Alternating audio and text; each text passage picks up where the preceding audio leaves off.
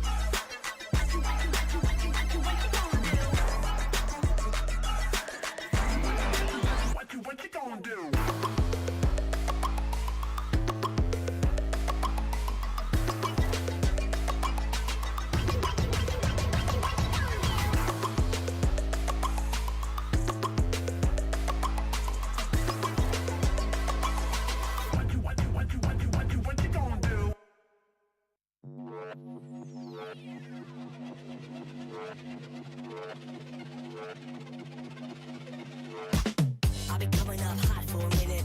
Everybody know the drop when I'm in it. I drop the top when I'm in it. Everybody know the drop when I'm in it. Yeah, I go so yo. Everybody know I'm on. You know when the click through. Try to send this box to be a so big fun.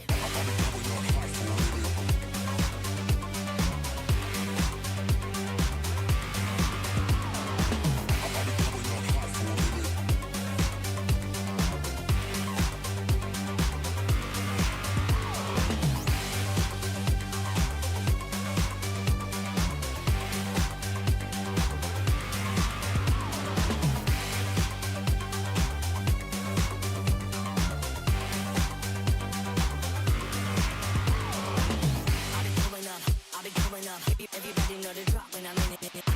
Drop the top when I'm in it. Everybody drop when I'm in it. Yeah, I go so yo. Everybody know I'm on. You know when the click through. Try to send this box to be a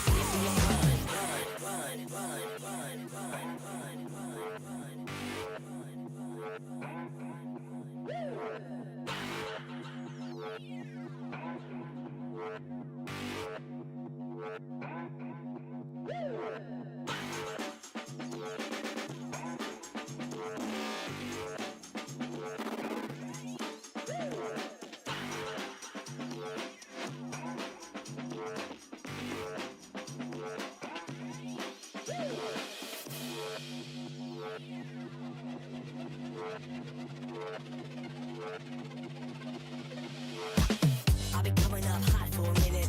Everybody know the drop when I'm in it. I drop the top when I'm in it. Everybody know the drop when I'm in it. Yeah, I go so yo. Everybody know I'm on. You know when the click through. Try to send this box to be a so big fun.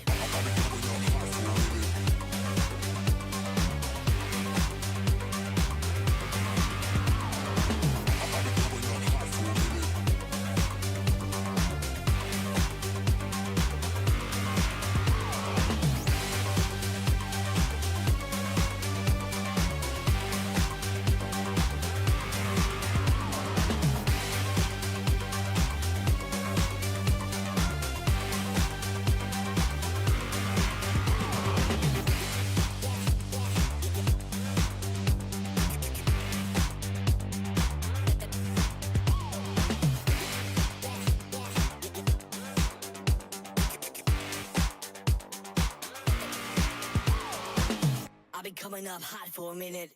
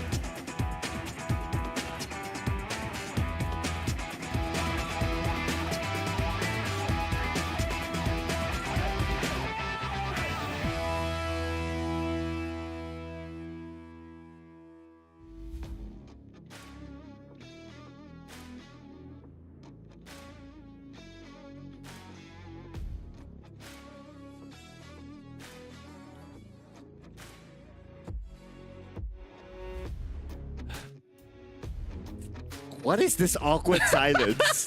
No, I was also trying to wonder as well, because I was wondering, like, when we went through the door, I was wondering, are we in a spaceship or a submarine here? But then again, at the same time, we are here, ladies and gentlemen, to the Samsung Odyssey Cup Dota 2 Championship. I'm Lando, also known as Yodel. Joining me once again is the one and only Sir Cloud, Professor Cloud. He's everything on the scoreboard for you guys. Yeah, just like Mr. YOLO Lee, who sometimes thinks we are in space, underneath water, which I can totally understand because it's like a vacuum, right? The door design, I thought like it felt like we were in a submarine, but then again, you know, since we are going galaxy-wide with Samsung, so I believe we are currently in a fantastic spaceship and a beautiful, by the way, beautiful setting from our beautiful broadcast team setup as well. I mean, it is called an Odyssey, right? So it's kind of like a space sort of thingy. But you know what else is sort of spacey?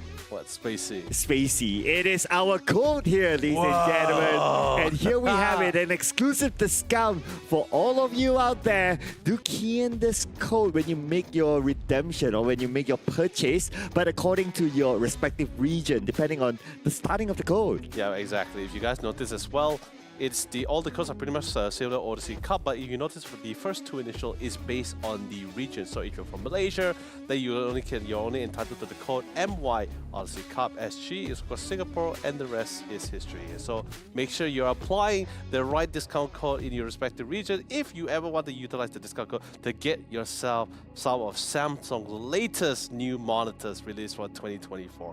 By the way, ladies and gentlemen, with that being said, let's quickly move on to the next schedule of the day. It's going to be our tournament format for the Odyssey Cup Dota 2 Championship. And for those who has been with us from our first Odyssey Cup that we had earlier this year, we actually had 6 regions, and all of them are from Southeast Asia. This time, we're bringing 2 additional regions, them being from Oceania and New Zealand here.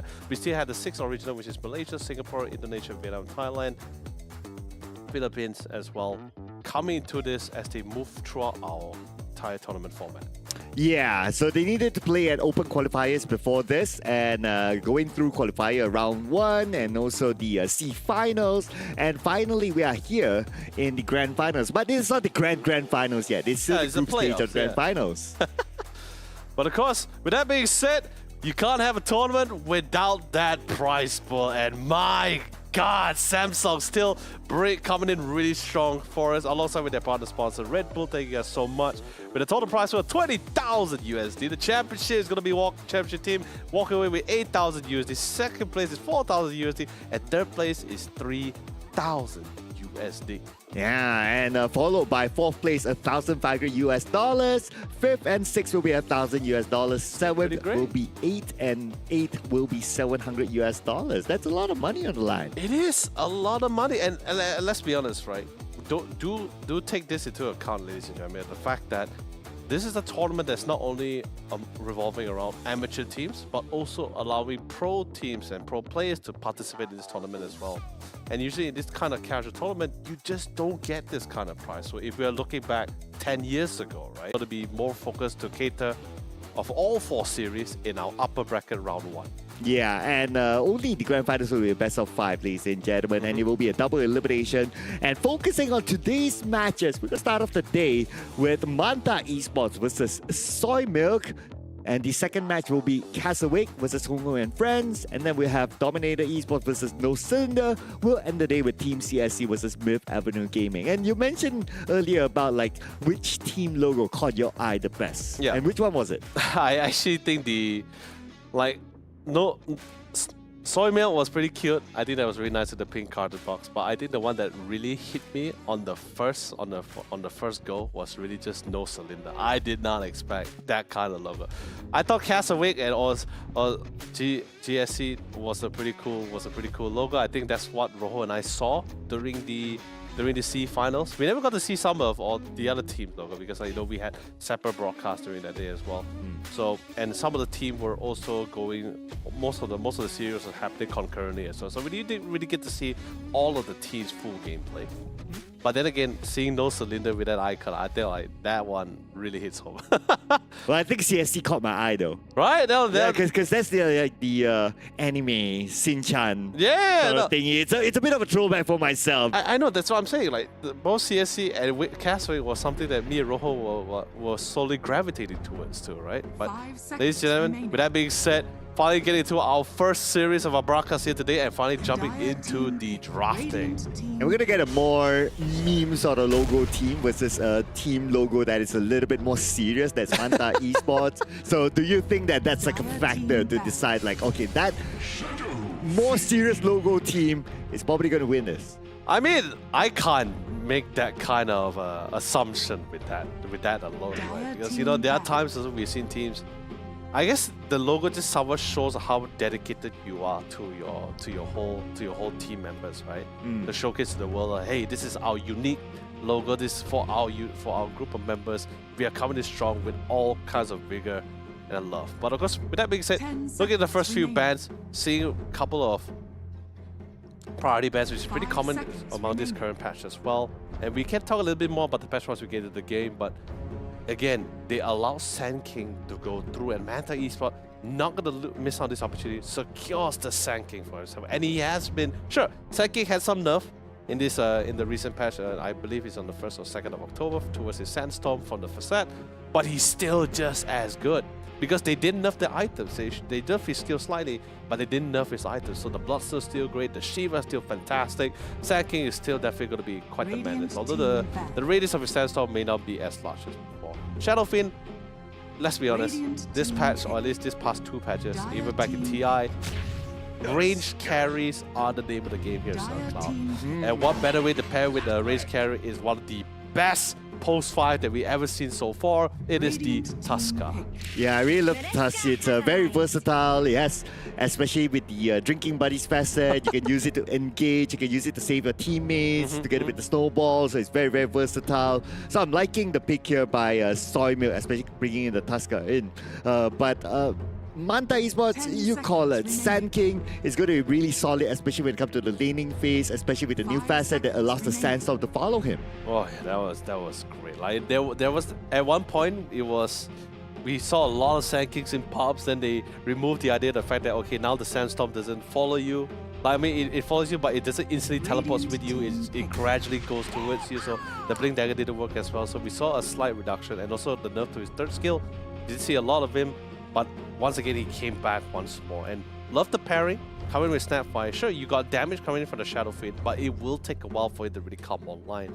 So to add on the initial damage, you paired with the Monomy's cases alongside the Tusker and Brewmaster. Now, this is one of those offlaners which requires high macro abilities, right? And this is something that me and Rojo last 2 weekends, we didn't see much in the tournaments. Anything that requires heavy macro heroes, we didn't really see much of them. Sure, we do see the occasion Enchantress, we do see the occasion Shen, but we don't see them as often. Nature's Prophet, of course, is still there, but it's just a greater trio. Sure, you can do some really great body blocking, but that's just pretty much it compared to like macro units like the Centaurs, like the NC Creeps as well. So really nice picks. Alongside with the final rage carry is going to be the Morphling. 5 seconds I really, remaining. at this point, I do like the teamfight capabilities of Manta Esports. I can imagine that if they were to engage in a team fight, you can come in with the Sand King. You can either start with the Sand King or even with the Dark Willow or even with the Clockwork. And then Morphling can come in as the finisher later on. But if you look at what Soymilk has in play, they don't really have big lockdown heroes. Yeah, so Soymilk, I guess the only stuns they have would probably be the Snowball from Tuskar, maybe the Walrus Crown with the nice mini stun time and the knockup time. It would be great. Area Denial, Ice Shard. You do have the Cookie from the Snapfire, but that, of course, is not an instant stun. It still needs to connect to really make things work. There is some form of CC from Brewmaster for the slow, but what I'm really concerned is that the damage, right? I think that's pretty much why they bring in the Morphling. Not the most go-to picks as of late for this patch as well. There are definitely more ideal range carry picks. But I think they opt to this. I think they opt to go for the Morphling. It's just more of a comfort pick here, and maybe might be the burst damage they're looking for, because Brewmaster, he gets once he especially has his save, his ultimate primal spirit allows it to basically save his life when he's in a really tight spot as well. So you do really want to try to burst and nuke him out of proportion as quickly as possible when he actually gets online. And it's also, I am concerned because usually Brewmaster, not sure whether he's going to be playing the Radiance build. Radiance is pretty much in the same category with the Battle Fury item, where it's a lot more slower. It's an item that requires a long time to procure. So if your game is not going to go, if your lane is not going so well, and your game is also not going so well, and it's going to take a while for the Brewmaster to come online. I think that's where the Morphling can somewhat come and join the fight slightly earlier. I love the last pick of the Storm Spirit though. Now, yeah, and I just want to point it out that Soymilk now has an issue of locking down both the Morphling and the Storm Spirit. So they must buy items like Hex or even like the Orchid, silence items basically. But if you look at the first 4 picks of Soymilk, they don't have natural Orchid or Hex buyers. Oh yes, it's definitely going to be a little bit useless. But then again, I believe for Manta Esports, right? So much CCs, right? Clockwork, great catch, the hook shot. Also the Bramble. Bramble has always been something annoying to deal with as well, especially when you want to try to get in and get out of tight spots. But the Tuskar, I feel there is a lot of nice opportunity for saves, right? Like, if, let's say, Shadowfiend gets gone on, the Brewmaster gets gone on from the Sand King for Burst Strikes or the hook shot, this is going to be a beautiful save on the Snowball, and that's going to be able to mitigate a lot of damage. A lot of damage. Epicenter doesn't last for too long, by the way, and Snowball, it's about a good, if you're stuck in the Snowball, it's a good 3 seconds. That's mitigating a lot of damage you can actually really get out of it. Storm Spirits, I think he just had to be just more concerned of the Warriors, but I think that's the only one that can really just like buy the time or at least give his teammates the timing to really reset themselves. But 40 seconds left, definitely need a mid laner here. Haven't seen a mid Shadowfiend for a long time here. Mostly see it as a safe lane, but mid is the one they need to go for. They go for the Tiny. Okay, interesting. So with the Tiny pick here, again, I still see the same apparent problem, right? You don't have a natural silence or a natural Orchid buyer or a Hex buyer. Even if you want to go for the Hex, it's going to take a long time. It's a very expensive item. So you want to go for the Orchid just to try to lock down Morphling as well as Storm Spirit. Who's going to be the one to buy it? Well, the Avalanche is still pretty great on Tiny. I mean, it's definitely not the, I mean, it's probably the most consistent one alongside with War's Punch. Don't really need to worry too much on the Orchid coming up for their side here. I think it's just a matter of how they run attacks again. Like, laning is the name of the game. And don't forget, Vessel just recently got buffed as well. So it's really nice against, it's going to be a really nice pairing alongside the Morphling. It's a great item from drop. It's a really great, nice item build-up progression as well from the Vessel itself. And from the patch alone, if you notice that the items that got nerfed are mostly focused on defensive items, and also some that's also catering on some of our range carries as well. Like items like the Pavis, the Arcane Boots. I think the Arcane Boots is the one that hurts. Like, we had a lot of safe carriers also started utilizing the Arcane Boots in their item slots. It's already bad enough that the safe lane carriers already are damaging the supports. And now because they're also buying support items and causing the support items to get nerfed, now the supports are suffering. Yeah, but at least this time around, like with the new era of like having the plus 20% at the side map, the supports do have a chance of getting like the experience, the runes. Oh, yeah, 7 so minutes, yes, at least something for them to kind of like scale towards the later stage of the game rather than, oh, I have to supply everything to my cores and I cannot scale myself, and it becomes a very difficult game when it comes to the late game for the supports itself. So they have a chance to be relevant when it comes to that later stage. But when it comes to this draft, right, which draft do you think it's better? For me personally, I'm going all in for Manta Esports. Actually, it's a very tough one for me because let's be honest, Manta Esports definitely has, when it comes to covering as many bases as much as possible, you got the CC, you got the initiation, you got the team fight. Sure, Manta Esports definitely looks good. But I feel Soy Milk, they definitely have a little bit more of a better run-up timing. And of course, it depends on how great their lanes are. Snapfire is really great for early engagement alongside with the Tusker. Once Snapfire gets that level 6, Monomai's kisses, of course, is really big damage. It's really hard to deal with, especially in the team fight. Tiny, it's very durable, high damage, even though, sure, the Avalanche Toss has been nerfed like one too many times already, but it's still just as good here. So, easy going to be able to melt out the Dark Wheeler if Dark Wheeler is not too careful. Remember, Dark Wheeler, sure, she can go to the Shadow Realm, but she is still affected by area skills. So Monomai Kisses, Avalanche will all still get all, even Requiem, Soul Requiem coming from the Shadow Field, all will still affect the Dark Wheeler. So need to be very cautious about positioning here as well. I think I am going to put my money on Soymil. Your money's on Soy Milk. Yeah, my money's on Soymil. I do love the idea of early engagement. I'm not really a big fan of this turtling out. I just drag it on to long games. I've seen Manta Esports gameplay as well. They've been pretty great. But with the composition that they have, and I didn't really get to see Soymil. I think Soymil is the only team which we don't really have any votes on. But we never even get to see their games either.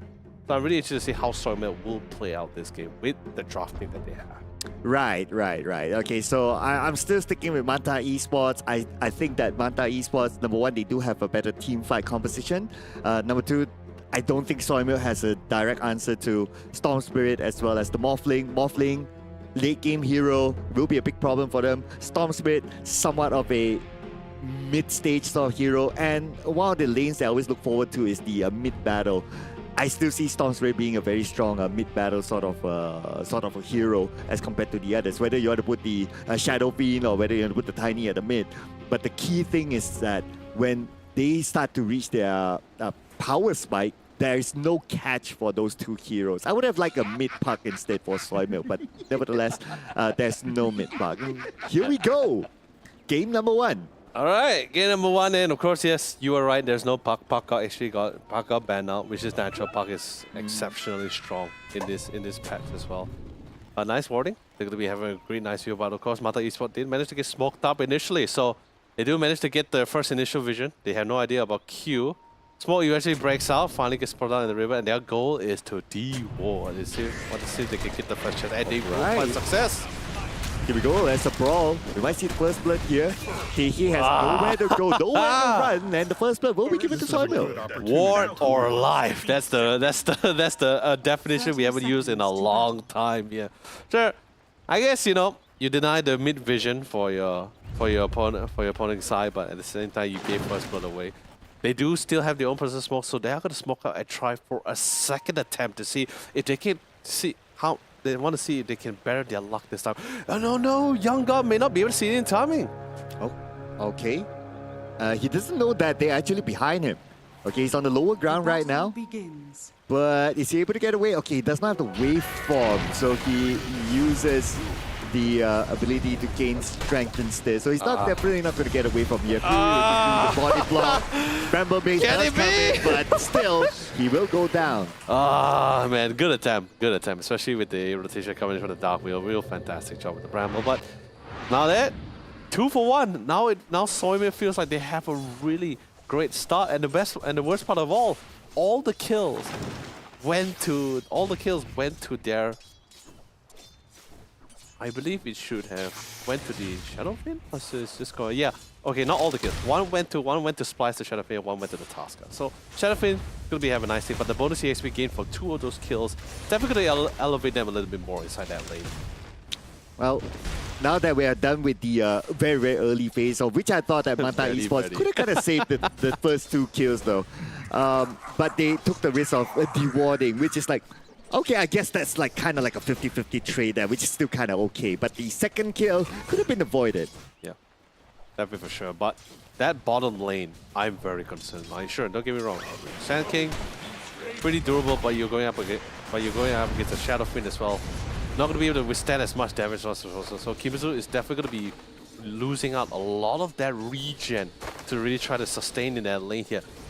Lucifer has a very massive responsibility to try to keep the Shadow Fiend in place here. If we can actually try to keep him in place, then we might be able to see Kimetsu be able to swing this lane back. But other than that, we have Fury on the job, and it's just constantly just finding ways to pick onto the side here. Oh, can we go to Burrow Strike onto the back line?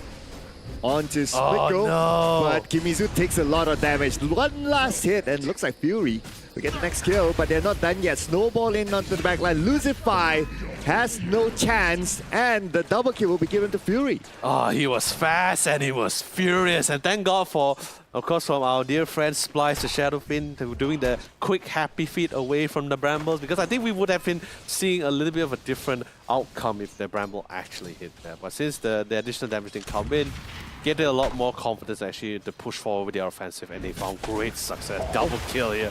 Snowball save, getting by the time. No, he will fall this time. Whoa, okay, here we go. So now Fury, but he does have the magic wand though, so he can still evade the last few hits and he'll be fine. Yeah. Yeah, Shadow Splice at the time, even though yes, he got a double kill, he just didn't have any more regen. I think it also took some time for the regen from the basic combat to him as well. So fortunately he fell there.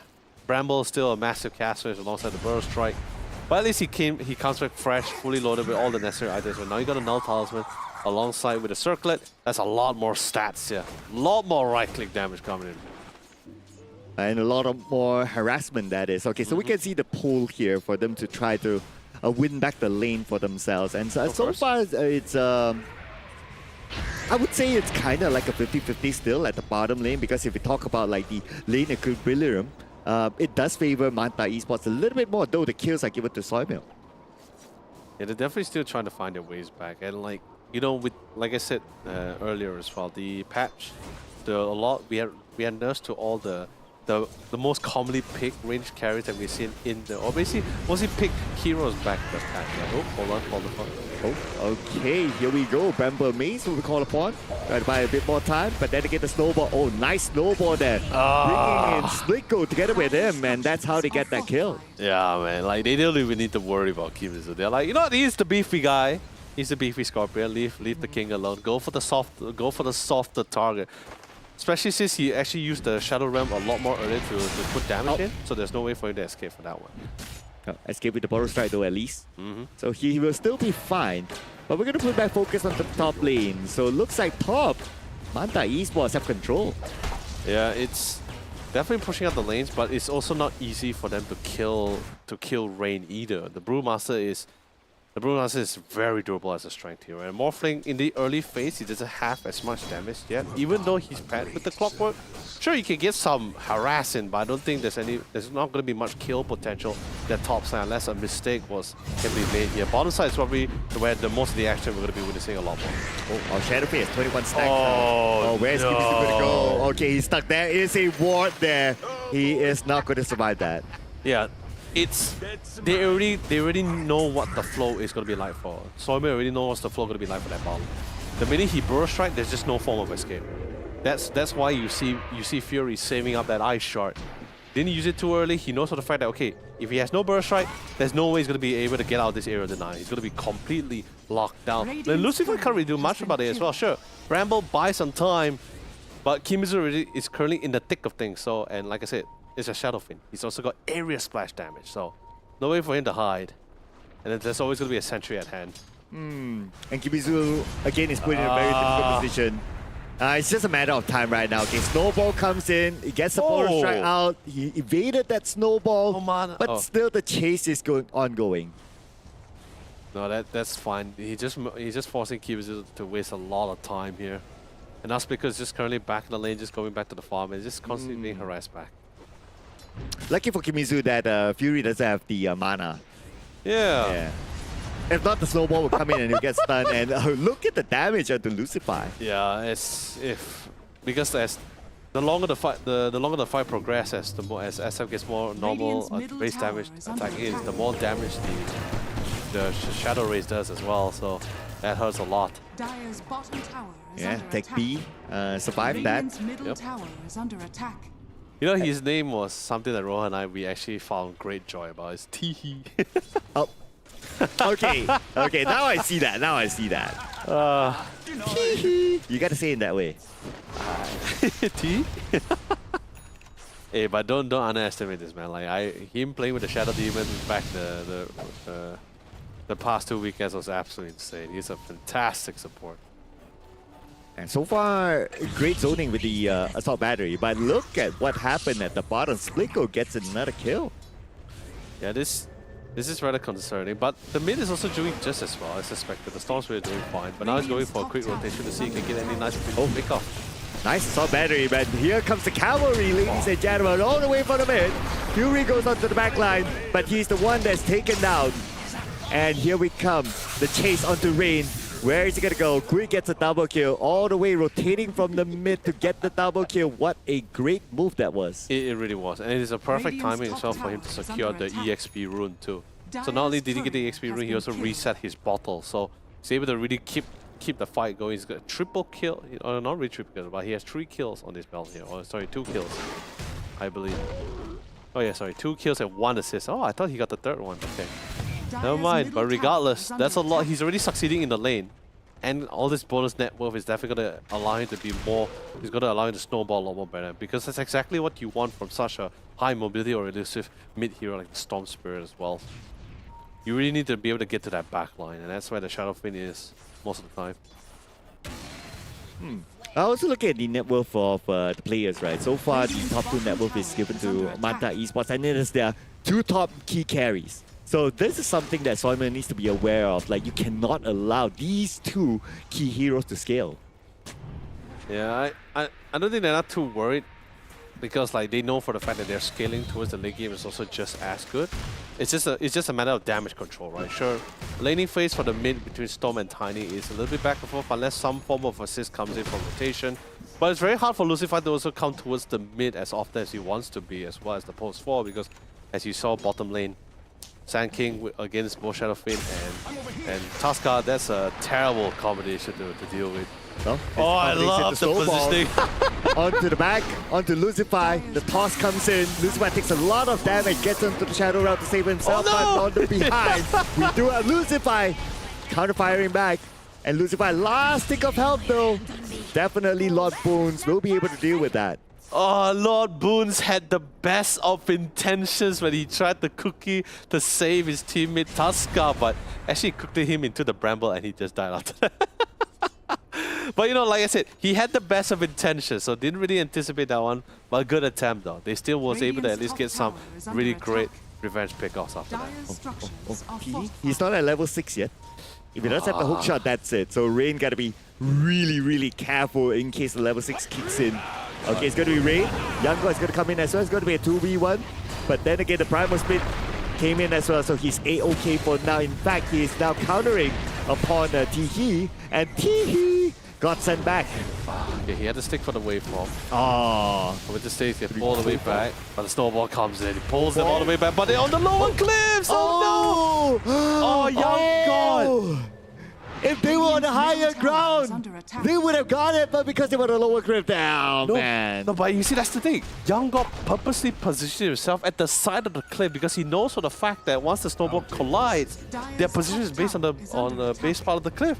Exactly the same thing to what Dark Willow did on the brambles. When the snowball came in, he purposely stand above the bramble. That is an absolute good point. Now, we're going to get to see the best moments from that fight. Okay, Teehee, that was pretty straightforward. That was all in onto him. The toss came in, enough damage. The kill was given to bot D. But Young God, keep an eye on his positioning. There you go. There you go. There you go. Check that out. Oh, man. That is insane. He could have chosen to walk up, but he was playing smart. This man is taking, he's always taking a step ahead in every scenario, despite how precarious it is. Well done. Same goes to the Willow as well. Is under attack. But I guess, you know, when you play it against enough Tasca, you somewhat get the gist on, like, you know, like, okay, how you want to position it, how you want to try to evade. So, you know, that's why they're the players, and I'm the caster. That's like, I can't think that. I just thought of just running as far as possible. I would just type GG, you know, for that moment. Yeah, but the bonus strike comes in here onto Rain. It's all raining down onto him. Nowhere to go. I mean, there are 3 players there from Manta, and it's going to be a straightforward pickup. Yeah, we're seeing a lot more rotations, but definitely they wanted to get their hands on the Shadow Fiend rather than the Brewmaster here. So, but anyway, you know, beggars can't be choosers. They'll just be satisfied with the pickup and just focus on that objective here. But with this quick smoke, we're seeing a quick rotation coming from both the supports and even their mid laner as well. See whether they can come into the lane in time to save this tier 1 bottom tower, or maybe just try to get some exit kills here. Oh, the TP is coming in though. So they're going to go all in onto the bottom, perhaps. But they need the information. They need to know what's happening. The Shadow Realm will be used to evade anything that might come. Spliko will now be the main target. He will be pulled back with Spliko. Backup is on the way. Spliko still survives. But needs to want to get the kill on the Kimizu instead. Now they're going to focus on the Teehee. Teehee will be taken down with the Walrus Punch. And that is going to be 2 kills given to Soymilk. Very safe call coming from the Storm Spirit. When he had no electric vortex, there's no burst strike as well, no form of CC to stop the Soul Requiem. He just decided to back out. There's no way the window that was given to them to pick off Spliko was just definitely close. He just chose to back out to do damage control. Sure, unfortunately for the Sand King, no way for him to get out of that situation, but that's still totally fine. They still managed to minimize the damage to just losing 1 team member, and that's just fine. They didn't want to give any more gold. Look at the net worth for the Shadow Fiend right now.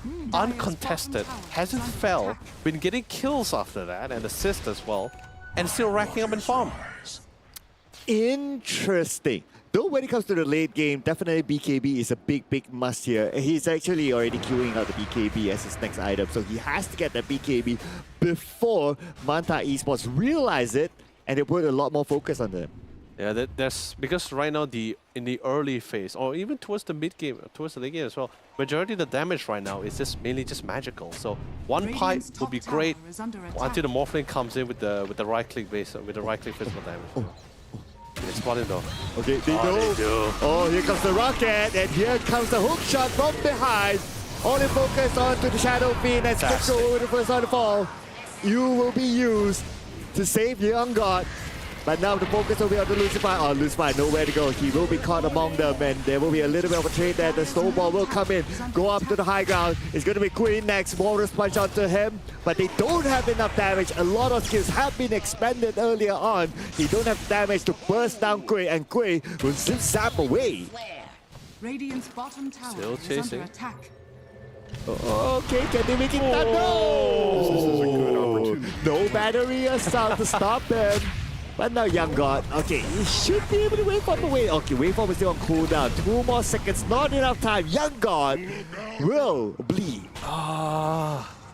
You know, at first I thought things was going well because they had the initial setup, they had the wall on the cliff, they got all the intel, they're like, you know, it's fine.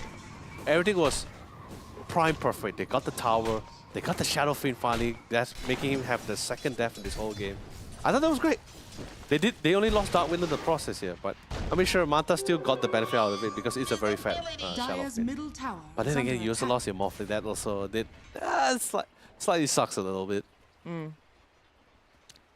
The bad thing about Manta Esports, okay, now we're going to talk a bit about the cons, right? Yeah. They need time to farm. Soymilk, they need to end the game quickly. They cannot allow Manta Esports to go late game. And it's Soymilk so far from their pickers, they're pretty solid.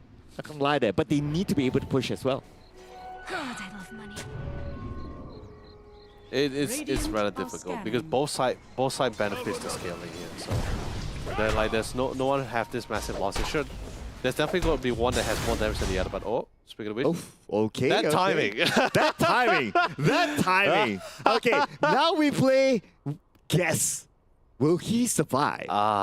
You know, this is just one of those few moments when like depending on your perspective of as the players, right? You don't know like who actually benefits from this pause, right? Because usually when you get ganked upon, sometimes it takes a while for even for the best of our veterans in the field to recollect their thoughts and try to see if they can get out of this tight spot, right? But now it's pause. Now straight away, all right, guys, what's the game plan? Okay. How are we doing this? Our observers highlighted the Brewmaster, and all of his skills were on cooldown. At least Yeah. the relevant skills. Right? Okay, just look at this. There's no primal spirit. That's it. That's the only escape mechanism for Brewmaster. Yeah, And the closest ally that he has is there you go. It's going to be Lord Boons. Lord Boons won't be able to save him. tough to say. 20 charges on the wall, and that's pretty much a lot. You do need the epicenter. They really do need to call. Kimizu really needs to come in there. So he is charging. He knows for a fact that they don't have enough damage. Both Teehee and Kimizu, not enough. They need to throw everything on this guy. Because it's, like I said, it's a very durable strength, or at least a very durable hero here. So if he can just withstand it long enough, he should be able to get out of it. I even see the Shadow Realm even charging up by the Dark Wheel too. So hopefully they can get him out in time before the allies comes in. But Storm Spirit, he's not too far. He's very quick to zip right in. So Yeah, so my gut feeling is that Snapfire would just back off. Like, they have to let this one go. so so are we playing the big money here, right? Is he gonna die? Is he gonna live? Yeah, place your bets, people. Do I hear 50 on he dies, 100 for he lives, But, I think he actually just might die. He's level 8. He's a level 11 Sand King with Epicenter. Yeah, I don't think he's going to get out of this. Even with the stick charge, I don't think he can. Yeah, it's not going to be enough, right? It's like 20 charges, and you have enough lockdown. Nah, he's not going to survive this. I mean, it's thank you, by the way, Observer. There's a lot of resistances on him. Magic resistances. It's a tough call. I don't know. I don't think he'll survive. How about this? If he lives, we commend him. If he dies, we pray for him. Okay. I mean, he will be resurrected. I mean, yeah, he's coming back. Yeah. But let's just be optimistic about this, right? Okay. For both sides, they Okay. will get him, and he will get out of it. I know it's contradictory, but All right. To be optimistic, right? How is he going to survive this? Heavily Grace. Drunken Master. Heavily Grace. Where's an Omni Knight when you need what- one? Where's the Omni Knight? What, do we call upon the Omni Knight now? Does it work that way? No, it doesn't work that way. Trust me. If that works, so many TIs we would have seen magically descending Omni Knights here. Let's not give idea to Valve, right? No, if I had to give an idea to Val, I would say bring in Arctus Manatel, man, the Lich King. Let him just free roam on this whole place, Free roam on the map. Yeah, let him free roam, man. Who want to mess with the Lich King, man? Come on. And so that becomes like Roshan 2.0. It's just like he's across the entire map. I don't even think Roshan can even compare to Arctus Manatel, though. True enough. I mean, I don't know. This is my personal opinion. He's the Lich King for a reason. I mean, yeah. I mean, we do have a Sand King. It's just a scorpion. Okay. We're talking about the guy, the Lord of the Dead, Right. The leader of the Scourge. Yeah. I do wish that he... well, technically, he is in the game. You're talking about... If you're a Dota 1 guy, you know what I'm talking about. Yeah, that's true. No. No, but that's... Yeah. Okay, arguable. Yeah, arguable. All right. I guess Abaddon would be the Dota 2 version of the Dota 1's Death Knight, of right? Avernus. Yeah, Avernus, yeah. Yeah, it's Abaddon. There you go. You're old enough. Okay, I'll give you another... And that hurts so much that you just brought up, you're old enough! You're old enough. I'll give you another one. I'm still young. I may look old, but I'm still young. Okay. Okay, Buriza the Canyon. Buriza the Canyon. What? Do you know which item is that? Buriza the Canyon.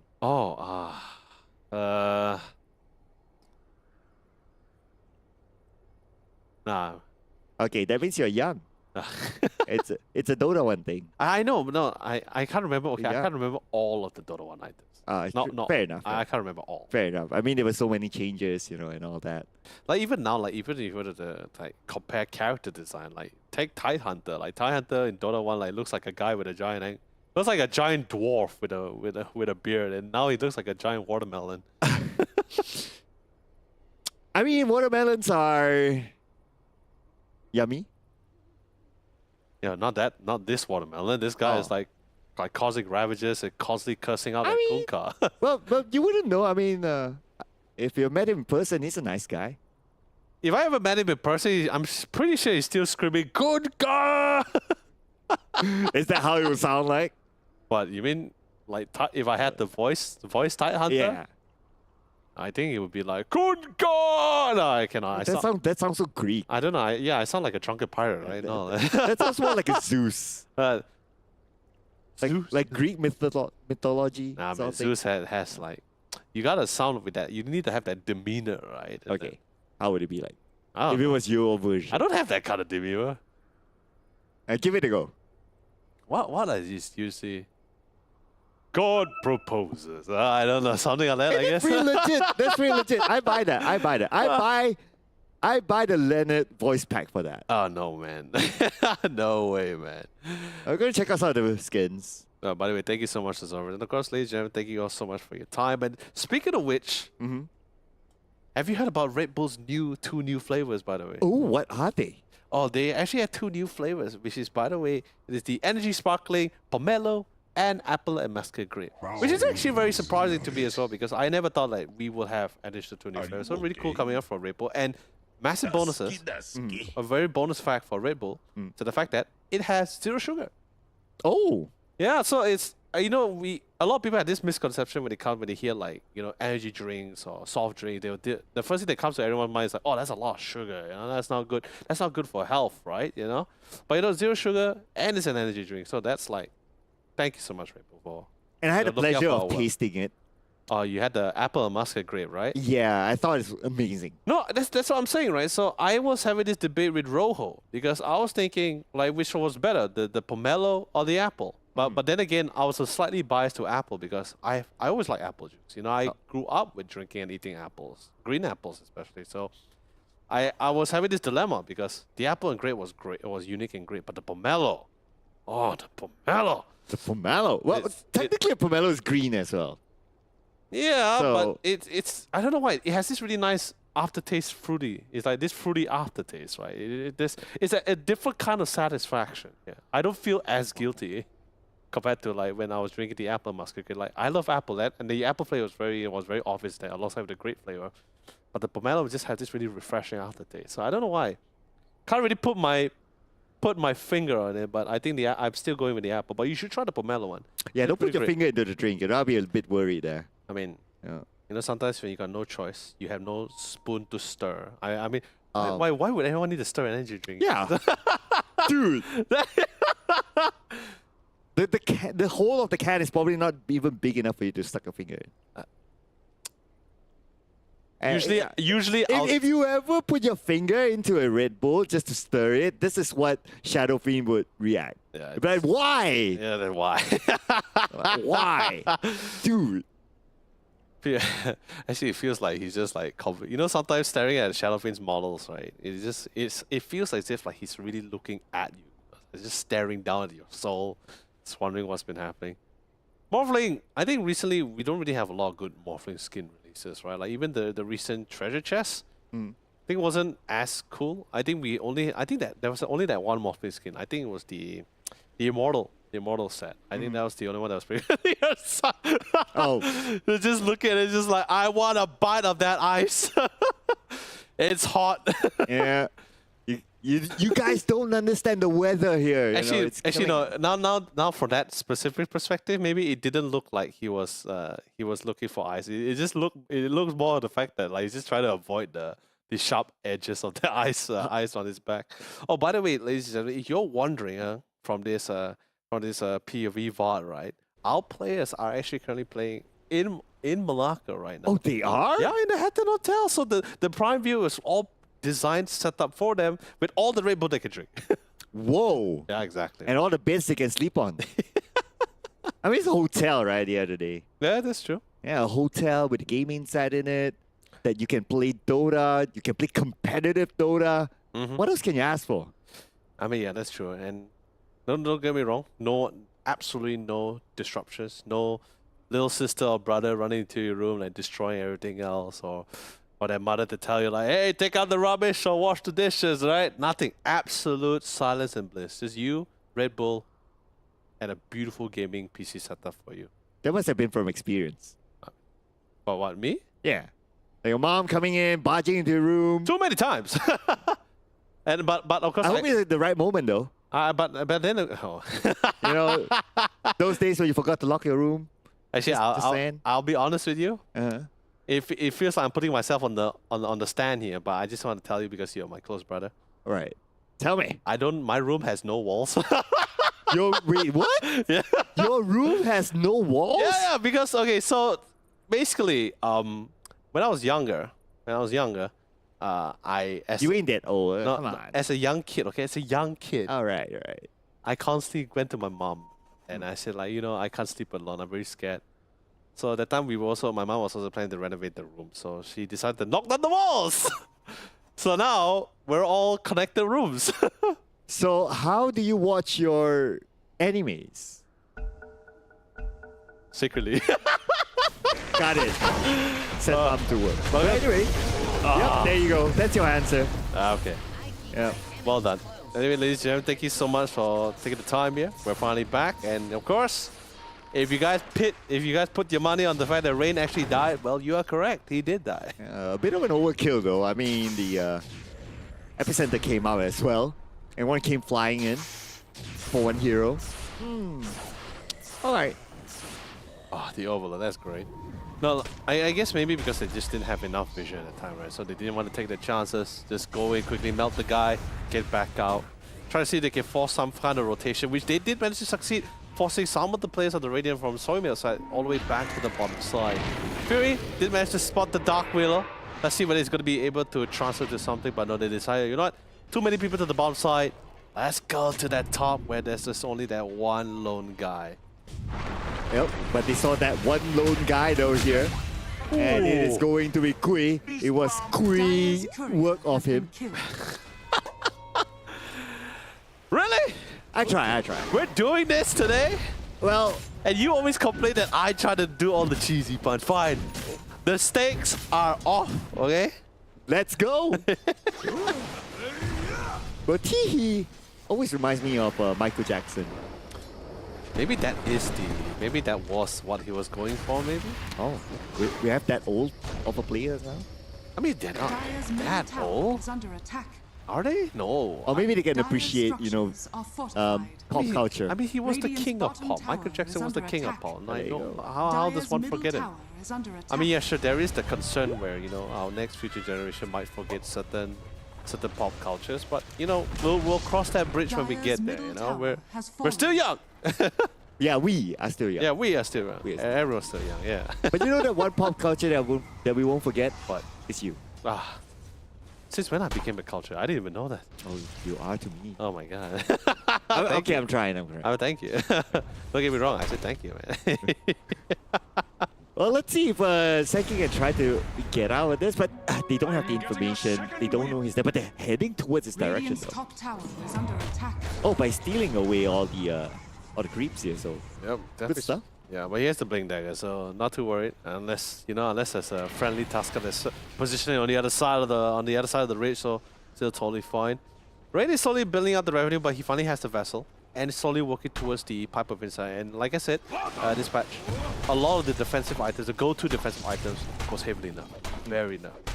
But let's be honest, it's still just as good. The pipe, let's be honest, the pipe of insight has been nerfed one too many times. I think like over 12. I could be wrong. 15, 20 times. It feels like it's been nerfed for a good long time here. But it's just that good. They increased the cost. They added more recipes. They added more progressions as well. But it's still just as good. And now the recent patch, they reduced the amount of block from 10% to 8%. They removed by 2%.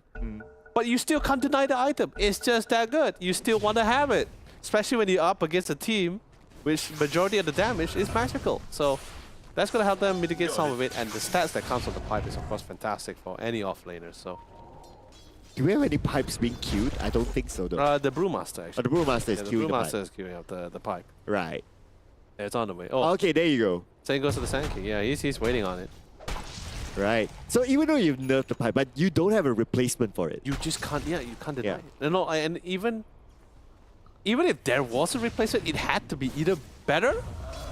It had to, yeah, it has to be better, because if it's not better than the current pipe, no one's gonna switch to that one, because everyone still thinks the pipe is better.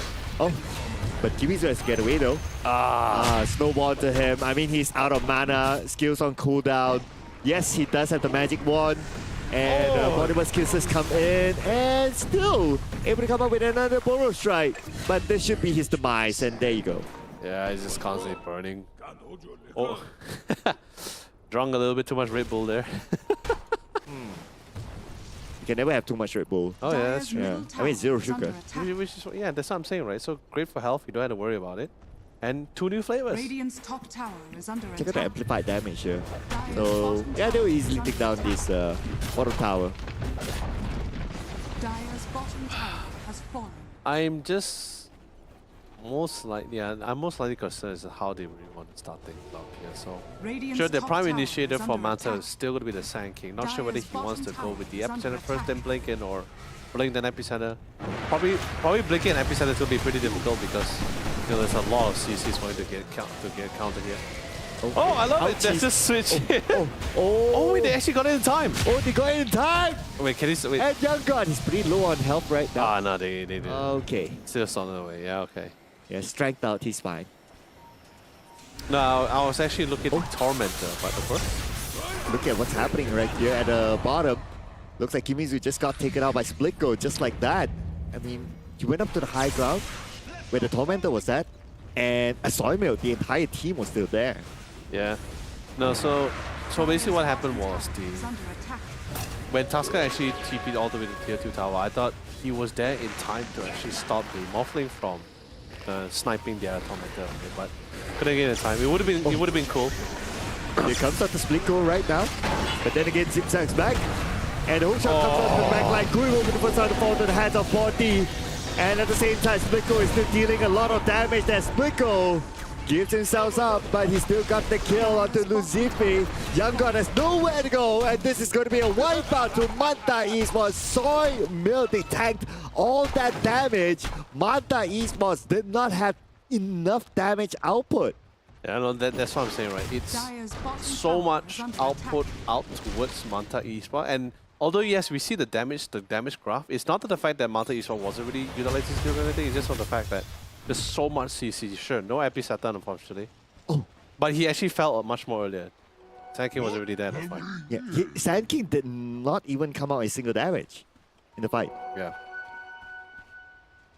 How could that have been possible? I think, if I'm not mistaken, he actually died much more earlier at the Tormentor there. Oh, right, yeah. So So the moment he walked up, like they caught him and that's it. Yeah. Yeah, straightforward. Yeah, but anyway, now with the level of scaling right here, Manta Esports, late game, is that still possible? We'll talk about that in a little bit more. We'll see what happens here. Okay, there you go. There comes Dust. But Gui comes in, all in on the Fury. Fury will be taken out. Nice U-turn by Manta Esports. Yeah. Love the itemization coming in from Q as well, picking out the BKB. There's just too much CC for him to deal with. It's a little bit annoying, especially when the avalanche on top of that. Here comes the cookie though.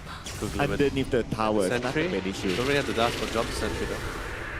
Drops the fear, but only connects onto the bruise. Split go, trying to find ways. 2 hits, 1 hit. There you go. Radiant's middle tower is under So attack. still, support for support, I guess. But what I'm really looking for is progression in objectives, right? Because so far we've been Radiant's seeing all these middle fights. I tower think has Soymilk fallen. is the only one so far who was able to not only win a fight, but also transition it to an objective. That's why we see the bottom tier 2 currently gone for the Dire side. Yeah. Manta trying to find their ways to do it. They're trying to push out these lanes, split push these lanes as much as possible. Try to see if they can garner some opportunity. But I think Soymilk is definitely on the roll for that one. Love the warding there by Lord Boons up onto the high ground. So this gives them the opportunity to get the Roshan later on. Yeah. Well, Blue One says the power inside prepared though. Yeah. So now they're pretty tanky when it comes to like team fights. You know, actually, this the recent patch actually, I actually laughed pretty hard. Why is that? A lot of the meta defensive items got nerfed. Also, all the majority of the not only the defensive items, but also items to cater the current meta range characters. Like the Wind Ranger Tria, Protector Mirana also had their own series of nerfs as well. Radiant's middle tower. And the first thing I thought about it when I saw those heroes, I'm like, oh, those are Team Falcon's heroes. Well, you will learn from the pros, right? Yeah, that's Yeah. but that's just how it is, right? When you know, the devs, they see a particular team or many teams utilizing a hero in a certain way to want too common, then there's definitely going to be dropping the nerf hammer. I call it usually the nerf hammer. Oh, the meme hammer. Radiant's middle No, tower the nerf is hammer. under The nerf hammer. Okay. We do got- have a meme hammer in this. Yeah, well, yeah, there is a meme hammer. It's just that it's literally a meme. No, which is why I'm also curious to see how these guys will fare. Like, because even though recently we had the Wallachia Season 2 for 2024 this year recently, we saw some teams how they transition from the itemization from Dire's Maelstrom, courier because has been usually all the killed. range carries like Wind Rangers, Moranas, Trions, they transition from Maelstrom to the Glyphnia. But now that got nerfed slightly. is under attack. So the question always backs to the fact that do they divert it to the Mjolnir, Dire's to the Mjolnir, or they structures actually are try to divert it to something else? And don't even get me started on melee carries. We haven't seen melee carries for a long time unless Okay. it's a specific situation. Well, the situation right now is that they can't do anything on Splico. He does have the Aegis of the Immortal. They can't blow all the skills onto him. If not, there will be a risk of them being countered upon. So they have to let this one go. But the good news is that they managed to save their bottom tower. For now. Yeah, for now. I mean, to them, definitely they would have liked if they can actually force that Aegis out, but you know, as long as they're still alive, there's still a fighting chance. Oh, They do not have a glyph though, so they most likely need to take this fight. Oh, here comes nice time Lee. with the BKB. And looks like they're going to go all in onto Splico. Splico now has the BKB together with the Aegis of the Immortal still active. And at the same time, at the back line, Kimizu is going to be taken out by Lord Boons. And they will also lose their barracks for sure. It's going to be a clean wipe at the bottom. Radiant's top tower has fallen. Yeah, that's just pretty much it, right? Radiant You structures epicenter are in, fortified. instantly BKB. You really need to. It's so difficult to really get that stun off before Splico gets his hands on that BKB. Because seriously, once he gets it off, a lot of that magic damage, alongside with the pet against the pipe, just disappears away. Now all damage is just primarily focused on the Morphlane or post BKB. Because going for the back, we do have a buyback though onto Sand King, but then again another buyback onto Mata Esports. 2 buybacks back to back, but they do not have the Morphling together with them. Who's going to come up with the damage at this point? There's no other damage dealer by Mata Esports. Mata Esports, they need to face the music right now. Tiki will be snowballed down and will be taken out by Fury himself. Avalanche tossed onto the back line. Look at the amount of damage that the Lucify. Then again, there's no dust. Oh, the fight's not over yet. No, Kui is just zip-zapping onto the back line. They're not able to catch Kui, but because Kui is not the biggest damage dealer, they will allow him to just zip-zap in. Not going to be a problem. Yeah, they're not gonna waste the time. Just straight away go for the objective. And I'm not sure whether you know this, but Splico just 2-hit the Dark Willow, like he didn't care at all. So I was just like, yo, that guy is gone. Instantly buy back. Now the Morphling comes back in. There is no pipe. Pipe is still currently on the cooldown. I think the same can be saved for the BKB on the Shadow Field, if I'm not mistaken. So this could be a nice time post BKB if they want to fight head on. Nice snowball there. The counter report down the waveform comes in, but there's no damage for the waveform. Nevertheless, Fury is now the one in trouble. BKB will be turned on by Young God. Young God is still alright. He still survived, but can't say the same for his other teammates, Kimizu, as well as Lucify. It is GG being called. Sawmill will take game number 1. Oh, yeah. I'm not going to say I call it. I just said I preferred it. Okay. But still, okay. it was, Nice call. like I said, it's all about how the laning was going to be like and how much space was given from both sides. So because like I said, both sides decided to spend their time to farm the necessary amount of item, but of course the initiation option was definitely a lot more for our Radiant team, for Soymel in this case here. Yeah. And looks like Soymil, I would say the laning phase played a big role. Yeah, of course. Yeah, because if you gotta think about it, right, they needed to hit the part where they get piped. The moment they get piped, there's not enough damage that will be able to be given onto them. Yeah, I mean, definitely once they got the pipe going, but even before the pre-pipe, right? They still needed to create space for the Morphling to farm. Same goes for the Shadowfiend as well. That's the core difference. Like both carries is definitely going to be out of the picture majority of the time, unless the fight is pretty much under their own personal tier 1 towers or tier 2 towers. Then sure, then you start seeing the carries on either side will start joining into the fray here. But now the question is, even with the Storm Spirit, the goal for the Dire team here at least was to try to see if they can try to force out as many members as much as possible, which is rather difficult because you're going to be fighting into a lot of walls. The Tusker, the Tiny, and the Snapfire. 3 very durable, strength heroes to deal with here. And like I said, sure, they will have to, but every single time they want to take this fight, they have to commit the epicenter. No epicenter, there's not going to be a fight. Everyone just backs off. Clockwork is great for aerial denial, sure, great for catching. Dark Widow, great for CC. But you're not going to get a lot of damage out of these 2 supports here compared to what the Tusker can do or what the Snapfire can do here. That's why I'm saying when the first 2 picks came out, the first 3 picks, which was Shadowfiend, Tusker, and Snapfire, I instantly saw that's a lot of damage. That's very big damage here. So, and even eventually when he got to the late game, not to say that the Morphling was lacking in farm, he also had a decent amount of items as well. But the Shadowfiend, like I said, Shadowfiend base damage with the Daedalus, especially with the Daedalus active. Oh god, he's just whacking everything. Even the Morphling couldn't withstand 4 hits. He instantly had to pop the Manta back off. It was insane. Well, I thought that the game didn't go late enough for the Morphling to be active. That's actually, it's very debatable because I feel both sides also has pretty decent late game scaling too. So pretty hard to tell. But the late game will come earlier if you win your lanes. In this case, it's for the Shadowfiend. Right. Yeah, the late game will be even later if you don't win your lanes. So in this case, it's going to be the Morphling. So they needed a lot more time. But time was not given to them, obviously. Yeah, of course. Because from how we see it, from between both Manta and Soy Milk, it was just more like Soy Milk was just very objective driven. If we win a fight, it has to be at least a transition to something, whether it's the Tormentors, EXP runes, or the Tower. But we also saw that from Manta, especially I love it when doing the 7-minute EXP rune. The timing with the engagement, and of course Storm Spirit who having the lead from the mid lane. He was 2 levels, by the way, 2 levels ahead of the opponent Tiny here. True. So he straight away went to not only secure the EXP rune for themselves, they also got like 3 kills out of that situation. So I thought that was a really great start for them. Now, looking at some of the post-game results, right? So Kimi do 0-7-3. What do you make of this? No, it's like I said, it's very punishing. I think any off-laner currently against most range carry, or maybe certain range carries like the Shadowfiend, for example, these guys, Shadowfiend just hits hard.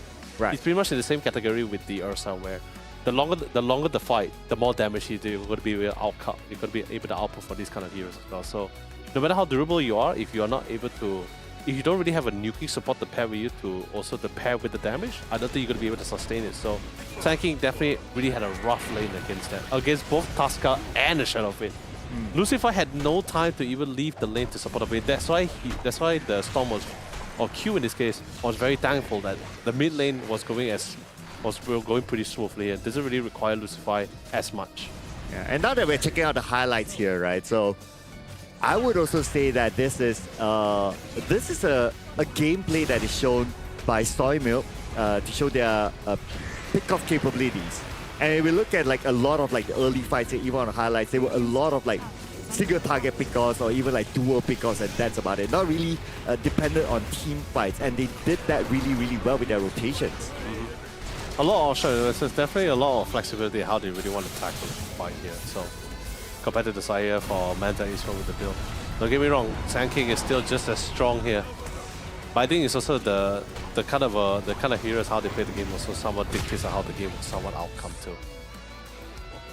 Yeah, and if we look at like further down the line, again, it's mostly onto pickoffs.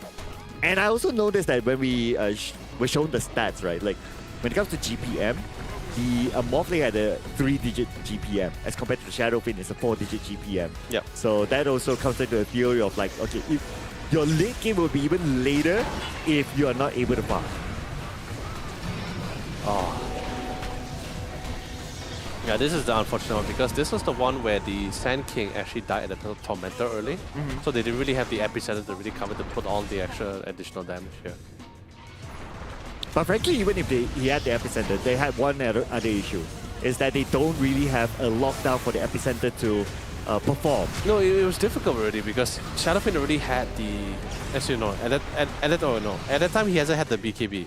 But then again, even if Saki comes in with the epicenter, they're at a state where they have enough stats to at least tank out some of the damage. And with pipe on top of rain as well, you're mitigating even more magic damage as well. So for durable, literally, it feels like a Team Secret lineup, right? Where it's like 4 for 1.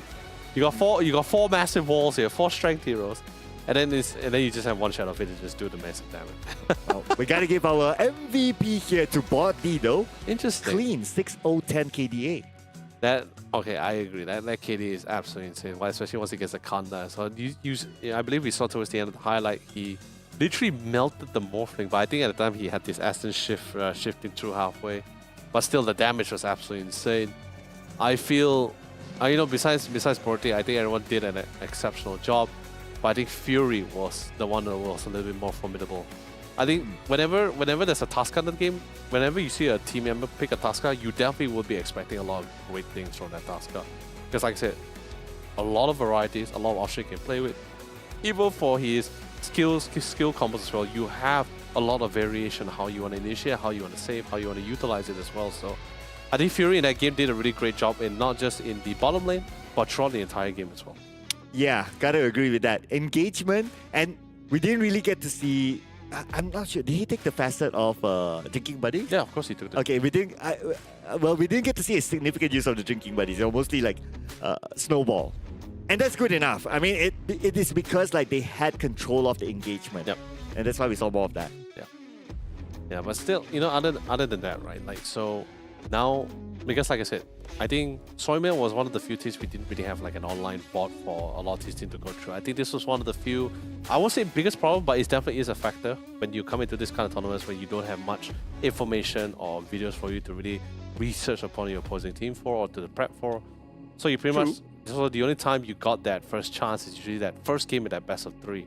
But in this case here, Manta Esports has a few VODs online from our last week's SEA finals here. But Soymail, I don't recall we had a video about their gameplay. So pretty much this is all new territory for Manta Esports. At least now they know what to expect, what's their capabilities, especially in macro heroes. I think the biggest highlight would be the Brewmaster. We haven't seen Brewmaster even picked from the last SEA finals weekend as well. So this is pretty great. This is pretty great for them. Now they know what to prep for the second game. However, this most likely could be also their last game for this first series of today as well. They're not out of it, by the way, ladies and gentlemen. They're not out. If Manta Esports were to lose the series, they'll just most likely move to the lower bracket. They still have a chance to slowly climb back up the ladder here. I think that's the beauty of double elimination as well. Yeah, dude, you don't believe they will make a comeback? No, like I said, I'm just saying, I'm just putting it out there. I didn't say they're not gonna make it. No, I never said that. But you know who's gonna make it? It's our Samsung Odyssey OLED G8, ladies and gentlemen, which is a part of this event as well. So you guys can level up your gaming experience together with the Samsung Odyssey OLED G8 that comes together with the ultra-fast 240 Hz refresh rate and a 0.03 ms response time. Man, that is super smooth. It is, and the best part about it is it is a 32-inch monitor. So if you're really looking for a really nice, beautiful monitor, and if you're thinking as well, well, a very big monitor means you're going to be taking up a lot of space on your gaming setup, you don't have to worry. It has a very beautiful, slick, thin design. And it's not going to be able to take up so much space. And the best part about the G8, it also comes with smart TV functionality as well. So it doesn't necessarily have to be just for gaming. You can also be very casual as well. By the way, ladies and gentlemen, we're just going to give you that time to check out that monitor because we're also going to give our players and ourselves some opportunity to prep ourselves for our next coming game. So don't go away for too long because the final conclusion of our first series of the day is coming to you guys right after this.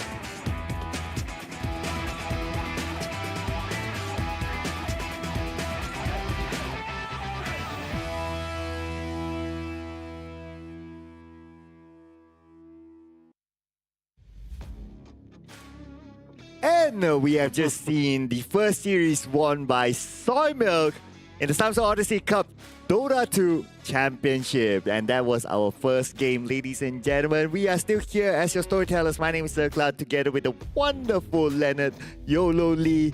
What do you make of game number one? But the game one is definitely a lot more interesting than expected as well. It's really back and forth, a lot more slower than what I was hoping for to see here. But it's definitely something nice to experience as well. So, but regardless, it's been a really great game one. However, that is going to be putting them on the spot as well. Because this is a best of 3 series, there's only still one more chance for them to really bring it back. Or we're going to be seeing Soy Milk progressing up to the upper bracket. Anyway, ladies and gentlemen, before that, we're going to give you guys a beautiful treat. It is going to be the exclusive discount for your selected gaming monitors. These are the discount codes. And if you notice, for the first 2 initial of each of the code is actually to be catering to your specific region. So if you're from Malaysia, then it's MY Odyssey Cup. If you're from Singapore, SG Odyssey Cup, and the list goes on. All you guys have to do is just take the code and key it in at odysseycup.gg here. And let's see if you can, of course, fill in a couple of questions and try to get that code for yourself when you want to get yourself one of the beautiful Samsung latest monitor releases of 2024, which is this Samsung Odyssey OLED G8 or even the G6, which we'll be talking about that a little bit later on. You know, that's going to be a treat for them. I think it's time for us to get a little treat for ourselves. Yes. Wow. So and what is this? This is actually, like I said, one of the 2 flavors of Red Bull here. This is going to be the pomelo version, 0 sugar for the Energy Sparkling. So it's going to be a quick open up. There you go. And a quick buzz up. Cheers, my man. Before we go into the drafting. Wow. Seconds. Oh, yeah. It has that refreshing aftertaste, like what you said. Right, that's what I'm saying. It's the pomelo is rather unique compared to the apple one. But of course, ladies and gentlemen, with that being said, we have the drinks in our hands. I hope you guys have a drink in your hand too, because we are going down to game number 2 here of the drafting, and we're currently underway here. Oh, a very, very different draft I see here. Okay, so Sand King is out, Shadow Fiend is out, so those were the 2 heroes played previously. But this time we're going to see the Hoodwin together with the Bristol Bag. Interesting that we're going to see a very different draft this time. Definitely for sure. 5 seconds. Back in the day as well, you got great range, decent amounts of assist harassment as well in the laning phase, and the range is absolutely significant. Yes. Pretty much everyone finds it very useful to deal with the Hoodwin because just not even just on the bushwhack or the natural abilities, it's just her naturally hitting you, harassing you in the lane. Just constantly whittling down your region is quite useful to deal with in the lane. However, a lot of the bans coming in, Prime Ban, Timbersaw, Pop, Pangolier, Dragonite, all these are pretty much going out of the pool. There is still some that's still within here. Sadly, Nagasara is gone. We had that one game in the last SEA Finals weekend where we had a Naga Siren through. But I don't blame them. I think it's just more the fact that because when you're going up against a team which you have no intel about, you can only be safely assumed that maybe he doesn't know how to macro or utilize this Naga to its full potential. However, sadly that actually came with punishment because the guy knew how to use the Naga. And it was absolutely insane. The Naga, paired with the Bounty Hunter support too, which is gonna further enhance their aggressive early game, which is absolutely fantastic. It was a great game to watch. Hoping to see a Bounty Hunter coming back again. Well, it's still not banned, so as long as it's not banned, there's that chance. I mean, no reason to ban the bounty hunter. Yeah. Why would you use a ban onto him, right? I mean, even an Omni Knight is more of a worthwhile ban. Although, I would kind of argue that Omni Knight has been super nerfed over time, but still, yeah, it's one of the interesting bans. But Mars is an interesting pick here. This is a very, very good starting team fight sort of hero.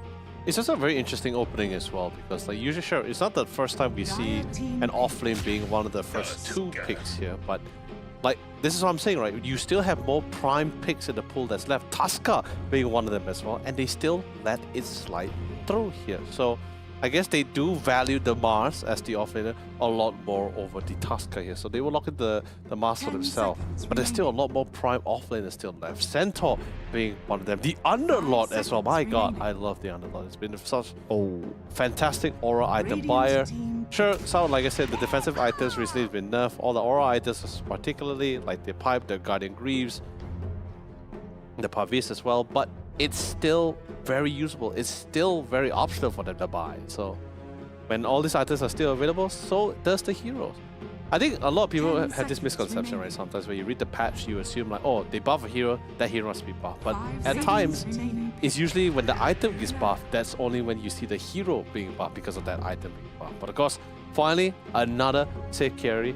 Usually when you can't get your hands on Wind Ranger or Mirana, Luna has been one of the few go-tos here, and the support pairing they will bring in is the Elder Titan over the Triumph Protector, which was something that Falcon loved to utilize during the TI at the time. I'm seeing a pattern though for Soy Milk. Right. 3 tanky heroes. Alright. Already. If the fourth one comes in as another big beefy hero, then we kind of know that, okay, that's like the strat they like to play. But I can also see like the pattern here for Manta Esports, at least for this job, right? So you have the Mars together with the Elder Titan. Mars comes in with the Arena, follows up with the Echo Storm. But the thing is that if you have like, at least for now, 3 tanky heroes, even with the Arena, even with the Echo Storm, it might not be enough to gain significant advantage within the Arena. I mean, no, the thing is this, right? You have this pros and cons, right? The Arena can be used defensively, can be used offensively. I see a great opportunity for you to lock as many players as much as possible without the BKBs, of course. In a compact area, allow them to fully utilize both the Elder Titan's ultimate and even the Eclipse coming from the Luna. There's a lot of damage you can actually output from this when you do them all in place. But of course, another hero that wasn't banned out, they will bring in the Invoker. Puck is no longer here, but Invoker was not banned, so they're locking in for themselves here. So Soymilk really knows what's like, you know, what's up here. So they're selecting as many of them as much as possible, and they've been having great success with it from game 1 and now even here for game 2. And plus you have the Invoker with the Tornado that's able to buy time in case the Arena is up, and Invoker from the outside just throw in a Tornado. Yep. You're pretty good. You know, the best part about it, I love the ban of the Viper as well, because the interesting about the Viper is that now currently the break, because Viper now comes with the break. I mean, he had always had the break, but the break was always on his second skill, the Nanotoxin, right? Which is very easy for people to walk out of, right? But now the break is applied to the Viper Strike, the ultimate. So you're able to really do some big damage to the Bristleback. Naturally breaks him. You also can do a lot of damage to the Invoker as well. So anyone that basically, and at the same time, Viper is also a dumpster hero. Any lane he goes up against, any hero that goes up against the Viper never really have a great lane. So great ban. Just want to be sure about it. Put it out of the picture here. Manta Esports have been banning out the off-laners, so they are thinking that this Bristleback is going to be a post 1 instead. Which we have seen, before as well here, but it's been pretty flex. You know, he can go wherever he can go to the off lane if the situation calls for it. Especially now, he does know that he is going up against the Luna. Radiant team pick. Well, we're gonna get a confirmation right now. So yeah, so looks like off lane Bristleback. So it was kind of like a the last 2 bans. Well, it was, how should I put it? It is a bait. Yeah, it's a bait, because I guess you wouldn't think that, okay, the Drow Ranger, you would kind of think that, okay, it's going to be a post 1, but the Drow Ranger, you don't get to see that often. True, no, but like I said, it's the era of those range carries, right? So, and like I said before, Drow Ranger is one of those few range carries where you're not too dependent on items like the like the Glyphnia nerf that's really recently happening. So all the Maelstrom item builds, like he's basically Draw is just one of those itemizations mostly focused towards a lot more on agility items or evasion as well. So it's not too restricted. Can just go with the natural build. You have enough walls. You get the Bristleback, you get the Snapfire, you get the Tusker for the save. Great amount of damage to pile on. I love the final pick with the Void Spirit as well because you still want, especially since it was the last pick, you still want to have someone elusive, but also elusive enough to get all the way to the back line. You need to disrupt, you need to get to that range carry, which was finally shown to them as well. Draw Ranger, very soft, very easy for the Void Spirit to actually burst down if given the opportunity to do so. Yep, and however, this time, at least they have the Draw Ranger. So Draw Ranger has this silence that can also kind of like stop the Void Spirit from just running away. So from a draft standpoint, it's a bit more balanced for Soy Milk, I would say. Of course, it's really down to execution, but if you talk about it theory crafting wise, Soy Milk this time, they do have a more all-rounded sort of draft.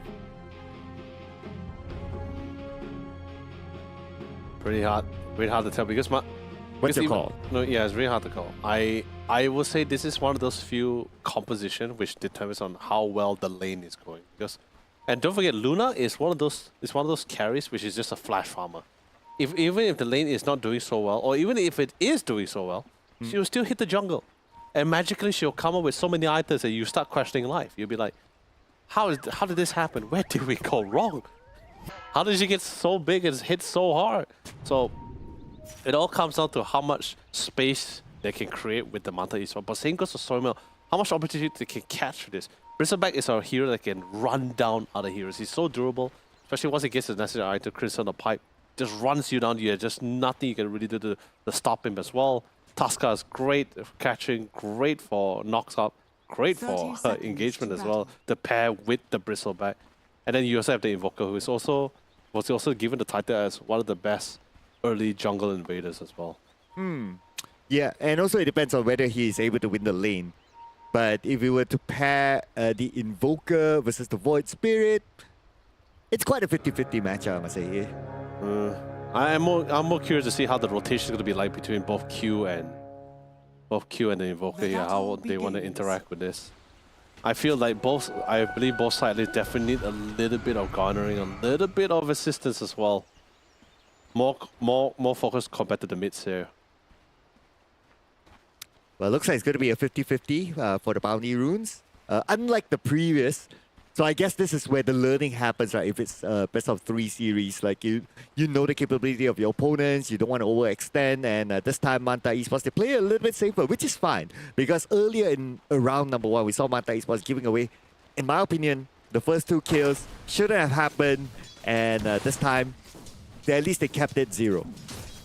Yeah. But at least the difference this time is it's not as punished for Kimizu in this case, yeah. It won't be as punishing compared to fighting with the Shadowfish. Sure, it's still a very scary combination we have with both draw. I think, let's be honest, anyone paired with the Tusker is actually a pretty scary combination here, but bottom side. Look at the amount of damage to He does have the magic wand though, but yeah, I mean the magic wand is a must, right? If you're going up against a Bristleback, totally understandable. But if he gets zoned out like this, like he's not going to be able to bring as much value as he could. So that's what I'm saying. I'm not too worried about bottom lane, especially for Soyma's side. They have enough durability, they have enough capability to really run down the Luna. Just needed an opportunity, trust me. One rotation down from the Invoker to secure, at least secure the bottom side just once, I think it's enough for Rain to have full governance over that side. Like. But then again, this is Young God as well, so I would not count them out just yet.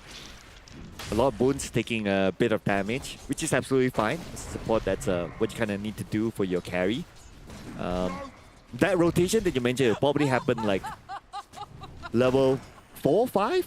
Yeah. But then again also, you do have the Elder Titan with the passive natural order, right? Like the minus armor, the minus armor, and also the magic resist as well. Sure, it's not instant. It slowly stacks up, but eventually we'll get there. Oh, okay. That was a quick one there. Kimizu gets Blinko, Lucifer gets taken out by Fury. Yeah, so it's but 1-for-1. No, sure, 1-for-1, but the the trade-off is not that great. It's definitely more beneficial on the side here for Manta here because they traded a support for a core. But more importantly, Kim is like the whole week still got the EXP because Splico died first. So he still got the EXP and the first bonus from it. Out of your mind. Yeah, but we're going to see a big TP, a quick TP here back onto top lane. Oh yeah, of course. Yeah, but bottom lane, okay, it feels that the bottom lane this time is a lot more balanced as compared to before. But we're going to see another kill here. Lucify goes down again, and now Kimizu may be the next one to fall, but he is tanky enough, so I don't think they will go all in onto Kimizu. Yeah. I believe not sure we didn't get to see the full painting, right? But if I had to assume, it would most likely be the fact that Lucifer flew a little too close to the sun within the range of both the Tusker and the draw, so they didn't really need to utilize too many of their skills. And let's be honest, Lucifer is a whole wing as well, so he may have fantastic range, but he's not as durable as his counterpart here. So definitely fell very swiftly. And when it comes to last hits, right, so there's something that we need to take note of as well, especially when it comes to the mid lane. Look at the significance. So Invoker is losing way behind. I mean, definitely for sure, right? Because it's the natural rivalry, right, between both melee and range hero. Melee definitely have a lot more easier to deny and also secure last hits compared to the range units here. Well, we're going to see some level of harassment here by board D. Which is of course the benefits of range, right? You have the range, so naturally you can also you're also going to be able to have better trade and harassment compared to melee heroes. The Invoker doesn't have a bottle though. So whereas for Void Spirit he does have the bottle. He just got the water rune, so now he's back up almost full health. I mean as a spirit you definitely want to have the bottle for sure, but of course, Okay. So get a couple of hits in. Yep. Tornado kicks in as well, but not gonna make the big moves yet. Yeah, it's just want to create some distance between both of them, especially. Don't allow Q to get too many hits in. Let's be honest, the mid right now, the state of mid is just pretty much like a tango. You know, you want to keep each other close, but not too close. Just to make sure that none of them is like diverted to the other lanes to assist in any way. I don't know about tango, I don't dance, but Rain definitely has to dance his way out of this, but unfortunately that doesn't happen. But we're not done yet with the harassment though. Look at the top lane, looks like the Tides have shifted towards Manta Esports. You know when I say Luna is a range carry, which yes, she is a range carry, but she doesn't really have the best of range compared to like draw rangers. So I mean that's at least until she gets the Dragon Lance here, but you know, I'm pretty sure Young God at the bottom lane, he was like right click, he tried to close the distance because he wants to hit the Blizzard, but he's just not in range for it.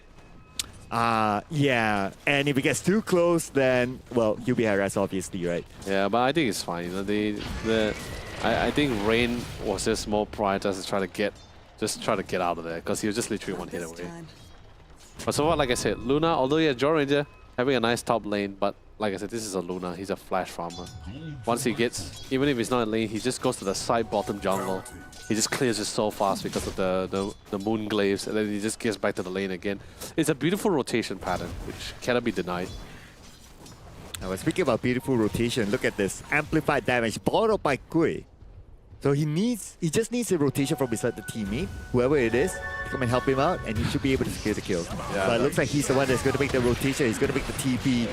Probably going to go on to the bottom. Lucifer will be the one to be killed. Taken out by Rain. Double kill given. Rain will be countered by Kui, together with the amplified damage that will be used. And looking for his next kill here. Where is Fury going to go? But it looks like he's going to make a U-turn now. Underneath the tower. Does a lot of damage on the Fury. Fury in trouble right now, but Kui does not have the mana. The EMP burned out his mana. The tornado came in from the other side to buy a little bit more time. Splico will be the next one to fall. Kui still survives thanks to his teammates. No. Oh no. Okay, I'm not sure was it an intention or because he had the ice shot, but he didn't commit that. Okay. I think Fury decided not to use the ice shard to commit on the boy because he felt like there was enough damage from his teammate to pick off Q here, but sadly Q still walks out of it with a slimmer of HP here. Okay, so yeah, okay, we get it. Thank you so much for observers for replaying back again. So I'm just gonna see this right. Q gets a double kill. reposition because he saw from the vision that the Invoker coming in for D. Takes his fight. EMP. Right. And yeah, Gui, though he did not have enough mana, but the backup support that came from behind, that was on point. Yeah, no, I was just trying to understand what the ice shot was trying to attempt. Was he trying to create space between both Teehee and board or not? But sadly it didn't play out. But it's okay, you know what? What's done is done. Manta Esport definitely have a beautiful pickup on that one, especially particularly for Q. Was able to get a lot out of that rotation as well. So is it Gui or Q? You know, I could be wrong. I could be wrong. We gotta get a confirmation. No, there. we try to say I'm going to apologize in advance. You know, sometimes this is the problem we casters face, right? Sometimes you see a particular name, you say the name, and then the guy is like, "That's not how you pronounce it." Yeah, like how you pronounce it. Yeah. Another friend of ours, yeah. But nevertheless, the Echo Storm came in of the rain, so it's going to be 2-on-1. But Lord Booms is behind him. Here comes Young God. Give further back up. But Rain, he is tanky. As long as he turns his back, it's going to be fine. You see, this is what I'm saying. You know, this is BB at his finest, before he reaches the peak. Right? He has no pipe, by the way. Last hit, D, last hit. Lord Booms got it towards the end. But here comes the backup. Fury has arrived as well. They're going for the chase, but no. They're out of skills, they're out of spells, they're going to let that one go. You see, this is what I'm saying. This is BB without a pipe, without a Crimson Guard, just abrasive and threats.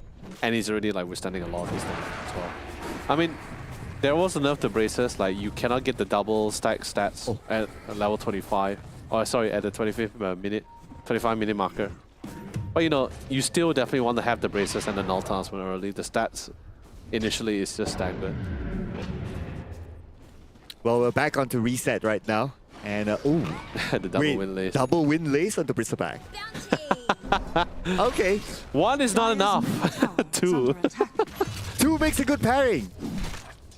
I mean, we single player wouldn't understand, but... You know. But then again, we got a lot of boons here. And it was Gui. It's fine. Tried to go for an engagement. Couldn't succeed with it, unfortunately. Which comes to the other problems, right? You don't really have anyone that can like instant stun except for the Lucent Beam. Nice arena there. And speaking of Lucent Beam, there's a lot of beams at the bottom right. There goes Ray. But that could go Lucify as well. EMP onto him. That's it. No mana for him to escape. And Lucify will be eliminated. Taken out by Fury. But the rest of them can't do much. Oh, okay. Goes on to the back line. Comes up to the high ground. Fury tries to escape. He is still okay for now, that is. But Teehee together with Gui. Okay, they don't want to let him go. He has no space. There's a tower in front of him. It's just a matter of time now.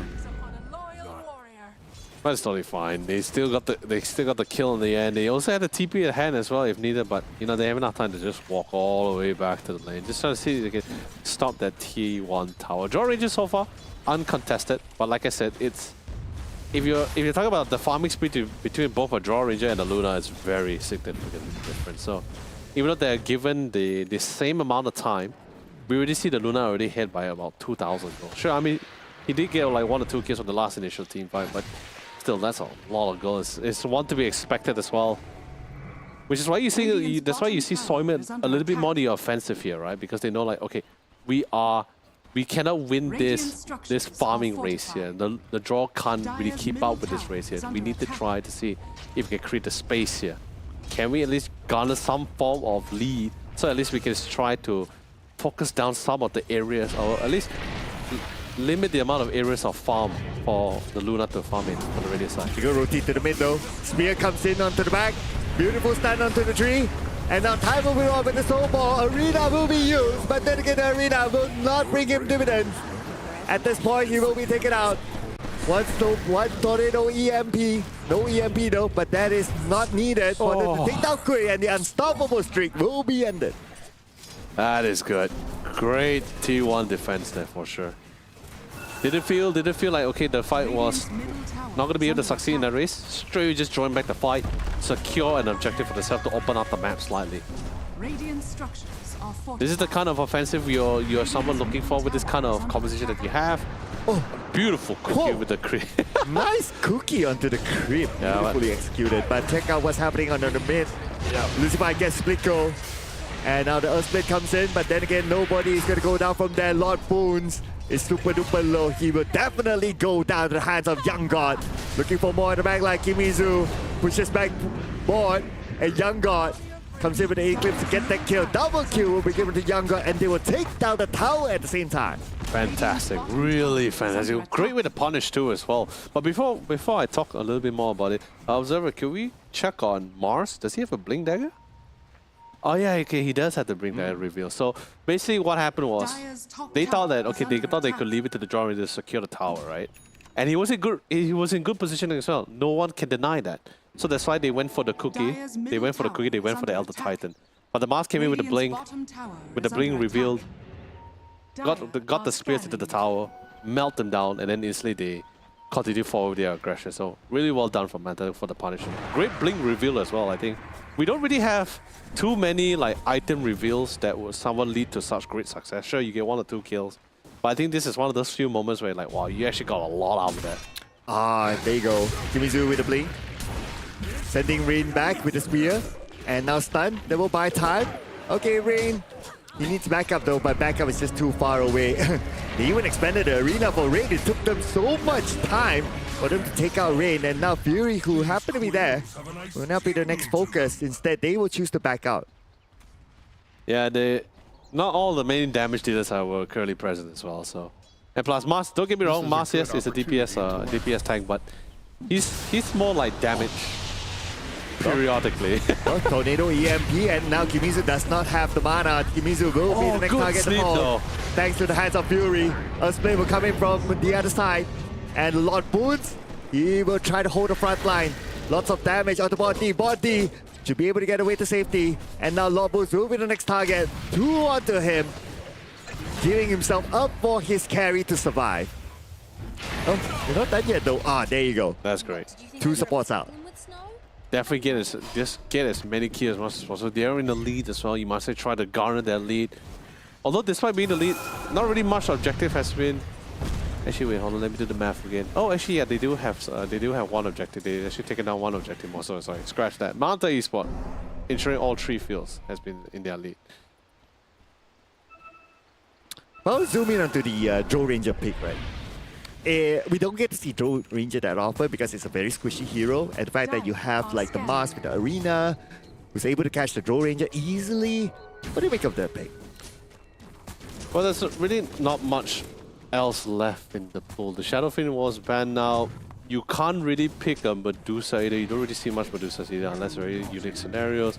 Like I said, there is melee carries, but comparing with item build timings as well, like I said, Battle Fury takes such a long time here. You most likely have to try to pick a melee carry that can pair with the Maelstroms. Glyphinator got nerfed, but you still have the... Oh, hold on. And the arena just happened. Okay, managed to catch one. Lord Boon is now in trouble, but he's tanky enough to hold on. And now here comes Blinko from the side. Silence on the Kimizu. Kimizu has nowhere to go. The snowball as an insurance policy, they don't really need it.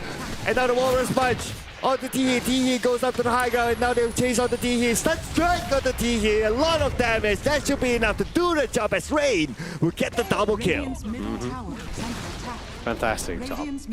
You get the kills, transitioning to your objective. That's exactly what they want to go for. But because at the same time, Manta, they're in a good spot now.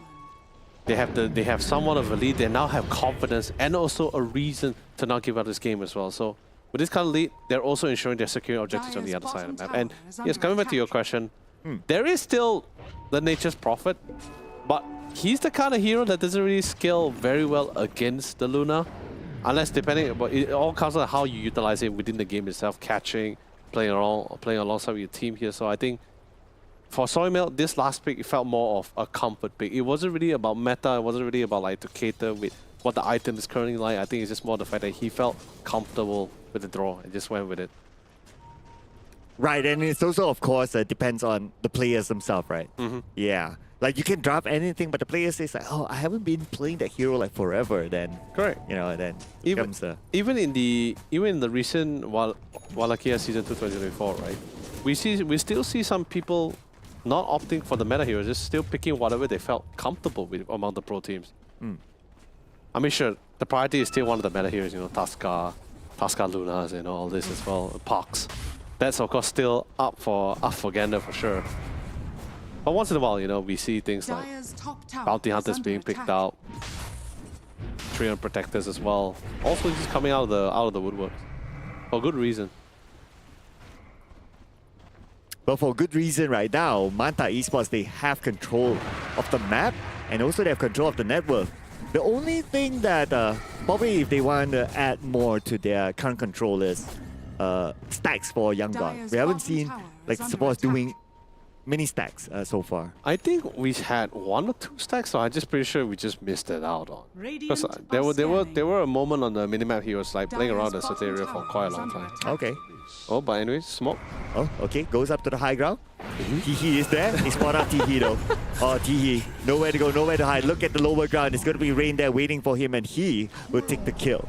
Ah, that was unfortunate. They were looking for Luna over the Elder Titan here. That's why they went for the triangle. But hey, you know, Is under attack. beggars can't be choosers. They want to try to see whatever pickup they can get, they will secure it. And now they also managed to get rid of that top tier 1 tower. So now officially, both Dire's middle tower is under attack. both sides has no tier 1 towers.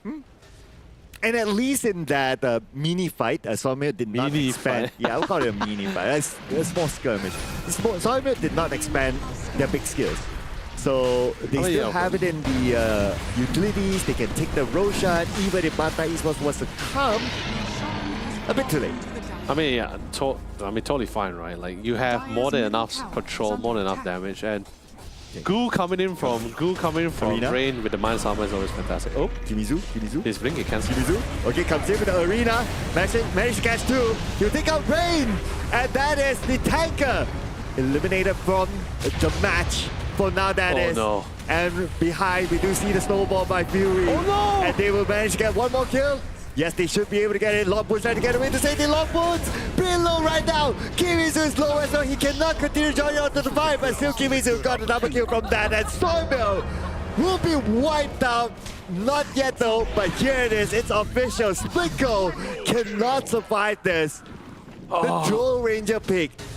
It is just too soft. With It's very minimal escape. it is very punishing as well. They just secured the ages in hopes that they can actually try to translate it into something else, but just instantly got cut off before it even can turn into something big here.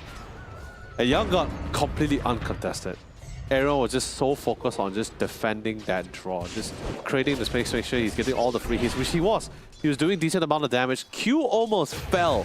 He almost fell there, and if he did die, I think it would have been a very big difference. But he didn't die, was able to go back, reset, come back in.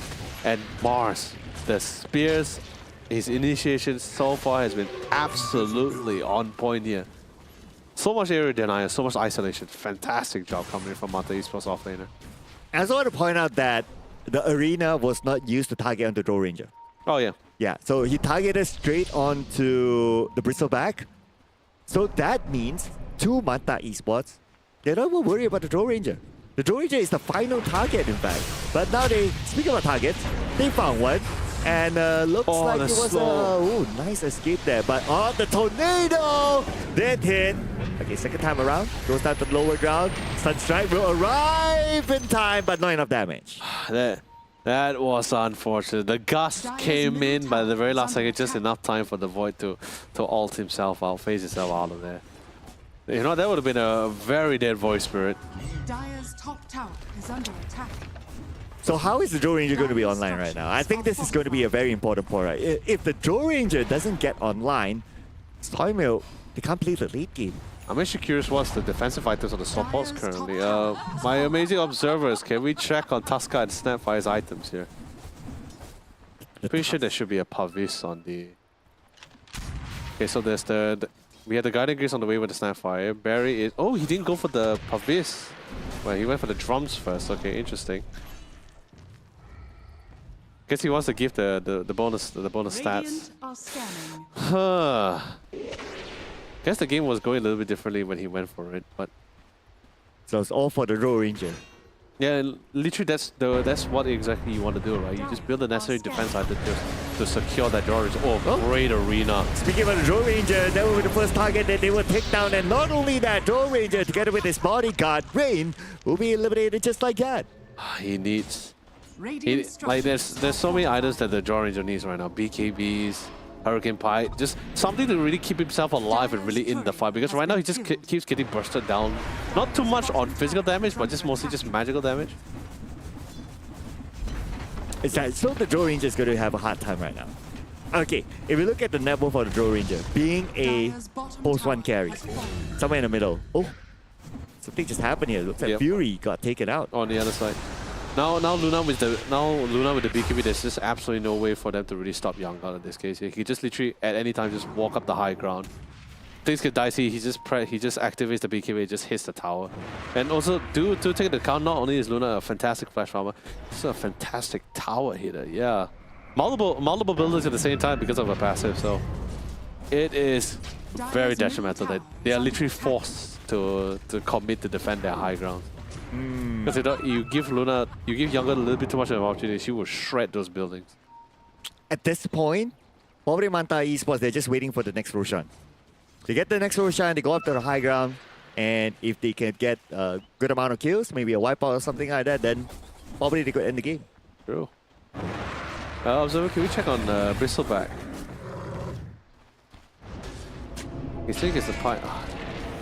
They really got the pipe, he's already on the way. Okay, so he is opting to go for the Receptor first. Oh, Arena catches through. Oh, beautiful okay, it's going to be a snowball. beautiful snowball there to buy time, but he leads himself into the trio pack.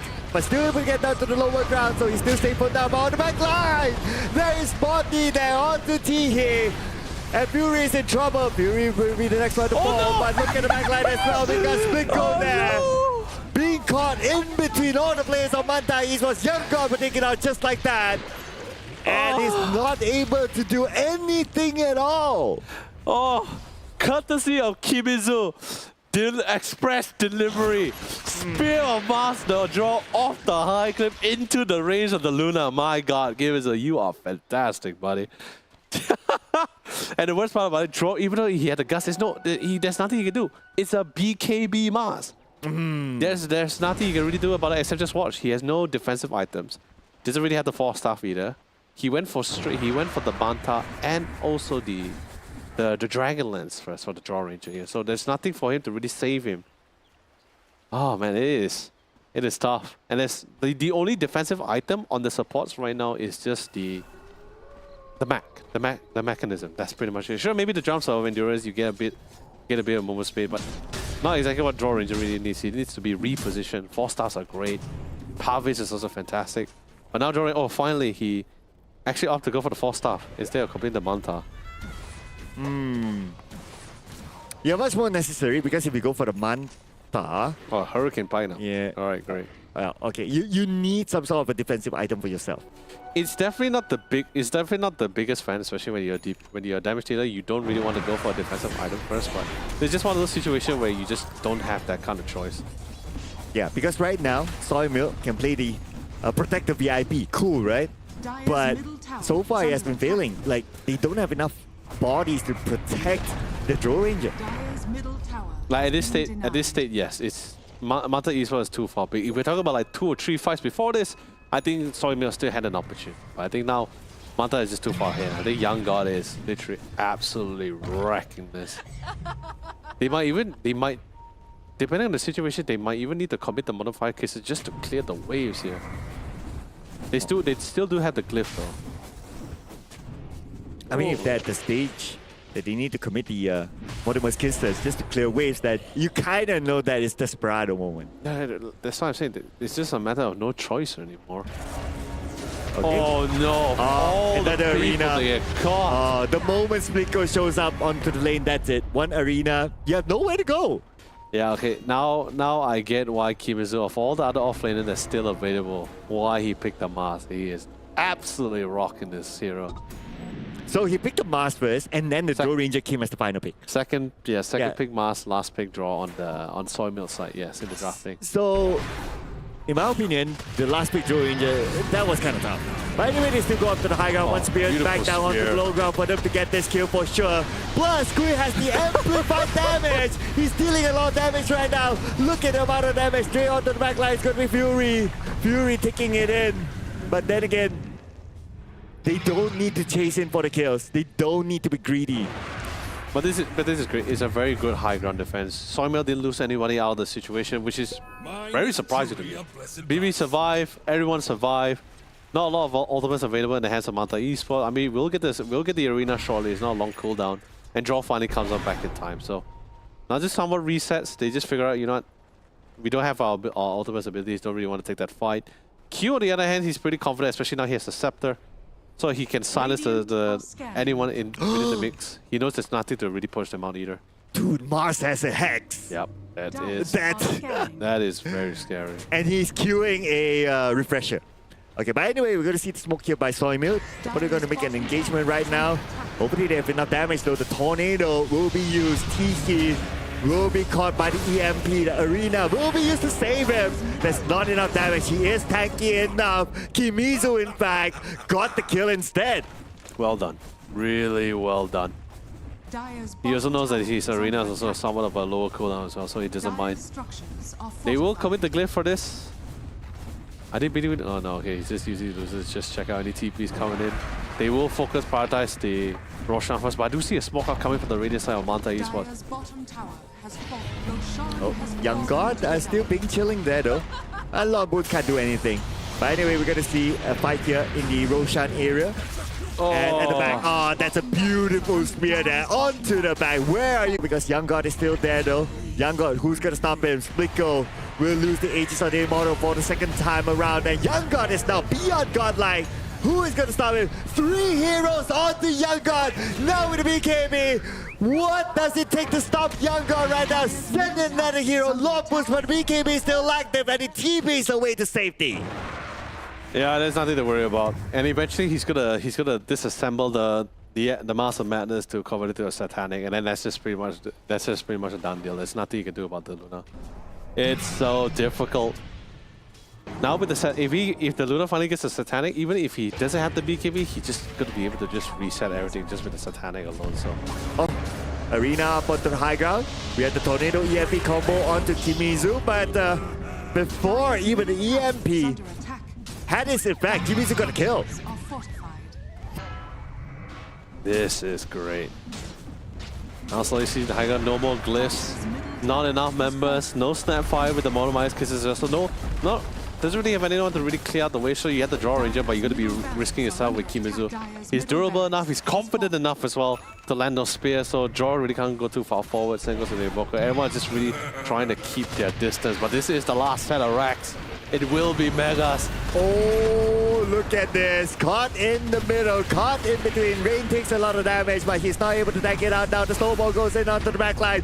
This is it. Snowball, go down to the lower ground. In the middle of all these players from Manta East, there's no way he's able to survive this. Anyway, the Meteor comes down. The BKB is open, but the BKB will not save 40 for being taken out by Young God. He gets a double kill, goes in onto the back line right now, chasing down Rain, and Rain will fall as well. Rampage to Young God. And GG will be called. Game number 2 goes to Manta Esports.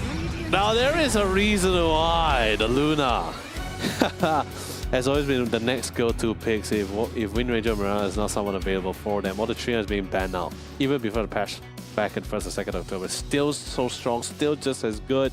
I get the idea they're trying to go for, like what they were trying to go for to try to create the space with the Draw Ranger, but sadly not enough space was garnered, not enough threat was being present in the map to really like force the rest of the team to say like, okay, maybe there's not enough space for the Luna to farm. They're getting a lot of map control, they're getting a lot of area control, denying a lot of farm. That didn't really happen. Like that was the plan, but it didn't really go according to that plan. From them as well, from the Radiant side, as they really take in the win. It's 1-1 right now. 1-1. We're finally going to game number 3. Now both sides has a good gist of the fact that okay, now we know what we're up against and how we can deal with it. I think how they adjusted it, how they adapted to it, really well done. And we also saw a Rampage. Yeah, Rampage. Our first Rampage of today. Yep, first series. We already got a Rampage there. Could be the first of many. Could be the first of many. Or that could be the only one for today. But there's only one thing that I hope that we don't see the first of many. What? The Draw Ranger pick. I think that the Draw Ranger pick is it's an iffy one, if you ask me. Because you had a Mars. Mars was the second pick, and then Draw Ranger was the last pick. So, yeah, Draw Ranger, it's difficult to escape even the arena itself. I wouldn't say like the Mars is the direct counter to draw. I would say more the fact that there will probably be like other options, but like I said, it just came down to a situation where comfort picks, right? Whether you're comfortable with it, so you just went with it. Like he didn't do so. He did quite well in the lane against the Mars. Like the Mars wasn't able to get a lot of kills out of the draw either. Sure, that first blood, that was the only first blood, the first opportunity. But then after that, the Tuskar started to pair off. They started prioritizing prioritize specific target for kills, for opportunities. And they garnered some form of success at the top side. But like I said, if we talk about the farming race, you saw the graph for the net worth as well.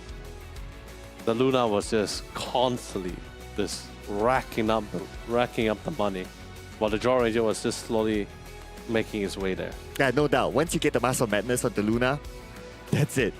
But there's one thing though. When the Luna reaches the point where she gets the Master of Madness, very likely Luna will go and farm in the jungle, and now with the 20% of the map, right, it will go down to the lower part of it and farm, and that's very common. One thing that Soymilk did not do is to try to find Luna. Or did not do enough at least. That's why they opened up the bottom tier 1, right? But then it just they couldn't really find a lot of skirmishes. I think that's the right term, right? They couldn't find a lot of skirmishes, couldn't find great success, or was not even motivated because they couldn't find these skirmishes. So it wasn't really a full commitment. It just slowly reverted to very small mistakes, right? Especially that mid lane. I felt like they should just commit it for the tier 1 instead of like say like, hey draw, I think you got that tier 1. Let's just go after the Elder Titan because we had the cookie stun. But I don't blame them. Mars came in with the first blink reveal, and it was such an impactful blink reveal. Instantly melted the draw. They didn't expect it. They tried to come back to see if they can try to salvage the situation, but they lost 2 more members. Then it led to the breakdown of the mid tier 1.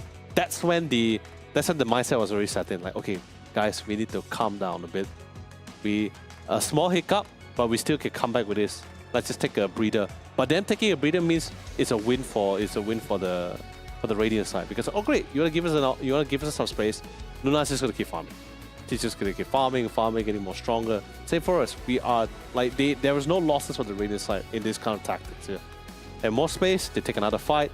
The Roshan was supposed to be the deal breaker for them. They said, okay, the first Roshan, they said, we're gonna win out the Roshan, we're gonna take the Aegis, then they push all the way to tier 2 tower. But that didn't happen. It was well read, they lost the BB, the Mars, it ended up when they melted the BB, it became a 5v4. And then they lost the Aegis the first time. Looking at some of the post-game results, right? So Young God, who came with the Rampage towards the end, 17-1-9. I don't know where that one came from, but it doesn't matter at the end of the day. But if we were to compare his GPM as compared to Draw Ranger, Splico, even if Splico compared to Bristleback, still not the highest. But I can totally understand. I mean, it's a Bristleback. It's supposed to be able to farm faster, especially during the laning phase. I mean, there's also not much areas to farm, right? Because after losing their first Roshan, post-Roshan fight with the Aegis, they just kept being chased down. You start seeing them getting a lot more confident. Manta Eastbound went to their jungle, their triangles, their tormentors areas, their top jungle as well. Not a lot of areas left for Soymilk to farm here. And this is the one, I feel, is this the first tier 1 tower? Oh no, this is after that, so we sort of missed that opportunity. But I see this is the one where they decided to try to look for the Luna on the bottom side, but I think they spent a little bit too long, so they decided to just go for the tower. Then in the end, they just transitioned into the fact that, okay, we're just losing members one by one, despite trading for the Mars. Yeah, I mean, you came up with a good point as well, right? Perhaps they had this attempt that we saw in the highlights to try to find the Luna, but the backup came just in time, blocked them off, and then they're like, okay, maybe it's not a good idea to try to go down again because it could happen. Oh, this Sunstrike. On point. This is the after they just cleared the Aegis as well. Really great. They got all the intel, they just went for the isolation fights. Went right deep into it. Q. If I feel like if they have gotten the kill on that Q, they can just completely reposition themselves for other thing. But Mars, Kimizu, I think if he doesn't get the MVP for this, I'll be very angry. Kimizu? Yeah, Kimizu. I think he Not did. the Rampage? No, not the Rampage. Trust me. The initiation, the isolation, well-timed spears, repositioning, Kimizu just he got all those boxes checked out. Okay, what if he's not the MVP? What you gonna do? I'm just gonna be sad about it. Oh, I mean, like, what else you mean? I can't cry. I mean, I was hoping for you to do jumping jacks here on the broadcast or something. No, I do not want to break the floor. Well, I'm pretty sure the floor is solid enough, though. That's what they all say. Oh. But yeah, this is the final moment. The Rampage, pretty straightforward by here. But we're gonna find out the MVP, ladies and gentlemen. And yes, the floor will not be broken because Kimizu is our MVP. So much. He had so much impact on this entire game as well. Just made things so much easier for Q and Younger to somehow decide how they want to really take this fight. Like it usually most of the time, when you see an elusive or mobile mid laner, you usually see them initiating first as to cause chaos, then allows the off laner to initiate for you. But this time is a lot more different. Kimizu is the one that's causing the chaos, setting up, he's isolating. Everything is just very. It felt like compared to game number 1, this game was a lot well drafted and well communicated among the members here on how they really want to interact and engage this game here. So really top notch, really well done. Not sure who's calling the shots here, whether Kimizu is just acting accordingly to his own calls, to his own guts as well. But regardless, well done coming for all the members here on Manta Esports. To make it even more annoying, he's the one. Okay. Yeah, Kimizu is the one with the side of ice. Which is actually quite a common item coming out from Mars nowadays. Actually, last time it was like playing. Then you get the eel scepter to help reset, to allow you to have to actually land those spears a lot more efficiently. But nowadays, as the game progresses, we start seeing.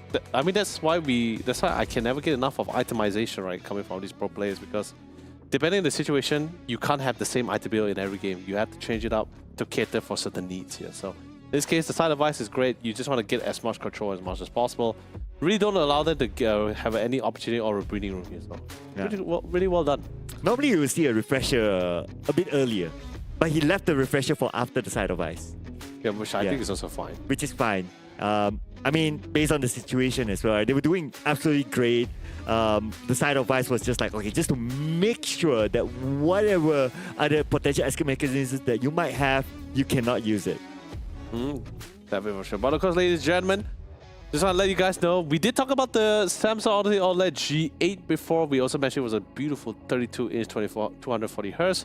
But if you guys feel like, okay, maybe 32-inch, despite its slick and thin design, if you still feel 32-inch is still a little bit too much for you guys, let's talk about the Samsung Odyssey OLED G6 gaming monitor. Now this monitor, sure, smaller in size, is actually going to be the 27-inch monitor. However, despite its size, it is packing a whopping 360 Hz of power here. Very fast. And the response time is exactly the same as the G8, which is 0.03 ms as well here. Although, the only difference between the G and the G6 would be the fact that size, and also the fact that the fact that G6 doesn't come with that smart TV. So size doesn't matter, right? Yeah, size doesn't matter. Yeah, because this is all in focus onto gaming, and you can focus onto playing the best of Dota. And you got the power for it. You got the power for it, exactly. But nevertheless, ladies and gentlemen, because it's now a 1-1 between the two teams, that means out of our best of 3 series, there will be a decider match after this. Who will move on further on to the upper bracket and who will drop down to the lower bracket? We'll be taking a short break, ladies and gentlemen, so do not go anywhere. We'll see you guys after this break.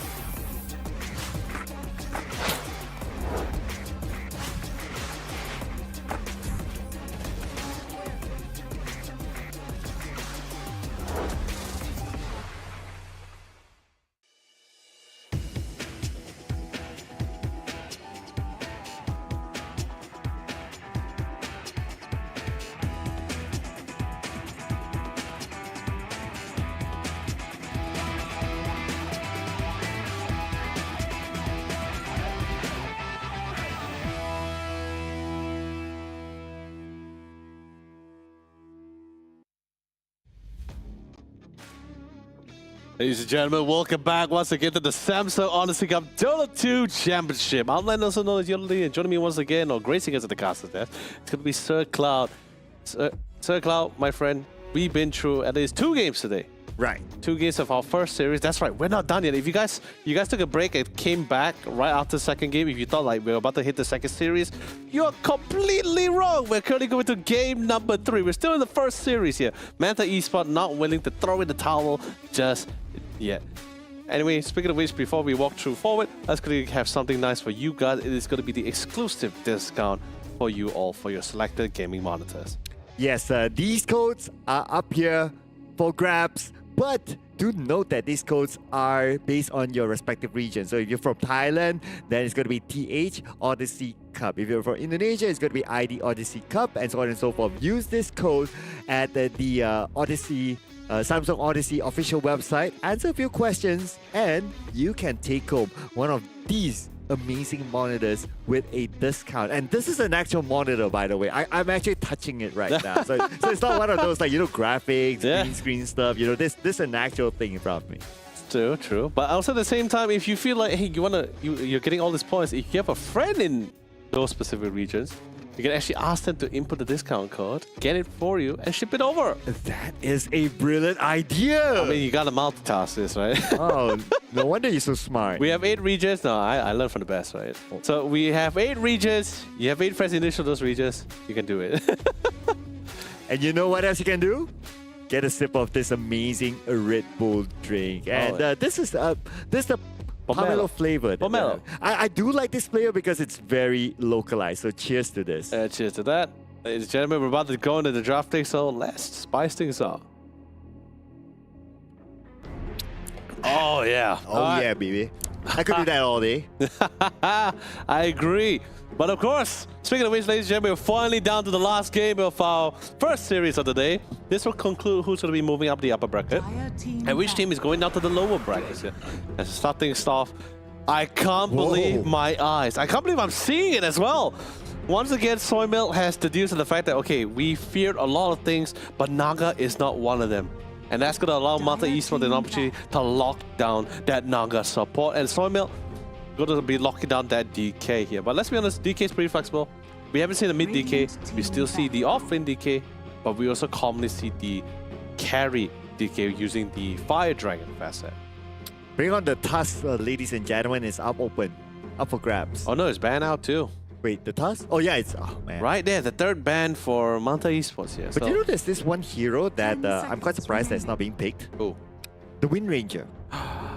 That is true, but with the new facet. I know, but that's what I'm saying, right? So the recent patch had not only the Wind Ranger nerf, but also its item that's usually commonly used, which is the Glyphnia, which also impacted other range carries in there. That was quite meta. Mirana and Trian Protect, sorry, not Trian Protect, Nature Prophet, them included. So maybe that's why we haven't been seeing them much being utilized here, or maybe they just don't really like the hero that much, or not confident to utilize it. So gonna be sticking to the basic here. But Naga Siren, that's something I'm really interested to see, because don't get me wrong, the real lane is such a strong control ability, channeling ability, right? Of course, can be cancelled out by a stun or any form of CCs, but or disable. But the problem is the most scary thing about the Naga is its vision warding. The ability to just constantly spawn illusions and also just send them out across the map. Pretty much like what Brute Mother was doing with all the Broodlings, right? Like scouring across the entire map with the illusions to get the initial vision. That's why it was pretty fun to see the Naga pair with the Bounty Hunter. You got a really nice, like two of the best vision heroes in the same party, and also piling on with the aggression, paired with great control and CC and disables. That's a combination that is very deadly to face up against. So, but I don't think we're gonna see the Bounty Hunter. Gonna be playing a little bit safe as they go with the Dark Willow for the post 4. Yeah, but there's still space for the Bounty Hunter though, just saying. Bounty Post Hunter 5, call? Bounty Hunter post. Radiant Well, maybe. I mean, we're seeing surprising picks, right? Just like the Troll Ranger. But we're going to see the Doom. Doom was banned out before this. Oh yeah, for good reasons as well. However, I am a little bit concerned because Doom has never been the ideal primary initiator. Sure, you can Blink and Centaur Hook Storm if you have it, but Doom has always been more ideal as a secondary initiator here. So, but regardless of Soymilk, now this is something that was out of the blue. Oh. Disruptor was one of the prime picks back like maybe last year or maybe earlier this year. He was like one of the go-to support being banned out alongside with Jet. But now with how things has been progressing, we lost sight of Disruptor, and now he's been in a really weird place here.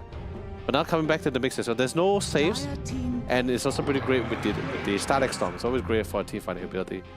And of course Stampede with the Centaur, one of the go-to off-laners here. I haven't get to see my Underlord, but I'll still be fine with this. It's okay. We can have a game after this. I'll pick Underlord for you. But the Centaur... I play Underlord. Oh, yeah. Okay, so I'll let you play Underlord then. Hell yeah. I'll be the Omni Knight guy. But Centaur, now with the new facet, you don't need to buy shoes. You need to stack up on strength. Oh yeah. Oh, this is also another This is also another pick we haven't seen a lot of. I'm seeing two heroes which you normally don't see in the drafting commonly here. So both the Disruptor and the Gyrocopter. And usually the only time you ever see a Gyrocopter ever be picked as the safe carry is usually to go when you're usually farming against playing against an Enigma, because you want to clear out with the flat cannon. You can actually clear all those with those Eidolons very efficiently and farm pretty good as well. You know, for kicks, I like to see the Gyro in the mid. Really? IO carry. Just for kicks. Just for throwback. There's no Ana here. Just for throwback. IO on the Gyro. And IO carry. Sir Cloud, you had to let go of the dream. Ana is long gone. Oh man. The most expensive part-timer in the world. The highest paid part-timer in the world. My god. And of course, final ban. So what is currently lacking right now for Soymilk is a mid laner. And Manta Esports is also a mid laner. Yeah, so both sides, getting rid of both mid laners on each side here. I mean, not gonna be the Gyro mid, not like what you said. I mean, I don't think so. I mean, it could be a scam.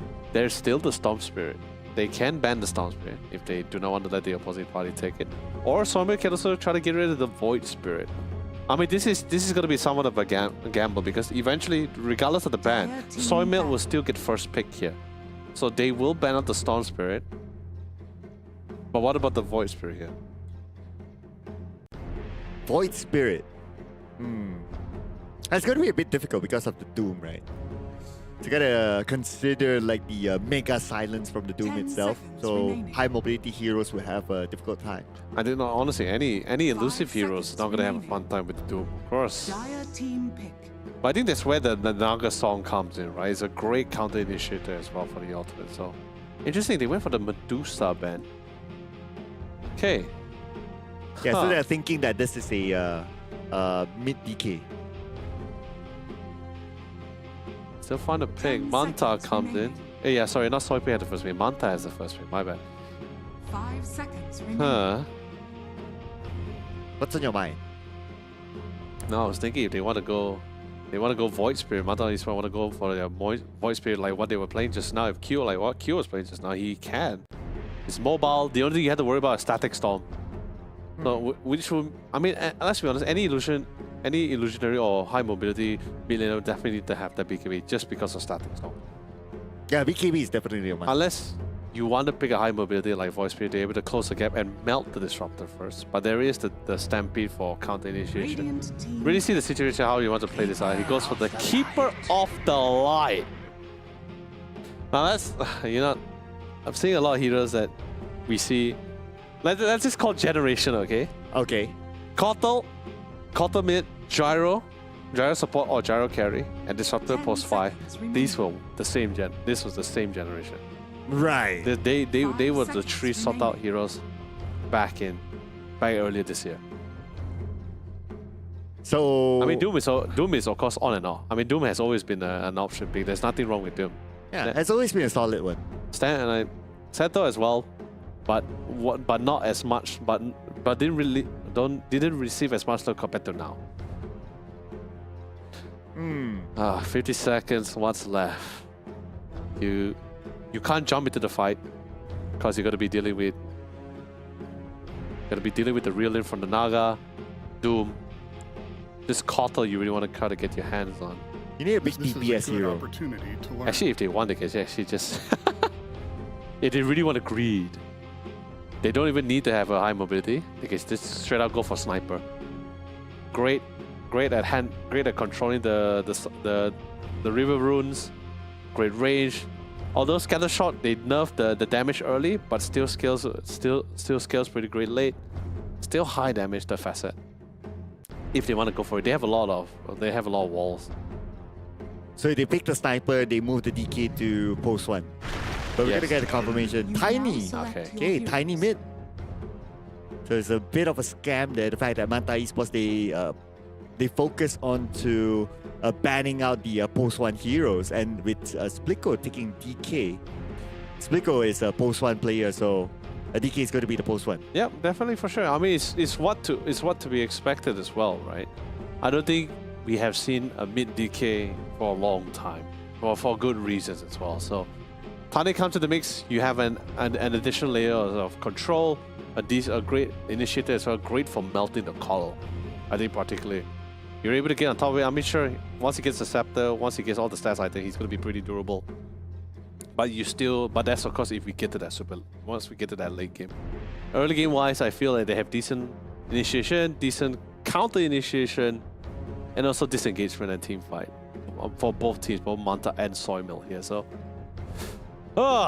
okay. Which draft do you prefer more now? I'm gonna ask you the golden question. I'm always with the team with the offlaner heroes. Yeah, I'm an offlaner myself, so I see DK and Centaur the same party. I'm just like, yep, that's the one. But in terms of composition wise, and what we've been seeing from both teams, timings, item timings. I mean, it think- was a 50-50. I mean, one game, Soymill, like, just one big, Manta Esports one big on the other one. So it's kind of like still 50-50 though. I think I had to go with Manta Esports for this one. The Naga felt like the Naga is pretty much in the same spot with the Tasca, but a little bit better. Because you have too many abilities that gives you so many varieties how you really not to engage in the fight, but more like how you interact with the whole game, right? Illusion great for visioning. Illusion also great for your own personal farming. You want to farm your own necessary item. Real Lin is such a strong channel abilities. The only sure way you can cancel out that Real Lin is most likely Cookie, Hoof Storm, and Static Storm. I believe that's and Dragon Tail. But that's if the Dragonite is. But Dragonite will not have a Blink Dagger because it's going to be the carry Dragonite. So carry Dragonite means no Blink Daggers. Like, you still go for the Blink Dagger. Like very super late. Like it will be like the fourth or last item. It's never the first item. It's not the offlane DK. So what would be the first item for you then?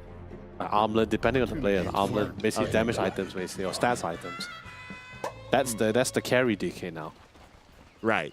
Well, I would still say that this DK would still go for an early Blink. After the armlets, that is. Okay, maybe even before the armlet. Like, first item, Blink.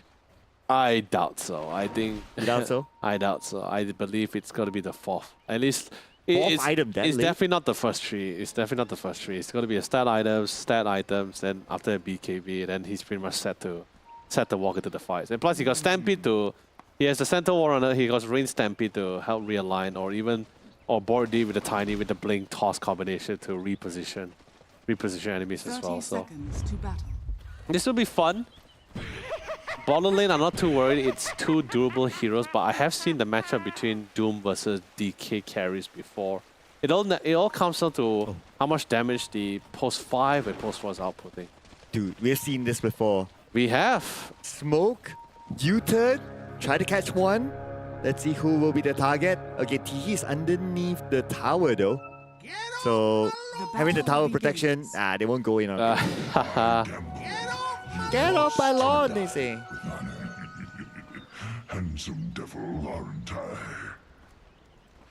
Well, at the bottom, I guess it's still going to be a 50-50. And I could understand this because it's game number 3, right? It's like the decider match. Learning from like game 1 and then game 2, like you want to play this a little bit more cautiously. Well, we're just gonna keep seeing. We're gonna see Kui just constantly blast the lanes. And he just really need to be careful, especially right now. Before he actually gets all these initial stat items, he's one of the softest heroes in the game right now. So Tiny, Bordy, with just maybe one rotation for the pulse horse, should be able to just melt Q if he's not too careful. Bottom side, I think nothing too crazy is gonna be happening. I think the real action is gonna be on the top side. Like, it's just going to be the battle of supports. It's just really going to be like this.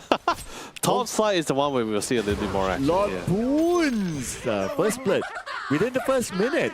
Yeah. And it's given to Hihi. Yeah, you really need to look out for that one. The flag cannon is not only the... Gyro, even when he was playing, even back when it was a support Gyro, the flag cannon was great for not just for farming, but also to...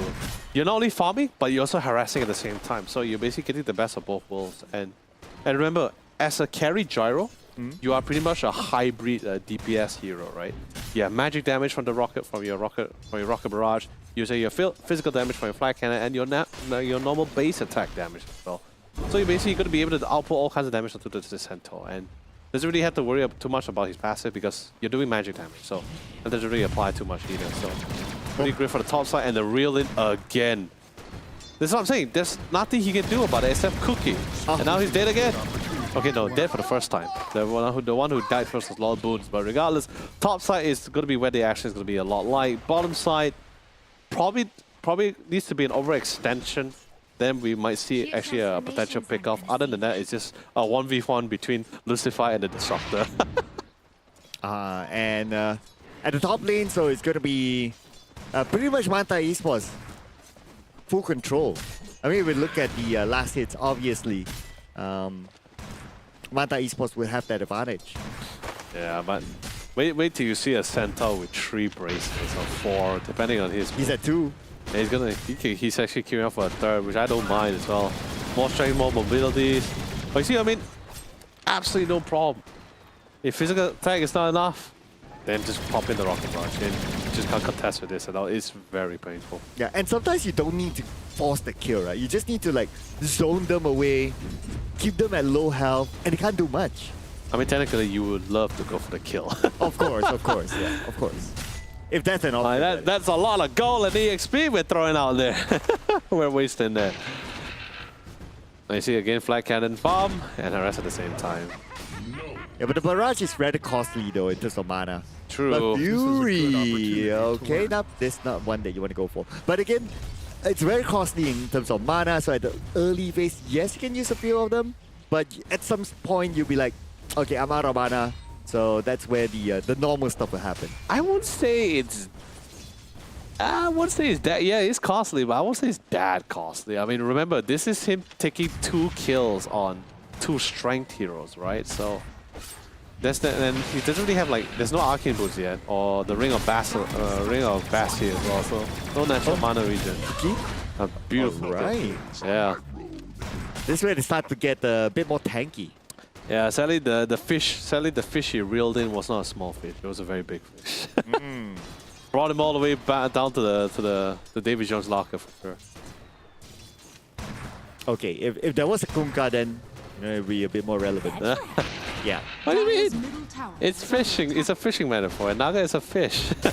Naga's the fish? I mean, Naga Siren. Oh, okay. It's a siren, sorry. But anyway, Young God now could be the fish. Cookie on the Young God. Okay, pops up the magic wand, save himself, and he managed to survive. Yeah, now we're seeing the durability able to sustain the damage, but of course it's going to be always an equal trade. A very dangerous trade, especially for a Young God, because he's not as durable as Rain. So even though yes, they're equal, they're dishing out equal amount of damage. Oh, there goes the real it. You see that? Though. Oh, that But could. Cookie! Oh, but he got it first. And there was no trade! He did not manage to get that trade at least. It looked. That's what I'm saying. It's so close. It feels like a gamble every single time this top lane dukes it out. You don't really know who's going to be able to even get the advantage. But I mean, for now, this bonus EXP is going to be fantastic for them. But the range for the real lane, right, is just insane. And this is without the Aetherlands, by the way. Aha. Do you expect him to go for Aetherlands? Dire are scanning. No, like Nah. so far.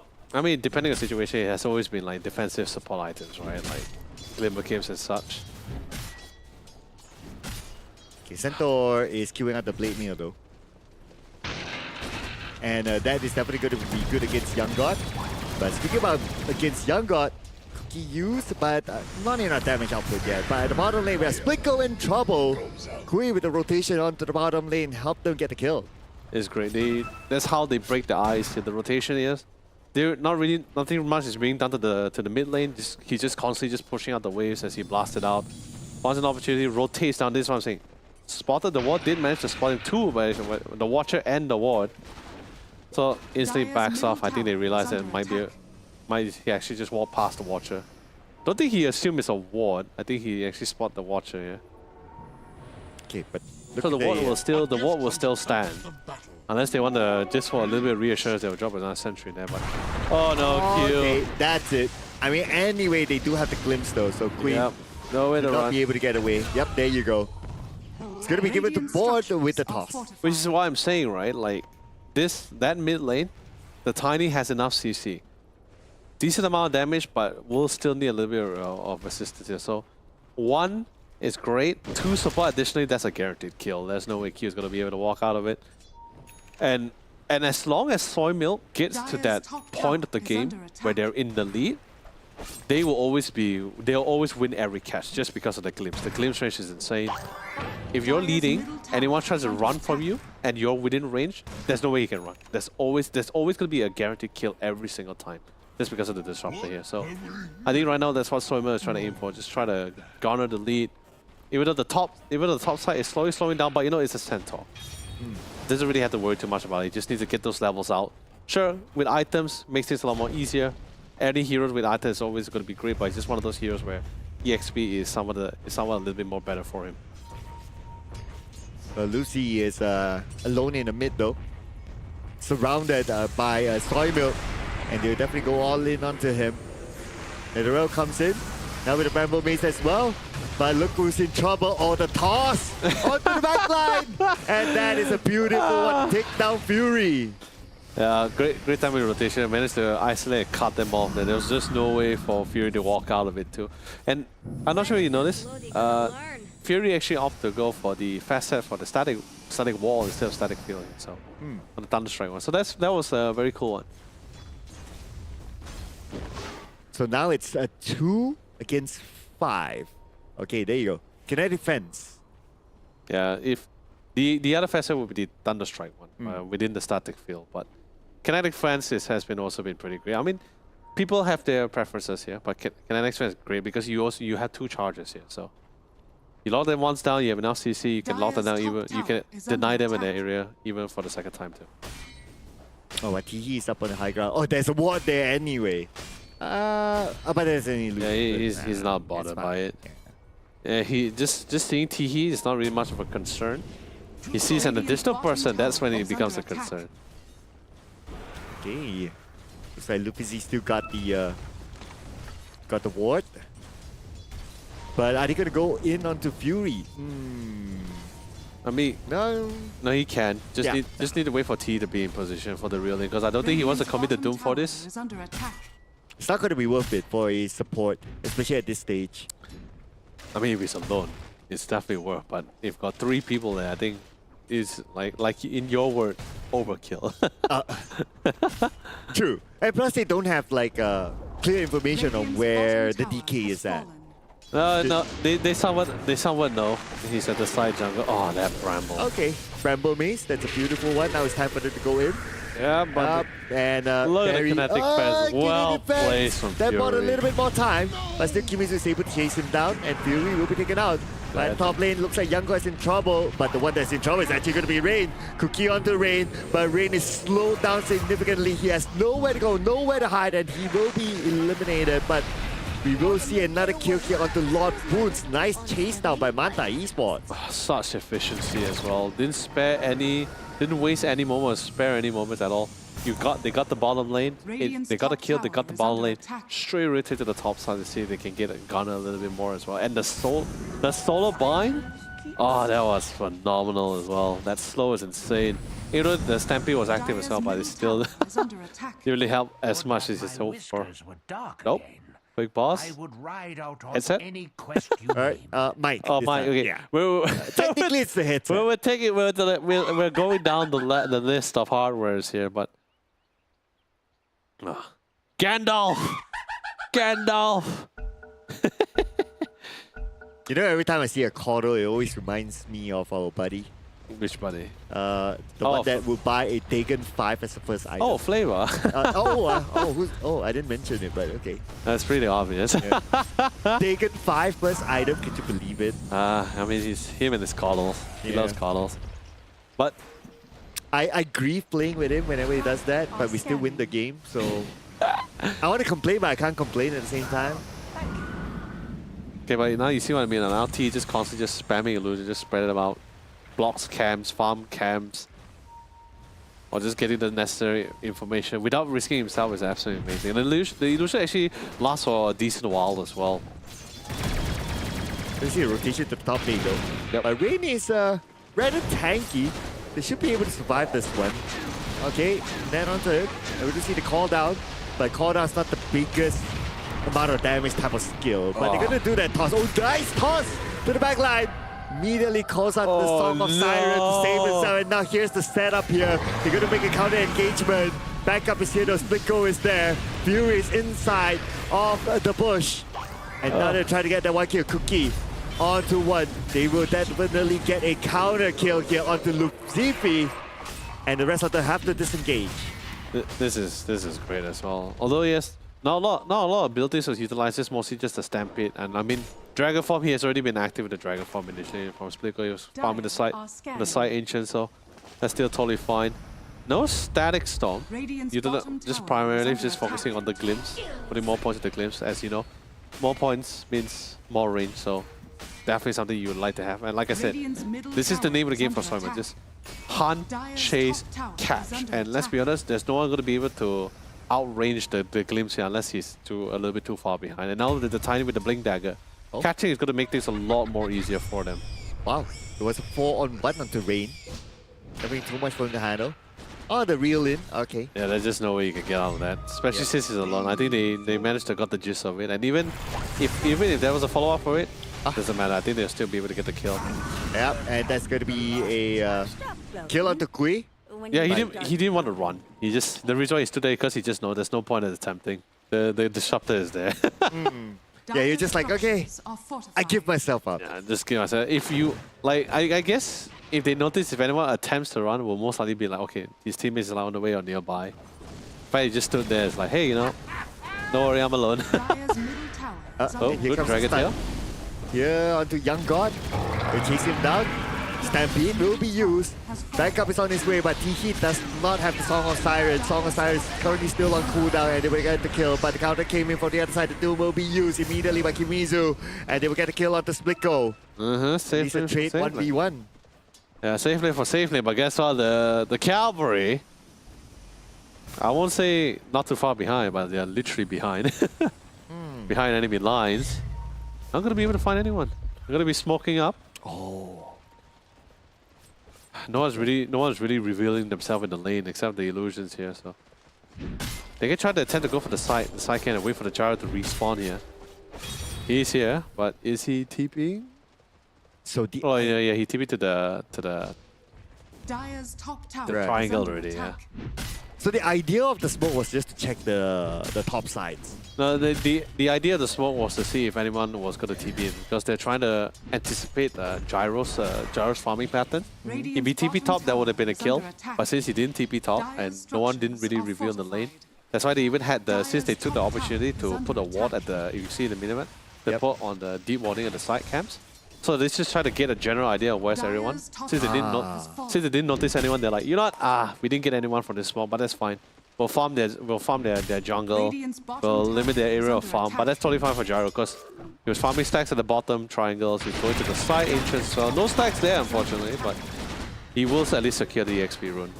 So now Young God is forced to only farm at the bottom. Currently, yes. Yeah, like if he goes up top, and especially if he doesn't know that there's a ward there, that's it. Are scanning. Yeah, but the watcher and the wall is definitely going to spot out the Coddle skill. So that's why you see the Tiny slowly making his way there, but trying to see whether he can get there in time, and I think he will. Oh, they're making the rotation up top. Kui is still there though. He doesn't know. Okay, he's out of range. They don't really see, but okay, they see all the skills. Okay, there you go. Surrounded. Goes in with the blink. And now that's the avalanche toss combo with the Mortimer's kisses on the Kui. Nowhere to go. Definitely will be taken out. The kill will be given to board. Lucifer just arrived, but there's nothing much he can do. The time really played in the favor for Soy Milk as well, right? Because as you see Tiny rotating from the mid to the top side, he was still a little bit hesitant, but he was so sure about the timing. Because by the time he hit that 15-minute marker, it respawned back to jungle camp, and then he was like, okay, yeah, this guy's gonna go back to the jungle and farm again. He's gonna be there for sure. So it was just a really great opportunity. Right, and if we look at like the net worth right now, Mata Esports is still ahead. And 3K. But they're losing area to farm, that's the thing. Yeah. Oh, that was a nice glimpse there on the Kui. The Song of Siren though is still active and Kui should be able to get away to safety. Yes, he is alive. Kui says thanks to Naga Siren, but Naga Siren will give himself up instead. Yeah, that was such a great start coming from Lucifer. Oh, Lucifer also got picked up as well, so both supports died for this. Oh no, sorry, not Lucifer. Lucifer, the courier died for this. Saw the feed wrong there, that was unfortunate. But hey, great save coming from the Naga from TE. Taking one for the team. Core still alive, that's totally fine. We're starting to see the snowball though here towards Soymer because of the area of control that they have.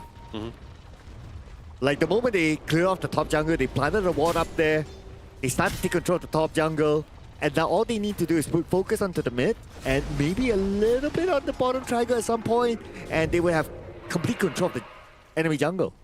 Yeah, they are, but they're also trying to anticipate farming patterns, right? This is why you see Santa slowly going to the jungle, back to their own Radiant jungle to see if the Gyro is farming their jungle. Because it felt too quiet. He hasn't been seen across the whole map here, except that one time pushing out the bottom waves, and then that was it. They're still trying to figure out like where is this Gyro farming at. Coddle does finally reveal himself to the south side, but like I said, catching is not an issue for him. Glimpse him all the way back. Yeah, that is no way for you to run, my friend. Looking at the current situation, looks like it is still absolute control of the fact that they got Kui.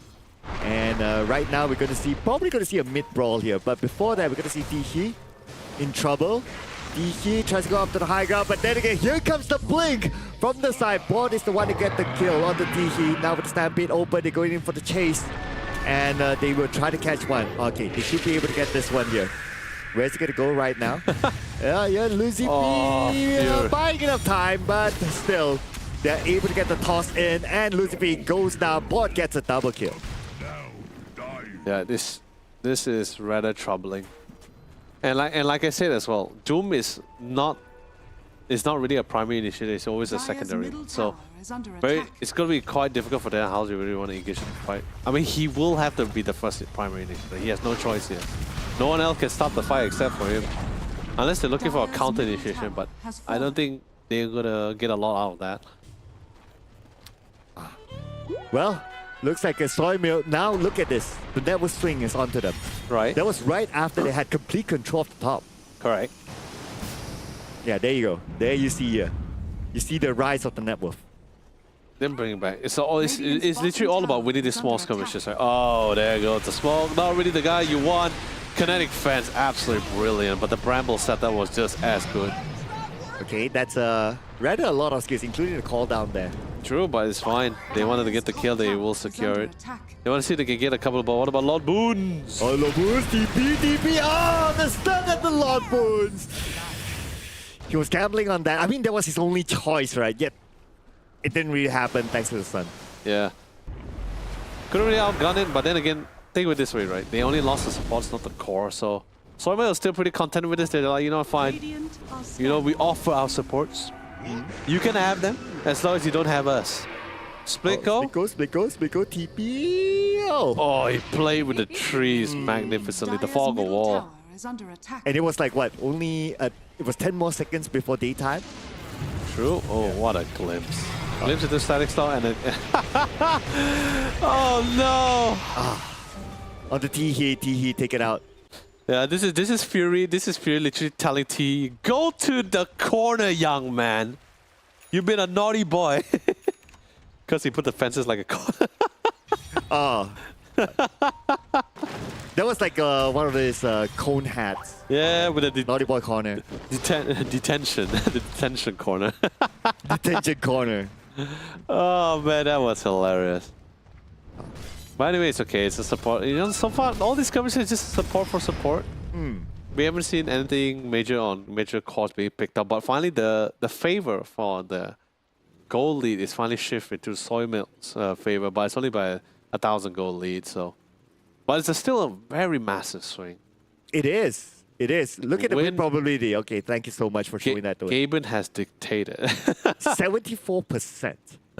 Yeah. And I don't blame them. They've been winning a lot of these small fights. Their catch has always been great success. The Tiny with the Blink Dagger, paired with the Disruptor, there's just almost... It's like I said before, it's always going to be a guaranteed kill.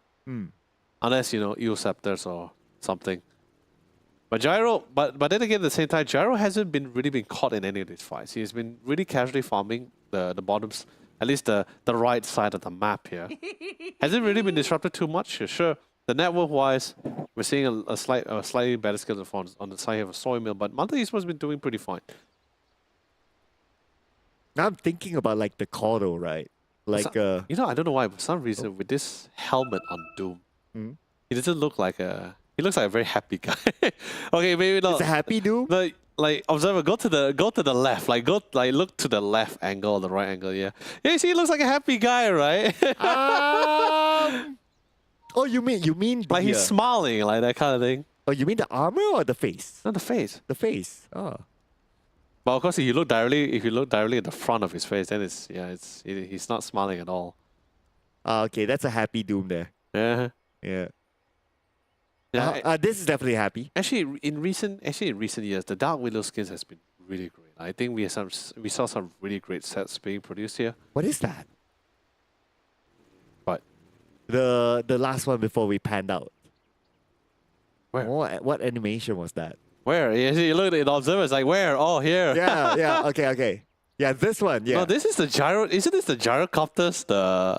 His rocket thing? But isn't the gyro like at the bottom? You know, this is the part where we cue in that space music, right? No, the Illuminati music, right? Yeah, that's a very interesting thing. Right. So, looking at this...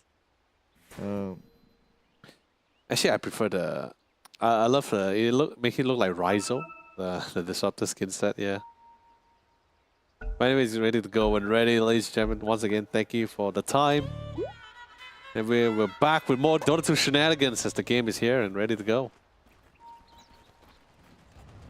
Yeah, and here we go. Okay, what does it take for Manta Esports to make the comeback now? Just a full-fledged team fight, I think. Because Gyro, they weren't really committing as a 5. It's always just been like 2v4s, 1v3s. A lot of catch here. They just want just make sure the gyro is just safe and sound. But finally, Dire the gyro are is scanning. joining in the fight. I think he's finally ready to join in. Oh boy! There you go. That's a catch there. And there's going to be the toss. He could have back. he could have blinked either as well. I bet he felt so shocked as well because before he walked up the cliff, he just saw the blink dagger, instantly went on cooldown because of the scorched earth as well. But no, sadly that was a good catch. Radiant's middle tower Definitely better than the is support. You got the mid core. Now they slowly make their way here. See if they can get a couple of more objectives. Thank God we have the Coddle already pushing out the top side. So they want to transition to the top tier when they can. On objective, go back to the farm. Okay, now I wonder, we did talk about the DK with the Blink Dagger. DK with the Blink Dagger? Is it on? No, I told you already. We won a carry. Okay, it's not. Oh, there it is. Look at the range of the glimpse. though. Oh, that is a long-range glimpse there. I mean, a straightforward catch onto Radiant's Lucifi. top tower is I know. under Okay, like attack. it's like I said, we haven't seen the Disruptor for a while, but oh man, that is some insane range. And this is without the Aether lens, by the way. But yeah, the DK, like I said, carry Radiant's top DKs tower is under never goes to attack. utility. It's always like the responsibility just falls onto the other teammates to do the initiation as well. Dire are Now scanning. we keep saying like Radiant's top pick off tower after pick is off after under pick off, attack. right? Yep. So, Who does the pick off better or what? ah, Well, what's now? I'm trying to guess your question. Yeah. right. So my thought process is that if there's all these constant pickoffs, like there will not be a time where we see Manta Esports getting a good team fight against Simon.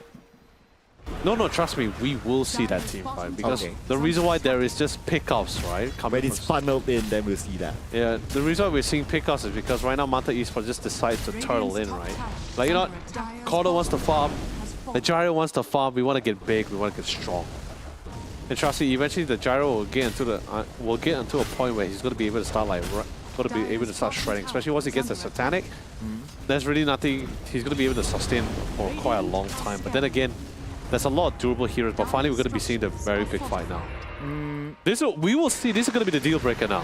Okay, so the deal breaker it is because Doom is being used at the back line. It's going to be Kimizu all alone. He's separated from his other teammates. He does have the Dark Willow together with him, but the Dark Willow is not able to do much because now Kimizu is very much in trouble. Yes. And the Naga Siren with the Song of Siren will come in. They will have to disengage because they do not have Young God together with them. Who's going to be the damage dealer right now? But still they're trying to get a kill on the Fury. Fury now is being pushed down to the lower ground. Fury is among them and Kimizu will want to get a kill. But then again for Soy Milk, they want to look for more now. Bordy will be the next target. Looks like Bordy will not be able to survive this. He will go down. What a beautiful counter engagement by Manta Esports. And by the way, this is without Gyro. If you're wondering what happened to the Gyro, he TP'd, but he got glimpsed back. The shot the glimpse there, that was fantastic. But despite the situation, Manta still pulled through. They couldn't really get their hands. They really couldn't get their hands on the Coddle. The Tiny's Blink Dagger, it always keeps getting reset because of the AoE's abilities, and the Doom is just constantly on the Tiny. Just popping the Scorch Earth, constantly keeping them out in the check. The Static Storm was cool, but I felt like it wasn't really fully utilized properly. He only committed the Static Storm on Lucifer, not really the person you wouldn't want to utilize it for. Kimizu committed the Doom on the center itself, so there's no Stampede whatsoever. No initiator as well. So it all came down to Tiny to be the sole wall of his entire lineup here. And they did that without the gyro. Yeah, without the Gyro. So imagine if they had the gyro. Oh yeah, it would have been a totally disastrous thing. I think maybe the reason why they still kept on with the fight is because they were very confident in this, in the fact that, like, pretty sure on the comms they were pretty much yelling like, "There's no gyro! I sent him back! We can keep it going!" But unfortunately, it didn't pan out as exactly how they were hoping for here. So that was a very big fight that allowed Manta to actually bring back the lead back to their favor. However, Soy Milk is still, leading the charge for this. Since there's no Doom, no Nagas, no Song, they won't do it. Oh, Rain. He got duped by the illusion. And now it's time for Manta Esports to counter back. The call down will happen, but the Cookie will kind of save him. The Blade Mail is still open though. And now speaking about open, he's going to open the Stampede. How is he going to move? cannot move. That's the kinetic ball. The Stampede will not be able to do his work, but look at the backline here. We do have the DK with the BKB, putting a lot of damage onto the backline. Good. We're going to kill out the boost together with Lucifer currently down. Thanks to 4D. Splico will not see the light of day. Rain is now being chased out, though he has the Blade Mail, but that will not save him from being taken down by Young God himself. Now one more to go. Fury goes up to the high ground. They do not have the vision, but now they do. Kui will go for the chase. Oh, that is it. That is it. Kui will not be able to survive this. He's still trying to defend himself though, but thanks to the kinetic wall again. Yeah, that was a little bit unfortunate, but thank God for the new passive skill as well, the electromagnetic repulsion, right? So basically, if a sudden damage was done to the disruptor, anyone near him will actually get this like mini knockback here. But oh, Fury is seeing all of this. Oh, but even if you can see all of that, like there's nothing you can do about it. Okay, teammates on the way, but still. Nah, I think not gonna make it. Not enough time. Not enough time. Maybe try to. Oh, the Black Cannon!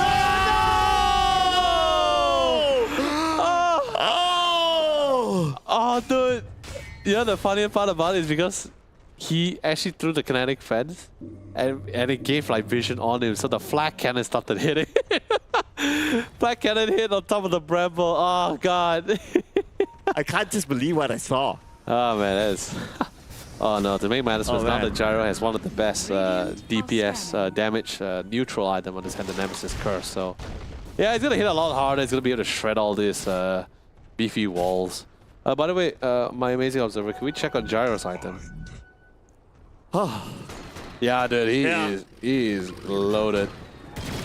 Didn't even, and I totally agree. He doesn't really need to complete the data list either yet. You can just prioritize the Satanic. And he's totally fine, because the damage he's hitting pretty hard. With just the Chrysalis alone. And now he has Scepter. Oh yeah, the Scepter is always there. Does he have it? Oh, he has the Scepter. There you go. Yep. There you go. There you go. That's the Satanic now out. Afterburner as well. Pairs perfectly. He now has the potential of getting the extra movement speed to chase down his opponents.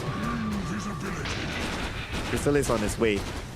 Oh no, he actually... He stole it off, right? He disassembled it so he can complete the Satanic. I would expect a...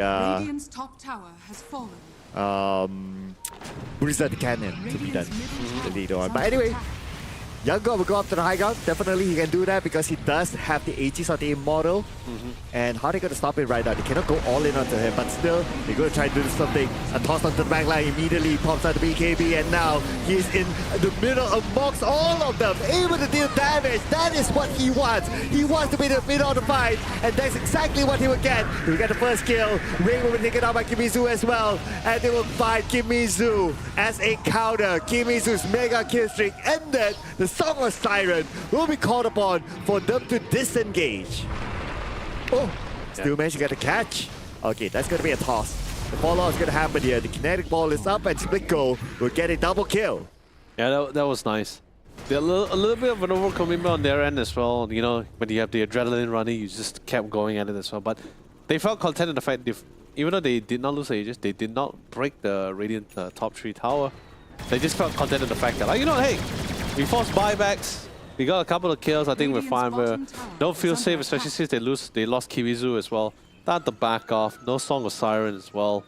Play a little safer. They're still in the lead as well. They have the damage. But now just going back to the farm, he's on the way with the data list, and man, once he gets the data list. What was I But beautiful defense though by Soymilk. Like totally ignore Young God at some point. Because he still has the Aegis of the Immortal anyway. Put focus on the other members of Manta Esports, forcing them to go back. I mean, they couldn't touch him either, right? Like, with the BKB, even with the BKB, like, sure, Dragon Knight has damage, but he's hitting so slow. He doesn't really have the best attack speed compared to the Gyro here. So even once he popped the BKB, the Gyro just walks out, and they really can't like slow him down. They can't stun him. They can't block him off. So yeah, that's just pretty much it. Like, they really can't do anything about it, but they did manage to force out that BKB. I think that was pretty good. Because there was a lot of options for them to try post BKB, but he also has the Satanic. I think that's the name of the game. Take the fight on the gyro right after his BKB and his Satanic is diminished. Then that will be his weakest moment. But Young God still has about a minute in his Aegis of the Immortal though, so that's not going to be too long. So for him to go up to the high ground, he might want to poke. He can still do that. The Glimpse will buy some time, but yeah, he's counting down the time right now. 50 more seconds on his Aegis of the Immortal. He'll probably back out soon. Well, they will try. Oh, still the toss onto the back line, and now it's pretty low. The Aegis of the Immortal will be burned down. Manta Esports have to come in right this moment together with the BKB. They're trying to chase down their opponents. Young God still survives thanks to his BKB. The Mortimer's Kisses will be used, but Young God is still A-OK. He will TP away to safety. Yeah, that was good. The fight was a little bit messy. They got the Doom off, but he was still able to walk out of it as well. Forced the BKBs, got the Aegis out. He still lived. Didn't really manage to get a lot of the objectives out, but they want to see if they can get a couple more. Couldn't get their hand on the Doom, but it will pop the song. Oh, T? where are the rest of them? Are they going to come in? Are they going to put setup? No setup. No glimpse, but I think he's still dead.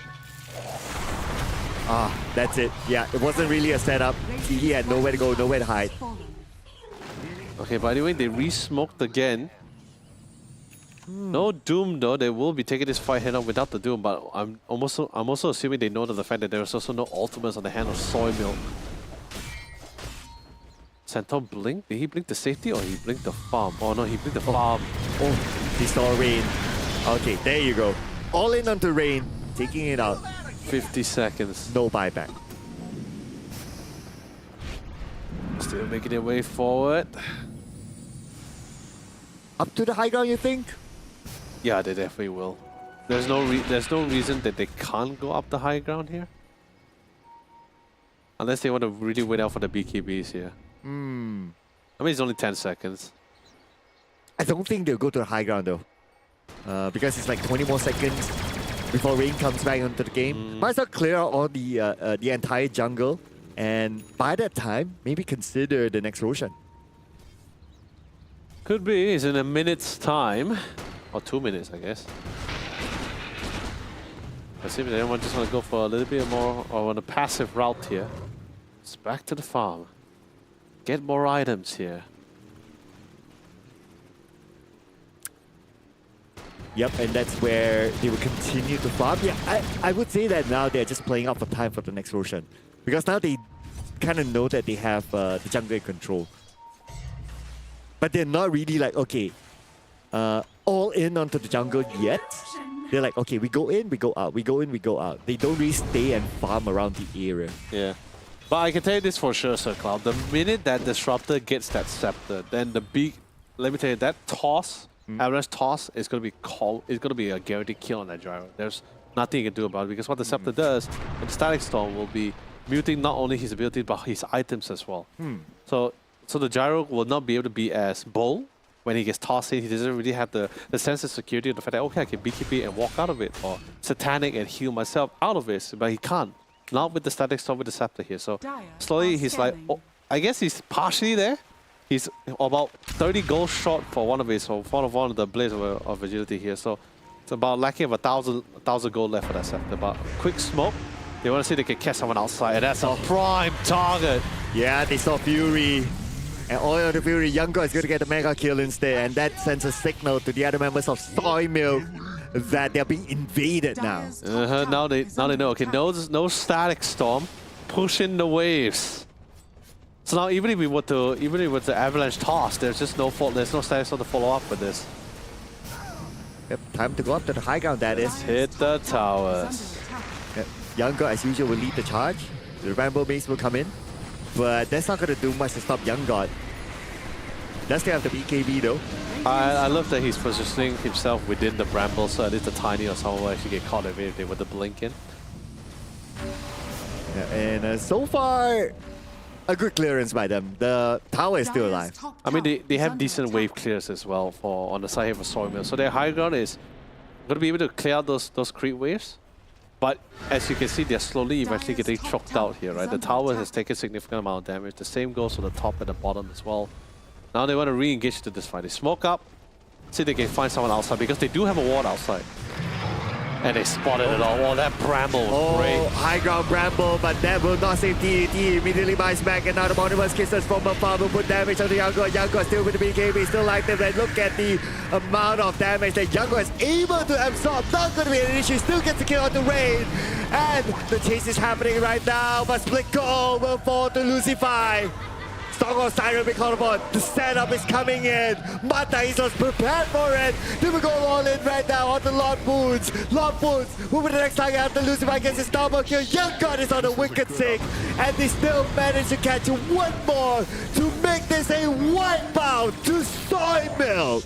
Fantastic. And like, especially that Doom. Kimizu finally doomed the person he was trying to focus on, is that DK. He doomed the DK, there's no health regen, there's nothing that's going to be working out for the DK there. And although yes, the damage was being done on top of the gyro there, he's just sustaining so much. Evasion, Satanic, he's just constantly just healing back throughout the fight. And the worst part about it, he got out, the Centaur thought he was safe, and then the Disruptor glimpsed him back in, and he's like, hey, a kill! I like how you put a expression to the players. Because it just feels that way, right? Like an opportunity presented themselves. But of course, thank God for Satanic. Very fast with Younger to eventually regen back up the missing HP here. 30 seconds left for the buyback here. This is going to be the Megas, the last set of racks. And let's not forget as well, he had the gyro has the butterfly. And of course, Soy Milk. No, he got the butterfly. He just got to him actually.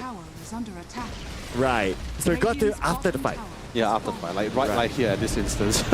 Okay, looks like the buyback is coming in though. The BKB is active, the cooldown will be onto the backline. Look at the amount of damage onto the backline. The two heroes cannot survive it. Kui with one wave gets the double kill.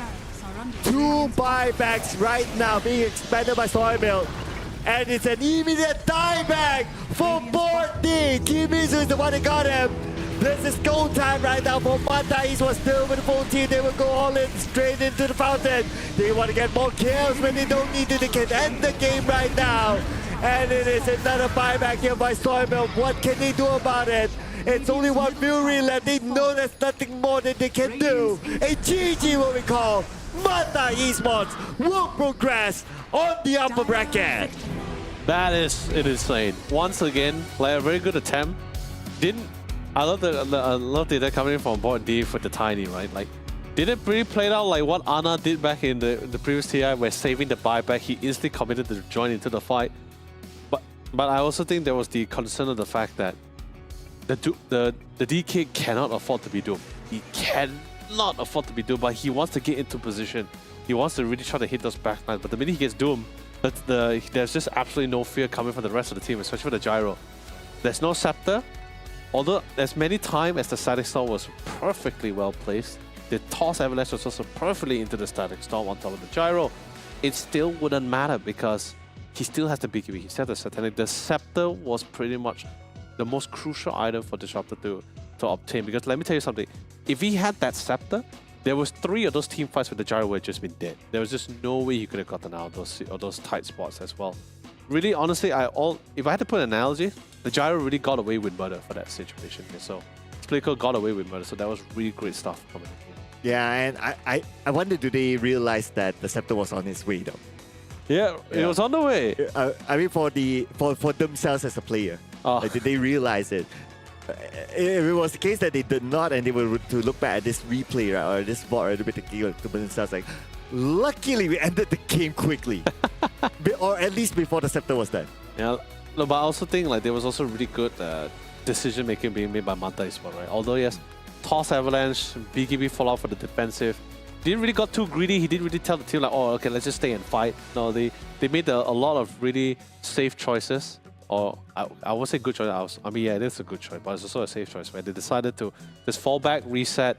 Once we get the BKB, once we feel a little bit more safer, we can take the fight head on. Because it's not to say that Soy Milk was behind. They were also pretty farm. They also were hitting pretty hard. Sure, DK wasn't hitting as fast as the gyro, but he was hitting just as hard. The only difference was the Doom multiple just constantly keep the 2 times that was landed on the DK. He was really struggling to really keep up in those fights there. But regardless, it's really great game so far. Let's go check out the post match to see like maybe there was something we might have missed here. Right, so Young God 10-150. And you gotta think about it, right? This is the evidence of patience is virtue for Yep. Manta Esports. Like they were at the deficit at some point, and then they slowly rise up again, and it all swing back to them. Yeah, they were really trying to figure out if they can find Younger. We had a lot of smoke gangs being popped up by Soy Milk, but they weren't able to find their specific targets. It's always just small skirmishes from picking up supports. They just kept running into supports. But the whole time we see Younger just playing at the bottom side of the map. Sure, they run into Q because you can't have two main cores farming in the same area, right? So Q goes to the top, they find Q. That's a nice pickup, but not really the prime one. They really need to get rid of the main damage dealing one, the one that's really shredding, that will shred them towards the late game, which was Younger, the gyrocopter here. So couldn't really find him. That was really unfortunate. And there was like, I think throughout this entire smoke gangs being made by Soy Milk, they had like what, 6 to 7 smoke gangs at different intervals of the game. Still couldn't find him. Couldn't. They tried to predict the route, but just couldn't find him. So that was a little bit unfortunate. I think would have been a lot more of a different story if they managed to find him. Because if they get him, then they're like, all right, we can try to go for an objective. We can try to push on the wave. But at the same time, even if they were to push high ground, it's still so difficult to fight against a Coddle, because Coddle is also one of the best high ground defense heroes here. Just constantly blasting away. You really can't do anything about it. But eventually, they can whittle it down because they do have the damage. Splitco has the damage.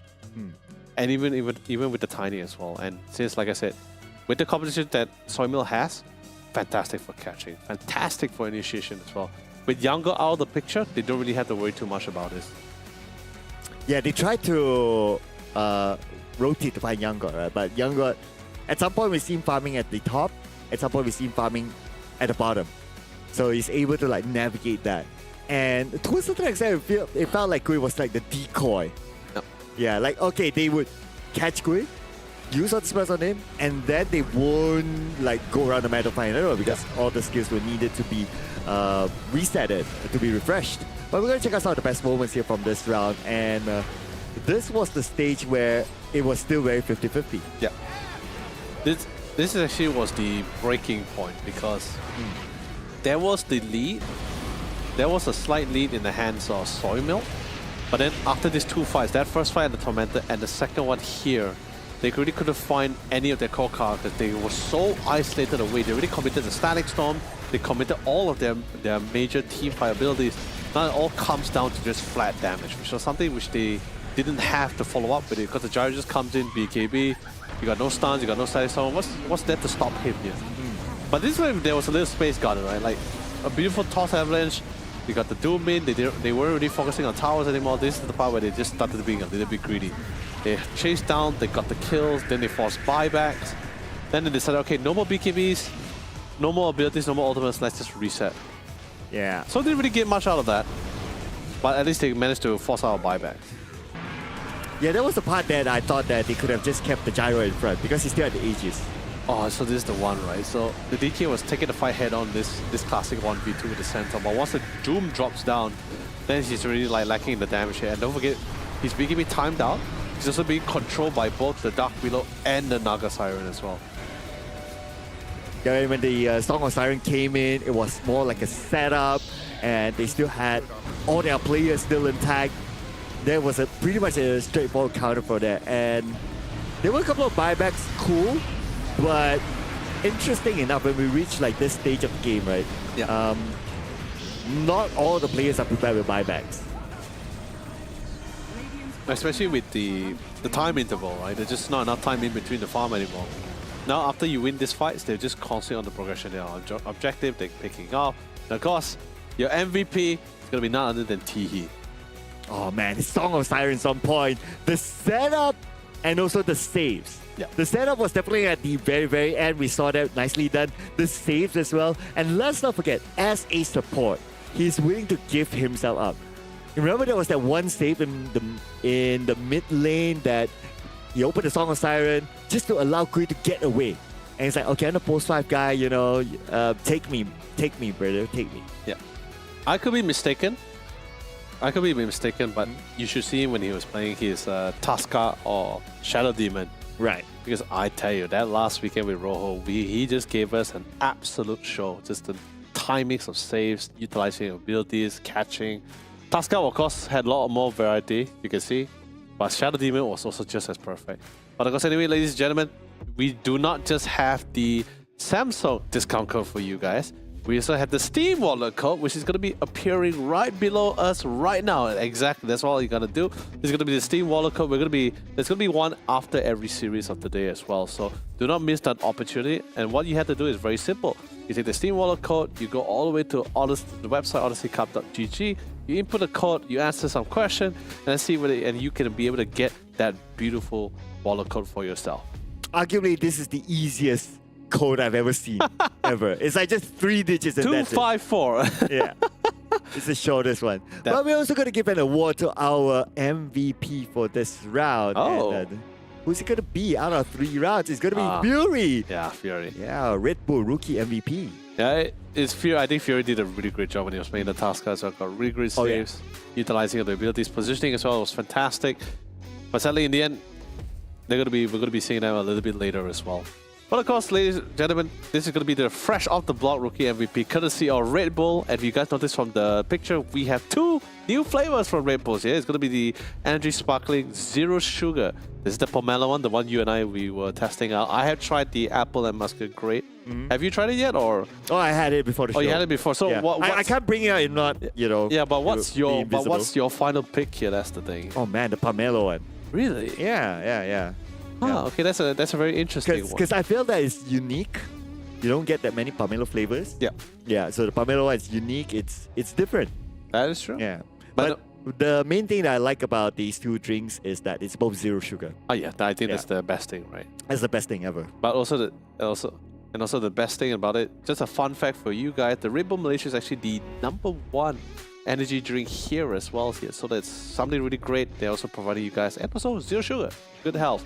By the way, besides Red Bull, we also have something for you guys for Samsung. It's going to be their latest models here for 2024. It is going to be none other than the Samsung Odyssey OLED G8 here. We talked about the G6. Maybe if you guys need a little bit of a refresher, the G8 is a 32-inch beautiful piece of hardware, slim metal design. Although its output, its power is not as strong as the G6 one, which is the 360 Hz. This is a whopping 240 Hz. But while lacking in power, it makes up with functionality as it also comes with Smart TV. Yeah, and be smart about it. Get one for yourselves, ladies and gentlemen. If you need the code, stay tuned. We'll show it up for you again. But we're not done yet with the day, ladies and gentlemen. That's why we have still codes to show you on this live stream. We'll be taking a short break before we come back for another series. So my name is Cloud, together with Leonard YOLO Lee. We'll be seeing you guys after this break.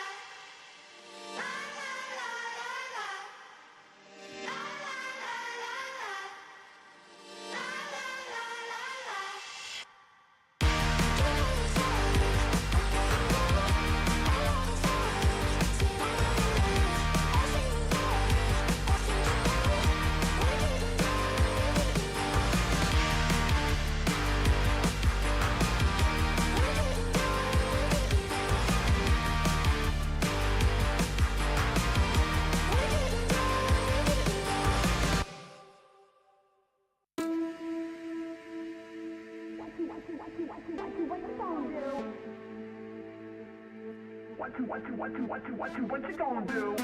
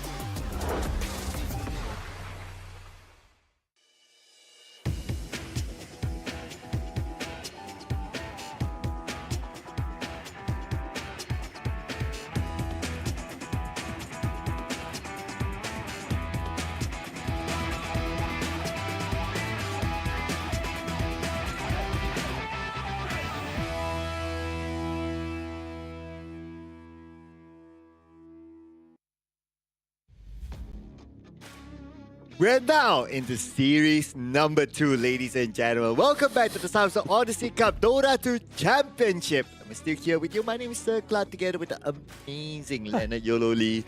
And game number 2. Do you think we're going to see a repeat of some of these heroes? Actually, I'm actually pretty looking forward to it because if I'm not mistaken, some of the members from Castaway is actually some of the pro players that we actually seen before as well.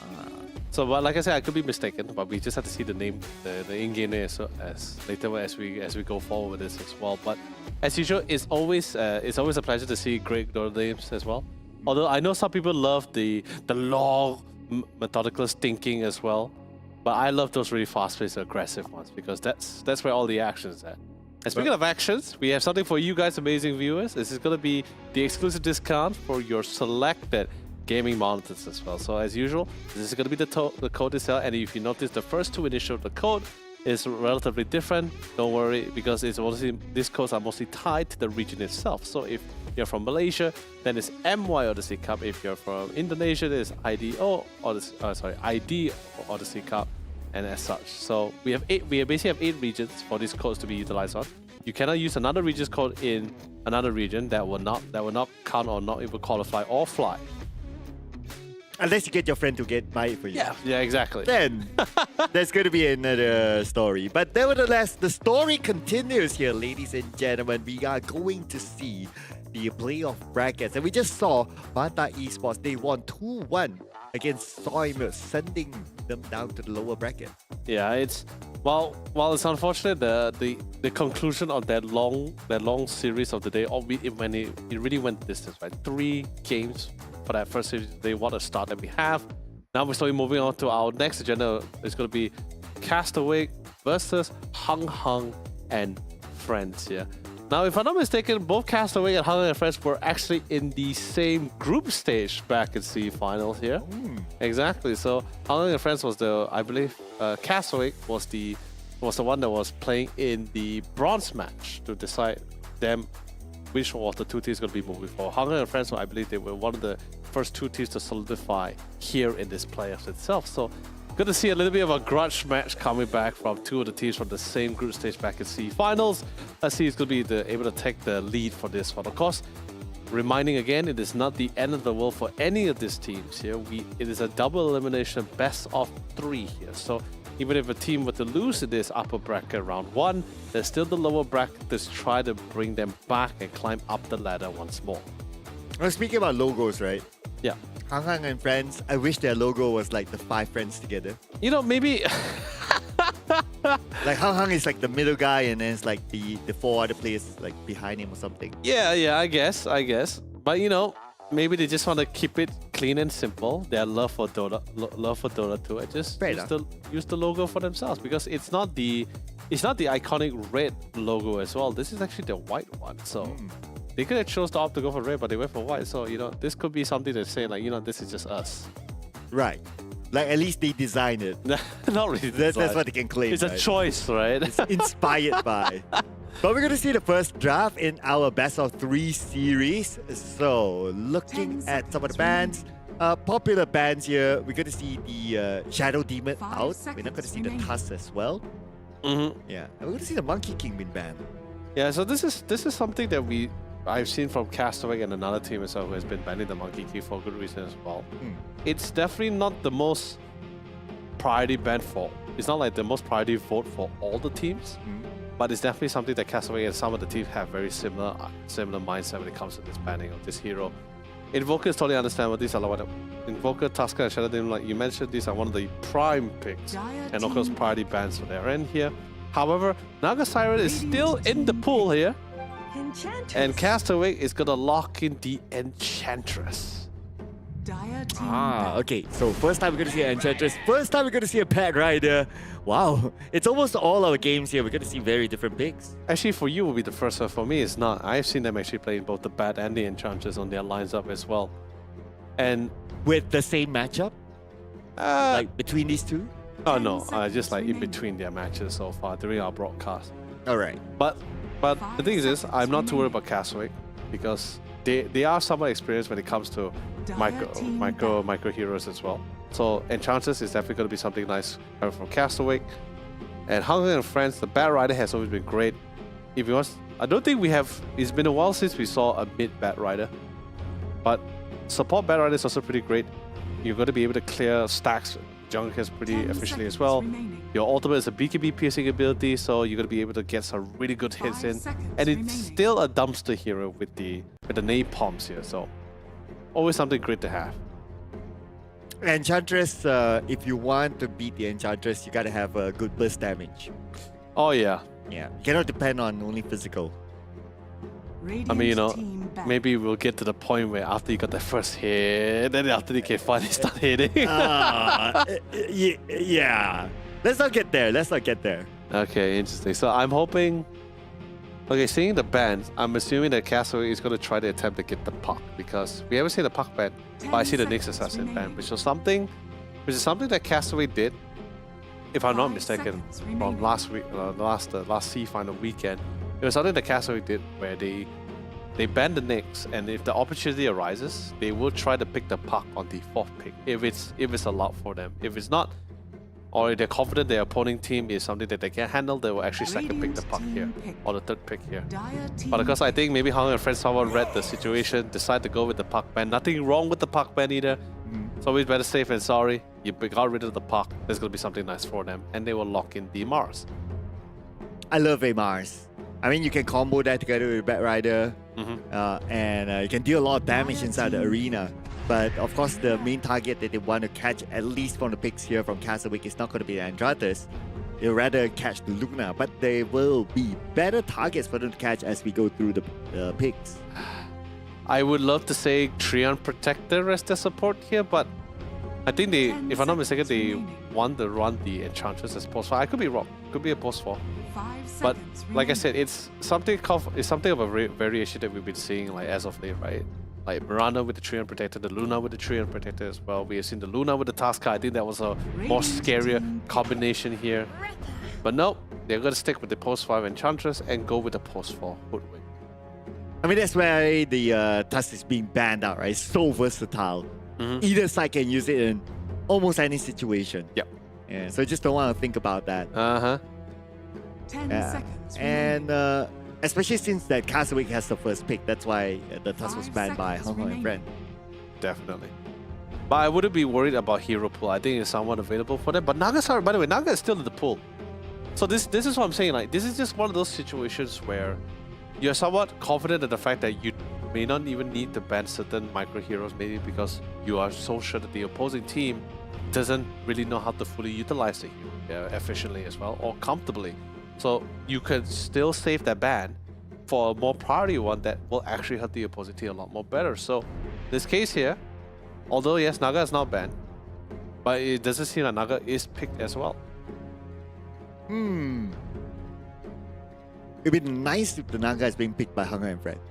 True. Yeah, can you imagine like the song comes in and then it's a setup for the arena. But with the Jakiro pick, we're going to see a Jakiro today for the first time. It's definitely not going to be a Naga now. Dire team Yeah. pick. This is great. They straight away locked in the Storm. They're not too worried about like its counterpart, because they know for the fact that Storm is eventually going to get banned. There's really not a lot of mid options that you can actually somewhat opt for yourself here. There's still the Queen of Pain that Castle can actually pick for 10 themselves. seconds If they really want to try to go for mobility here, or the Void Spirit. There's even the Earth Spirit, which I think is also going to be 5 pretty seconds fantastic on the remaining. side for Castaway, because not a lot of it, not really great initiators, a lot of backline damage dealers as well. You do need someone that's going to be rolling into the fire here, so Earth Spirit will be pretty great if Hong Kong and Friends has already banned it out. Castaway still has an option to go for either the off-lane pick here or the mid one. They already know what they're going up against on the mid and also the off-lane side, so it is their pick, it's their options. Which one is going to be the priority here? Because whatever they pick here, that role is going to be the last two bans here for Hong Kong and Friends. And that's why they banned out the Puck as well, because it's a counter to the Storm Spirit. It kind of answers that too. I mean, it's also a very strong mid, but I think they also try to read the situation, right? Because not everyone bans Nyx Assassin. Not everybody. But the Nyx to be banned or picked here in this situation? No, Dire team usually banned. okay, if we talk about like old school, yeah, there's the Queen of Pain. Yeah. So traditional wise, if we talk about old school Dota, right? Nyx used to be one of the go-to ways to deal with Puck, because whenever a Puck casts a skill, you just pretty much proc 10 your spike seconds carapace, remaining. and he's stunned for a spot, which is something which is very difficult to stun a Puck, 5 seconds especially with remaining. instant stuns here. So they got locked in for themselves. They ban it away either regardless, but I'm happy they decided to lock in the Queen of Pain. So now they got mobility, they have Radiant rotation team option, banned. and most importantly, they have damage. Because it's gonna take a while for the Luna to come online. He's gonna be farming in the Radiant jungle. team banned. Enchantress, you have more towards sustain. Maybe you could get an NC creep to assist you, but that's either a stun or a normal basic attack damage. It's not really a burst damage. Hoodwing, the ultimate needs to connect, then you only get some damage out. So the Corp comes in to facilitate that role, especially 10 with seconds the remaining. Sonic Wave. You're gonna be able to melt someone away alongside if you, depending on those rotations. 5 seconds Now they just need an remaining. off-laner to be the front line or initiator for them here. Visage, by the way, is still in the pool if they want to use the Visage. I don't mind if they want to go a full range team, but I'm not comfortable with it. But it has been something that people like to go for. But there was the nerf for the Visage facet circle, which was the gold earn. I mean, it's a very minor, I think it's a very minor thing, because last time when you Soul Assumption, if it hasn't connect and the person dies, you will still get the gold. Now they just removed that. So. I also want to point out about the Queen of Pain though. Oh, Yeah, one of the key reasons why it's being picked is because Queen of Pain is a natural orchid buyer. yeah. So that's to counter the Storm Spirit. If not, they don't have any other catch for Storm Spirit, as of now that is. Yeah. Other than the Queen of Pain. 10 Definitely seconds binding them remaining. time, trying to figure out what are the safe laners they can ban. Not really, not 5 a lot in the seconds pool. I think they're remaining. pretty sure that Wind Ranger is not going to be an option for them here, or the Nature's Prophet. So now I'm going to ban those out, or Mirana. Other range carry. Sniper is still there. I'm not to say that they can't do it. I think it can be pretty devastating when you pair the Sniper with the Jakiro in the lane. Dire team pick. But Sniper is very vulnerable to Queen of Pain though. Ah, that's my boy. Oh, that's your boy. That's my your boy. I mean, not a lot of off-laner selection left as well, since most of them has been banned. I mean, there's still the DK, but I think they want, like I said, you just want this really beefy wall, CC, aura, most importantly, an aura item buyer 10 as well. seconds DK is not really an aura item buyer, it's just more like a Blink Dagger BKB. So there's your 5 Pit Lord. seconds remaining. And once he gets his Warp Portal, the minute he gets his ultimate, the dynamic of the game and how they interact gets a little bit different, since now he has global presence. He can go to the middle, he can go to the bottom, whenever he wishes, and how ideally he wants to go for it. So, really nice pickup coming from Castaway. Now, Hang and friends, how do you want to do this for their safe laners? And the Firestorm Pit or Melis combo is a very good skill to try to deal with the arena. Anyone in general as well, especially for a Bat Rider. The Firefly is not going to be as fun anymore. Can't really just run around, not within the Pit of Malice. The minute you see a Pit of Malice, everyone's like, get the hell out of there. Yeah, and so so in recent TI, there was this one round that was won because of the Fiend's Gate. Yeah. Yeah. So there was that one round that I forgot which team was it. It was used to just teleport behind and just end the game. So something cheesy like that could potentially happen with Underlord. True. Okay, that's interesting. So they opted for the Lina. I thought they would go for the Shadow Fiend. Or was Shadow Fiend banned? I can't really recall for that one. But regardless, another, not the most sought out range carry, but it was definitely within the selections here. Definitely not a priority. But after that, it is still an option for them. You got great nukes, great right click, great range, particularly as well, especially for a long drawn out fight. I think that's something they were trying to look for. So AoE on top of AoE. But how I'm looking at this right now, Circa, is that I'm looking at a lot of magic damage. Well, that's until the Lina comes online with the physical item, with the damage items, right? Until then, there's a lot of magic. There's a lot of magic damage can be mitigated away by the Pipe of Insight that's going to be picked up by the Underlord as well. So this is going to be a really fun game here. How do you really want to interact with this? The lane, I won't say it's not gonna be the most funnest for the Pit Lord because one, there was the recent nerf to the arcane boots. I mean, they're still gonna get it. So they're still gonna get the Guardian Greaves for sure. But that slight nerf is gonna, because they made it a little bit more costly. And Underlord is definitely gonna be spamming that Firestorm to really push out the ways because you do not want to get too many free hits by the Jakiro and also the Lina. Underlord doesn't really have the best of mobility as well, so he gets hit by the dual blast, that's a lot of slows. Yeah, and I see a lot of combo with the arena that they try to set up, right? Especially with the Lina pick towards the end. Even after Lina is done spamming all those skills, like he's still able to come out with just basic attacks. Yep. Yeah, and on top of team fight stuff, what's going to be important is also for them to be able to push quick. And with the Lina, that's going to be pretty nice. But on the other side, of course, you have the Luna as well. So it's probably a battle of who can win team fights before we talk about the push. The lane, in other words, right? The one who dominates the lane will somewhat dictate the game here. I feel that's going to be the way it is. Unless we get towards that mid game where everyone's just been absolutely super passive, which I don't think that's going to be the case here with the kind of composition that we have. I feel like we're going to be very mobile here. Especially once like at least when each of these teams here are going to be able to hit their first item timings, I think we're going to be seeing a lot of action across the map here. But you know, for now, a quick pause here. You know, gotta say a silent prayer before we get right back into it. Silent prayer. Okay. A sip of Red Bull to announce their victory, their pre-victory celebration before they go into the game. You know, that's very, very early. That's why it's a pre-victory drink, right? But speaking about victory, right, before everything erupts, like which draft do you like a little bit better? I think I have to go with Castle. I feel they, like, don't get me wrong, when it comes to like probably like you're biased to Underlord, right? No, okay, I'm not being biased this time. I sniffed you out. This is the Underlord. This is a caster's point of view. This is saying that Hang and Friends has decent amount of nukes and also great amount of CCs and team fight. But the Macropie is great, Arena of Blood. And Jakiro, although not the most picked post 5, but at the same time, he still has one of the best long-range stun ability, which is the Ice Path as well. So that's something handy to have. Enchantress, I feel it just comes down to how well it is utilized. So we'll just see how well this game goes.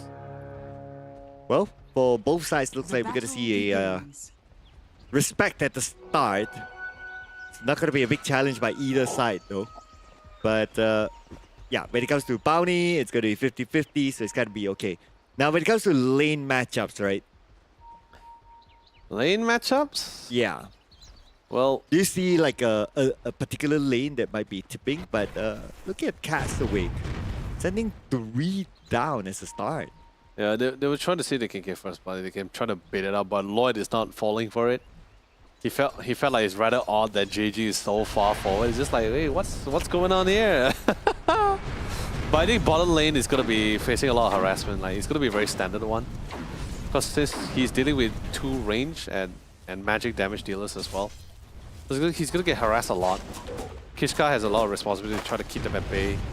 So JG's main goal is just mostly just cast Firestorm, push out the waves, control the waves, push it out again. So at least that way he could divert the focus of attack towards the creep waves instead. Or maybe Kishka is able to harass enough on top of Jack boys, or Jackie at least in this case, where he won't focus too much on hitting JG here.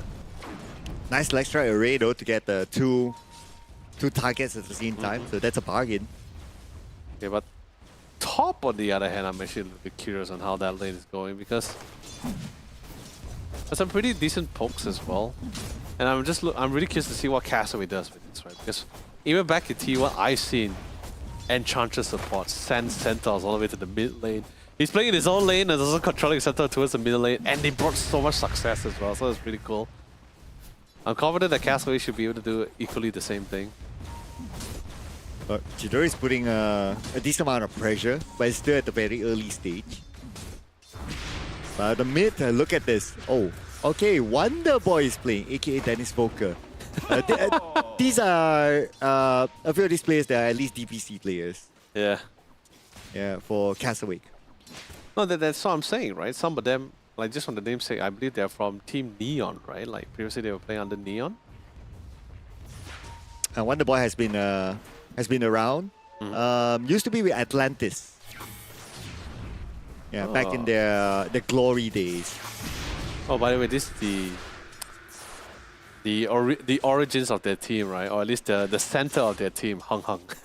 Oh, so it's him and friends. Yeah, it's him and friends. Right. Right. Is it like a big purple dinosaur? I mean, I don't know. Okay. Maybe we might see on the player cap, you know, later when we see it during the roster lineup. Hopefully he can identify himself. If not, we won't know who he is. Yeah, but like I said, when it comes to rotation, why sure it's cool having the the Corp and the Storm going head to head with each other in the middle lane, but I believe when it comes to rotation, timing Wonder Boy doesn't do better. The Queen of Pain has better mobility in this. Less mana usage as well. Lloyd! I wonder what happened to the bot side. I guess the contest, they were just contesting for the Lotus and they got a little bit out of hand, because I felt that kill shouldn't happen. It really shouldn't. I mean, there is a chance, especially once you allow it, because Bushwhack on top of Firestorm and the Pit of Malice, I think you should be able to get some pretty good damage off on the Jack Hero, but I felt like it's something that shouldn't happen. So I guess the Lotus fight got a little bit out of hand there. Well, Lloyd tried something though. JG takes a decent amount of damage, but then again he is tanky enough, so no worries if he's the one to absorb the damage. Still putting pressure back on the JG, but JG should be fine now. He does have the magic wand that he just used, and he's A-okay. For now, like I said, this is exactly how it's going to be panning out, right? He pushes out the lanes, he gets harassed back, and hopefully he just has enough regen here. Thank God for Ring of Bessie, but that item has been nerfed. So many items been nerfed, man. It's not fair. I feel like Life isn't. No, that's true. No, it hurts because it's not nerfed because of what the supports did. Or some of these items are nerfed because of what the safe carries did. And Wind Ranger, all these are picking up all these arcane boosts and everything. So suddenly out of the blue, now the support hurts. The offlaner hurts. Everything's so expensive now. That's how it feels like to be a Omni Knight main. Over the years, we'll hardly see an Omni Knight being buffed, and I'm sad. Hence, I'm stuck at 27. Stupendous. I love the Storm Spirit and voice announcer just reacted to it. Just like stupendous. Right timing. Yeah, brilliant timing. But other than that, finally we see a confrontation to the top side, like I said. Oh, close, close. Zephyr. Come on! Creep, Come on! fly, Fly, my friend! Radiant's Fly! middle tower Oh, is so under Can he do smart, it? so smart with the tree juggling. Ooh. Fantastic. Dire structures are fortified. That is some really Radiant top tier structures are stuff. fortified. Like he really knew like eventually the wall point skill is gonna be popping up, right? So easily just hugs the trees, play around the fog. That was great. Tries to get a courier. You got it. Bit of extra cash. Oh no, there it is. Here Oh. comes Zephyr. Zephyr stays hello as well. But then again, Lloyd is going to go down.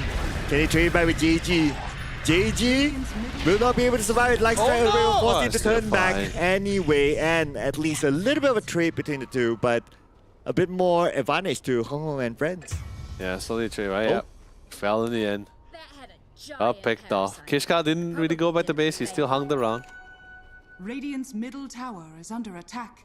And looks like Cass away. Oh no, Hong Hong and friends, they lost Bad Rider at the same time. Yeah, the Kishka, he sticked around, so he didn't really go all the way back to base. He just stick around to see if he can get the final pick up, and he was successful with it. But like I say, you know, it's very scary, even though like we don't see a lot of call Bad Riders nowadays compared to last night. Oh no, Castaway. Yeah, you mentioned about scary. This is scary for Castaway right now, but Kishka is there. It's But you don't have enough burst damage yet at this point to take down Castaway. yeah, it's a little bit too early for the Lina here. But yeah, that's what I'm saying, right? So Bad Rider may not be as like we don't see a lot of call Bad Rider compared to back then. But he's Radiant's still a bottom dumpster hero tower among is the under supports attack. here, and it's fantastic clearing jump. And that's why we saw Castaway Okay, counting at this the is side it. there, Yep. triangle. Dennis Volker will get a kill, Dire's aka Wonder Boy. courier has Yep. been killed. Oh, by another kill. On top, Chidori is the one to fall. But now we have the rotation by Hung Hung. It's all in on the Chidori. Anyway, Raven is behind him, so it's a definite kill thanks to the God's Rebuke as well. Radiant's bottom Yeah. tower is under Didn't attack. spare or waste any moment at all. Great rotation, fantastic. Dire's top I mean, he also tower took the is under opportunity, attack. right? Like he saw there's 3 people Radiant's bottom, the Luna's all bottom tower alone. is under attack. Especially with the reveal of the fact that the Wonder Boy is currently at the bottom side. It's like, hey, you know, it's a Luna that's all alone on the top side. I'm a Storm, I can close the gap, and then it's also the Mars. So there's no way for the poor Luna to play among the trees. Feels like it's like foolhardy when there's a Mars in play. Beautiful Oh, arena into the spears. early arena. Just for Chidori. And Chidori with the Eclipse may be able to counter back. Oh, Wonder Boy! What a rotation to get a double kill. That's a decent trade. It is. It's a really big one. So great TP. Sure, may not be great for Luna, but like I said, Luna is a flash farmer, so she could die like 4 times in that top lane. But you just give her like 10 minutes in the jungle, she will be able to make up for the lost cost and the lost time. But Corp getting the additional double kills, like I said, Corp has a better rotation timing and mana is cost efficient for her compared to the Storm as well when it comes to ganks. So it's been pretty great, and Sonic Wave is a massive amount of damage. So 3 kills on the belt, and also farming pretty efficiently, pretty good wave clearer. Currently just topping the net worth exceptionally well. And Lina now has the Laguna Blade, so Enchantress has to be extra careful. True. He's got with the amplified damage, but he's not going to overextend. Yeah, true. But I think so far Castaway, they did a really great job with the pressure towards the bottom side. Got the tri-lanes, got the rotation from mid as well. Jackie is having a really tough time. He had the advantage early when it's just the two of them. But now when there's like 3 or 4s, now they somewhat lost that initial advantage here. And now since Kishka has the ultimate, Is under attack. just enough damage to just melt that Lina. Though the Ice Path was used, but not enough to save him. Anyway, Hong Kong right now, okay. Let's see Mr. Castaway Joyce. Over here now. Yeah, low, but he still has enough mana to zip zap away, so that's fine. Dire's top tower is They'll under need some attack. time for them to get their Orchid before they're able to at least Radiant's hold middle tower the Storm is under Spirit. attack. Yeah, but it's totally fine for them because whether Orchid or not, even they know for the fact that the Storm is going to dive into them. So Radiant's bottom there's always going to be a tower pit is of under malice. attack. Unless, you know, they use it offensively, then sure, the supports need to be a little bit more concerned. But other than that, they just need to really look out for the pit of malice, which is what JJ is going to be Radiant's actually on the middle prime tower target is for under this. attack. And since his lane is actually doing pretty well, he's like top 3 to net worth. He's now going to get the pipe first. Go to straight go for the Athos. Get more catch abilities, which makes things a lot more easier as well. Touche. Yeah, the Athos. But I see a queue here. Okay, Queen of Pain, Orchid, that's a natural first item for Queen of Pain. Definitely used to counter Storm Spirit. Well, it's good aside. Aethos, there's nothing for the Storm to purge the root as well. I mean, not necessarily for the Storm, it just could be anyone for sure. Jakiro is definitely going to be dead. The Bat Rider also most likely dead. I mean, Flame Break can create some space, but I think still be dead if you get caught by the Rod of Aethos. Because think of it, the chain routing, not chain stunning, chain routing, right? Aethos to the Pit of Malice. Then Pit of Malice, you root him again, then he's going to be stuck there for a good while, just enough time for the team to reconvene or re-engage into the fight here. There's a lot of catch potential, especially once you get the Aethos. A lot of offensive factor here for the Underlord. So I think he's going to be having a really great time. I'm interested to see what happens in the middle as well, though. Okay, the top is 1. Okay. You should have that space, though. Wouldn't be too worried about the mask for now. Nah, I mean, especially since he doesn't have the Blink Dagger yet. So they are keeping track of this. It's on the way, but probably not fast enough. He probably has to walk into the fight switch. Not going to be a problem for Castaway because they are totally fine with counter initiation as well. The main goal is still always to try to get their hands on Lina. They just can't allow Lina to just have free roam to do damage within the next team fight. So that's where Wonder Boy will come in, or maybe prioritize on the Storm alone. Regardless, it's definitely gonna be a fight which Hang and friends just can't simply just dive in. They will have to make various choices how they really want to engage into it. Castaway will still be the one a little bit more on the comfort side here, comfortable side. Until the mask gets the blink, at least. So Mars, I wonder how far it is from the blink, but we'll find that in a little bit more, that is. Let's see if they're able to get the mid tower. Is under attack. They should be able to, though. Oh yeah, definitely. Yeah, no keep. Oh, okay. Anyway, Hang is here. There goes the wolf. No more bonus to crit damage wolves. Oh, what a bushwalk into the Nice Sonic catch Wave. there. Sonic Wave, Middle tower is but under still attack. managed to get away just in time. Lucky enough for him, there's no Orchid. If there was an Orchid, he would have been gone. Most likely, yes. Actually, not most likely. It's most definitely, yes. That's definitely going to be a dead storm, but that's fine.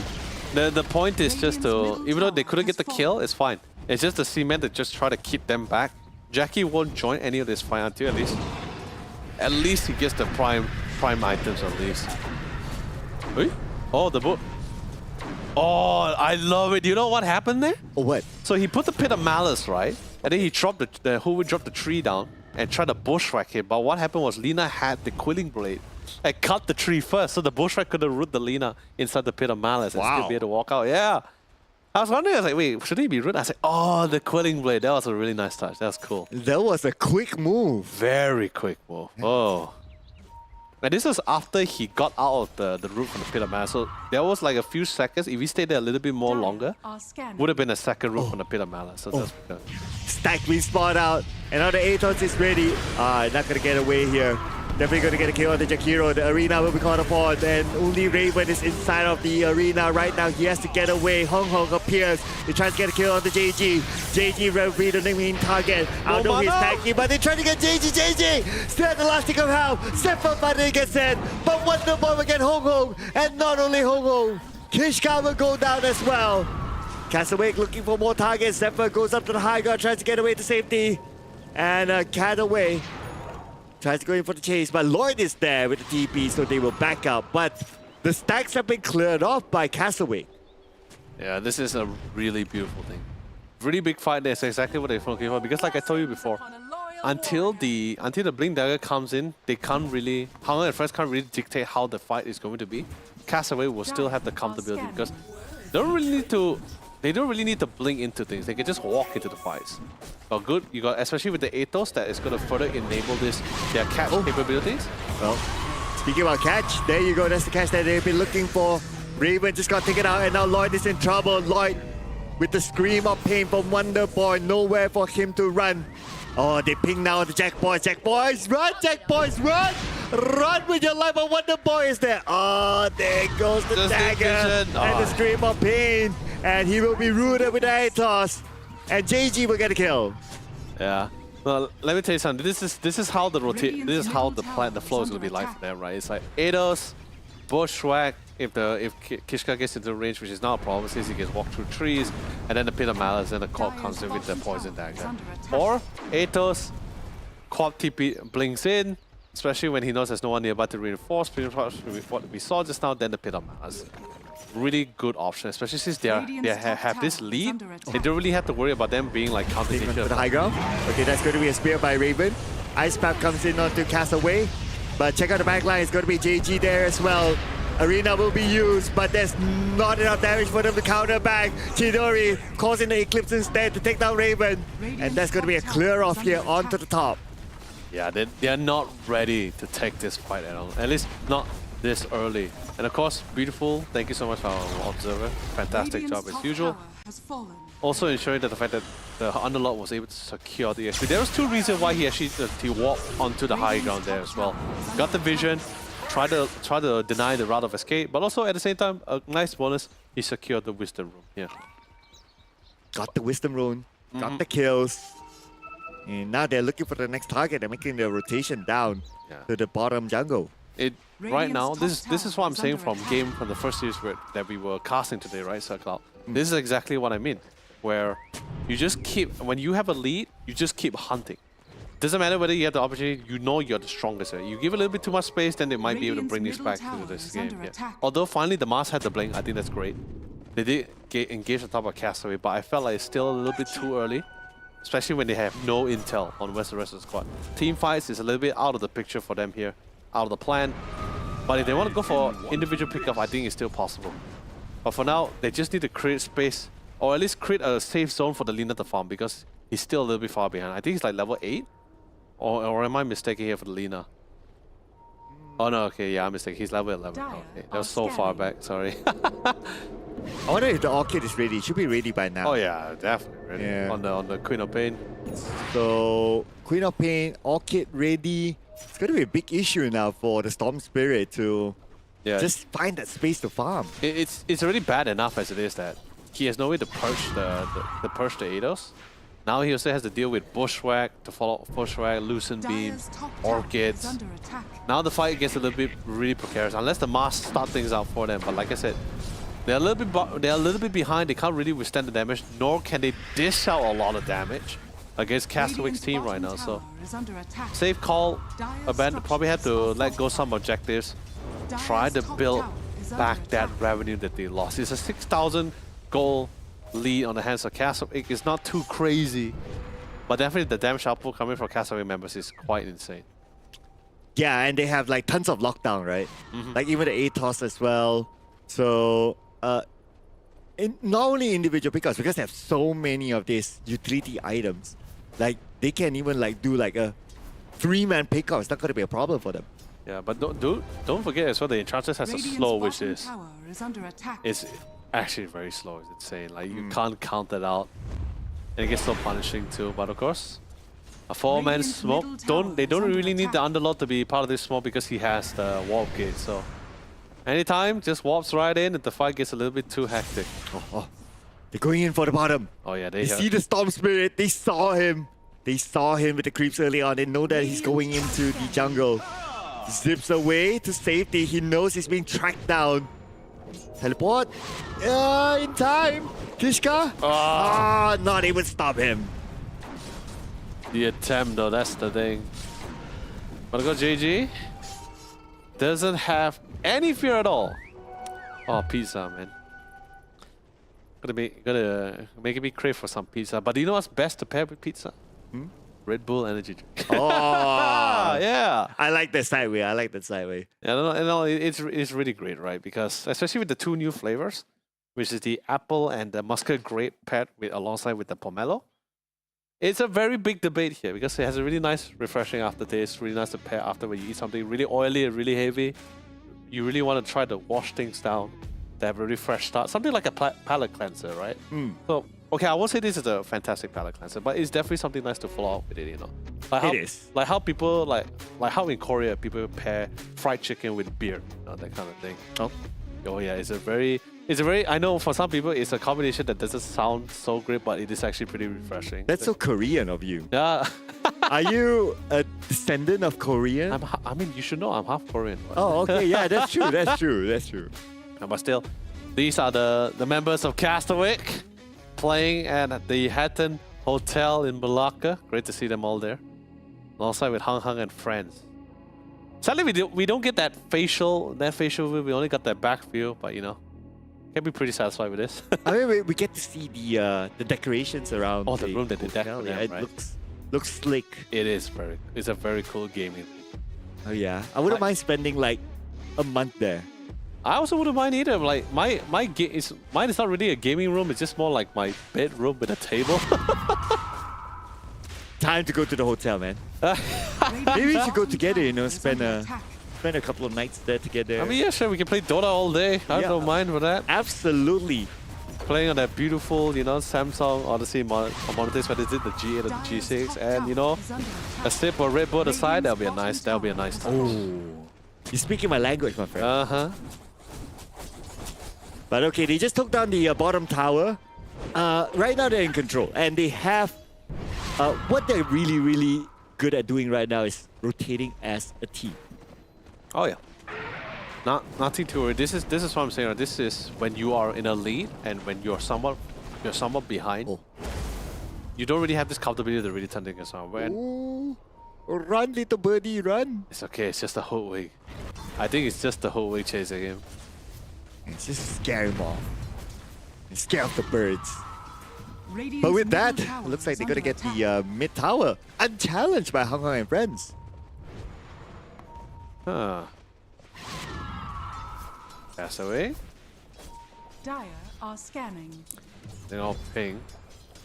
Doesn't really worry too much of vacation, but like I said, it's pretty much the map is pretty short. Sure, we do have a ward being placed by the Jakiro initially as well, but it doesn't really say a lot. Well, Finally, we got the engagement. but this says a lot. I mean, you have the Orchid all in onto him. There will be enough damage for Hung Hung to be taken out before the silence ends. And Kishka will get the kill. And this is again another opening for them to get the mid tower, just waiting for the creeps to arrive. Yeah, the Storm Spirit really needs to get that defensive item out as fast as possible. BKB for sure.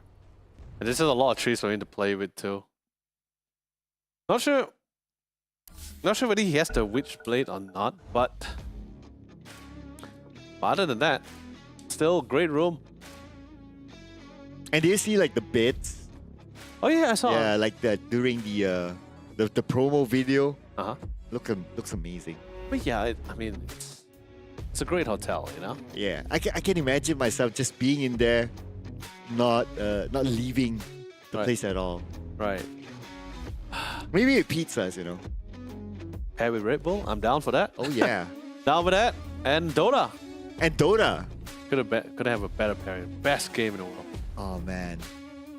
You know, but then again at the same time, like, to see like how far we came, right, from the very beginning, like how Dota has already progressed, whether it's based on balances or patches or not. I think we have came a really long way, right? Even back in TI, there was also like a interview by Dandy, and he also commented stating on the fact that, oh, hold on. Oh, well, don't need to comment about that because it's a straightforward kill by JG. I mean, right now it's just like, okay, they move as a 4, maybe as a 5, get the pickoffs just like what's happening right now, but the pickoff right here is by Hong Kong and friends, and finally, at least they get one back, but the counter may come in by Cast Awake. Hong Kong zips to the top, tries to find Wonder Boy, but Wonder Boy is still okay. Yeah. Finally, Lina has the BKB, so he doesn't really have to worry too much about all these CCs, all this magic damage being finally. output by Castaway. But that also somewhat diminished the amount of damage that he potentially had initially when he had the Glyphnir. And I know the Glyphnir, I know I mentioned it a few times already, they got nerfed, but it's still somewhat of a viable item that you want to pick up for yourself here, especially if you're a range damage dealer. So with that in mind, still purchasing the Glyphnir, but it is a very expensive item, and with the situation that has befallen him, that will opt to go for the defensive item. My amazing observer, can we check on Storm Spirit's item? Storm. Okay, yeah, so he already has the Witchblade. Now he's slowly making his way to that BKB. Because like I said, once he gets that BKB, then there's a little bit of comfortability of how we really want to interact into the fight here. But however, it's the fact that when he can sustain the damage, because right now Luna is already joining the fight, and Luna is still pretty... Luna is actually hitting pretty hard, but the Manta is already on his way to this items to the Dragonlance. He already got the Dragonlance as well, Pavis on the hands of Castaway. And also the pipe in hand of JJ. Wow, this guy is loaded! And especially once he gets a Scepter. By the way, the Scepter on the Underlord. So he can call himself I am Root. I'm trying. No, that was pretty good. That was pretty good. I am Root. Yeah, what makes you feel like understatement for the pit lord, right? How did that become a root of a tree? Yeah, how? Now, how did it come to this? Oh,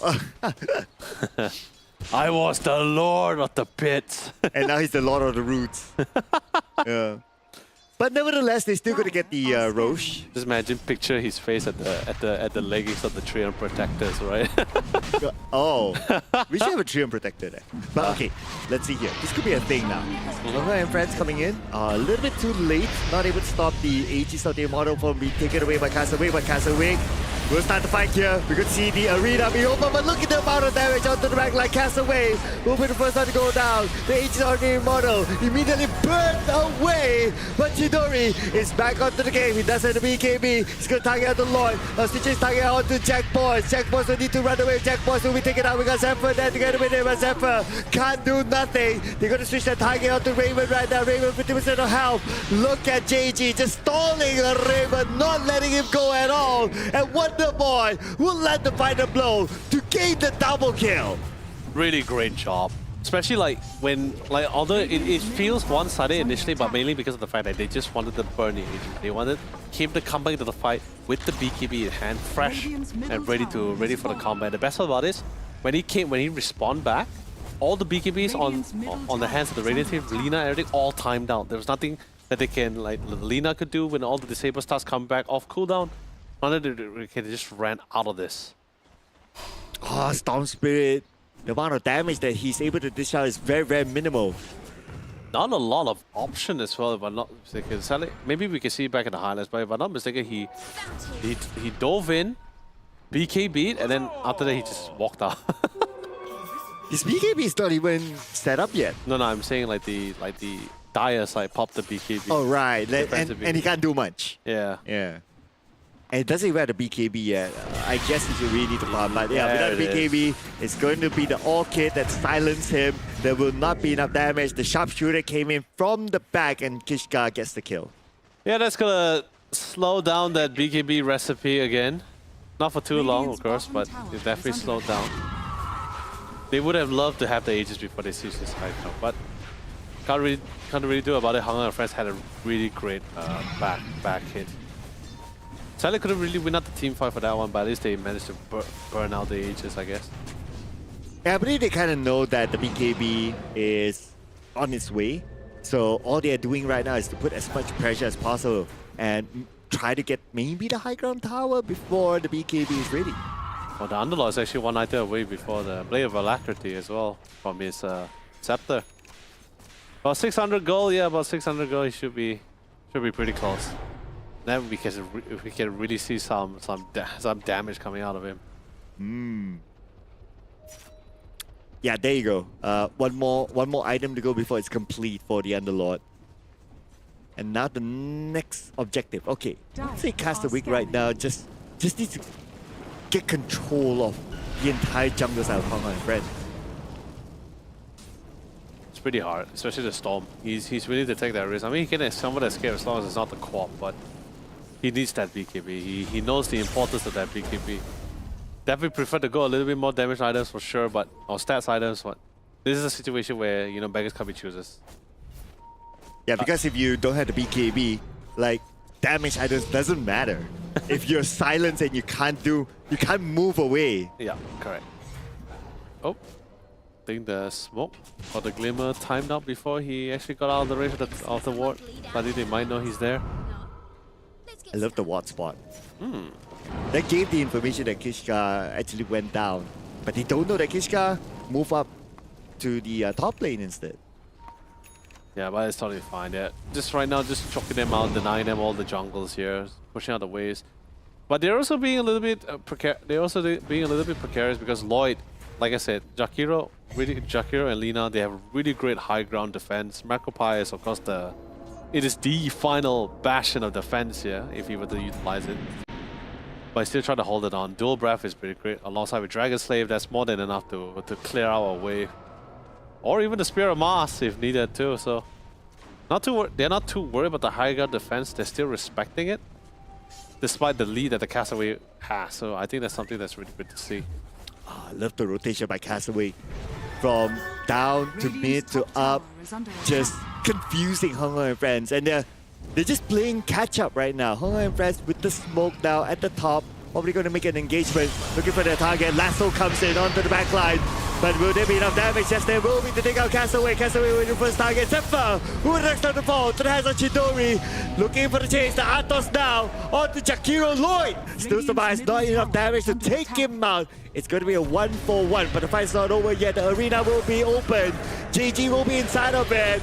Ice Path onto the arena. JG will still be taking a lot of damage, but the counter comes in from the back. Free hit to take down Raven.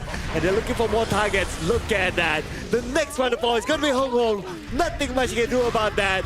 And now Lloyd will be the one to be chased out. Eclipse onto him, and Hong Kong will fall in the hands of Chidori. We're not done yet, no. Jack Boys don't want the high ground. Will give his life away to JG. It is going to be a wipeout to Hong Kong and Fran. Oh man, that fight was a lot more dicey than they can hope for as well. And the crazy part about it, when the Lina thought he had a clear getaway, that's not gonna happen. JG has the scepter now. Portals in, roots him down. He's like, oh god, there's no way he's gonna be able to get out of that. Really, really well done stuff. And I saw the attempt coming from Stormtree, so I love the defensive pit of Malice. Try to see if you can try to lock down anyone else, but sadly the Enchantress died relatively early, but same goes with the Bat Rider. But if you notice as well, all the BKB actives, right? Once the BKB time out, I'm surprised they still re-engage back into the fight despite it not looking as favorable. But I guess Hong Kong thought that he could try to burst down the core fast enough within the time frame of the vortex, the electric vortex here. But I guess that didn't really pan out according to plan here. And then that actually led to more people losing out more than expected here. Yeah, Hong Kong tried to like kind of like roll the dice, right? On like Wonder Boy, yeah. But sadly, like your term, the die has been cast. So that was the outcome. Yep. Are scanning. Risk worth taking? Maybe at like you know in those kind of fights, right? You need to make the split-second decision, and sometimes you just do it. Yeah, I guess he just decided to take the attempt. But like I said, it's not a bad attempt for sure. But because if he success, I think he would still die because I think he expended a lot of mana to get on top of the co-op. The Luna was just naturally hitting him as well. So it's whether he still dies in the end. It's just a matter of whether he gets the kill on the copper on Wonder Boy or not. Good to see another smoke though. Okay, are they going to go for a catch? Yes, they will! Into the middle, Zephyr is definitely going to fall at the Wonder Boy. Monster kill for Wonder Boy, but Hong Kong. Okay. Do they have the catch for Hong Kong here? They don't really have the catch for Hong Kong though. The Orchid is not with them. Oh no! Nice bit of Malice there. Rooted down. And Chidori is unstoppable. So see, this is the part where JG somewhat gets the revenge for Kishka, right? Because same spot, Storm on the high ground, TP's away. Kishka was trying to set up for the bush wrap, but couldn't get it the first time. Now this time the Pit of Malice, that's the vindication, I guess. Well, vindicated he feels. And now it's time for them to go up to the high ground. And Chidori will start it off, and not needing the Aegis or the Immortal, not going to be an issue. Raven, he does have the arena. Lasso comes in on the Kishka. Kishka now is in trouble. 50% of health left. The Eclipse will be turned on. Lloyd will be chased back behind, but before that, Kishka will fall to the hands of Jack Boys. Jack Boys now being the next target. Jack Boys looking at the amount of damage that tries to come out towards Castaway, but Castaway is able to take it out without a problem. Thanks to the Nature's Attendant. And that's going to help him to tank out a lot more damage. The Arena will catch through inside of it. They need the amount of damage. They need the first damage. But look at this. How much effort does it take for them to even take down Chidori? But finally they got it. The ATOS behind. Hung Hung is still okay. But finally Hung Hung will fall again to the hands of Wonder Boy. Looking for the next target. Going in for the chase. Where will it be? The TP came in just in time. Really great stuff. And Luna, sadly, even though he did pop the BKB, the right click damage coming out from Lina was also still quite substantial. He has the Glyph now alongside with the Chrysalis, so he's actually dishing out a decent amount of damage. And Luna did not have the Satanic yet, so he cannot just really stand there and take the fight head on. So interesting enough, right at the edge when he popped the Arena of Blood actually pushes the Luna in. Before she could even pop the BKB, she already got hit by the Vortex already. So a little bit of a unfortunate situation, but a prime opportunity for our dear Hung Hung and friends to really bring back the round here. So that's a lot of gold that they earned from that last fight. That's pretty great.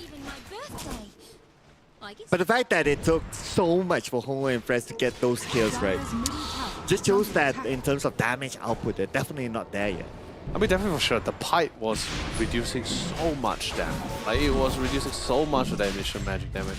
The damage that was really outputting just mostly just Lina, just really right-clicking them down. Here we go, this Roshan, and with this Roshan, they can go up to the high ground again. And that's going to put a lot of pressure to Hung Hung and friends. I wonder if they have enough buybacks, because this could be a very important stand. It could. They haven't really broken the bottom racks yet. They did break the tower though, but just the racks remains. I think they just want to try to quickly finish the job. And the other Lord, he does have the warp gate, so at any time he can really join in the fight and drop a free Pit of Malice. Pit of Malice forced the BKB. That is massive. Now there's no BKB on the Storm Spirit for this high ground defense here, so Storm gotta be careful because a massive punishment awaits him the minute he shows himself. The best signal is not them having the Aegis. The best signal is now that the BKB is being used. Correct. They have a small window right now to go up to the high ground, just waiting for the creeps to arrive. Yeah, BKB was the only thing that was actually assuring the Storm Spirit's safety here, but now that's gone. It's down for 30 seconds as well, so that's gonna take a while. Okay, Dragon's Slave being used to clear off the creeps. However, impressed they do have a solid high ground creep clearing defense as well, especially with the Lina. Then. Yeah, that's what I'm saying, right? Like Lina, the Spear of Mars, the Dual Breath. If worst comes to worst, there's always Macro Pyre. That's like the final bastion of defense.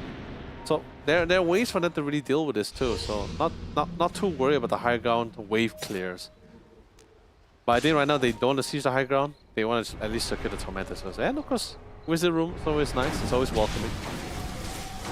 Okay, Tormentor, unchallenged by Hung Hung and friends. Ah, yeah. Okay, so now that's a nice one. So basically, the shard for the Underlord allows you to, it not only allows you to target areas, but also target himself or apply it on himself here. So that'd be nice. So now that's going to be pretty solid. Okay, look at this. And yeah. Anyway, we're going to see the continuation in the middle. Looks like we're going to see the arena being open. Okay, one lasso, beautifully done. But then again, not enough follow-up from there. But it should be enough to get the kill on the JG. JG, he's not going to come back. He does not have the buyback though. Raven will fall to the hands of Chidori. But Chidori with the double kill out the back line together with his other teammates. Nice cover there for them to get the Lina. So now they don't have the big lane clearance. Well, they still have the Jakiro though, but Jakiro don't want to go too front. No, it'll be pretty hard as well since they also dropped the Roshan banner, so the creeps, or at least the siege creeps will be shielded here. Oh, goes into the middle, all alone. Very, very dangerous. Hung Hung gets taken out. Hung Hung, he does still have the buyback though. Speaking about buyback, Mars bought back himself. Okay, this is a problem right now because now they already put the Roshan banner, so the creeps are well protected. They got free glyphs. And of all the creeps, it's the two siege creeps here, so very well protected, even if Jakiro were to throw dual breath here. So this is, yes, another has fallen. Mid-Rex down, transition to the bottom. There is the buyback on the storm, but I don't think it's going to commit for it. Not enough people. Maybe when the Lina comes. When the Lina comes back. Then, and if they're forcing for Mega Crystal. Oh, yeah! So onto the QOP. He has a QOP scepter will need now. to get away. Oh, he's still being stunned, And he will go down. Wonder Boy will be taken out. He does not have any buyback. Though the Aegis on the Immortal or the Castaway is still active though. Castaway now takes the next set of damage. Castaway holding the front line. Thanks to the Nature's Attendant. The arena will be turned on. Two of them inside the arena, but where's the damage? The damage is needed. Looks like there will be enough damage to take out Shishka. One more to go, and it will be a nice, clean arena by Hong Kong and friends. Really great stuff. And especially with the quick buyback from Hong Kong as well. Didn't really wait for Lina to come to respawn back in. He saw an opportunity, buy back, dove in to get those kills here. That's a lot of gold earned for the rest of this team. But however, the damage has been done. It has been set down as well. No more mid racks, no more bottom racks. So now they're slowly making their ways forward. But then again, the amount of gold earned for Lina, we got the Daedalus, the Satanic on the way. Still lacking a lot of gold before he can get it as well. Reaver's Axe here. I say maybe about 1,300 gold. I think that's what he's currently lacking before he actually gets the axe. Oh, could this be a big comeback here for Hong Kong and friends? They do have the damage. Jackie at least, or Jack Boys at least in this case, he has the damage. But the biggest reveal will be the fact that Zephyr finally has the scepter.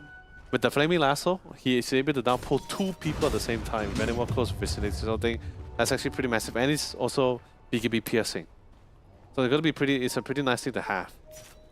But of course, in terms of buyback, there's still two buybacks in the hands of Castaway, and he still has the Aegis, which I think should be timing out soon. They're not too much longer last on the Aegis here. Now they just want to farm out, reset, farm up. They need to push out all the waves again.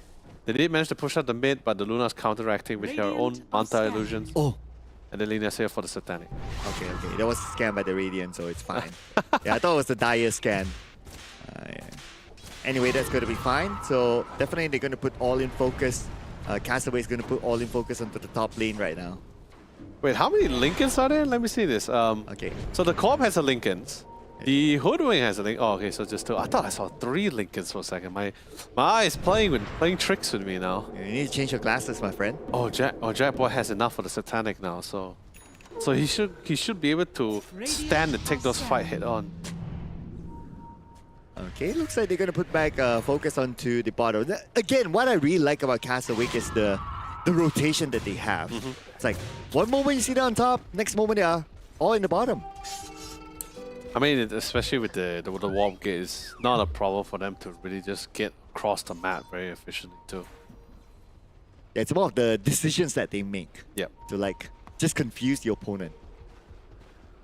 Alright, goes up to the high ground. Okay, seems... Yeah, waiting for the information. But it should be a quick clearance here by Hong Kong and friends. Oh yeah.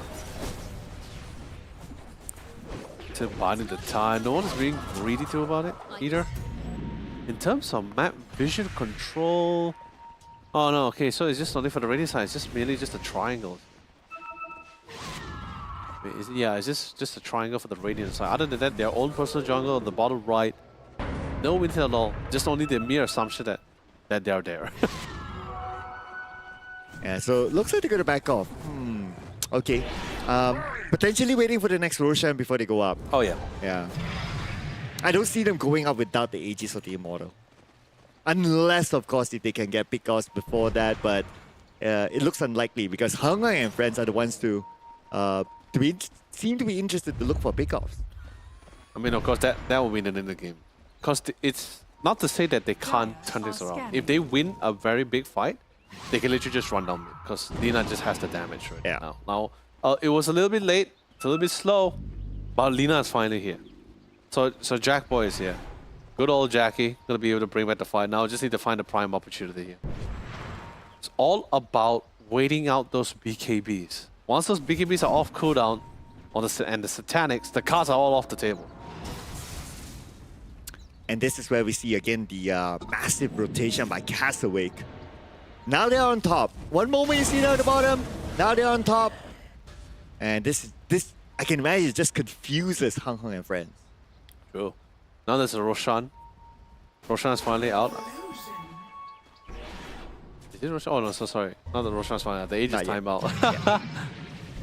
Radiant's top Roshan's about a minute more to Minute go, but they're not go. going to waste any more time. Oh, they got lasso! baited! Oh, debated! The lasso onto the illusion!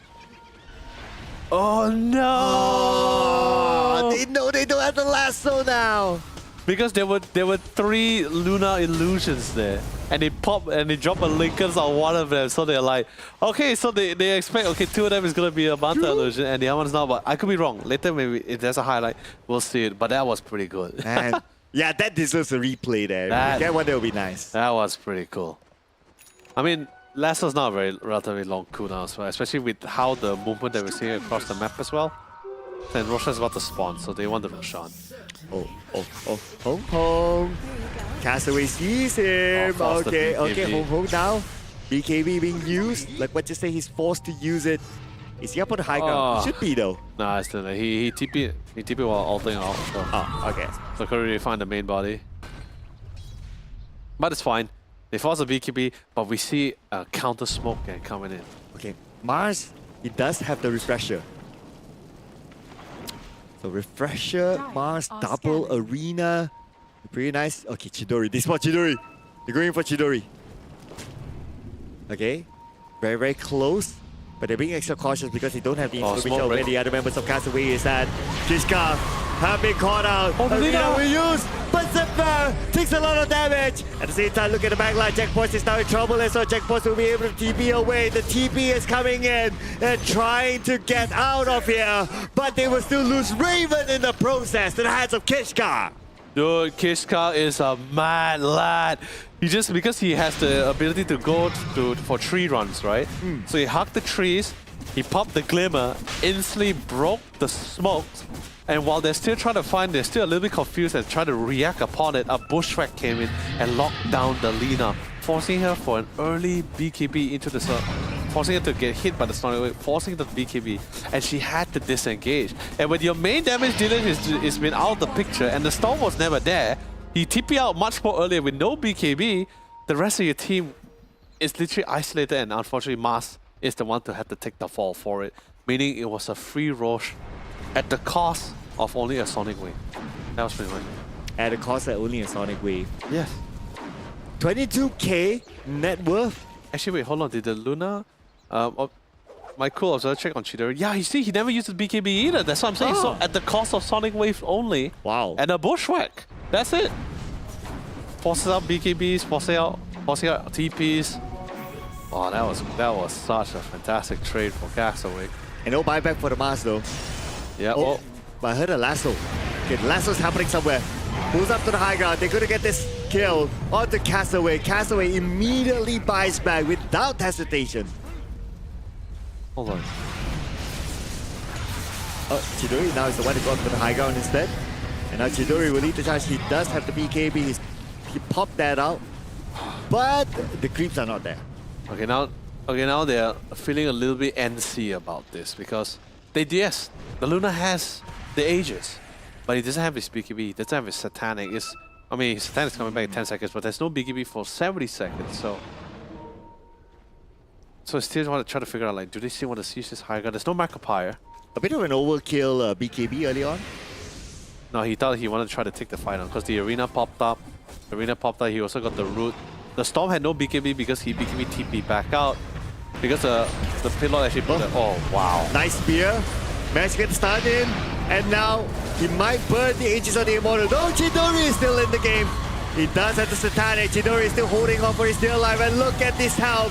His health is still not going down. Finally, he bursts the Aegis on the Immortal. But the counter comes in from the other team. It goes straight out to the back line. Hong Kong is in trouble. Hong Kong zips away to safety. And Hong Kong cannot join back in. Hong Kong has to reset himself. They lost 2 players to the hands of Castaway. And Castaway will clear out the top lane, giving them the mega creeps. And now they're going to be making quick work of the towers. Lina's dead for 80.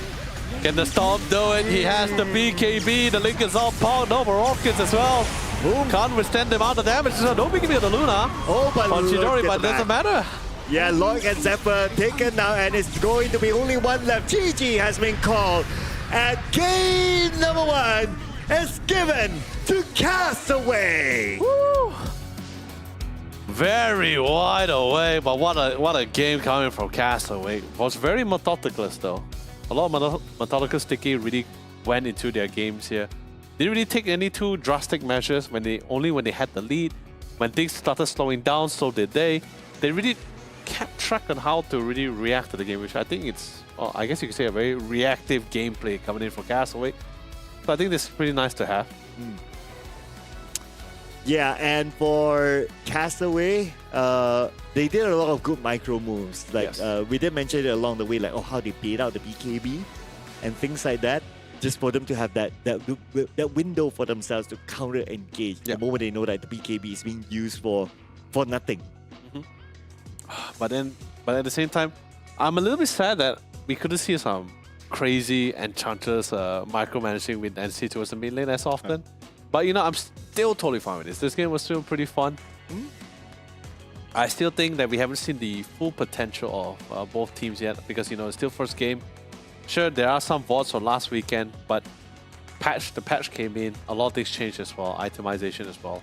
Usually, even when it comes to the range carries, hands down, there wouldn't be a concern what they want to pick, right? Because there's a lot of options. Nature's Prophet, the Wind Rangers, Mirana, usually either get picked or banned. But look at it now. No one is picking the Nature's Prophet, no one is picking the Mirana, or banning either one of these heroes here. So I could somewhat feel the restriction coming from them when it comes to the range carries department, and but also at the same time to select the right carry to fit with the right scenario here. Because you just can't simply pick like another range carry. You can't just say like, oh, I just want to pick this because he's range, you know? Yeah. There's a lot that need to come to line. Does it fit the composition? Does it fit the item timing? Does it fit the amount of aggression that the current composition somewhat possess? So I think it's pretty great coming so far. Well drafted from both teams. I think there is no fault in both sides. It just really came down to the individual skill players here. And so far, been pretty great for Castaway. Yeah, especially Wonder Boy had a great game. Oh. Yeah. No, yeah. I mean, he has been in the scene for like the longest time, this guy. Dennis Boker, his origin name. He switched to Wonder Boy just because he feels wonderful. Wonderful. Yeah, I remember I asked him once, but I forgot what was his answer. But his answer was like, dude, you could have kept Dennis Boker. But anyway, now he's known as Wonder Boy. A lot of DPC experience. And it just shows that inside of his game on how he actually manages the mid lane very well. I mean, same goes for Castaway and JG. They were also both there as well too. So under Team Neon Esports. So it's been pretty great ride for them so far. You can definitely tell the experience that they had, they really brought into the game. But same goes for Hong Kong and Friends. Even despite the initial disparity of being behind, they still were able to rack up the necessary revenue to really bring back the game. But of course, we are trying to talk about Hong Kong and Friends coming back from a deficit against a Flash Farmer and against a team which is already have like somewhat of a significant lead ahead of it as well during the mid game. So despite the disparity, they still were able to bring out quite the game here. And it feels like even towards the very end, if it wasn't for Kishka, I can tell you this, if it wasn't for Kishka breaking the smoke, catching both Lina and the Bat Rider with the Bushwhack, I still would have no idea how the game would have came out because Lina was prime ready for a fight. BKB, Satanic, Daedalus, Glyphnir, she has all the items, pretty much same as the Luna as well.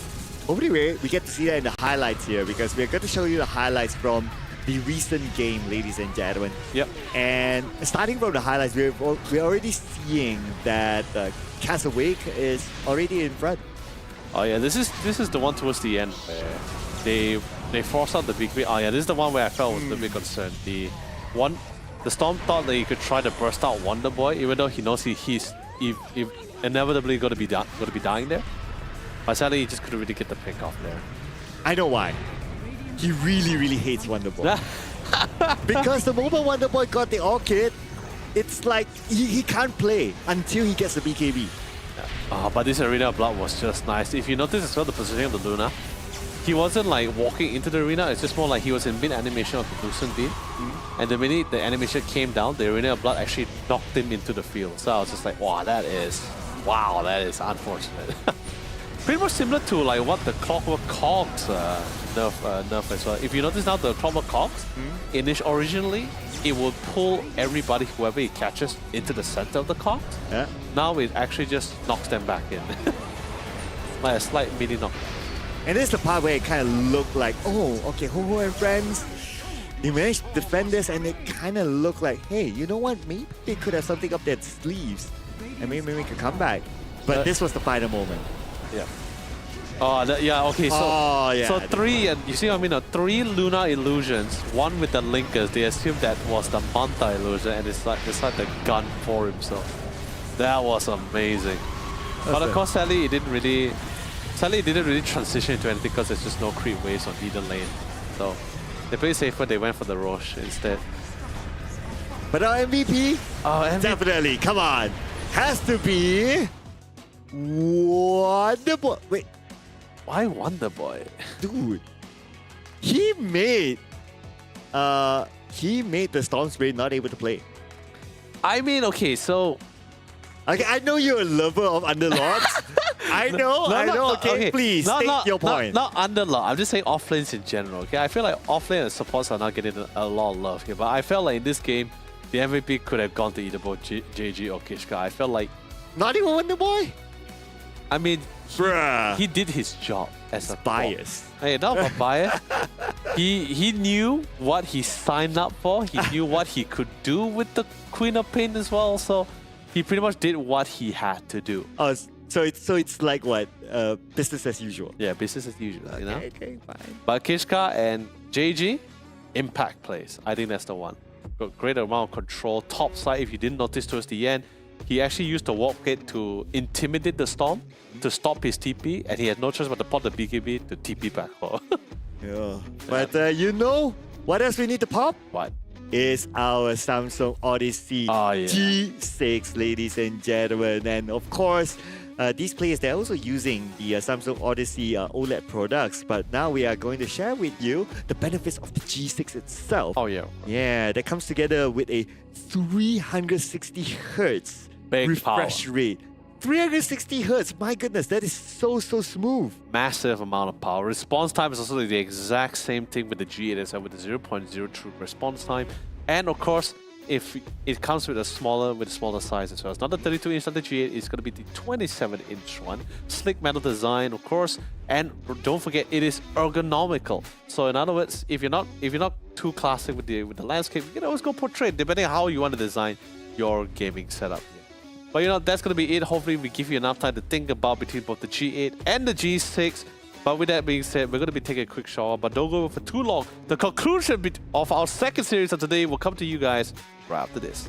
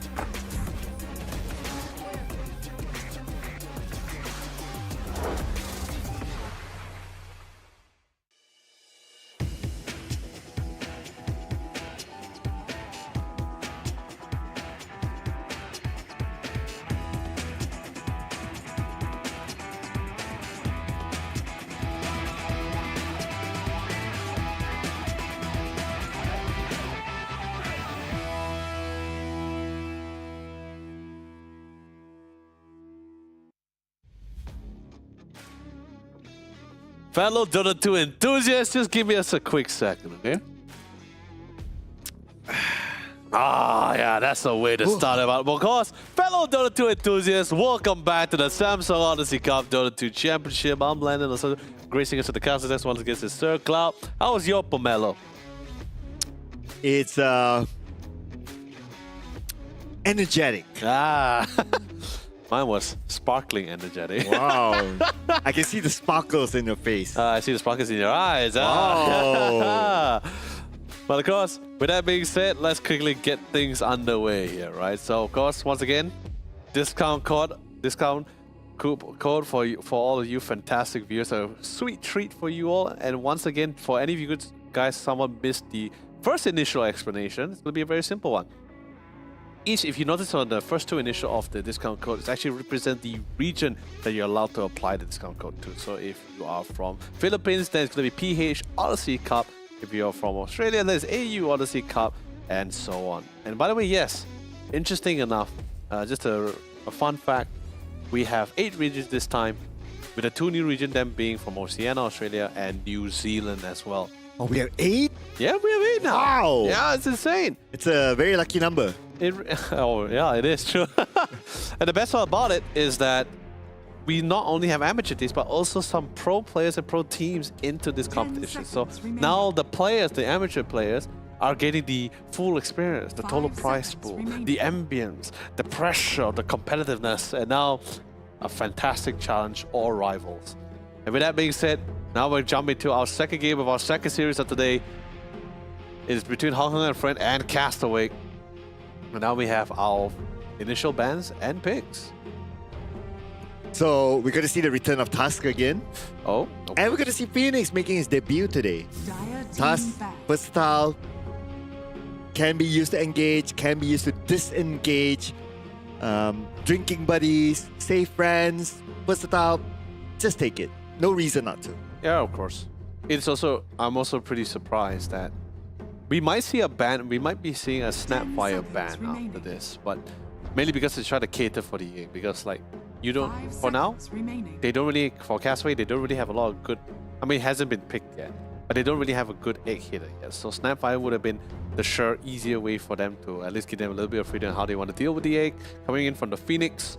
But of course, the reason why the Tusker was able to slip through Hong Kong with Friend's fingertips here is because they choose to ban the Enchantress instead. So we got the Tusker.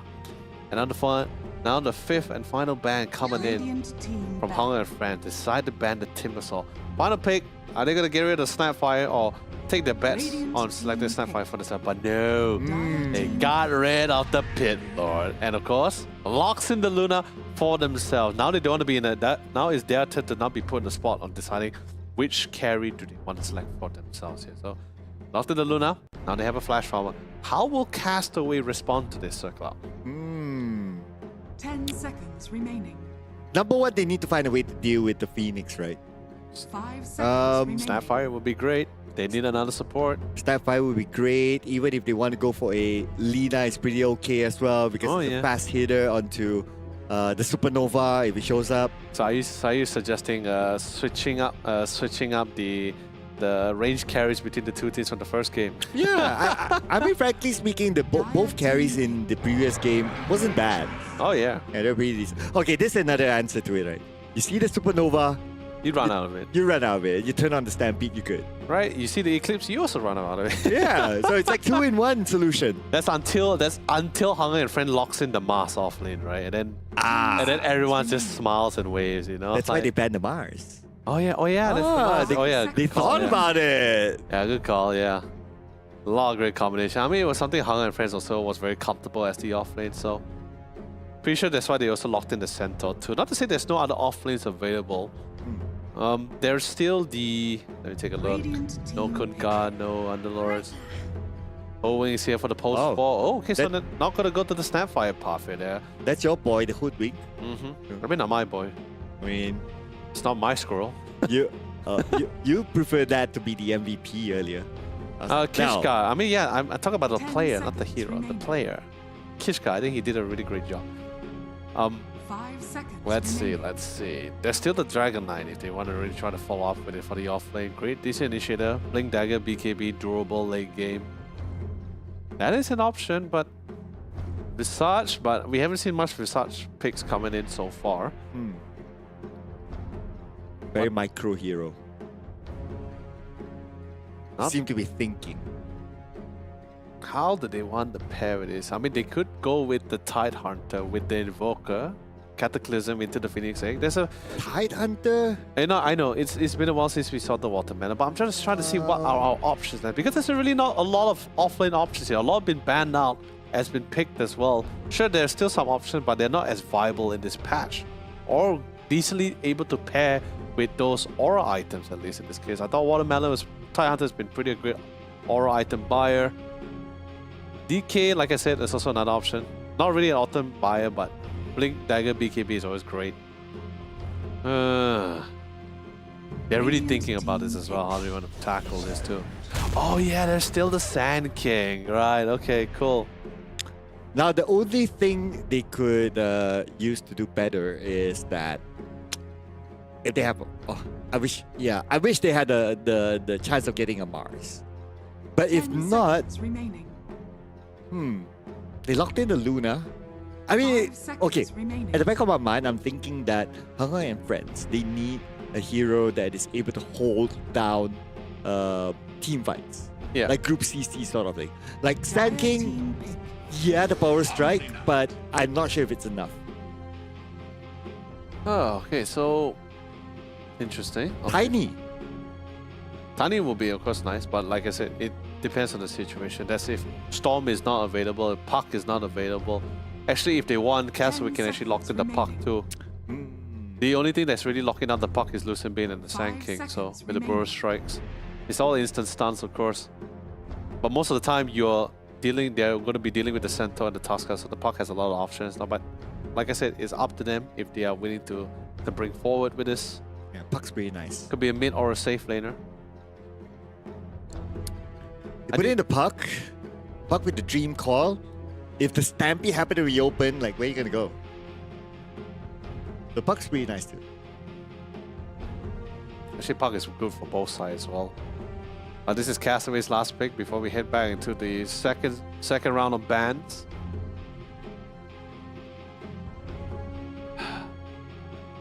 They just need someone to hit that egg though. That's the problem here. Or maybe the answer is just don't hit the 8. Stampede and run. Yeah, Stampede and run, but you can't always use the Stampede just to run. Okay, so here will be the thing, right? So Hunger and Friend, they have the final pick. Okay, so they're still gonna be bringing back the Quap. Not the Storm, but the Quap. Yeah. So And I can see what is the best use of a Queen of Pain, right? Omni Knight, the biggest weakness of an Omni Knight is silence. 10 seconds You silence remaining. him, it's totally unusable. Radiant I mean, So true. Queen of ban. Pain, Radiant team ban. I mean, Orchid, backline, silence, take out the Omni Knight first. I mean, true. But also at the same time, Omni Knight is the Guardian Angel is immunity to physical damage. So Quap is magic damage. Sonic Wave is magic damage. So instantly just... And that's where you silence him first. And plus, it's also great for rotations, cost 10 efficiency for seconds abilities, remaining. and it also makes out to what the lacking damage coming from the Centaur, Hooving, and the 5 Tusker seconds for the early remaining. phase. Those laning, you need a little bit of that additional burst. That's where the corp comes in. So, still a nice pickup. Nothing wrong with it. Think Castaway might want to ban out the storm. Yeah, that's why the puck is banned. Actually, hold on. Let me look at this. No, like I said, puck is also great on Aaron, so they ban out the puck. Nothing wrong with banning the puck.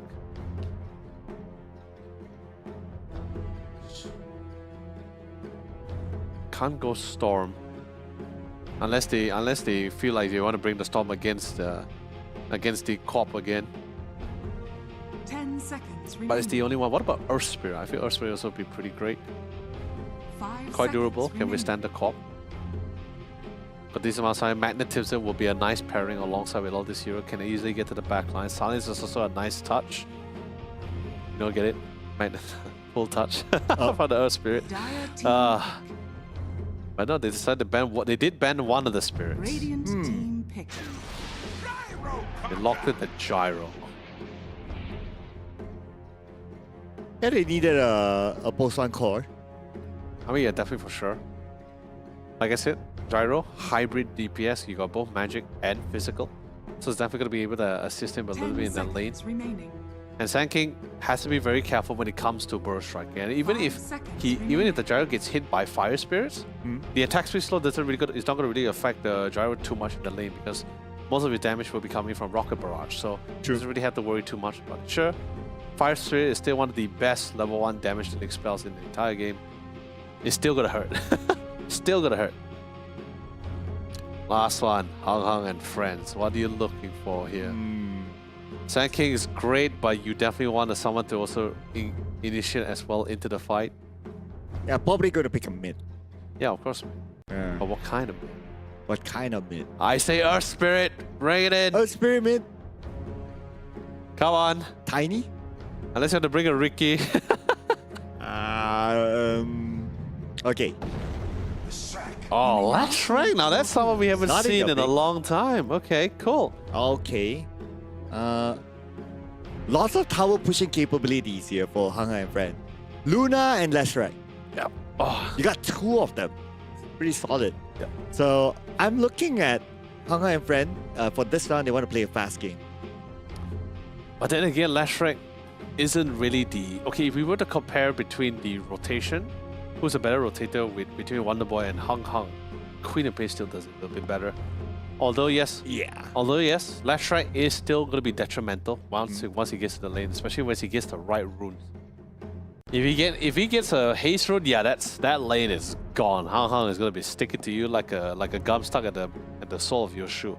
No way you're going to be able to outrun him with the haste rune. But other than that, Wonder Boy feels better at controlling the rune compared to the Leshrac. Wave clear, however, I think Hung the main goal will be trying to break that tier 1 tower as fast as possible. That's one of the few benefits of playing the Leshrac. That's the thing. Great at breaking that tower. And those are the Red Bulls here. Actually drank by the players. Yeah, I know. Yeah, it keeps them refreshed. Seems like one of them prefers the pomelo over the apple. Yep, so it's Team Pomelo there. I mean, I'm Team Apple. The Team Apple? Team Apple, yeah. Right. And don't get me for many reasons. I like apples. Okay. I like green color, so it works. It keeps the doctor away. I mean, apple. I mean, yeah, it definitely keeps away with the zero sugar thing. Oh, Yeah. that's a great sell. Yeah, that's a great thing, for health. I love that it's zero sugar. It's sparkly. I It's mean, refreshing. yeah, nothing wrong with sparkling drinks. I think that's like one of the greatest thing ever created for a beverage. For mankind. It's not. I mean, it's not. Not game changing, but it's definitely life changing. It is. Imagine a life without sparkly drinks. But we'll talk about that a little bit more because we're heading on to game number 2. Oh, yeah. This Hung and Friends and Castaway. This is the one. It's gonna be the make it or break it. But seriously, like I don't know about you, but I remember my first sparkling drink absolutely blew my mind as a kid. I was just so hooked on it. Are you still hooked on it? Look at me, I'm drinking this. Yeah, so you're hooked on Red Bull now. I'm still hooked on it. Yeah. Nice.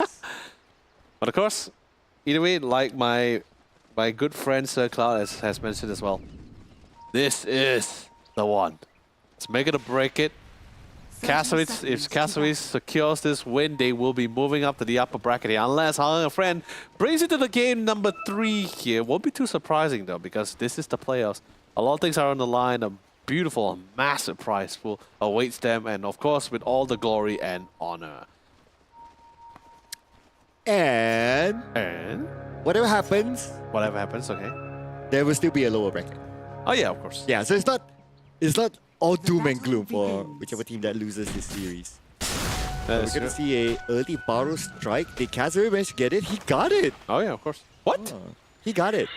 Okay, that is that is unexpected. Yeah. And that's your tip there. Yeah, teammates. You know, out of recognition, you know, because he's also pretty surprised. Like, didn't you get stunned? I heard the burst strike across the speakers. Yeah. Yeah. It was like half a second. Hey man, he has massive hands. You know, it's not called a walrus punch for a reason. You know. Oh, and he's ready with his massive hands from the back. No Walrus punch yet though. It is okay. Zephyr still putting a bit of pressure to Chidori. But now, Zephyr is the one in trouble. Yeah. One more. Okay. Thanks to a bottom strike, buys a bit of time. He still has the... Oh, Well, no. he did pull out the magic wand though, but it's not going to be enough for him to be saved. So Chidori is going to get the first blood. Yep. Literally just right-click down the sides there. That's gonna be a beautiful first, but a very nice one for, especially for Castaway here. Quite the start. And like I said, hybrid DPS, flag cannon, you're not only farming, but you're also harassing at the same time. And this is now he's finally level 2, so he's gonna be able to do this quite efficiently with the homing missiles. Yeah. And the missile at this point is just more of like to kind of like do those small harassment. Oh, no! Raven. Okay, does Not have again. the bottle strike perhaps? Oh. Okay, calm. Does he have the bottle strike? He should have. Yeah, just enough. Okay, Just it does enough. have that magic wand. It's okay. But someone is taking the fall here. I know. I think Zephyr should be fine. He has a fairy fire. Yeah. Unless, hold on, the Shidori's homing missile off cooldown yet? Oh no, it's still on cooldown. So yeah, he's fine. He's gonna be able to. Zephyr should be able to walk out of this. Yeah. So you'll be fine. I don't think we'll see the next kill. Okay, Wonder Boy and Hong Hong. Okay, and at the bottom, Kishka, JG, Jack Boys, and where's the other guy? Oh, okay, there you go. Where's Lloyd. the other guy? Lloyd. Lloyd, yeah, he's doing support stuff. No, like I said, bottom lane is gonna be a little bit more on the passive side here. Like at least pre level 3. Once we get to the level 5s, you're gonna see a little bit more engagement, particularly towards the Hoodwing as well. Hoodwing, Kishka, my friend. A storm is coming. Gotta prepare for it. I'm disappointed. About what? The Omni Knight doesn't have the full suit. Does that have the full suit? Yeah, he doesn't have like the body armor. The expensive body armor. I mean, you sponsor him, he would definitely put it on. I mean, they probably earn more money than me. You know? That is so sad. I mean, they could potentially walk away with $8,000. That is true. Yeah, that is a lot of money. That's a lot. Though. That's the championship winning money, right? Yeah. 8,000 USD. Yeah, that's a lot. What would you do with 8,000 USD? Invest, fix my house. Oh, That's pretty much it. Yeah. okay. Yeah, the house is still. I know probably that's not what you expected. You probably thought I'll be like spending it luxuriously, but sadly, No, I thought that you would say that I'll buy you a very nice dinner or a week's does worth that of even hotel. need a question? That's natural already. What are you talking about? Oh, wow. Okay, nice comeback there. I like that. That's natural. That's not a question. Or you buy me a Samsung Odyssey. You know, I wouldn't mind any of them. I don't even have one myself. Well, with $8,000 you could have 10 of them. But my house, Well, my broken pipes, we can fix that later. the waterfall which is not intended. It's okay. Immerse yourself in amazing graphics from the Samsung Odyssey, and you forget about the waterfall. That is true. The 20s, I'm gravitating towards the G8 a little bit better. 27-inch. Don't get me wrong. A big screen is always nice. great to watch movies and probably play those RPG games, but I think 27 is the right size for me, and it's packing with 360 hertz of power. So Man. I totally dig that. What about you? G8, G6 here. We talked about it. Yep. I'm probably leaning towards a G8 because of the smart TV capabilities. Oh, not because of the size or anything, just the. I mean, size doesn't matter, it's how you perform. Oh, that's true. Yeah. That's why the smart TV is good performance Oh, okay. feature. Yeah, that's true. I don't think we have a lot of like smart TV technologies in monitors now today. Exactly, right? No, it's not okay. Not to say not a lot. It's just not as common. Yeah. It's normally like TVs, but not on a monitor. Yeah. Yeah. Anyway, we're back onto the game, and Zephyr just flew away to safety. Yes, totally fine. He was able to walk out of it, and plus once they clear at least one of these creep waves, he should be able to hit level 2 to get his Icarus dive. Then he wouldn't have to worry about dying. Oh. And speaking of dying, what happened at bottom lane? I believe Lloyd was trying to clear one of the wards, and somehow he got caught. An Omni Knight bursted down. That is interesting. I'm actually interested how that happened. Wait, he also had purification, so what? Okay, cool. Now you're not. Maybe there was too much. Maybe there was the initial setup first, right? Like the initial poke. Then eventually he got too close. Then he got gunned on by the bushwhack into the hook stop. That I can see. Because it's possible. Because it's natural for hook wings to naturally poke you down, and it's very annoying. Like the most annoying thing about the hook wing. Pretty much same category with the Disruptor, where it's not too much on these abilities. You see ability harassment, mostly just the natural auto attacks, because it just hurts. And the range is so far. And level 1 purification isn't much. Yeah, it's not really the craziest of heals. I would say that until level 3 purification, then it's a bit more significant. Right. Oh, there's the... Me, on the other hand, I'm more curious like what's been happening there. I mean, should be pretty standard.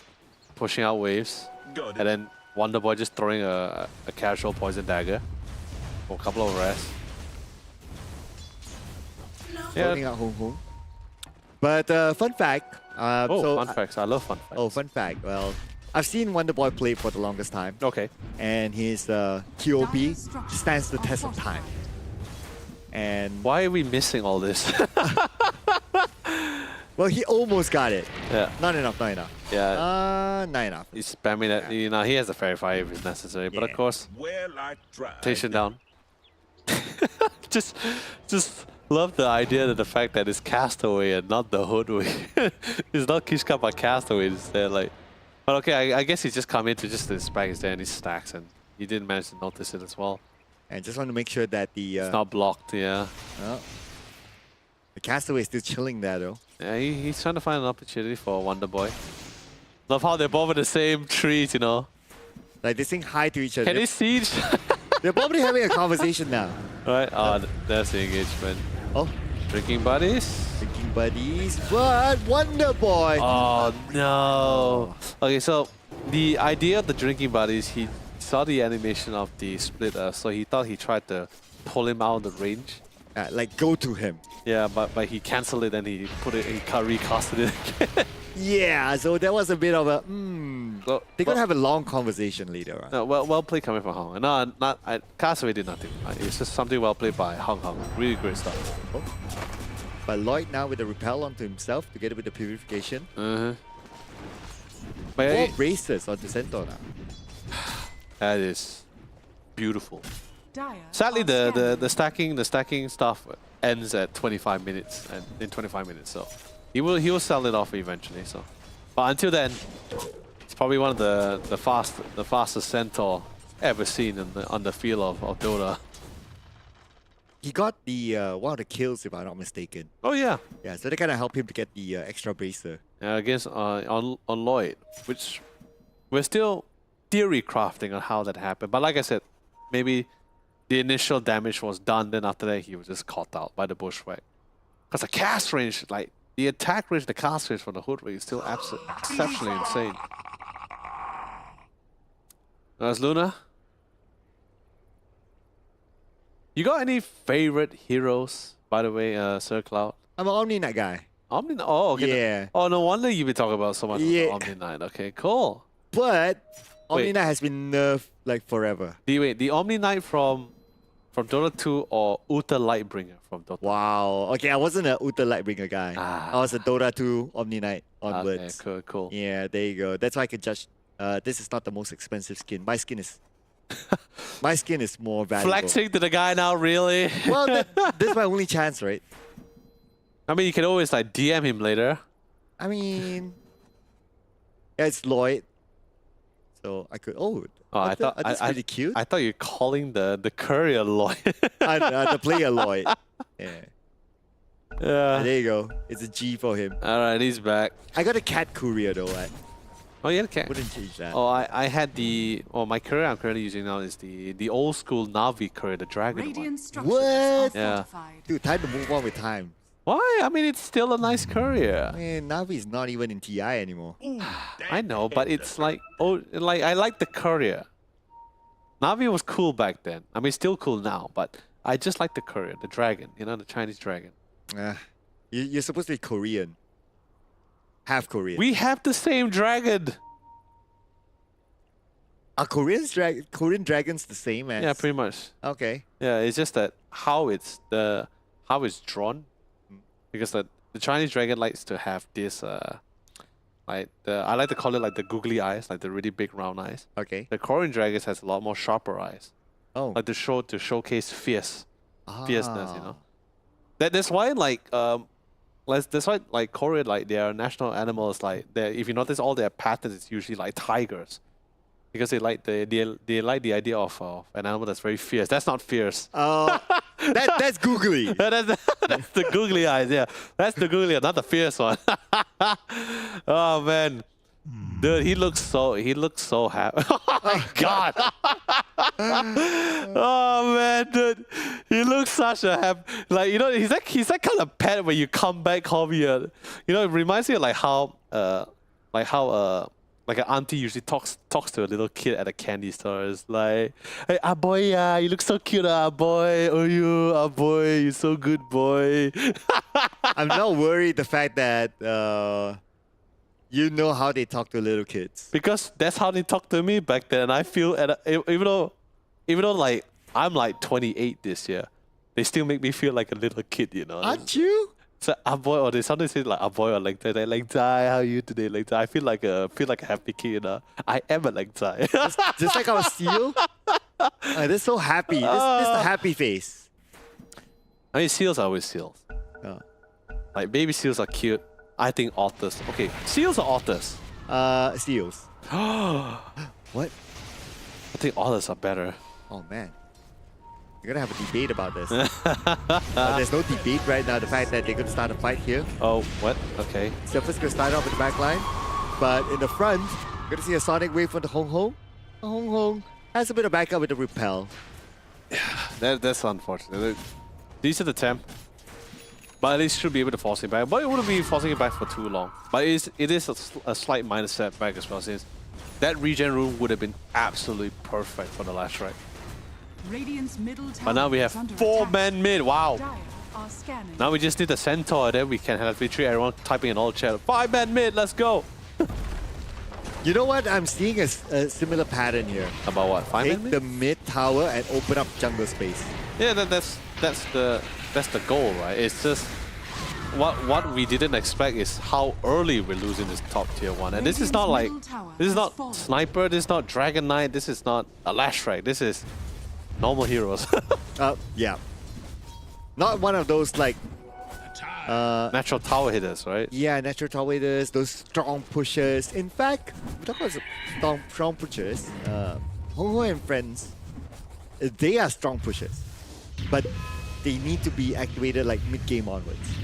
No, yeah, so that's why I liked it, right? They are very quick with their strategies, how they adjust to this game from what they're facing, right? They also experience like how how Hong Kong is slowly pushing out the cop out of the lane. Now they open up the map, they're also engaging in other lanes. Yep, and Raven is in trouble before the hands of Wonder Boy. Not going in for the chase yet. Everyone's like level 3, level 4, at most level 5, so they'll be letting the one go for now. But I noticed just now, early on, our observer Yep. showed Lestrax's facet, which is a The diabolic edict, yeah. yeah, so it will not have damage to the tower. Dire's So middle tower is they under only have attack. one strong tower pusher, which is the Luna. Yep, pretty much. But you know, that's totally fine. The goal, like I said before, beautiful snowball, still has the ice Zephyr? shot not needed. Since you already used the Icarus dive. But like I said, the goal is still the same, right? Which is, like I said, Wonder Boy with the Corp has way better rotation compared to the last track. So now with the map, with the Tier 1 tower down so early, now he has a lot more reason to just rotate around. Create space at the side lanes, that's why he went to the top, slowly making his way down, and let's be honest, the gyro, they can just leave the gyro alone. They can just also leave the Sand King alone. Dire's top tower Let's is be under honest, if the attack. Sand King cuts a little bit too deep into under tower, then sure, they can all TP to take that fight. Other than that, they just want to try to find this Luna. They want to try to deny as much farm as possible. Already anticipated, I love it, an instant TP from Jackpot to the top side. They say, you know what, they're all pretty much missing, probably also hunting for me. Let's all reconvene to the top lane, break this tower, and let's see what else we can do after that here. Because we learned from one of the Luna games earlier today, right? Do not let the Luna have a free farm. Radiant's bottom tower is So under that's attack. exactly what Castawake is doing right now. They're trying to find the Luna. But instead they found Zephyr. Dire's top tower is Zephyr with the Icarus dive! Oh, yep, the snowball. Nowhere to go anymore. Dire's top I mean, Icarus dive is a very long cooldown. Sonic Wave will be used. Zephyr. Oh, it's not Down to the enough! last few ticks of health. The Repel is buying him time. But he finally still goes down to Wonder Boy. Lloyd shows up just to be taken out by Shiska. Oh, the burst shot. Jack Boys comes in. Wonder Boy needs to back off right now. He clips onto Castaway. Castaway. Snowball. And Castaway will still buy a bit more time for himself, but still will be taken out by Jack Boys. Behind him will be Hung Hung buying time. Just zoning away the other players of Castaway. Yeah, that was absolutely great. Did they manage to break the tier 1 tower? The bottom tier 1 tower? Did they? Oh, no, they No. Okay, so yeah, so they prioritized to try to get those kills, then transition to the tower. But Jack Boys and everyone was able to break the tower fast enough, reconvene, follow up with the fight. Although trade support for support, but overall I think it's pretty great actually for both sides because no one has this. There's no massive swing or massive lead. Maybe sure we do see a 4K goal lead, but that's that's because Castaway is like they already got the first tier 1 tower objective and it has slightly more kills, but. Other than that, I think it's still been pretty good so far. And Oh. Radiant where? structures Oh, are bottom side. fortified. Okay. Oh. Okay. Okay, so it's both Wonder Boy, JG, and Kishka. Okay. Yeah, that's the kill that they want. Okay, Yep. Hong Hong shows up right now. Goes in Yep. for the chase on the JG. JG tries to get away, but JG, look at the amount of damage on the JG. But still, Wonder Boy buys enough time. Now Wonder Boy, time for it to back up. Hong Hong got nobody in the process. Oh, dude, they are juggling him. They are juggling so bad. I don't think they will commit for this kill. I think they should notice the... Actually, did they notice there's a tree blocking that vision? Not too sure, but there is a TP coming in. Oh, man. Just constant flashback of nightmares getting bushwhacked by hoodwinks, man. It's a very painful ability, by the way. And just look at this, right? Even the birds are attacking him. It looks like it looks like the Lion King Simba, the trees Oh. like lifting up the last track. How does the theme song sound like again? The circle of life. Yep. Ah. That's karaoke for you, ladies and gentlemen. Oh man, I feel so old. All right. Yeah, but Leshrac showing up, not getting anything out of this. Too bad. No, I mean, I guess he saved the tower and probably cleared out the waves. Saving the tower. It's not really a major loss, I mean, that's of course if we're going down the peaceful path, Uh-huh. If you go to the chaotic path, would be the fact that the Corp decides to turn back, Wonderboy decides to turn back and take the fight head on. Okay, there's another TP though. I know. Yeah. That's why I'm saying So- I'm not sure whether they see that TP. If they don't, they could be punished. But looking at the TP spot, I doubt they'll be able to see it. Because it's daytime, right? Like it's within the trees, but there's like a little gap in between. So, Oh well, but either way, the net worth wise, like it's been pretty great. Like the gyro, completely uncontested. I think he only like, I don't think he's died yet, right? Like the gyro, our dear friend. I know he's in the jungle, my friend. The gyro. Yeah, the gyro. Yep, there he is, Chidori. Ah. Yeah, he didn't die yet. So it's just been completely casually just farming all this, whatever stacks that was somewhat set for him. Yeah, highest net worth. Queuing up the BKB as well. Once he gets the BKB, he doesn't need to worry about Lashrak. Yeah, once the BKB comes up. I think for now, I don't think we'll see Chidori joining any of these fights. Well, at least until some form of, unless Hong and friends someone decided to group up and push for tier 2, then we might see him joining into the fray. But for now, I think he's might just decide to go for the Crystal Dust first, BKB, then disassemble it to build up into another item later on. At least it will allow him to farm even faster. Right? What about the Centaur, my friend? My co-observers, let's check out on JG here. No Bling decides to complete the Blade Mail first. Well, I guess it's okay, you know? Yeah. Typical aura items. Going for the pipe. Pipe is much later. That's definitely much needed. You're going to be able to mitigate a lot of magic damage. Lashrak, Epicenters, Eclipse, I guess. Yeah. I wonder, are they going to like get something to deal with the Omni Knight though? Like get a silence? Oh, but yeah, but if you talk about silence, well, the Queen of Pain is definitely going to buy an Orchid. So it's especially for the Omni Knight. Actually, I'm not too worried about that. I'm more concerned about the egg, actually. Like, sure, I guess Stampede? Gyro can hit the egg. Okay, I guess decent egg hitters, if not interrupted. Centaur, sure, you could Stampede. But I feel they're going to use the Stampede a little bit more focused for the Epicenter at least. Because there will be a situation, of course, if they're not the one leading the charge, if they're the one counter-initiating, then it's most likely going to use the Stampede to be a little bit more defensive, right? 'Cause definitely there's going to be a Blink Dagger Sand King coming in. Or someone gets caught by the lash, right? So Stampede is always going to be used, going to be more on the defensive side, unless the situation requires them to be offensive about it. But for now, we're back. Ladies and gentlemen, thank you for the time and waiting.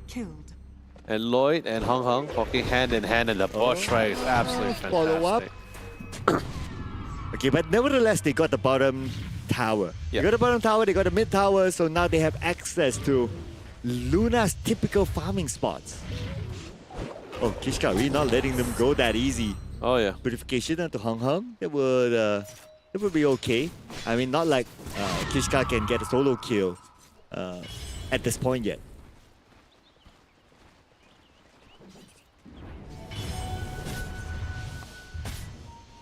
Well, we're gonna see, yeah, they want to sniff out the Luna right now. That's why they clear off the bottom. Definitely Luna is not gonna be there. So where else? It's gonna be somewhere around here. Yeah. I mean, they just check things out, and like, you know, this is a situation when you have multiple. This is the problem when you have too many farming cores here. Everyone wants to farm. Everyone also wants to loot. Sand King, definitely, he's just trying to get up that Blink Dagger as fast as possible, but you also need to have areas to cater to the Lashrak. You also need areas to cater to the Luna. Your area is somewhat, the Radiant jungle is somewhat already limited. It's quite stretched out. And now Castaway, you have like members of Castaway already breaking the tier 1 tower and the bottom tier 1 tower, which means opening up the map to allow them to have better map control, limits their areas of farming. So now this is the situation we're facing where Jack Boys is just farming whatever waves that's coming under the tower. And even if he's under the tower, he still has to be very careful because he still could just die underneath there. And Zephyr, he does have the Icarus dive, so... Oh, what a timing! All the way! Okay, here comes the Water Sponge. He did pulse out the Supernova, but there's Wonder Boy there as well. He will definitely be taken out. That's it. If Wonder Boy wasn't there, then maybe he'll be able to survive it. What a timing. Didn't use the snowball early. He waited to see the animation that Icarus dive, then only snowball to follow through, because the Icarus dive cooldown is exceptionally long. If you're able to get close enough after that, oh dude, that is a down bird. It's a down bird. Right. Bird down, people. But okay, let's check out the movement here by Castlewick, right? They're gonna put more focus onto the bottom. Again, it's all about getting control so that they don't give the space to Luna to farm.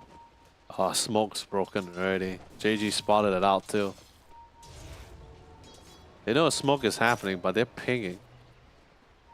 Are they pinging for Radiant's stacks middle or? tower is under attack. Yeah, it's probably. Oh yeah, it is pinging. There you go. Yeah, they're clearing out the stacks. Oh no, there goes the Luna's electric stacks. It's not a big stack. I mean, hey, it's still money. I'll take it. That's you being Chinese then. I mean, I can say the same for myself, you know, if there's free money, why not? But anyway, okay, Zephyr shows himself onto the high ground. He does still have the Icarus dive in case anything happens. But the egg is still on cooldown, that's the thing. Aha. I mean, it should be up in a. It's gonna be up in a while, so it's not for too long. It's been quite a while since he died with the egg active, so. Oh, look at this. Wonder Boy, he does have the Oh amplified no, damage. the bushwhack barely out the warp range still. If only he got that. He had the Wonder Boy had the amplified damage. That would have been a certain kill. Could be, yeah. Anyway, a very calm game compared to what we were experiencing just now. And mainly because of the fact that Hong Kong is their main goal is just try to turtle. Turtle long enough for all the cores to get the necessary items, or at least the initial item, to really get the ball rolling. Raven jumps in with the burrow strike, and here comes the Stampede. Yep, Stampede, and that means it's going to be a U-turn. But Lloyd is there though. He does have the purification, but he's going to keep it for now, waiting for the right moment. No vision. And yeah, no... Detection, sorry, not no vision. Yeah, no ward, no detection, no dust. So can't do much about that situation. Oh, the ping on the Castaway. Castaway caught off guard. Okay. Drinking buddies to get himself to safety, and he's A-OK. The Supernova will be called upon, but they're all just too far away for the Supernova to hit. The Supernova will not stun anyone. Yeah, sadly they already committed the Stampede a lot earlier. So no Stampede for them ready to get out of that fight for the situation. But like I said, no wait for the lock them down, they're able to walk out of it. Purification onto Hong Hong. Oh, that's a Dagon there to Hong Hong. Hong Hong now in trouble. Hong Hong. 1% of health now. Wonder Boy will get a kill. From the back, it's going to be Zephyr trying to save his teammates, but it's a little bit too late there. Wonder Boy still looking for the backline now. Lloyd might be the next target, but he goes up to the high ground instead. Sees Zephyr. Zephyr takes a bit of purification just to sustain himself a little bit more, but the target will change on the Jack Boys. An even bigger target for Castaway to get. Walrus Punch. Epicenter cancel. Not going to be useful now. Purification again. And second time around, Wonder Boy appears again just to get another kill. Double kill for Wonder Boy. Goes up to the high ground. The only one left is going to be the Omni Knight Lloyd. What a fight. Especially they were so confident without majority of the spells as well. And since they had quite the lead too, they were so confident of the fact that they could take that fight head on. Because the only ultimates they had expanded in the last situation was just Sonic Wave and the Stampede. So they still kept going on the fight. And they didn't even need to use the global call down either. Just doesn't really need to win a very big fight. Just win the skirmishes. Then they will slowly garner that lead. But what a pickup on the other end as well on Hong Kong. That must have been a long chase as well. And interesting enough, the QOP did not go for the Orchid. So they're like what you mentioned early on, right? They're not too worried about the Omni Knight. Radiant's top tower Yeah, is under that's attack. what I'm saying. It's not too much of a concern. It's just more of how it's really just playing around it. Because the Guardian Angel is not going to last. It doesn't last forever. It eventually will time out. And plus, they have the magic damage to pair up with it. Call down, global call down, Sonic Waves, totally not a problem for them. The concern is always just the egg and the Radiant's epicenter. top Just those tower two. is They under can play around attack. those two, then it's fine. Dire are That's scanning. until they get the pipe. Once they get the pipe, then the epicenter, they Dire's don't mind bottom tanking the tower is under epicenter. attack. Just the egg. A really good egg can actually really mess up Castlewick's team fights here. But so far they've been playing pretty good around it. So here will be the question, right? For Hong Hong and friends, Yeah. they need something to catch the QOP. Would that be their main priority, you think? Atos, Silence, Hacks. But before that, we're going to see Zephyr right now. Okay, Zephyr. Nice. First dive, but the rocket is still on its way. Okay, there you go. Stunson back to lane, and that was a rather animated kill. Yeah. Honestly, to me, go for skirmishes. Avoid a team fight, especially now since a little bit behind. Okay, maybe not a little bit behind. That's a 10,000 goal lead deficit. Just go for the skirmishes. Smoke gangs. Avoid the team fights. Co-op might be a little bit difficult to catch if you are able to chain stun it accordingly. Burst right into Lucent Beams into the Earth Splitter or Splitter. That'll be nice. You probably could be able to control the co-op. But other than that, I feel you just get your hands on the gyro. Just find the gyro. And since Chidori is not really like, he's not really farming his own personal jungle, he's farming the Radiant jungle. This could be a little bit more easier. Just find them. Chidori has the BKB though. That makes this even more harder. Yeah, so it's going to be kind of hard right now. Unless if they're able to kind of bait out the BKB. Yes, but the problem is that the Queen of Pain is the one that forces Ho and friends to either disperse or to use their skills. But now, speaking about using skills, we're going to see the Moral Strike. Oh, what a sick. And Raven tries to go in for the catch, but can't seem to get anyone. Instead, Raven will now be in trouble. He does not have the Moral Strike. Okay, he does. And that's going to be the last Moral Strike. But lucky enough, he has still the Magic Wand, I think, for him to heal up his mana. Yeah, the Magic Wand. There you go. That was such a great drinking buddies as well. If he actually didn't pull the center out, he would have been hit by the splitter. That'll be a lot of magic damage on top of the Iron. Yep, here comes again. Zephyr onto the high ground, immediately pops out the Supernova, but everybody is there. Supernova will immediately be taken out. This is Wonder Boy with the Godlight, ladies and gentlemen. Still on to the back line. Trying to go in. It's going to be Jack Boy chasing down Chidori. Chidori still at the BKB. Chidori is still alive thanks to the Foggle Boy. Wonder Boy being there. But nobody can withstand the damage from Jack Boys. And they will leave that spot. Oh, the Burrow Strike was almost perfect. He had a 3-man Burrow Strike, but the initial damage was already done to the egg. So the egg was actually destroyed before, like, even though the stun was actually already made. So a little bit earlier, that would have been an absolutely perfect egg, I think. But other than that, the Luna just free hitting. Really just need to find a way. I think them getting atop the Luna is not the problem. I think right now, the gyro, Chidori at least feels the fact that, okay, I do not have the adequate items to hit this Luna head on here. So the egg comes down. Oh yeah, they already did the initial damage to the egg. That stun would have been almost perfect. It's slightly earlier. The epicenter though, that was one of the key skills that actually helped them win that fight earlier. Yeah, it did a lot of damage. That's what I'm saying. Until the pipe comes out, they really need to keep their eye on both the, like the two abilities they need to keep their eye on is just both the egg and the epicenter from the Sand King. Other than that, the other priority would just be the Luna. If they can control the Lash Strike early, then just need to find the Luna. Because Jack Boy, he is also quite far. He's jacked. Yeah, he's jacked. He's very jacked. Okay, maybe not very jacked, but he is jacked. Like until the point where Chidori had to walk out of that fight. BKB walked out of it because the damage was just too much for him. The smoke. Okay, we're going to see a big fight here. Definitely going to see an smoke broke engagement. again. Boro strikes straight onto the back line, but there's going to be Wonder Boy. Wonder Boy can blink away to safety without any issue. And right now we can see Zephyr trying to provide enough support to his teammates, but Zephyr taking a lot of damage at the back line. We can see that JG is being annoying towards Zephyr. Zephyr has to stop. Chidori at the same time takes a lot of damage as well, but he's managed to get away to safety. Wonder Boy takes out Kogo. Kishka will follow the Jack Boys. The Jacked Boy. And Jack Boys again showing why he's just so jacked. But the fight's not over yet though. Now Lloyd will be the next target and JG will take him out. Chidori, Jack Boys alone. He has to TP away because JG is there. Oh man, again with the bottom Roshan smoke in the trees again. But this time I love the reaction. Not following up to what happened in game number 1. The Sand King straight away just dove in. He's just like, nope, that's not gonna happen again. He got a successful burst strike, but you know the follow-up for the follow-up continued chase on the court was not successful. But still, the Eel Scepter really mitigated a lot of damage from the Sonic Wave. The Sonic Wave was like was traveling towards the last strike, and Hong just straight away just eels his out like, oh, that's a great eels.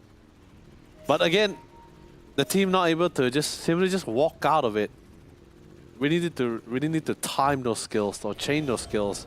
They really want to really maximize their capabilities. Top tower is under attack. Because if not, we're gonna get a situation where Epicenter ended, Guardian Angel ended, Egg also has ended, and same goes for Eclipse. And then suddenly out of the blue, now all our main damage abilities is out of the picture. Castaway just comes back into the fray, and they have way too many ways to disengage here, or saves actually. But I also noticed like early on they tried to target Wonder Boy. But Wonder Boy was just like, oh, I'll just blink away. No, yeah, that's what I'm saying, right? Like, so to not repeat from the first game where they had their smoke broken near the trees and they still have no idea where they are in the trees, the Sankey just stuns, just straight away, just blind stun into the trees. And it happened to be Wonder Boy. Yeah, it happened to be Wonder Boy. So, Right. but sadly the split takes some time to really like to Dire's charge bottom up to really tower before is the under animation attack. goes through. So still enough time for the blink to pull through. Wasn't the target that they wanted though. Radiant's top If only tower it was is like under attack. another Dire's target. Maybe it was bottom like tower is under the gyro attack. there. That would be probably perfect. I mean, if they can chain stun Wonder Boy, I think it's also pretty great as well. Yeah, but the fact that Wonder Boy can blink away, and they don't have an answer to the blink. They don't have like an Radiant's orchid top or something tower like is that. under So. Yeah, they really need to fall out for it. But you know, Yeah. these are Dire's not bottom tower is like under orchid attack. buyers Dire's coming from bottom all these tower heroes. has So fallen. I mean, maybe they can, but ideally shouldn't be. Radiant are scanning. Yeah, I don't see an Radiant's orchid top buyer. tower is under attack. Like I'm fine with just them going with the Hex. Hex is a little bit more better for them. Better suited to cater to their needs. But that's gonna take a while. Sheep side of Vice very expensive. It'll take some time, and they're not really at the greatest of spots. Oh, they caught one, and it's gonna be home without his friends. Dire's bottom tower is under attack. Didn't waste any time at all. Not sure about the other team. They just took the gander on it. Thank God they just figured, oh okay, no follow-up, no defensive TPs. They probably weren't nearby. Oh, Scanning. are they gonna go in for? Dire's bottom tower is All right, under Hung and friends. They're still gonna Radiant's push on middle to the high tower is ground. under attack. Castaway, they don't have the creeps with them. Not needed, just quickly break the tier 2. Let's see what's the state of the bottom tier side. Nothing too crazy at least. TP onto the top. Okay, that's gonna be Jack Boys. Whatever. Okay, they're gonna start off with Jack Boys. They're gonna try to bait out whatever skills of Jack Boys, but it's not buying it yet. But look at this Wonder Boy, straight goes onto the back line, just avoiding Jack Boys. And Supernova will be busted down by Chidori. Chidori gets a double kill. Looking for the next target. It's gonna be Raven taken out by Kishka. And Kishka gets a double kill for himself as well.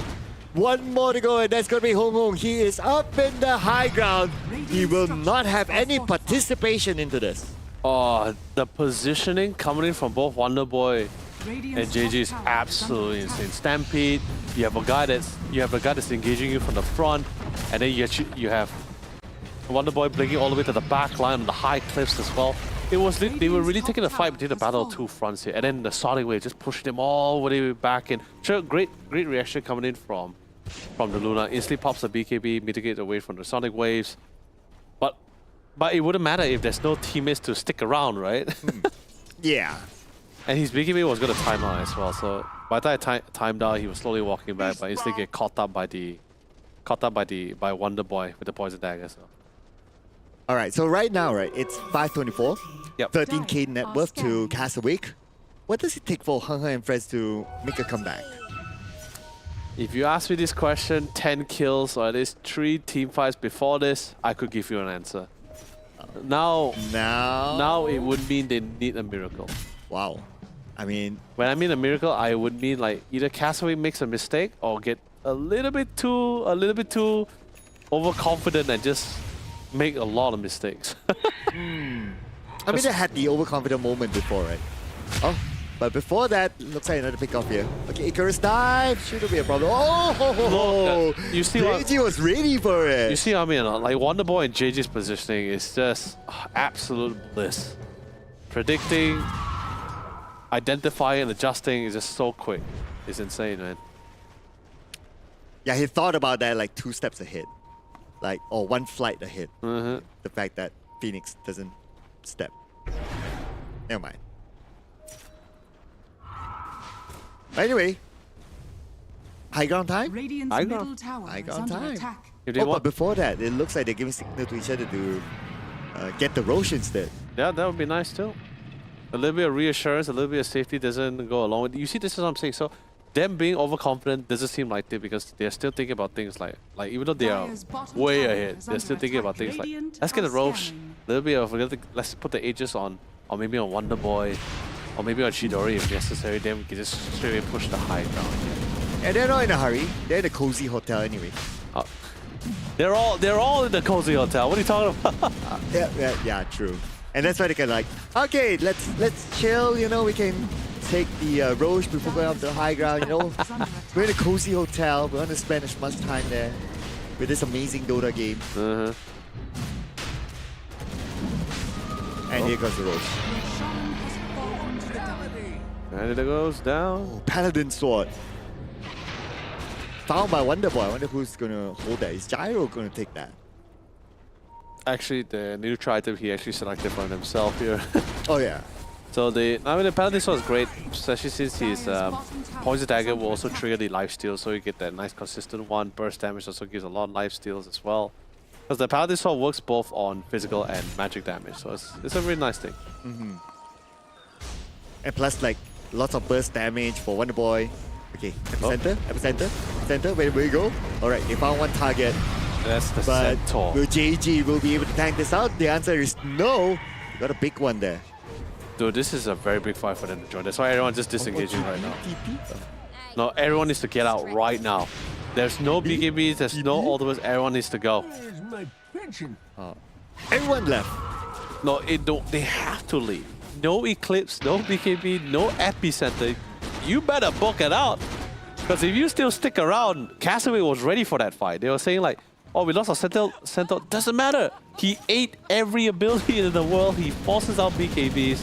This is a fight that they will they couldn't even lose even if they wanted to. So, very good safe call for Hong and friends. Back off. That was fine. Oh, and Castaway still aware of that. Oh, one more hit. Dire's top You already didn't tower get it. is under attack. Or maybe they could. Okay, never mind. The focus is now on the blade.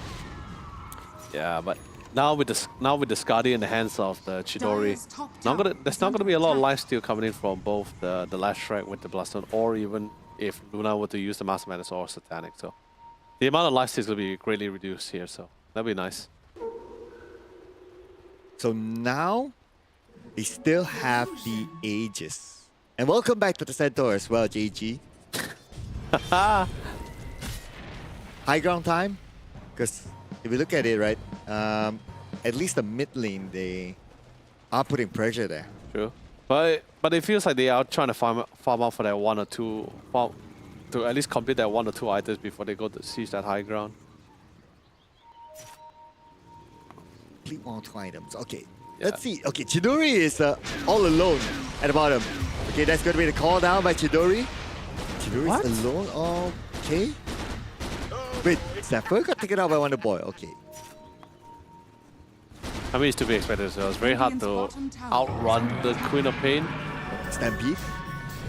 Okay, here we go. You and Stampede. And here comes You Wonder can't be- Boy. Nice Sonic Wave to put a lot of damage onto the Bobo. Amplify damage on the Wonder Boy. So that's a lot of damage this time. And it's the time for Castaway to gain 3 kills into the middle and go up to the high ground unchallenged.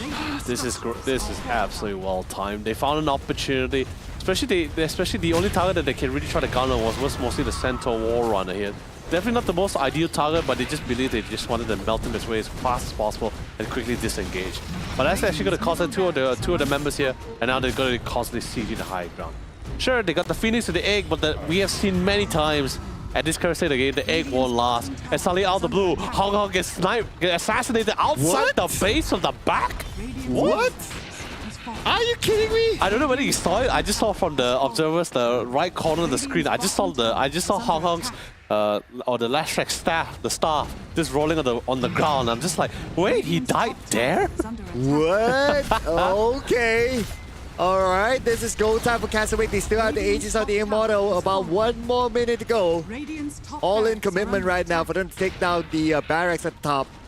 Nothing much that Hong and friends can do. Okay, they're still making the engagement though. Looks like they're trying to take down JG, but JG, look at how tanky he is. Not the target that they would have wanted. Now they're being countered upon. And Chidori comes by buyback to get a double kill. They're looking for Jack Boys. Not as Jack right now, my friend. That's Jack Boys.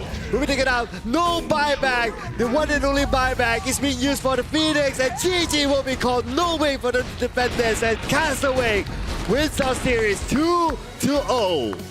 Yeah, man, that is a well done job coming from Castaway. I love the energy coming from the members. High fives, cheering out in absolute vigor of their victory here. So definitely first series, first win of many. That's what they are hoping as well. But still, nonetheless, a very well scripted plan coming from them. Well drafted. Well drafted plan indeed. Yeah, and Wonder Boy, again, I gotta say, this guy, I've seen many of his games over the past years. His Queen of Pain does stand the test of time, and he can use it in all sorts of situations, and he can still put on a good performance. True. But then at the same time, I feel it's been pretty cool to the fact that he's still able to maintain the exact same hero, so that doesn't really show a lot of his cards. Sure, the more safer thought, I guess, for future opposing team towards Wonder Boy, I guess, would be the fact that just assuming the fact that he's able to utilize or has a huge variety of pool in his arsenal to utilize here. But in this case, it's been a fantastic game so far. Love the idea of the fact to break that tier 1 mid tower. I think that was the beginning of all their plans, right? I also could not anticipate the fact that we actually see the mid tier 1 tower breaking faster than expected here. Like this was like pre-7 minutes here. It was already broken down. It's like that is insanely fast. And they also played off with the fast rotation capabilities of the Queen of Pain and his abilities. He also hit that level 6, so it's not a problem for him to burst out the other lanes. He went to the top, he went to the bottom, they got a little bit nice and silent, then they started going to the jungle as well.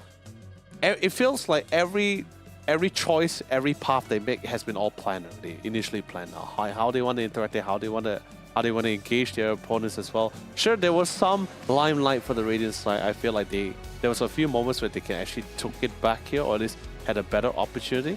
But it feels a little bit scuffed coming from them, especially their movement-wise.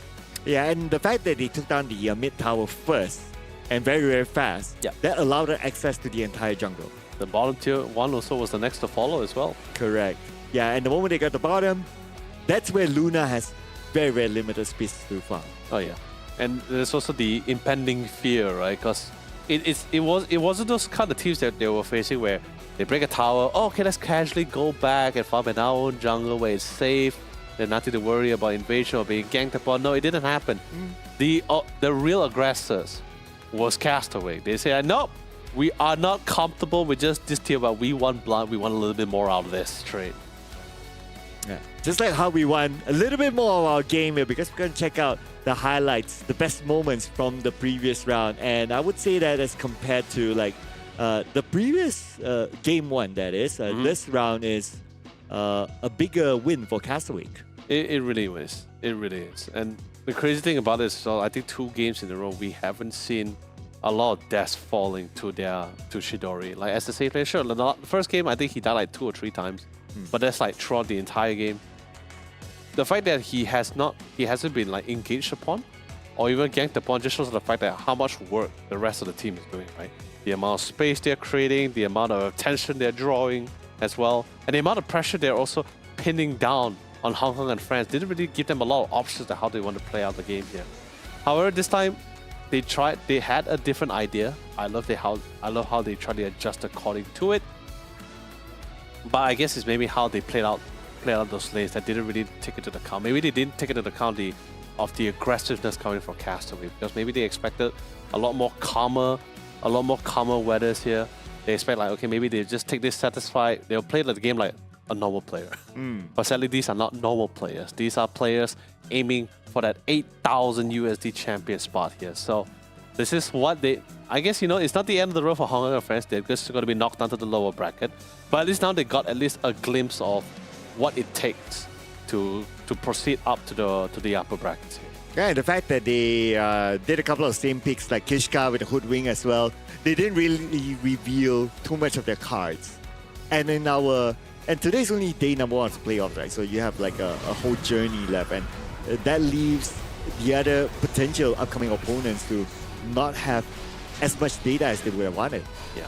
I mean, the heroes they also pick right now, not to say that, sure, could be trying to hide their hero pool as much as possible, but I also felt like the composition that they usually design for themselves here is usually to cater to what kind of playstyle they want to go for here, right? Fast-paced, aggressive, decent amount of CC, good amount of burst as well, even though it's probably not as much as the Sonic Wave, but it still will do that kind of thing. And the Centaur is just like the icing on the cake here. I think with all this composition, it wouldn't matter if you didn't have the right players to play it. So I think JG, everyone, phenomenal gameplay. How they utilize the hero, the positioning, the well thought out plans. Fantastic job. Yeah, we look at some of the highlights here. This was one of the moments where the Polar Strike went to Wonder Boy. Oh yeah. Yeah, this was the one. And they just blink out and a few spells were wasted just like that. Yeah, no, they just wanted to do it blind. They didn't want to repeat what happened in game 1. They just blind stunned in. He's the initiator anyway. The stunned, he so happened to encounter the Corp. I think they didn't expect the Corp. They probably expected someone else. But since it was Wonder Boy, they tried to follow up with it. But the splitter didn't connect in time since just enough time for him to recollect, blink out. But every single engagement here feels so tailor-made for Castaway. It's been pretty great. Yeah, the Guardian Angel will not help. The fact that there is a big burst damage from the QOP. Oh yeah. Yeah, so that was a very difficult one for them to tank. But our MVP this round. Okay, who do you think it will be? Quick one. JG. JG? Let's see. Is it going to be JG? No. Yep. The man deserves. Okay. This ain't business as usual. Now. Okay, fine. Yeah. No, I agree. That game was definitely a lot more different to how he usually plays the call from game number 1. Pretty great. He's getting a lot of big kills, impact kills as well, and the more importantly is how well placed those Sonic Waves. Right. It's not to just to try to get a kill on one guy. He always positioning or places his Sonic Waves in a way where even if it doesn't kill the guy, it still will connect and push back any other additional enemies behind the primary enemy into an ideal position for allowing his team to set up with either the bushwhacks, into the ice shards, or into the global call downs. I think it's just been fantastic for Wonder Boy. And the two games, he played the same hero, Yep. but very different builds. Oh yeah, to cater to the situation, correct, yes. Yeah. And even for this round, he kept it to Dagon 1. And Dagon was like his second item somewhere out there. But then again, he's like, oh, I don't need to upgrade to like Dagon 5. I just keep it as it is and I just buy the other items. Oh yeah, it was like Kaya, the BKB, then Dagon 1, then straight Receptor already. Yeah. But there you go. I mean, that was a nice 2-0 series. Yes, our first 2-0 for today. Given to Castaway. And they will move on to the upper bracket in the next round. Yep. Whereas, Round 2. For their opponents, not done yet though, they still have the lower bracket to play for. Yeah, no, sure. We are practicing a double elimination format as well. So those who have been not under the lower bracket, they still have the chance to climb up the ladder. But right now, as it is, we still have 2 more series here in our upper bracket round 1.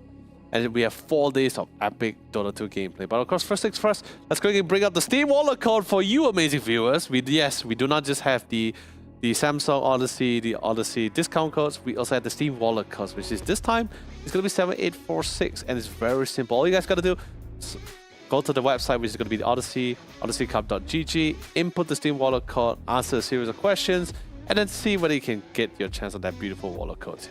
You know who could use the Steam wallet codes? Us. Yeah, true. But I actually wanted to say the Omni Knight needs to complete his set. You know, just putting it out there. I mean, okay, you Omni Knight lovers for sure. Right. But of course, let's quickly bring up the rookie MVP here. Courtesy of Red Bull is the fresh off the block. It's gonna be Raven, the offlaner for the side here. Oh, really great style. I think, despite the disparity, he was previously playing the Sand King as well. Despite the game disparity he was facing, he still was able to pull through as a fantastic offlaner. So really kudos and great job. And of course, courtesy of Red Bull, Pomelo's fantastic, but you should also try out the Apple and Muscat Grape. That's also pretty good too. And I think I'm still going to be leaning towards the apple flavor. I'm a little bit biased to that apple flavor. Man, I'm a pomelo guy now. Fine, this Civil War had to happen anytime soon anyway. But what we can agree on, despite we might have our differences with the flavors, All right. we do agree that the Samsung Odyssey OLED G8 is awesome. Oh yes, it is absolutely fantastic, especially if you're looking for that really beautiful massive screen, ergonomic design, slim, sleek metal layout as well. It's going to be the Samsung Odyssey OLED G8. It is packing with a 32-inch monitor here, comes with smart TV functionality, and of course, because it is utilizing OLED technology and anti-glare, you can definitely expect some really great game experience and smooth gameplay. What is it? Maybe not even for gameplay. Could be for work, could be for films. Depending on your choice, you're still gonna definitely get your worth out of that box. Yeah, because you have smart TV in it as well. Oh, yeah. There you go. You can just kick back, with a Red Bull in hand, perfect. Multi-purpose, yeah. Yeah, but you know what else is perfect? What? It's our day today so far. It's been an amazing day. But we're not done yet for today, ladies and gentlemen, because we will still have our third series after this. But before we get on to that, we're going to take a breather. We're going to take a short break. Do not go anywhere. See you guys in a bit.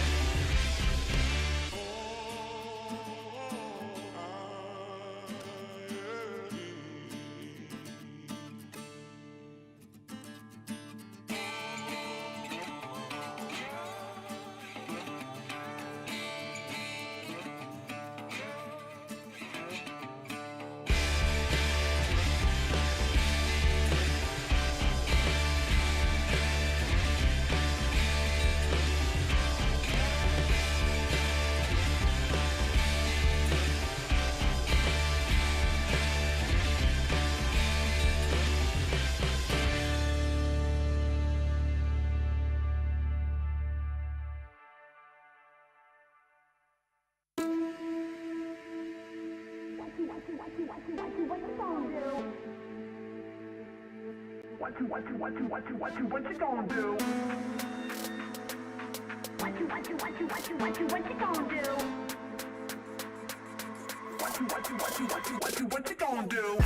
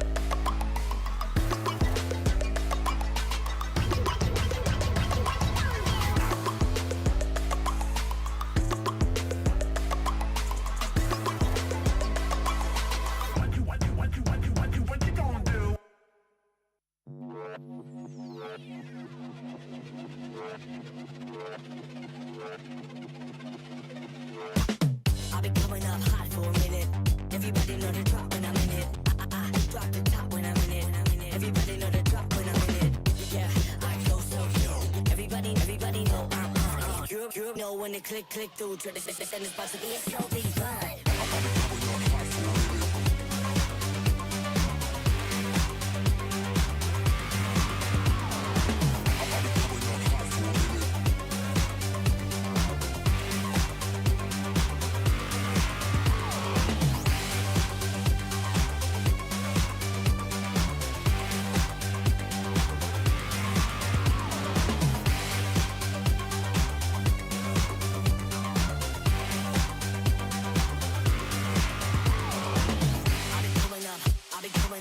Everybody know the drop when I'm in it.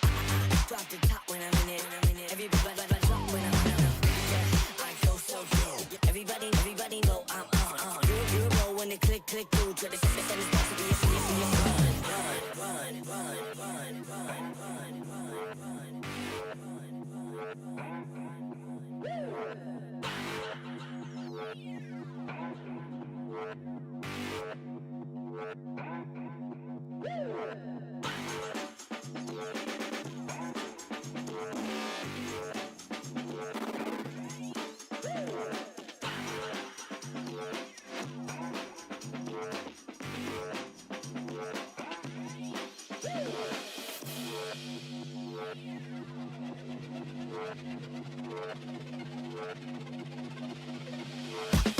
I'll be coming up hot for a minute. Everybody know the drop when I'm in it. Drop the top when I'm in it. Everybody know the drop when I'm in it. Yeah, I go so good. Everybody know I'm on. You know when it click through. Try to send this about to be a slow decline.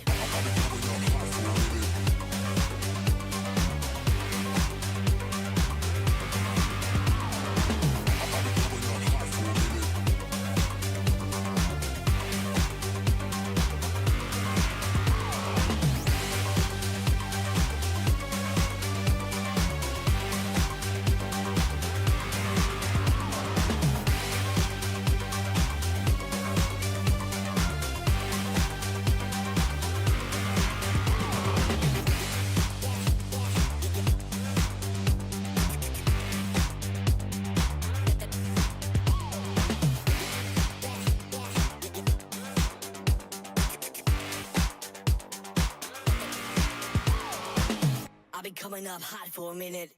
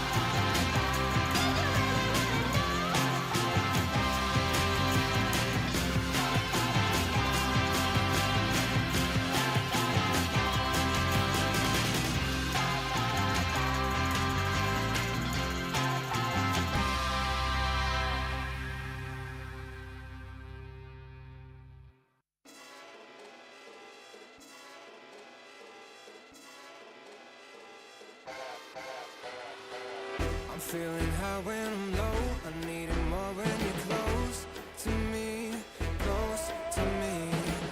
I'm feeling high when I'm low. I need it more when you're close to me. Oh, yeah, yeah, yeah.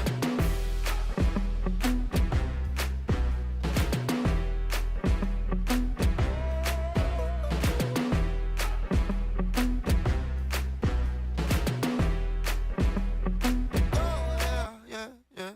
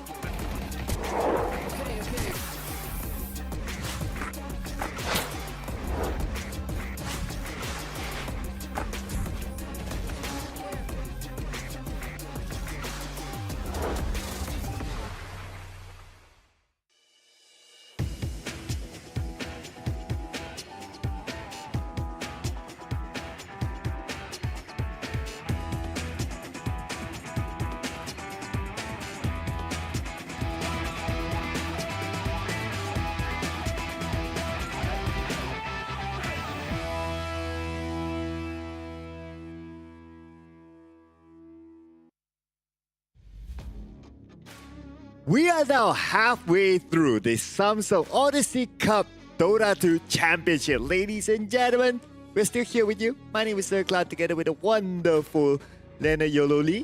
And we'll be coming on to series number 3 next. Yeah, and let's be honest, I could cheers to that one, right? So of course, yeah. nothing better, no better way to start our third series with the Red Bull energy sparkling drink. Yeah, by the way, Pomelo flavor again. Cheers, buddy. For the win. For the win. For the win. Uh-huh. Oh, yeah.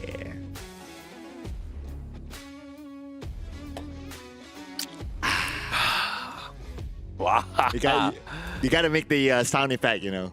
I mean, no, Got to work on that. no, but that's natural, right? That kind of thing. Oh, yeah, because it's that good. Exactly. It's But that of course, refreshing. ladies and gentlemen, while we are treating ourselves, we also have something for you guys. As you guys can check out in our lower graphics here, it is going to be the exclusive discount for you guys for your selected gaming monitors. We talk about the G8 and the G6. This is the exact discount code you're going to be requiring. And if you notice as well, the first two initial of each of the discount code actually represents the region that you're allowed to apply that discount code. So if you're from Singapore, then you can only apply the SG Odyssey Cup. If you're from Indonesia, that is ID Odyssey Cup, and so on go on for those 8 regions alone. But of course, if you want to just not only get it for your region, but also you want to get the discount in another region, you can also quickly get your friend to apply it for you. They can send it over for you. Yes, but before we head on to our game, let's check out the latest bracket so far. So, in case you just join us for whatever reason, Castaway won Whatever against Hung reason. Hung and Friends. And they'll move on to the upper bracket round 2, in which will be played tomorrow, and they'll be facing up against Manta Esports. Whereas for Soymill and Hung Hung and Friends, they will be sent down to the lower bracket. So they still have a run there. Yep, definitely for sure. And of course, moving forward, just to let you guys know exactly what's been going on today, basically this is going to be our schedule here. So we have just undergone our first 2 series of the day, and we already have declared our winners. And so far, the winners have all been on the left side of the screen, which is Manta Esports and Castaway. And now this time we're moving forward here. It's going to be our third series. It's going to be Dominator Esports versus No Cylinder. Oh, the team that you mentioned is your favorite logo. No Cylinder. Yeah, No Cylinder. Like, don't get me wrong, Dominator Esports, you can feel the fierceness from the Jaguar. I believe it's a Jaguar, right? Jaguar-looking icon? Dire team It's a Jaguar. Or is it tiger-ish? Okay. But they're an actual team from Indonesia, by the way. Oh, really? Yeah. Cool, alright. Legit org. Alright, cool. So, them coming in the mix against No Cylinder here. And now this is going to be their drafting. And this is our 10 first seconds our remaining. first game of our third series of the day. So starting things off, a pick which I thought I would never see, a Warlock pick here. Ah, interesting. Okay, okay. Big engagement, especially with the Golem. And we're going to see the Bat Rider again. Oh, this is going to be a quick pick here. Oh yeah. Luna is probably going to be the top pick in our playoff. I mean, definitely for sure. Especially with the recent patch, a lot of the heroes that people usually were gunning for, usually utilizing for, has all been nerfed. Not only just the hero, but even the items those rage heroes were utilizing 10 as well. seconds remaining. So those are slowly being fallen back, and now slowly we're falling back to the more original ones, like Luna. Primal Mix, very fast pace coming to the mix, Wow, so okay. alongside with the Grimstroke here. Calm down, people. Very fast. They knew, like, no cylinder knows exactly what they're aiming for, what they want to as well. Picks, by the way, it feels a lot more of 10 comfort seconds picks remaining. coming for the side here for no cylinder here, but I'm already assuming this is 5 seconds going to be the remaining. Dragon Knight safe lane. Primal Beast team's been pretty flex even from back in the day, but could just be primarily just the off lane. I can see a little bit of synergy because using his ultimate, he can actually pair off with the Soulbind on the Grimstroke, and also the ultimate is perfect to lock down very aggressive hero, like very high mobile heroes like both the Timbersaw and the Brisbane. You can, if you're able to lock them down, you are gonna at least try to mitigate a lot of their movements here. And we might see a post-1 Dragon 10 Knight, so it's seconds likely remaining. to go up against Timbersaw. At least both heroes, they are pretty tanky, 5 so that's kind of seconds okay. remaining. Because if we put in like a soft hero versus a Timbersaw on lane, Timbersaw is just going to eat that hero up. But you see, that's the problem, right? Because Timbersaw is also fantastic at shredding strength heroes, and Dragon Knight is also a strength hero. So he really needs to be careful about that, because Timbersaw, given enough space and opportunity, might be able to just run down this DK here. That post 5 has a lot of responsibility to try to keep this Timbersaw in check. So coming into our final pick here. Now, Dragon Knight can also play in the mid lane, so it's a bit of a flex there. Not as heavily seen. Radiant I could say Queen off lane. Off lane DK sounds a lot more viable, and Primal going mid that seems a little bit better. But like I said, these are the two picks that we haven't seen going to mid for a while now. DK for a lot of good reason. Primal, the situation has been somewhat changed, but not to say that you can't go mid, but it always depends on the situation. But 10 seconds good bans coming in remaining. for Dominated Export, getting rid of both the Sniper and the Parks. Those are really annoying mid lane 5 heroes to seconds deal with. remaining. What about no cylinder? They really got the gist. They really know for the fact that this is Luna is going to be the safe laner. They got the support Bat Rider. Timber mid? No? I think... No, sorry. BB support. I remember I saw a game there was a BB support playing off with the ghoul, because it does minus armor and also slow down. So that's also something to look out for. And then you stack it up with the Bat Riders. It's a lot of stacking, yeah. Yeah. So we'll see. Maybe things could change. I could be wrong. We still have that final pick, and the drafting never, it ain't over till the final picks locks in as well. So moving forward, second last ban. What is on the minds of no Radiant cylinder team here? We'll assume that the team mid ban. hero is gonna be the one that's lagging here. So we'll ban both the Invoker and Viper. Okay. I'll say both of these teams can go for high mobility heroes in the mid. Dire team Definitely for sure. That's like one of the few go-tos. Earthspirit, I love that ban. We haven't seen that ban, but because the opportunity arises, we'll lock in the call for ourselves. As we saw from the last game being played by Castaway, great rotation timing, massive magic burst from the Sonic Waves, perfectly timed to pair with a lot of these heroes, because as you know, Luna will probably won't see them or 10 see her seconds in a lot of remaining. this early mid-game fights. It's going to be casually just farming most of the time here. 5 So seconds someone to follow up with remaining. all these tanky heroes, I think that'd be pretty great. Because really, that's the burst damage you're looking for. Grimstroke, Silence, Phantom Embrace onto Queen of Pain. That's the only straightforward lockdown for Queen of Pain for now, that is. But it's not going to be a big one. I mean, it's just a matter of like 3 hits to take out the Phantom Embrace, and Queen of Pain will be able to get onto her journey again. True. But also, if you think about it as well, there's no one to really like to disable the channel ultimate ability coming from Primal Beast as well, because like, except for the Lucid Beam and the Flaming Lasso, those are the 2 ones. But Flaming Lasso feels a little bit costly to do it. Lucid Beam is probably going to be the only one, but Luna will be farming majority of this fight. So in other words, Primal Beast is going to be having a field day if he actually was able to get his hands on the Queen of Pain. The final lock is going to be the Razor. It's going to be the one that's going to be able to run down a lot of these heroes as well. Interesting one. Potentially run down Luna. Run! That's going to be the best bet. You gotta think about it. Like, you cannot run down the QP. You cannot run down the Timbersaw. You might not want to run down the Bat Rider. So Luna is still going to be the best. If you are able to get your hands on the Luna, that's the thing. BB is probably the only one that's closest to you, I guess. I mean, like, don't get me wrong, Timbersaw also will be closest, but Timbersaw can Timber Chain now. BB, on the other hand, doesn't really have that kind of escapability, so he's gonna be walking here. So Razor, ideally, yes, like you mentioned, CJ on the Luna in this case will be the one you want to try to sap as much strength out as much as possible. Sorry, sap out as much damage as much as possible.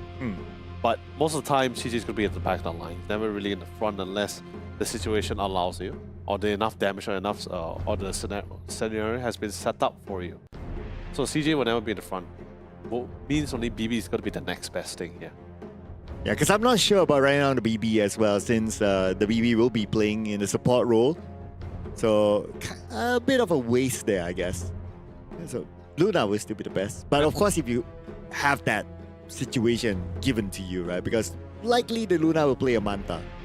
True. But So you don't want to like accidentally target one of the illusions.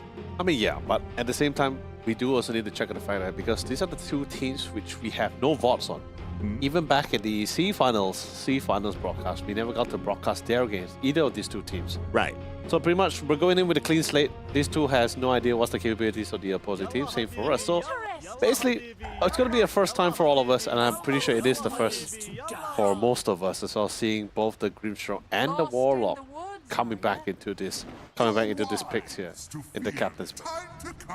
Well, here we go. Game number 1 between No Cylinder and Dominator Esports. It's a best of 3 series, ladies and gentlemen. Let's see who takes home the first game and the momentum to it. And based on these two drafts, very, very interesting. I do like the pushing ability of Dominator Esports, but at the same time, I do kind of like the combo and also the pick-off capabilities of No Cylinder as well. But if I were to put my finger on the one, 30 I probably seconds might to give it to battle. No Cylinder. I'm still holding my cards on this one. Oh, come on. You gotta pick one. I really hate that you put me on the spot, right? But it's just that difficult because while ideally it may not look as clean and as good as what we've seen in most tournaments, but it's all comes down to how well the players utilize it, right? Are they able to make useful use of the timings, the rotation as well, and opportunity? There's a reason why certain heroes are not being utilized as much or favored in certain tournaments or in certain meta. So seeing those being picked here usually gives the impression of the fact that okay, this is a player coming in with a hero he's particularly confident in, very comfortable in, or maybe there is an actual combination that we have most likely not been commonly seen here. So let's just see how this goes. So far, it is the BB support with the Luna. I think that's going to be pretty scary. Minus armor, slowed down, Luna free hits with the Lucent Beam and additional magic damage. That's going to be a very nasty parry for that top side. Got to really look out for. Bottom, probably going to be easier for them to get their hands on Juju here. But Warlock doesn't really necessarily give a lot of kill potential. Sure, if you set up with your third skill with the slow, that'll be fine, but it does take a while for it to kick in here. Oh, mini chin. Okay. It could be a first blood here, and yes. Give it a UK. First blood. Maybe a second one. Okay, Xavier takes back one.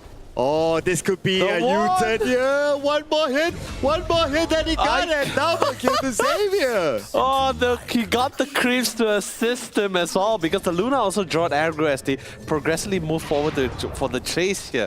So they tanked a lot of the initial damage here. Do not underestimate creeps, man. Level 1 creeps is actually pretty solid here. So especially when there's that many, one wave of creeps hitting you. So pretty a lot of damage, and of course Xavier with the early magic stick here.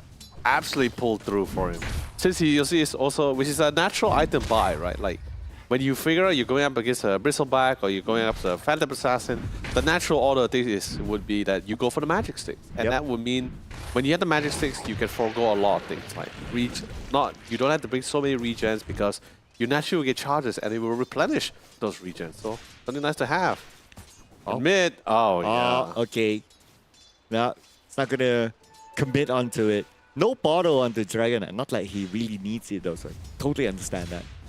I mean, it's been pretty rare to see have melee mid laners, and ideally, even if we do have melee mid laners, it's usually more of the mobility ones, like the Earth Spirit, for example. So you were right.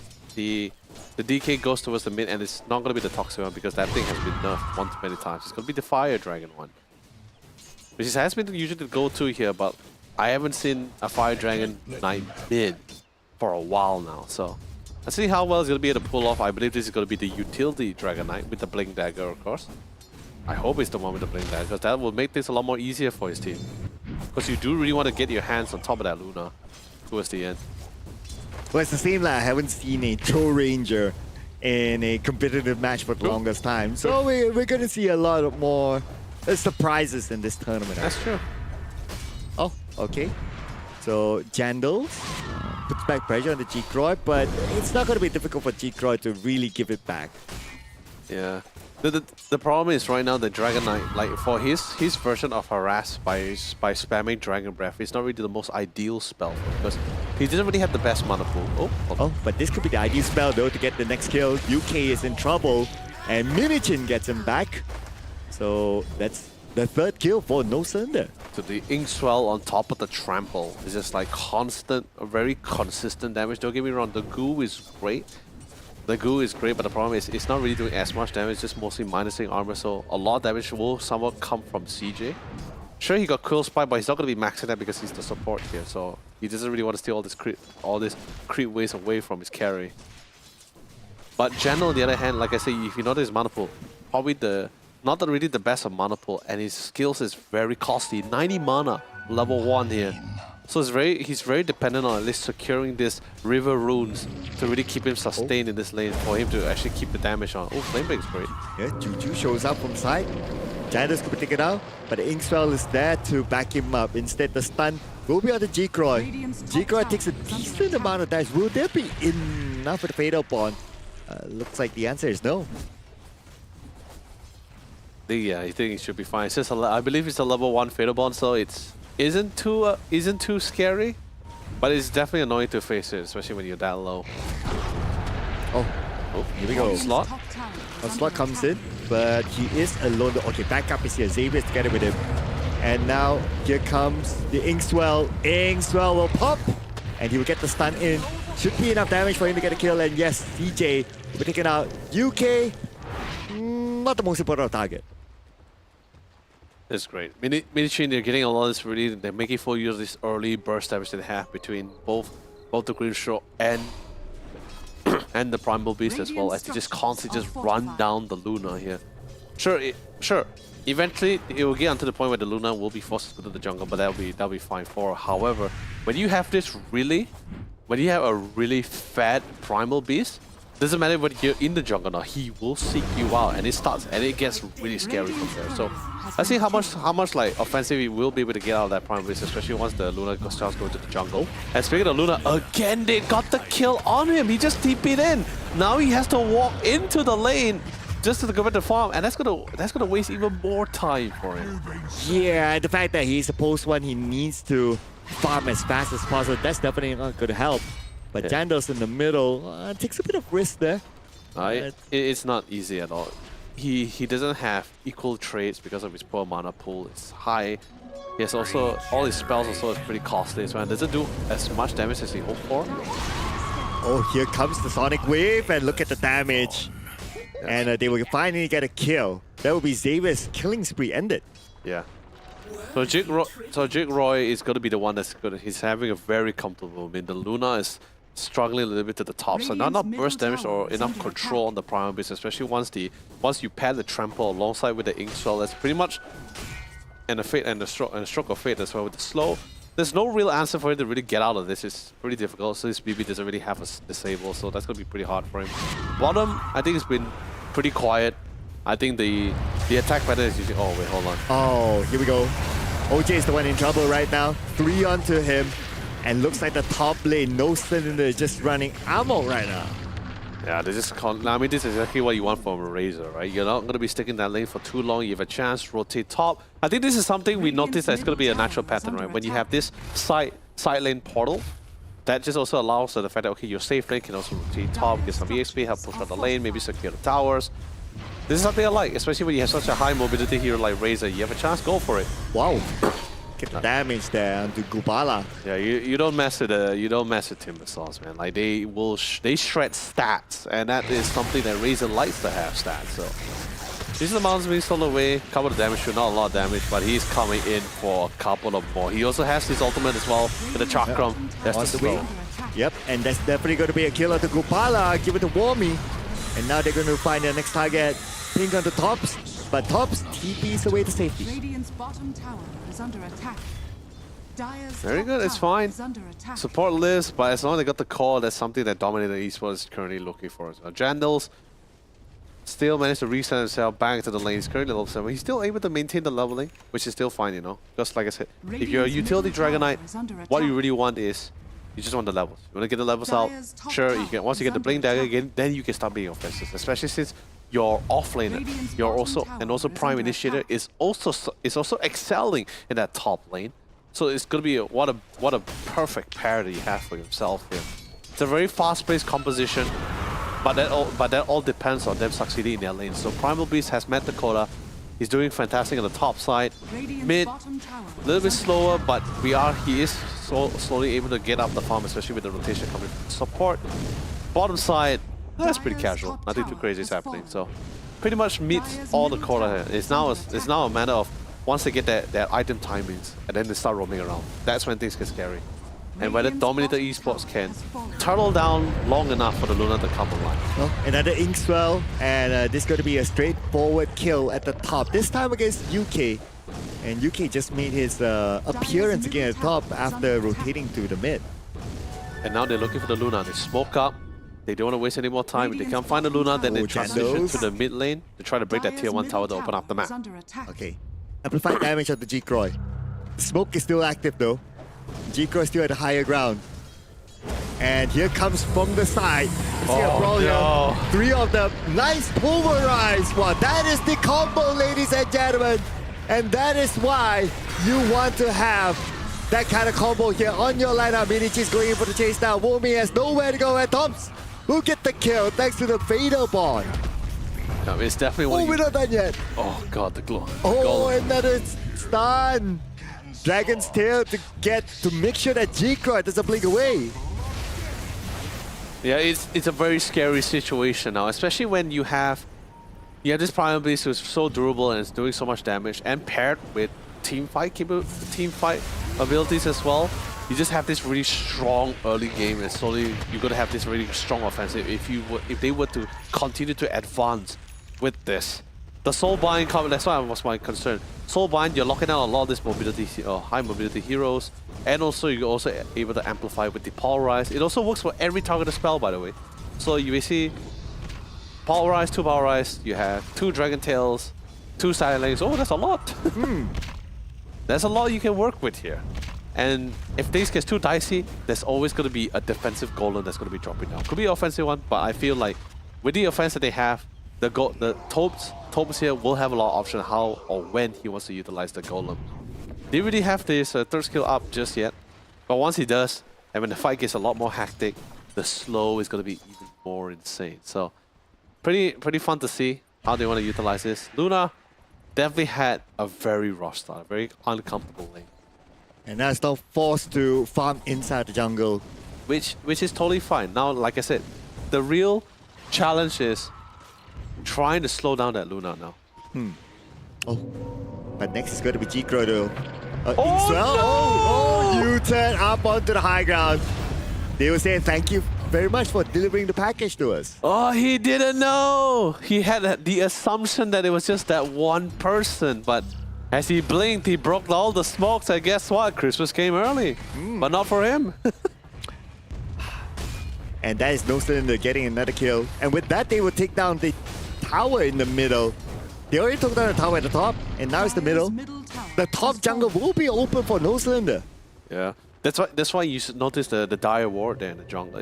That's actually more of a defensive ward here. Just want to make sure he gets a clean eye on what's really happening here. The Radiant also has their own personal walls in those pathways, mainly just to make sure that, to see if the Luna decides to farm in their own Radiant jungle as well. So, been pretty great, and also see if anyone walk past in the river. Get as much intel as much as possible. So, No Cylinder, great job, getting a lot of control, map control, vision control. Getting a good, decent stroll of the whole game here. Even the mid laner, if you notice on the net worth as well, Sir Cloud. The Queen of Pain and the Luna was just dropped all the way down to the 5th and 6th place. That's for me. Oh no, okay, he came back by 1. Okay.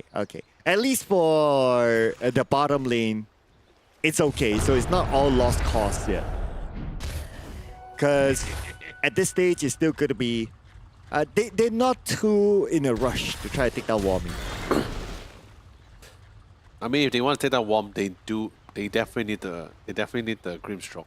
Without the Grimstroke, not sure how they really can try to get their hands on it. Or at least some form of control.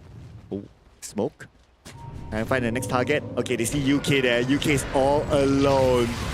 Nowhere for him to go. It's going to be a straightforward kill. 4-on-1. UK will fall to the hands of Jandal. Yep.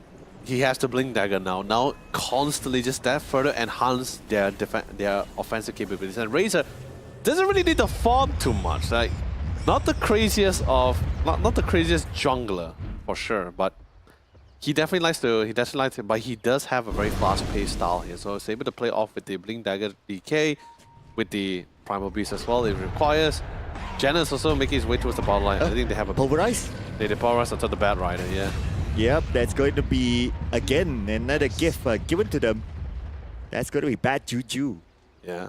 Juju was actually trying to go for the D wards as well, but you know, like I said, the positioning of that Radiant ward at that pathway just sees everything. So, spot Juju, they were all within the vicinity. They might as well get a free pick off. And Jandal, scout things out. Trying to sneak it, trying to find the Luna. Now they even passed by the triangle, so they're sure that the stacks are not really there. Instead, they're going to go for the next pick off right now. Maybe Timber might be the next target. Could be, but like I said, you really need the Grimstroke. Without the Grimstroke, it will be pretty difficult. Sure, I mean, you got Janels, you got the Dragon Tail, that's nice, but after the Dragon Tail, what happens? You got the Timber Chain away. I guess you could commit Golem, but for one person, I mean, if the game looks good, and if you feel like you're not going to engage after that, then fine, I guess you can drop the Golem. But other than that, you would love to have the Grimstroke here. True. You need the silence to hold him down a bit longer. Yep. And I love what Geno's doing as well. Like, he's not purposely looking for fights, he's just clearing out stack. He's just clearing, not really clearing out stacks, but he's clearing out jungle camps so that Luna just doesn't really have a lot of option. And it's also giving a clear message of the fact that, hey, you know, we could have warded here. That's going to force the BB to buy even more sentries to try to scout things out. Finds that there's no sentries, there's no wards. And then eventually they'll come back, they ward it. And, you know, this is a ward game. It's a ward and D-ward game now. Yeah. Yeah. But you see, now they're on the offensive now. Everyone's grouping up once more.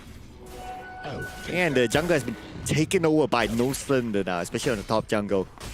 And they're going in on towards the top side. If they do see the Queen of Pain there, Queen of Pain will be in big trouble. Grimstone is the closest, but the Queen of Pain TP's back to base. Yeah. I like the offensive. Really ensuring that there's not really much area. The offensive was is also great as well. At least they managed to isolate the top half of the map. Say, alright, this is completely within our jurisdiction. We have clear eyes, we have a clear idea where's the rest of the team. Most likely they're sharing they're most likely sharing some part of the jungle on the bottom right. And I think especially since the Bat Rider just walk on top of the, I believe the radio ward is still active at that bottom side. So they should be able to spot it. Yeah, it's still active. So they're not only going to see them, but also so that they're also smoked up as well. Radiant's bottom tower is You're under going to make the attack. engagement now? No, they're prepared for it. They saw the smoke. They're standing at all the corners and setting up the wards as well. This is a very drastic fight. Smoke's broken. We go Inkswell, comes in. UK is going to be the first target. And UK still stands tall, 50% of health left. Nevertheless, they will try to take the back line. The Golem will be called upon. And one silence, make that two. They're going in for the chase of the G-Croy, but G-Croy, because he has the haste rune, he's still able to get away to safety. Blinks away from his opponents, but they still get UK in the process. And UK, look at this. It's actually the creeps that she's got UK. Yeah. Radiant's bottom tower is under attack. Definitely not as planned, but you know, still been pretty great so far. Now they're on the offensive. They got more control. Now they're focusing just on the objective. But like I said, they're also on this timer where if they can't really secure this, because they're not really like locking down the Luna. The Luna's still pretty casual about this. Okay, here comes the lasso. Managed to get one, but Gubala is pretty tanky. He's pretty solid at this point. And Warmy, not enough damage for him. Instead, they got Juju in the process after using the lasso. But going back to the back line is going to be Gubala. Gubala taking in the damage. He's TPing away. Gubala! Not able to get away inside. CJ will bust him down to get a double kill. Great stuff. Didn't waste any time and opportunity. They know for the fact that all their abilities, all their massive abilities are all currently on long cooldown. So decide they're confident enough to take that fight. Sure, they lost the battle rally slightly earlier than expected, but they at least get something out of it. And more importantly, they gave Luna all these kills. She's been pretty calm. She's been farming all those side camps, the side ancients as well on the Radiant side. TP's back in, gets the 2 kills, and now she's slowly climbing back. Although still not in the highest in the net worth here, she's still trying to play around. There's not a lot of stacks for her. And even if there was, it's most probably stolen away. But it's a slow climb for them here. Oh, check this out. We got UK now in trouble. Juju is up on the high ground, but there's nothing much they can do about it. Mini Chin will come in for the side to take down UK. Could it be with the Dagon?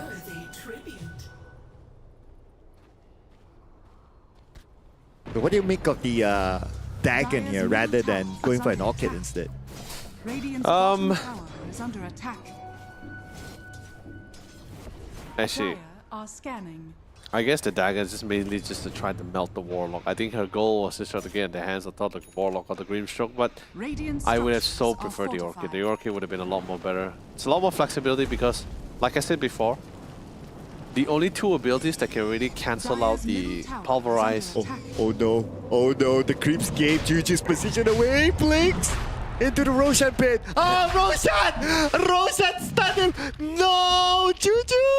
No, he's fine. He's going to be able to walk out of this. But it's still a wasted TP. It's okay. He's living the fast Okay. life. Oh man. Oh man, they're still around him though. They're still around him. Keep an eye on that. Keep an eye on that. Minichin probably saw Juju. No, he didn't. He didn't see it. Didn't see Juju. It's nighttime. It's the fog of war. Oh man. Okay, now they'll see him. Oh, okay. Are they gonna make the U-turn? Are they gonna go for it? No. Ah, Juju. Whew. It gave me anxiety. Oh, but G-Croy here. Up against Gubala. There you go, the Sonic Wave. Lots of damage on the Gubala. Yeah. Gubala, he does have his teammates together with him. The golem will be called upon. And G-Croy, as much as he wanted Gubala, but he has to say goodbye lah. Haha. Definitely a grand farewell. Didn't really expect that kind of follow-up as well, because I'm pretty sure this man is like, okay, I'm just going to do some damage, I'm going to find Razor, everything's going to be great, my skills on cooldown is going to be back up in a second or 2, something out of the blue, you get hit by a Phantom Embrace. A Phantom creeping from behind, just hugging him from behind, just like, silent. Quiet. Yeah, quiet, please. Like an absolute horror movie for him, my god. Because it's exactly how it feels, but finding a quick smoke, they intended to hit them all the way in the backline, because especially no Golem. Dragonfall also about the timeout, they spotted him, they want to try to engage it, they force out the Pulverize. Inks, well, you ain't gotta go anywhere, my friend. Yeah, but that's the bad rider. They couldn't really find a way to get into position as well, so they have to fall back for that one. But I think about it, like Pulverize and Inkswa, they're not costly skills. Like the cooldown isn't that big, so Oh yeah, it doesn't matter for them. 20 seconds plus here. No worries at all. Now they're going to try to sniff out CJ. Okay, they saw CJ. Mijay comes in again. It's going to be the same routine. Inkswell, there's no way that CJ can get away. Yeah, it's definitely for sure, because he just cleared the wave, he just cleared the Radiant Wave as well, so they exactly knew where he was going to walk to. And better part, they still have that cliff one on that top side. I mean, it just expired, but they had it, so they saw where it was going. Oh, engagement on the Jandos. Okay, one tankier heroes. Not too sure about that decision, but looks like they want to try to take that risk. Nevertheless, looks like the lasso comes in as well, and finally they got Jandos together with G-Croy, giving a lot of damage. And now Xavier is going to be the next target. Xavier will fall to G-Croy, and that's going to be a double kill. Yeah. So this is the problem. This is the only problem when you have this kind of composition, is that the fact that you're very dependent on your massive ultimates. And when it comes to wombo combos, it's always about that massive ultimates. Which is why you saw No Cylinder always ensures that if they're looking for a fight, if they're going to be committing abilities, they always make sure they transition to an objective here. So that's why you saw the mid tower go down, same for the tier 2 top and the bottom side. But other than that, once the abilities are all on cooldown, that's when you start seeing Dominator Esports comes to life. They start hunting down, they start to catch people, even though it's not the whole team. Picking up 1 or 2 members, especially since they have their backs against the wall, they still benefit for this. Like even for the kill score, for example, it's 20-9. And one would usually expect the goal lead to be like very significant, a very big difference here. But no, it's only 2,000 gold here. So you have to wait and see. Even the graph states it's sure it's still in the favor of No Cylinder by 61%, but it's not 80%. It's not 90%. So still need to create waves. Dominant Esports still has an opportunity to come back to it, but they need to really play their cards right. Luna needs to get online. Once she does, once Luna comes online, I don't think any of them, not one of them can really go toe-to-toe with the Luna. That's why they're trying to open up as much space as possible for the Luna. Okay. BKB, not in queue. I think to him it's not needed because the Pulverize is, if I'm not mistaken, is BKB piercing as well. True. Yeah, so. And also Soulbinds. Both abilities BKB piercing, so. And Golem's also BKB piercing. Basically there's a lot of BKB piercing abilities. So just forget about the BKB. I believe that is the thought process of why he's not going for the BKB first. I mean, Luna going BKB first is also not the craziest thing to me. I think this is the Manta first and everything else, Master Madness, I think that's the more important. They wouldn't have enough time. Yeah, they can't take down the Roshan. Yeah, they have. Not enough mana either. Look at all of them. Scrambling now. Oh, one managed TP away. The others, okay. Oh, that was a close one. If that Pulverize did connect, then Womi might be in trouble. Yeah. But that means that the Roshan is open for No Cylinder. Yep. For the taking. It is a free taking for them, for sure. They say thanks very much. Christmas came early. Indeed. There it is. Yeah, there you go. It's going to be in the hands of Kubala. But anyway, we got the Solar Crest. We got the defensive items as well. All pretty much in queue. Xavier, on the other hand, it's decided to opt to go for the Aetherlance, which is totally understandable. It's like one of the few standard items. Some is somewhat debatable. Some would definitely prefer the Glimmer. I would agree. Glimmer also has been pretty great. You give the additional potential to save. You also reduce the amount of magic damage outputting on that targeted player or targeted ally. That'd be pretty nice to have, especially when you have a Bat Rider with a Flaming Lasso. That actually comes in clutch at times, or even when any allies that get hit by the Sonic. But I believe that will be the next few items that he'll be building after this, unless he feels, you know, very greedy. Can always go for the Scepter. Let's see what would they go for, especially after this potential fight. As we can see here, No Cylinder, they're looking for the next target, but they're on lane. Not really exploring on the inner side, so they kind of missed their chance with the target. Yeah. Oh. Oh, no. False alarm, people. Calm down. Yeah. Anyway, the Razor's on the way with the Orchid as well, so that's going to allow him to really control either the Timstar or the Queen of Queen as well. So it's also pretty great items. And also he needs the additional mana regen, so it's also a great nice item to pick up too. Okay, 45, just by a little bit more time, but look at the pressure by Dominator Esports at the top lane as well. Taking down the top tower. And for No Cylinder, they'll definitely get this. Oh, okay, time to go for the Tormentor? Or they go up to the high ground? Looks like the high ground. Oh, because they still have the Aegis of the Immortal. Of course. I'm happy they actually give it to the Razor instead of the DK. There's a lot more value than giving the Aegis to the Razor over the DK because, you know, you're the DK, you're in Dragon Form. Even if you revive back, you won't have the Dragon Form available to you. So at least Razor, you still got Static Links to work with. You also still got the element for the Storms. Okay, they saw CJ, but they don't see the QOP at high ground. Yeah, still trying to scan things out here. But Mini-chan just wants to farm right now. He's on the way with the Shivas. That's definitely going to help greatly reduce some of the regen coming in from the Timber Saw. So we'll be expecting like Shivas, Skadis. I don't think a Vessel is required. I think everyone's been pretty great so far. Everyone's just going to go for a little bit more standard items here. And here we go, Gubala. Gonna lead the charge. Gonna go up to the high ground next. Okay, we're probably gonna see a fight here. Still illusions. Wow, Dominator Esports, they're circling around. They might go in for the flank. Not yet.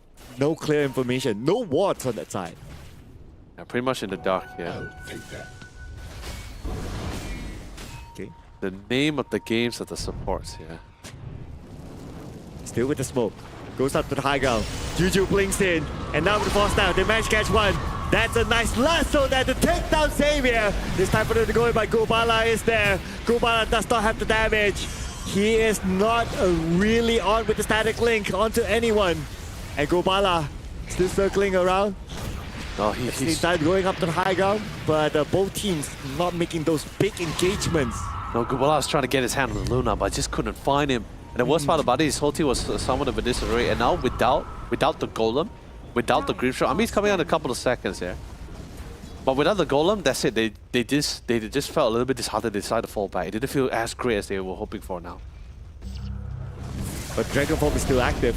It's gonna time out soon. I mean, it's still not a long cooldown, but still. But Golem is an insanely long cooldown, 120 seconds. Good enough for them to take down the top tower. Not going up to the high ground yet, but that's okay. But looks like the ping. They want to go up to the high ground, and here we go. Right here. Come with the Solar Crest. They know there's no Golem. Radiant's middle tower is under attack. Got the slows. Jandals, no more Dragon Form. We'll try to TP out. So they know has a use after sort of stun for this. Oh, wait! But the Flaming Lasso comes in clutch. No, the lasso will be there enough to stop Jandals from going home. CJ will be happy to pick up the kill. Yeah. You see, that's what I'm saying, right? That's the only problem. The only two disables is just Lasso and Lucent Beam. That's just pretty much it.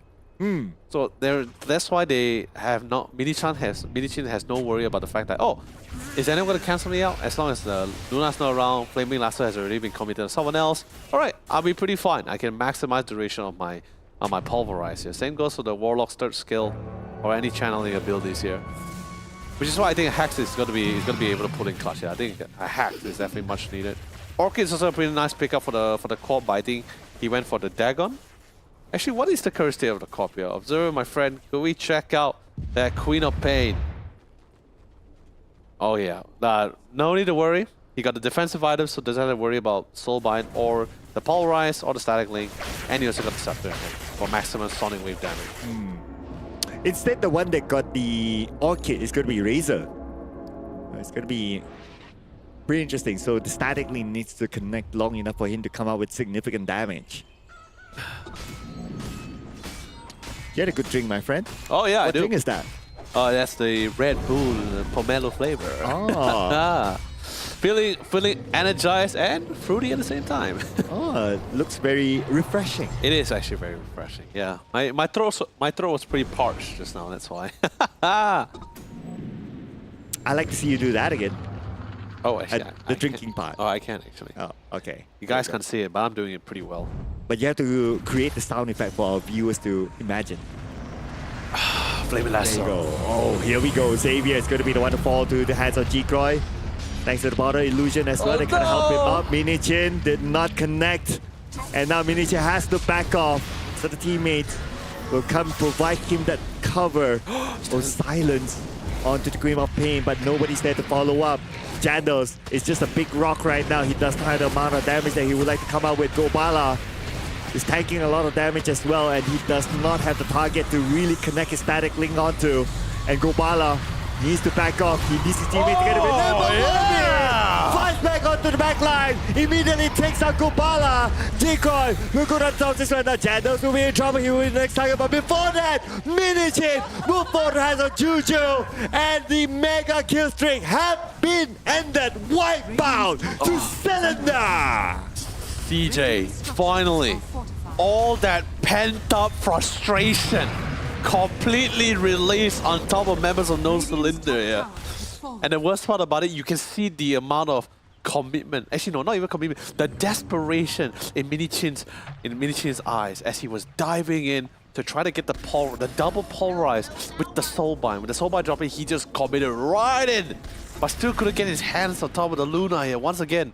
And to make matters worse, even though yes, it was cool that the Dragonite helped to pop the Lincolns on the quad, but the Razor, that allowed the Razor to pop the Static, but it didn't even last for a second. He accidentally walked to the right and quad walked backwards, and he just broke the chain. So there was no Static for a decently long cooldown. They had to take the fight. They had to take the fight head on. Well, this shows that the fight's not over yet. Although there's like a there was a big swing of net worth for No Cylinder, but Dominator Esports, look at this. Look at the swing now. It goes all the way to Dominator Esports. No, that's what I'm saying, right? The window of opportunity, they are running on a timer, right? No Cylinder is currently running a timer. If they don't really make something out of it, which they were trying to do it and they were success in the beginning. But now, after that, we see Dominator Esports was able to turtle out long enough. Now they're currently in the state where, all right, we're pretty big. I can just farm casually now. Now I don't have to farm in fear. Now the fact that we can actually take fights anytime. This is No Cylinder last chance to try to make sure that window of opportunity stays open for them with this smoke. Okay, but looks like they're going to find their next target. See Juju? They see... Okay, one more. But they're going up for a slow flank here. But we can see that Dominator Esports, they know that something's wrong. That's why they back off to their high ground. Yeah. They're not really out of the clear yet. Sure, they managed to bounce back. Currently, I guess you could say, if I had to give an analogy, Dominator Esports is finally at the starting line. They're currently equal with No Cylinder at the moment. Maybe now it's just, all they need is just one more team fight. One more team fight to really break the ice between these both sides. Whether No Cylinder will dominate the round or Dominator Esports will be dominated here. So I can't think about it. No Cylinder is very dependent on Razor to come up with the damage. it's not just the damage. They are very dependent on ensuring their wombo combos, like their very massive ultimate abilities, are being utilized to full use. But many times already we have a one-man power rise. Although yes, it's a low cooldown, but it didn't really amass to anything significant. You just get the Bat Rider, that's pretty much it. The Luna is still untouched. In every of this fight, it's still untouched, save for the Quad. Ooh, blink out to safety. Jandos not in a good position. Army smoke broken. For the next target, who could it be? Kubala still around, but he needs to keep the standing link. Oh, there you go. Here comes the Pulverize. Here comes the Inkswell as well, together with the BKB. It is on. The Golem has been called upon as well. The BKB on the Juju. Juju goes up to the high ground. At the same time, Jandos taking a lot of damage. Still with the BKB. Gets away. Not to safety. Will be taken out by G-Roy. And 3 of them from No Cylinder fell to the hands of Dominator Esports. The window has completely shut down here, Sir Cloud. It is completely closed. Now Dominator Esports, is their turn. They were dominated many times, or so many times in the early game, in the first 25 minutes of this game. And now it's their turn. They are completely up and full of vigor, and they are knocking at the gates of No Cylinder's home. They say, bring it on! Respawn, come back in. We know you got no ults available. Sure, pulverize me. There's no golem. There's nothing you guys gonna have. No soulbind. What are you guys gonna do? Absolutely nothing. And this Luna is about to hit 25. Oh man, look at this. Minichi comes in. This is going to be a desperado move by him to clear off all the creeps that's on the mid lane. And he will manage to do so. But then again, Dominator Esports, they are not faced by it. Absolutely not faced. They are keeping track. And there is the Flaming Lasso. Pulling him back into the abyss. Oh man. And you know the crazy part about it? It's not just the Luna's damage, it's the Timber Sword. Like I said, he is designed to shred stats. Stats identical to strength heroes, which perfect for shredding both such a beefy hero like the Primal Beast and Dragon Knight as well. And remember, this is not the damage dealing Dragon Knight, this is the utility one. And with Womi being at the forefront, they're afraid that their stats will be shredded. So they can't even go front. They don't have the Primal Beast together with them. Correct. And they're just going to finish out the job with the top lane now. Pretty straightforward for Dominator Esports as long as the Primal Beast is still not in the game. Oh, he stunned the wrong person. He stunned the illusion. No. This might be bad. This is going to be bad. Juzu gets Toms. Toms immediately buys back. But what is he going to do right now? Toms, he does not have the golem. He cannot contribute much back onto the team fight. And Jandos will be taken out by G-Royce. This is probably going to be a GG, ladies and gentlemen.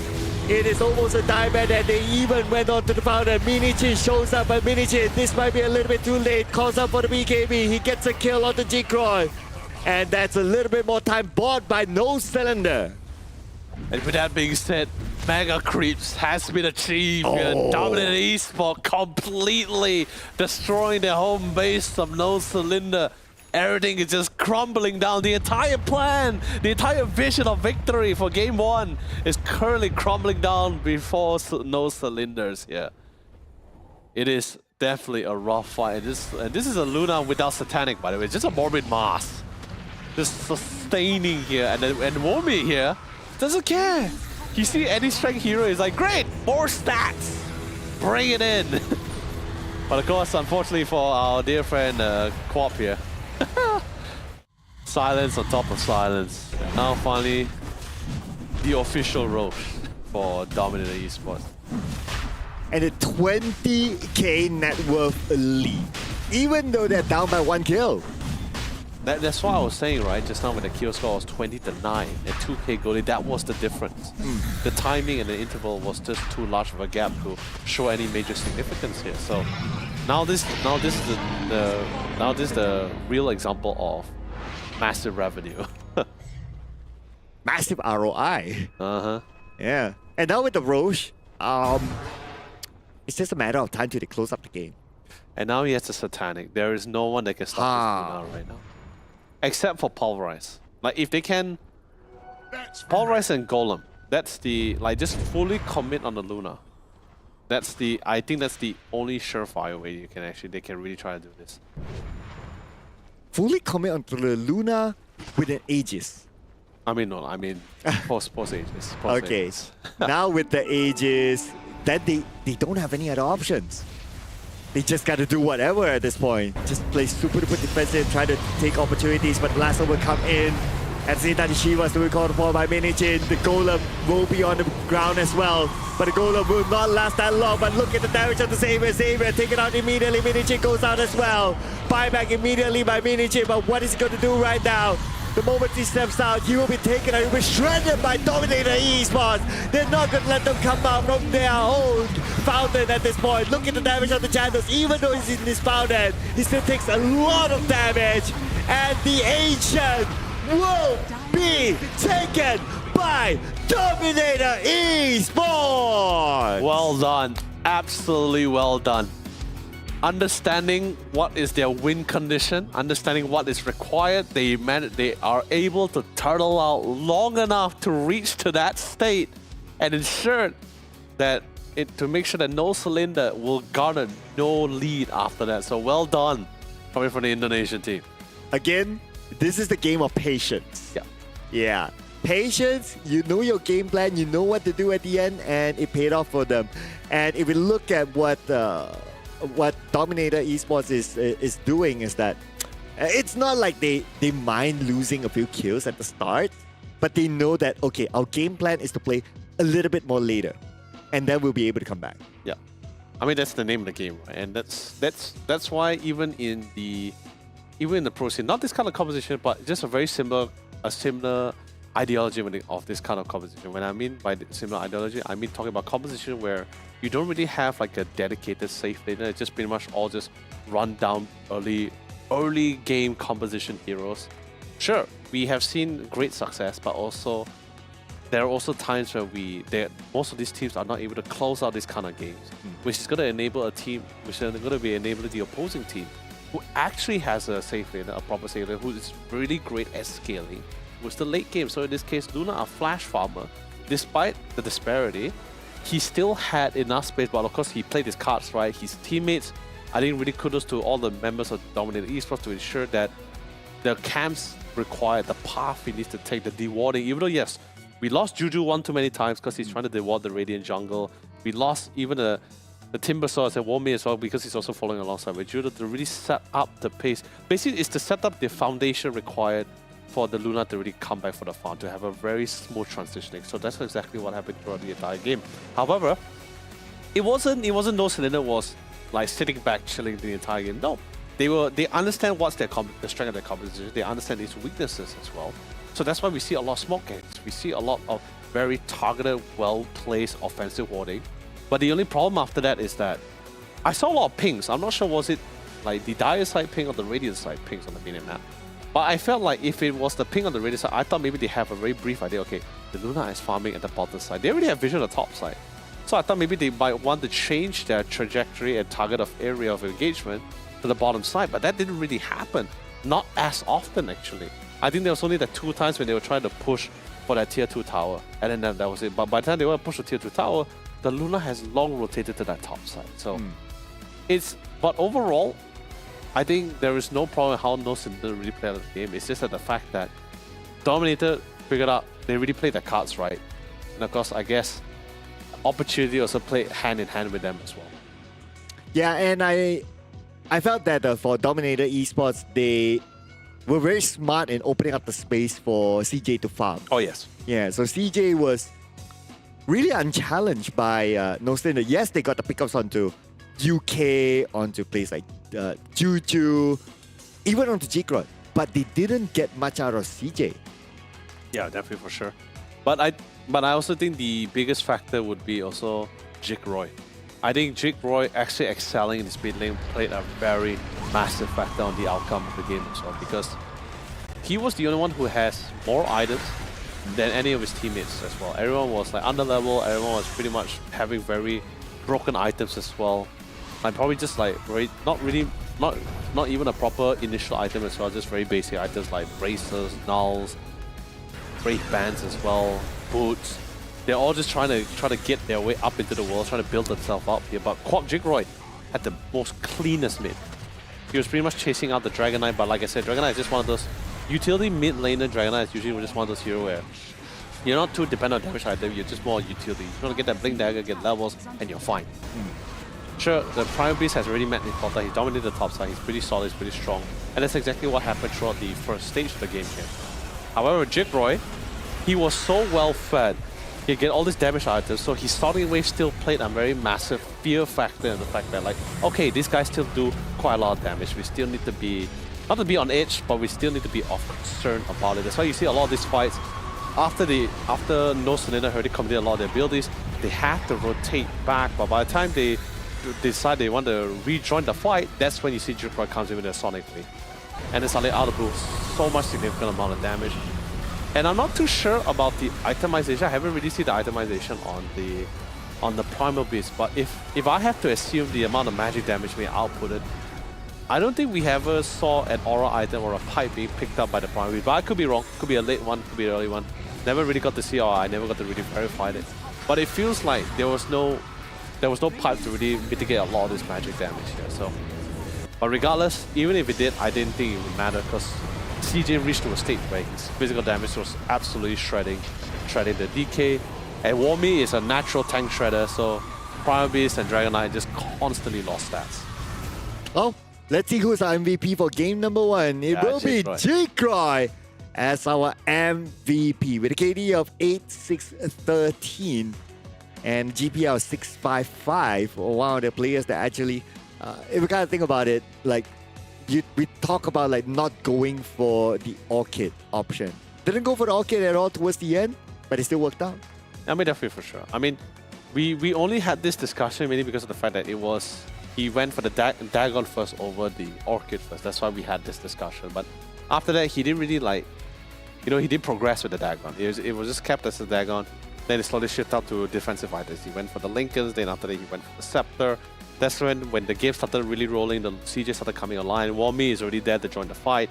That's when you start seeing this whole team who was initially a little bit broken down, but once you put the pieces together, then they form a very beautiful puzzle here.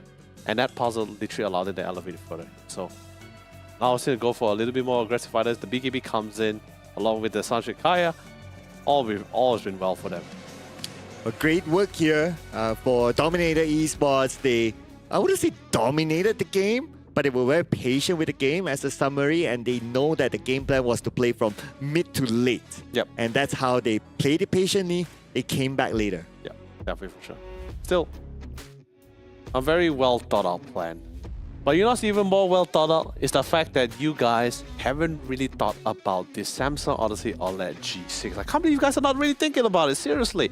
It is one of the top of the line 2024 monitors that Samsung has to offer, or maybe even in the whole world here. It comes with a 27-inch here. It's a whopping power 360 Hz. The response time is 0.03 ms. And if you're assuming all 27-inch, a lot of power packing into such a hardware, you assume it's going to be very chunky, clunky. Guess what? It is not like that at all. It's an ergonomic design. It also has a very slim metal body kit design as well. So it is perfect for any of your gaming setups here. Yes, and you know what else is perfect? What? It's our break time, ladies and gentlemen. So we will be taking a short break before heading on to game number 2 for our third series for today. My name is Sir Cloud, together with Leonard Yololi. Do not go anywhere. See you guys in a bit.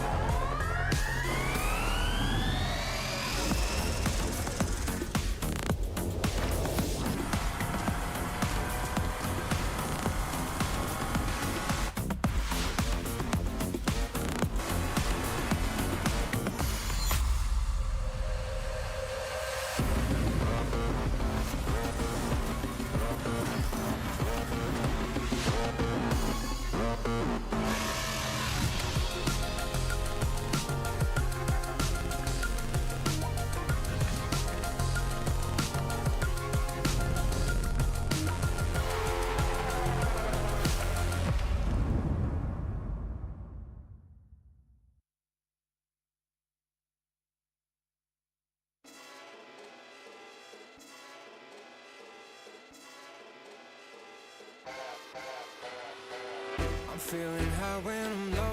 I need it more when you're close to me, close to me. I'm feeling high when I'm low. I need it more when you're close to me. Oh, yeah, yeah,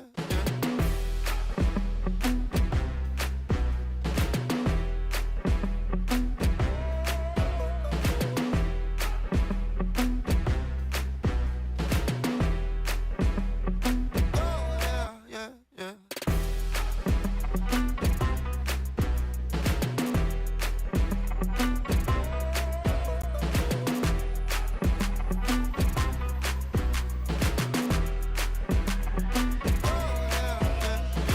I'm feeling high when I'm low, low, low, low. I'm feeling high when I'm low. I need it more when you're close to me, close to me.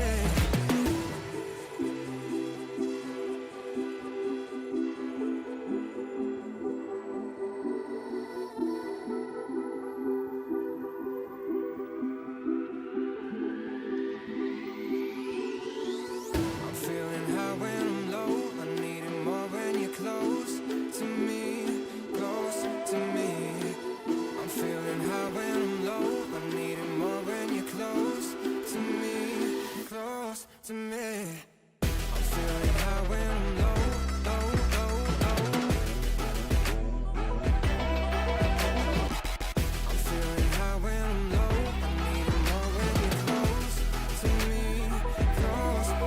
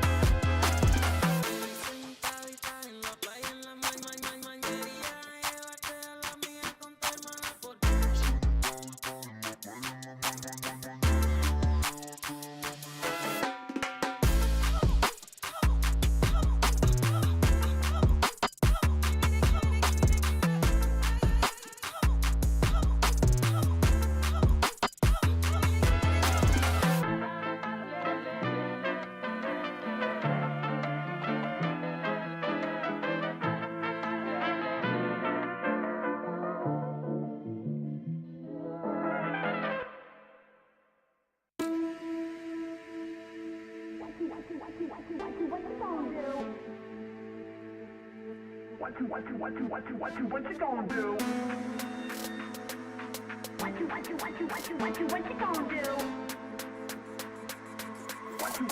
gonna do? What you gonna do?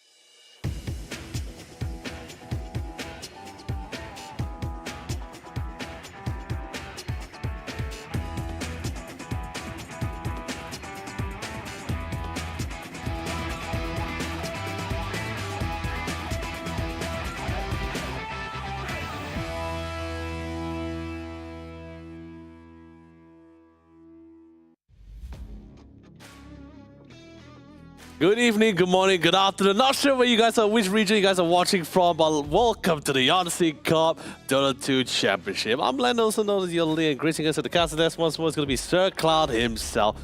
Sir Cloud, my friend, we went through a grueling stage from Series 1, Series 2, and now finally we're here in our third series of the day, match number 2 here. And what a way to actually start our match, our Series 3 with match number 1, with that kind of combat momentum as well. And then, of course, the difference of composition ideas as well. Yeah, but we've been through so many games, right? I'm thirsty. But before we take our drink, Okay. we got to remind our viewers that we have amazing discount codes for you thanks to the Samsung Odyssey. So whichever region that you're from, switch your region based on the first 2 letters here. Let's say if you're from the Philippines, you put PH Odyssey Cup. If you're from Australia, AU Odyssey Cup. Pretty straightforward, I must say. Put it in the official website of the Samsung Odyssey, and you stand a chance to get a discount for your Samsung Odyssey monitors. Yeah, I mean, it's going to be pretty great as well. And I heard it's a very substantial discount as well. I'm not going to tell you guys. That's a surprise for you to find out. But of course, with that being said, we heard the call, the drafts are underway. We'll cheers to that and prepare for match number 2.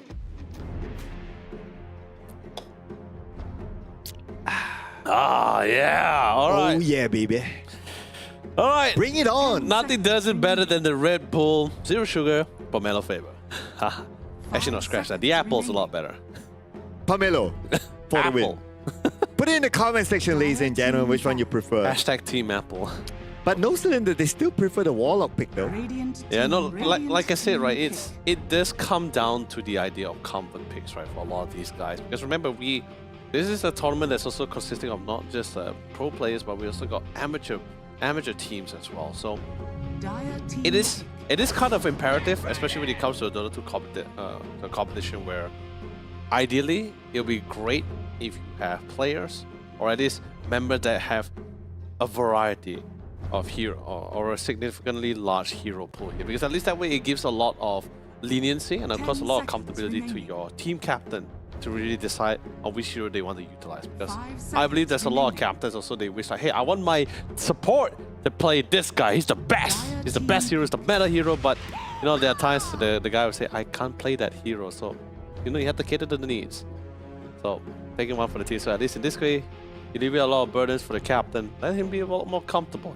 But you know, not being said, captain's on the way. We have our first 2 picks here as well. 10 seconds remaining. We're going to see Snapfire being picked up by No Cylinder, so it's going to be a bit of a 5 change for them. seconds remaining. The Primal Beast was kind of nice, not gonna lie. I do like that one. Oh, yeah. But it's a very, always saw the early to mid game sort of combo, and that's about it. But Mars is probably gonna make them further. Oh yeah, definitely for sure. And don't get me wrong, Prime Base I think is still going to be great to have that. The DK, like I said, utility DK is always fun. It's something that we don't see as often as of late. But of 10 course, seconds it's something nice to have. Maybe a illusionary or high mobility mid hero is 5 going to be seconds fantastic. But remaining. sure, you can go with the DK mid, you can go with the Primal offlane, that's fine. But more importantly, you could better have a little bit of reassurance with your safe lane. It's always ideally to have a safe lane, at least a backup plan, a fallback plan for this. Or even if you want to go to the Razor, itemization is also very crucial as well. Because I think if I noticed from the last game, the Primal Beast didn't really opt to go for the Scepter first. Very interested to see why. There's a lot of heroes that can actually break from a lot of heroes that he could have broken with the Scepter alone from the last game. The Timbersaw, the Luna, the Bristleback. There's a lot of great passives to break with just one item as well. So very curious why he didn't go for it. But you know, that was the previous game. Let's focus on the current one. Final pick coming in here the third pick coming in for Dominator Esports. What is going to be? Revealing their existence of the offlane. Not a lot of the offlanes left. They did ban the Timbersaw this time, out of respect, coming from the No Cylinder. Got rid of the BB and the DK. So they do lock in with the offlane, and then it's going to be the Doom. Luna, of course, a classic safe lane. If it ain't broken, you don't fix it. It's great to have. And then the best part about it, like I said, Doom has always been more ideal as a secondary initiator instead of primary. So that's where the Clockwork comes in, and the Bat Rider as the primary to at least to ensue the chaos, and Doom will thrive in it. Yeah, so he has a lot more comfortability to select prime targets to throw that Doom ultimate out. Final pick for No Cylinder. What's the call here, Sir Cloud? I can see the pattern here by No Cylinder. They like combo wombos. So imagine the arena, and then you have the golem from the warlock, and then you have the Mortimer's Kisses. It's absolute combo. Just throw everything inside the arena itself. I wouldn't be surprised if there's another combo that they'll be picked up as a 4th pick. True. 4th pick combo. And there are tons of it, right? You can go for the Puck, but that could be the 5th pick. But if they do all that, then they lack damage dealers. But there's also So the Faceless Void, if they're thinking about a combo, right? Faceless Void. I haven't heard the name for so long now. Not even you don't even see him as often. Yeah, you don't even see him as often in pubs or competitive. He's just one of those off-picks heroes now, or maybe you know he's that kind of hero where you left him on top of the shelf for years and you forgot to like take him down to dust him off. You know. Well, we saw a Draw Ranger today. Just saying. Well, I see draw from time to time, but ooh, Medusa. Okay, now this is cool. So That's quite a combo as well. this is great. Really strong late game carry. Quite disruptive once you get the Scepter paired with the Shard as well. But it will take some time for him to get online. But when he does, it's going to be pretty great. But that's currently out of the picture, and I'm concerned. Now there's not a lot of damage here, right? Because you do need to settle the wall. I mean, sure, Golem is a lot of damage early. Mortal Mind Kisses is fantastic. Arena Blood is there. But you do want a surefire way, something like a Corp Sonic way. Or maybe an initiator like the Storm Spirit or the Puck to come in to allow to at least ensure your transitioning from early to mid game is somewhat secured. At least give some reassurance for the Medusa to farm in peace here. Because you are going to be dealing with the Doom here, and it's going to be a lot to deal with. And another Flash farmer like Luna, who doesn't really require to stay in the jungle as long compared to the Medusa here. So this mid picks from both sides will somewhat determine the pace of the game. No Cylinder will ban out the co-op. They're like, yeah, get that thing out of there. There's a lot of damage. Rotation is fantastic. Get rid of it. I wouldn't be surprised if No Cylinder also gets rid of the Earth Spirit as well. That's also pretty great at getting to the backline. It can be pretty disruptive. Magnetism. Puck is also still a pull. But that's, you know, the major question is whether the teams are able to or comfortably able to utilize the Puck. the puck will be interesting. I'm also thinking of Invoker because you have the EMP Invoker too, yeah. that can burn down the mana of Medusa. Mhm. And it will also be a good combo to send down like Team the back. tornado into the arena as well. Yeah, you got really good momentum. So Invoker also great team fight. Great for early engagement also as well. Pretty disruptive too, yeah. Pretty great. Sort of match it, but you know, I'm not gonna doubt the mid lane of Dominator, but I think he's been doing so great so 10 far. He has seconds great remaining. history as his sphere as a DPC player. 5 So, seconds remaining. Wouldn't be surprised, but it's just a Team matter of back. whether he wants to pull it up. But to be on the safe side, they will opt to ban the puck first. So in other words, puck is not really within their radar. So non-cylinder have the next pick after the ban. They have to ban the Invoker. If not, pick it for themselves. 10 seconds remaining. But for them to pick it for themselves, yeah, not really a fan of 5 it. seconds I would say remaining. ban out the Invoker and pick something else. Pick a high mobility mid. So far, we didn't get to see the full potential of Nocelim because there's no vaults about them so far. So far we saw DK mid, standard, straightforward, but the way he utilized it was pretty great. But not enough damage in the end. You know, I mean, that's the problem about utilities, right? Great for setting up, you're great for initiation. Not really the best for sealing the deal here. Very dependent on your other team members to really get the damage out here as well. Anyway, final ban. 30 seconds left for the Dire clock. team pick. Yeah, there you go. They go for the Invoker. Cool. Yeah, I'm going to do the Radiant team caster's pick. dance Void incarnate. and go for a higher mobility pick. Void Spirit. Which is great. The only one that he needs to be careful of is going to be Doom. Yeah, that's About it. And Flaming Lasso as well. Yeah. Gonna be able to get his hands on him. I mean, 10 you eat seconds both remaining. skills, so it's just as bad. Yeah. 5 Last seconds pick, remaining. Dominant Esports. If they like the rotation, Earth Spirit has been pretty great. We do not have a Pangolier, unfortunately. But Ember They Spirit. go for the Look. It's not the Earth Spirit. It's definitely not the Storm Spirit, but it was the Ember Spirit. Great rotation, great amount of damage. You're gonna be able to shred a lot of these supports very relatively quickly as well. Able to catch up to them. There's no really fantastic disengagement coming from both the Warlock and the Snapfire.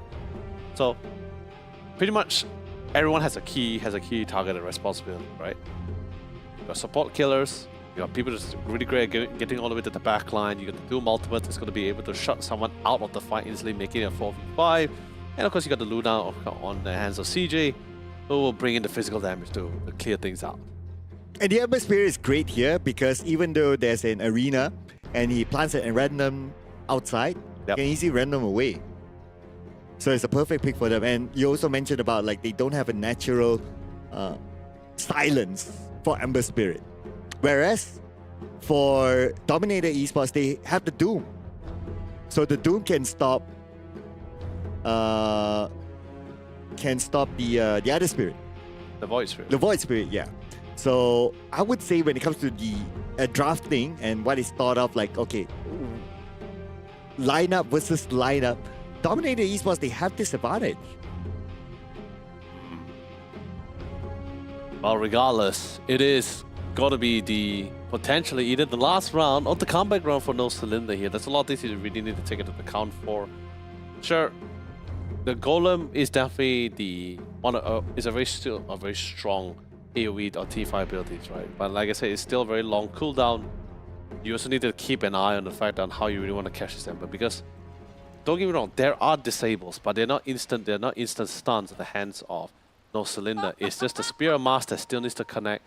Cookies also still need to connect as well. I guess Stone Gaze, but that's if the Ember stared him long enough, or a situation where he looked at the Medusa long enough, or maybe once he gets a scepter, then he could at least maybe stone him for a second or 1.5 seconds. Then that could be an opportunity for him to go for setups. But I think it'll be a while for Medusa with the scepter. But for this early game, there's no real proper way to really control this Ember. There's no instant stun here. It's a lot of abilities that a lot of the disabled needs to land and connect to actually stun the person. Juju has the high ground though, so that's a bit of information. But still, it's going to be no Cylinder taking that active, aggressive approach. Lots of damage at the Wami though, so Wami has to back off. Jikro opens up a bit of space, but that's going to be it. Job done for them. They secure the bounty. Oh.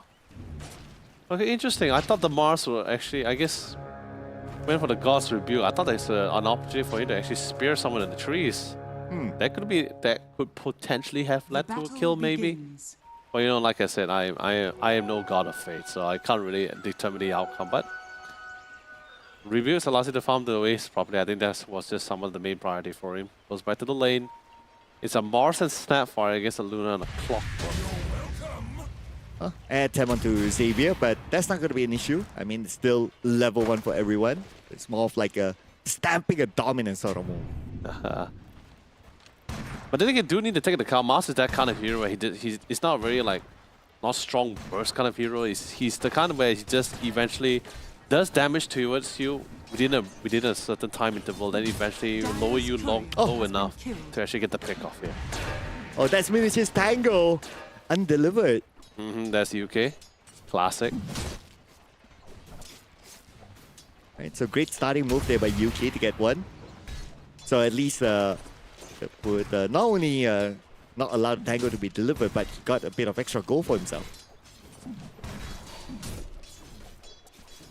Do we need to keep an eye as well, like Clockwork, even before the nerfs to his first sets and also the change as well, he still holds the title as the support killer. So do we really want to take it to the count as well? It's also a strength hero, so it's pretty durable. But on the other hand,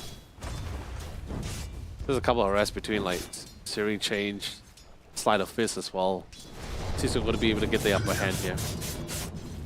Yeah, there you go. Also play with the Flame Guard as well. Jikro is going to be playing Flame Guard over the Searing Change, yeah? Yeah, because the Flame Guard is pretty good when it comes to like the laning phase. Like you can see that Jandos will receive damage and he cannot come close. At the same time, Jikro will be able to absorb magical damage. Yeah. No, because mainly I say that because like there were times, of course, depending on the situation and who they're facing against mid, there are some players that we saw back to SEA finals.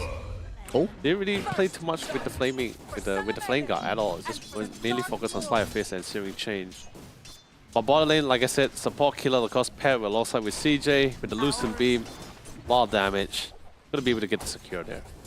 yeah, first blood to Dominator Esports, but we're gonna see the second blood also to Dominator Esports. Potential trade now. Gubala won't have the potential damage to trade it back. Yeah, really need to keep in mind on that as well. Scorcher alongside with the Inferno Blade, that's going to be a decent amount of damage. And Battle Rider was a natural dumpster hero before he was demoted to support again. Oh, so sorry, support only. Yeah, let's not disrespect our supports, okay? Gotta love our supports more. Hey, he was a very scary core, okay, with the napalm and everything. Pretty much, I've seen Bat Rider just literally just destroy mid Timbersaw before, and it's horrifying to watch. That's gonna be a cookie spear onto the other side, but no tree there. He was still able to trigger the Lotus Fountain as well, so also able to secure the Lotus. That puts Minichin in a very difficult situation now. One more hit to go and CJ will be given a kill. Yeah. Jigroy making it all the way down to the bounty rune. Hope to reset the bottle. There it is. Oh. That's going to be good juju there to get another kill. And again, Gubala cannot trade it back. That's not enough damage. Medusa doesn't really have the craziest early game as well. And Warlord doesn't really have the best mobility, so when you have this dude running in your face with a mini stun with an Inferno Blade and of course a knockback with a Flame Break on the Bat Rider as well. So yeah, it's a lot of damage for a very soft support like a Warlock. And it's a good target as well. True, but bottom is also not looking too sprightly. So I think the only lane that's been pretty comfortable, or at least pretty even, is just so far mid. Oh, but because of the level advantage and also the momentum that they currently have, this could potentially be a double kill by Xavier. Luckily enough, he trades it back on the UK. UK, he might be a bit ambitious to try to go from the back. Relatively low, got a little bit too, got a little bit bold for the kill. Went right in. Fell for it, but hey, it's fine. This gives him an opportunity to come back to the lane full HP with whatever necessary items as well. There's so much damage to the top side here.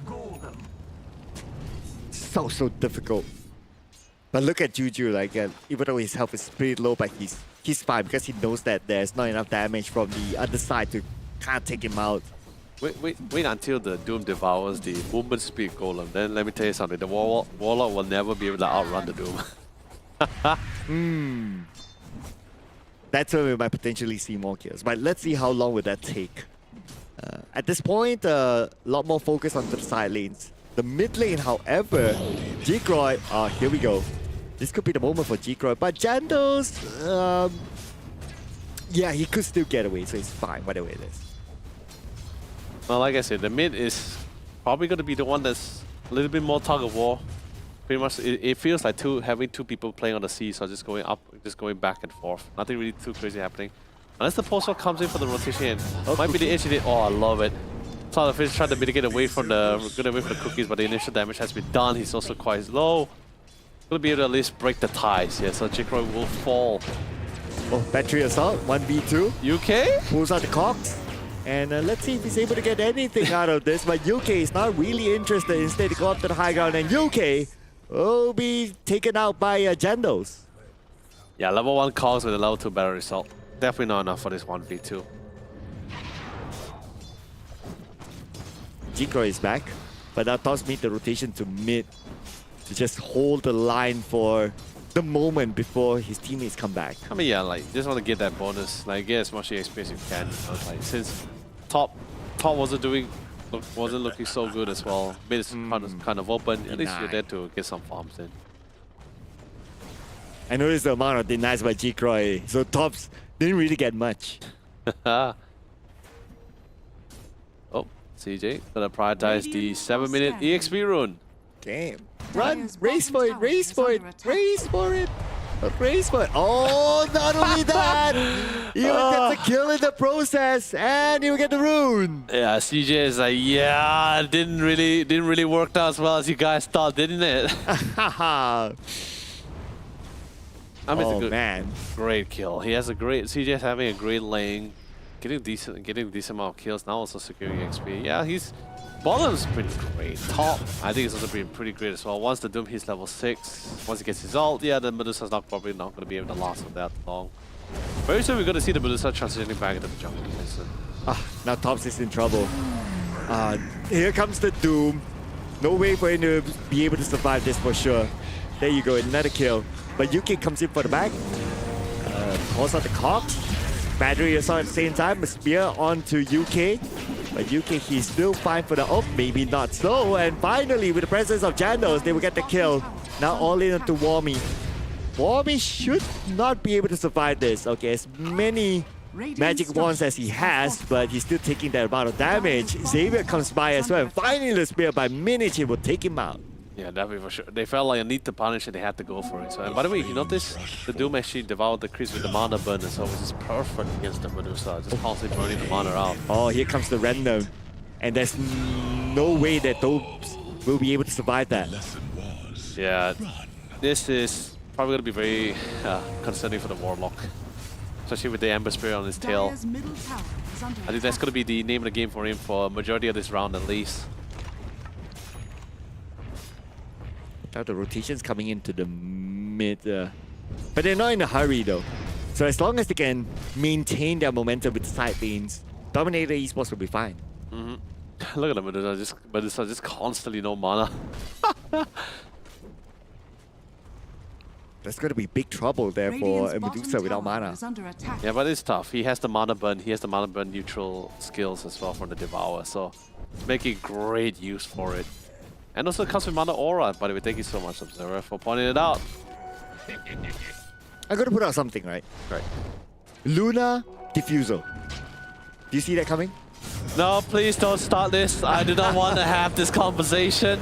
Luna diffuser, people. We'll have the conversation later because right now we're going to put focus onto the arena that is currently in the game to take out UK. Janos is on a killing spree right now. He's gaining momentum. Radiant's middle Luna tower is diffuser. under attack. No, we are not having this Oh conversation. man, come on. We are not having this conversation. No. Luna diffuser, No, man. please. No. Dire's top It is- tower is under attack. I feel there's just no need for it. It's only a very rare scenario, but also at the same time, it has to make sense, right? Like for example, Gyro caught the okay. What we saw last time, or what OG did, right? We had the diffusal gyro for good reason. It burned all the mana from the carry bristleback, so that makes sense, okay? Anti-mage with the diffuser. People said it was a joke, but suddenly out of the blue, it made sense. So yeah, we're not having this conversation about Luna with diffuser, but okay, no. But it's a Medusa carry. No? We're not having a conversation? Oh man, I believe Luna will have so much damage that it doesn't even need a diffusal. I'll buy you a drink.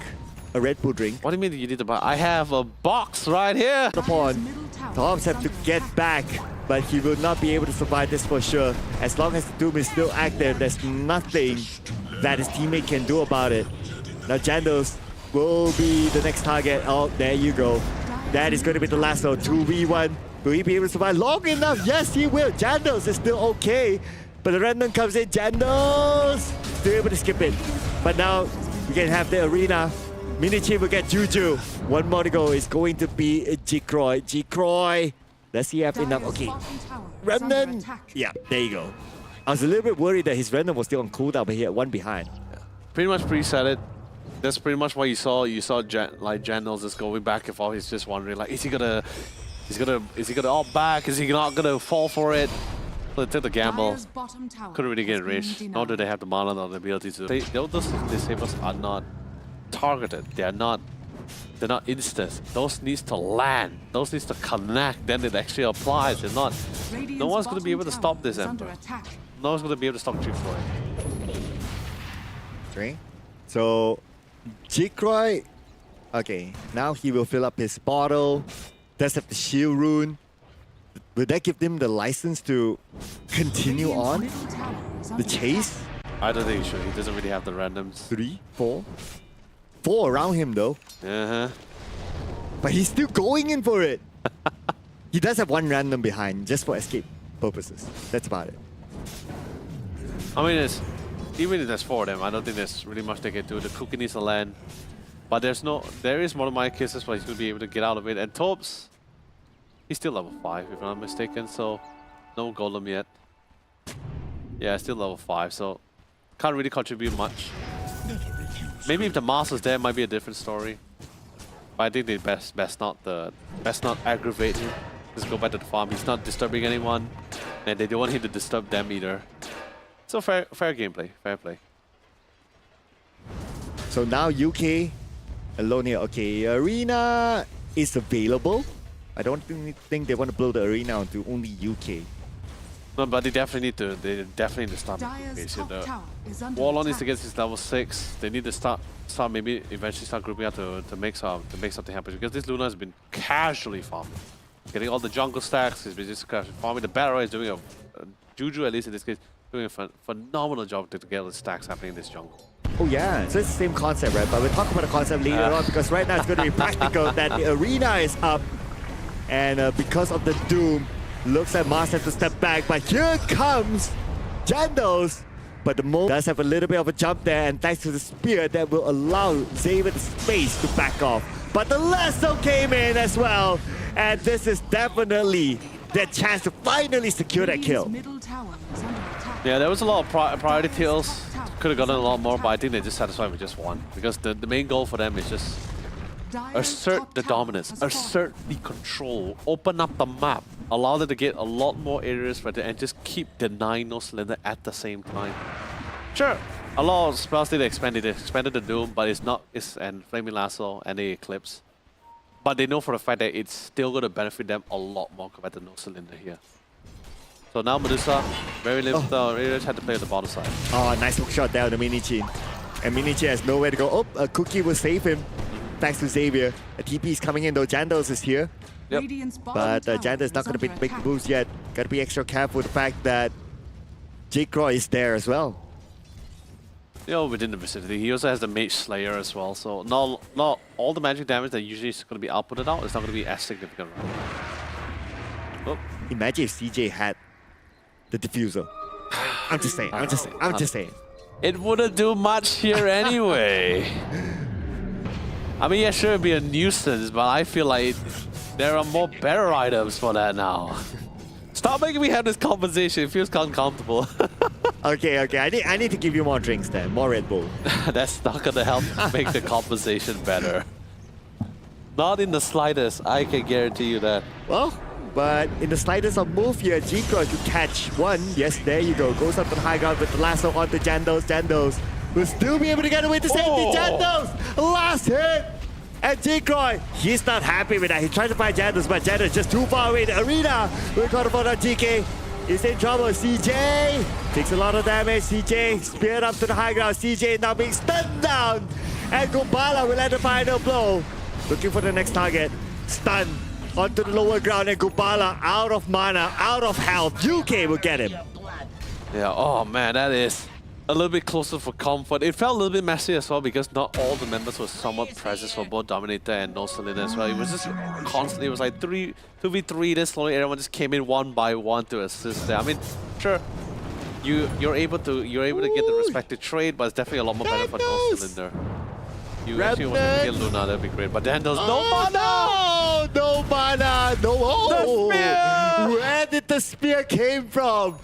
I don't know, man. Jandals is blowing luck, almost all of his luck in this here, because let's be honest, that's 2 times he actually got out of this. Twice! Whether the courtesy of himself or, of course, with the assist of his allies, but he still got out of it. Well done. You gotta buy his teammate a Red Bull. Maybe just give him a whole carton for it. Or maybe a Samsung Odyssey monitor. Oh man, that is maybe a bit too generous. For saving him twice? Maybe if I mean, he only it's saved 5 him times. once. He saved him once. Okay, yeah. The first time he got up by himself. With the skills of his own hands. With his own effort. Uh-huh. Well, it's happily farming for now, that is, because UK is there. The ping is in, G-Croy is on the lane, and Jandos have nowhere to farm. They just need to try to find ways. We'll walk into Gubala as well. Alright. It's rooted down for a couple of seconds, but it's still not going to stop it for too long. Okay. Xavier fell to a neutral grip. Okay, interesting enough, but Tops fell to the heights of Bormy. Minichin goes up to the high ground, back to safety, and again, Dominator Esports. This time, they are dominating the jungle. Yep. Do take into account as well, like the Doom didn't need to use his ultimate to actually get those kills as well. Still on cooldown, so even if they were to respawn, there's still no. I believe there's still no Golem. I mean, the Golem should be back online eventually. Yeah, he's gonna be back online soon. But even so, if they want to take the fight on, the Doom is still there. I mean, that's the beauty about the Doom, right? You doom someone, that's immediately someone out of the fight. And if he's caught between the rock and the hard place, that's most likely a kill at the same time. So, Warmy been pretty fine, and like I said, he doesn't really have to worry too much. He has a lot of comfortability. He has a lot of options to how he wants to play the game. Because of the Clockwork and the Bat Rider. Look at the bottom. There you go. There you go. That's the ping. You know that Gubala is there. Gubala with Stone Gaze. So they will buy him some time. TB, lasso, lasso. Oh, close one. The Juju was a second away from that Blink Dagger. Just a second, that would have been a lasso and a dead Medusa. Radiant's bottom tower is Oh, under sorry. attack. Oh, it was still on cooldown. Yeah, okay, no okay, lasso, to be yeah. fair. But the Doom almost got it though. Yeah, that's true. Okay, but anyway, now they are going to put pressure onto the mid. Okay, that's the Doom there, ladies and gentlemen. Yep. No way that he's going to be able to survive this. Jandos is going to go down. Dominating kill streak ended just like that, and now they go straight onto the high ground. They see Tops there. Tops is going to be the next target. G-Croy will get him. Arena will call him, but he's alone there. Okay, he has his teammates Xavier behind with the multiple skills, putting my damage onto their opponent. And UK will still go down finally. Got a little bit of help from the tower. Yeah, but that's totally fine. They need to get objectives from all. Oh, beautiful spear. Beautiful spear. With regards to the build, that will be enough damage for them to take the G-Croy. But Warmy appears and now Minich is in trouble! Yeah, but they have to back up. They overstayed their welcome. No Doom, no abilities, no Mana in the Void. And Jandals is currently back in play and he's ready to rock and roll. Try to see if he can get a couple of more. But no, he's gonna go for the casualty ward. Oh, not even. Dire's middle tower is under attack. Okay, to be fair, that's their own ward. Oh yeah. Okay. They got the other one. Yeah, it happened so fast. But anyway, at least it's a good defense here. Okay, we're gonna see the replay again. Yeah, I think ideally in this part, I think Dominator was hoping to not only just get the kills, but also try to secure the objective. But there's just a little bit too many opportunities nearby. I think that's why they will just want to try to greed for those kills. But you know, regardless, it's really great fights, great arena. Sadly, just no proper follows up with it. The Mordemai kisses, the damage was there, just no void. Medusa wasn't really in the fight. That was a fantastic spear regardless. I don't care what anyone says. That's a good setup with the roots on the Medusa as well. Excellent spear. Just like our Stunzo Odyssey monitors. Yeah. Oh, Gobala. Not really alone on the lane though. G-Croy is there. They're trying to gather information. They're shooting rockets behind just to get that vision. And G-Croy has that information. He knows that somebody's behind. That's why he's not overcommitting to it. Yeah, that's fine. Goes all in. Alright, 3 of them. Remnants away to safety. I love it. He saw the animation from the start from the Warlock as well. Like he's gonna drop the Golem. He just instantly just Remnant out. Saving Chains, Remnant out, back to safety, reset. Like I said, the Golem is, I mean, sure, if attentive enough, you should be able to also like mitigate. He should be able to mitigate out of the Golem animation. I do believe he has the capabilities. He has the skills for it as well. But you know, when the situation gets very hectic, the Golem drops down, sometimes you can't really escape it. But like I said, that's the only surefire way. Cookies still have way enough time.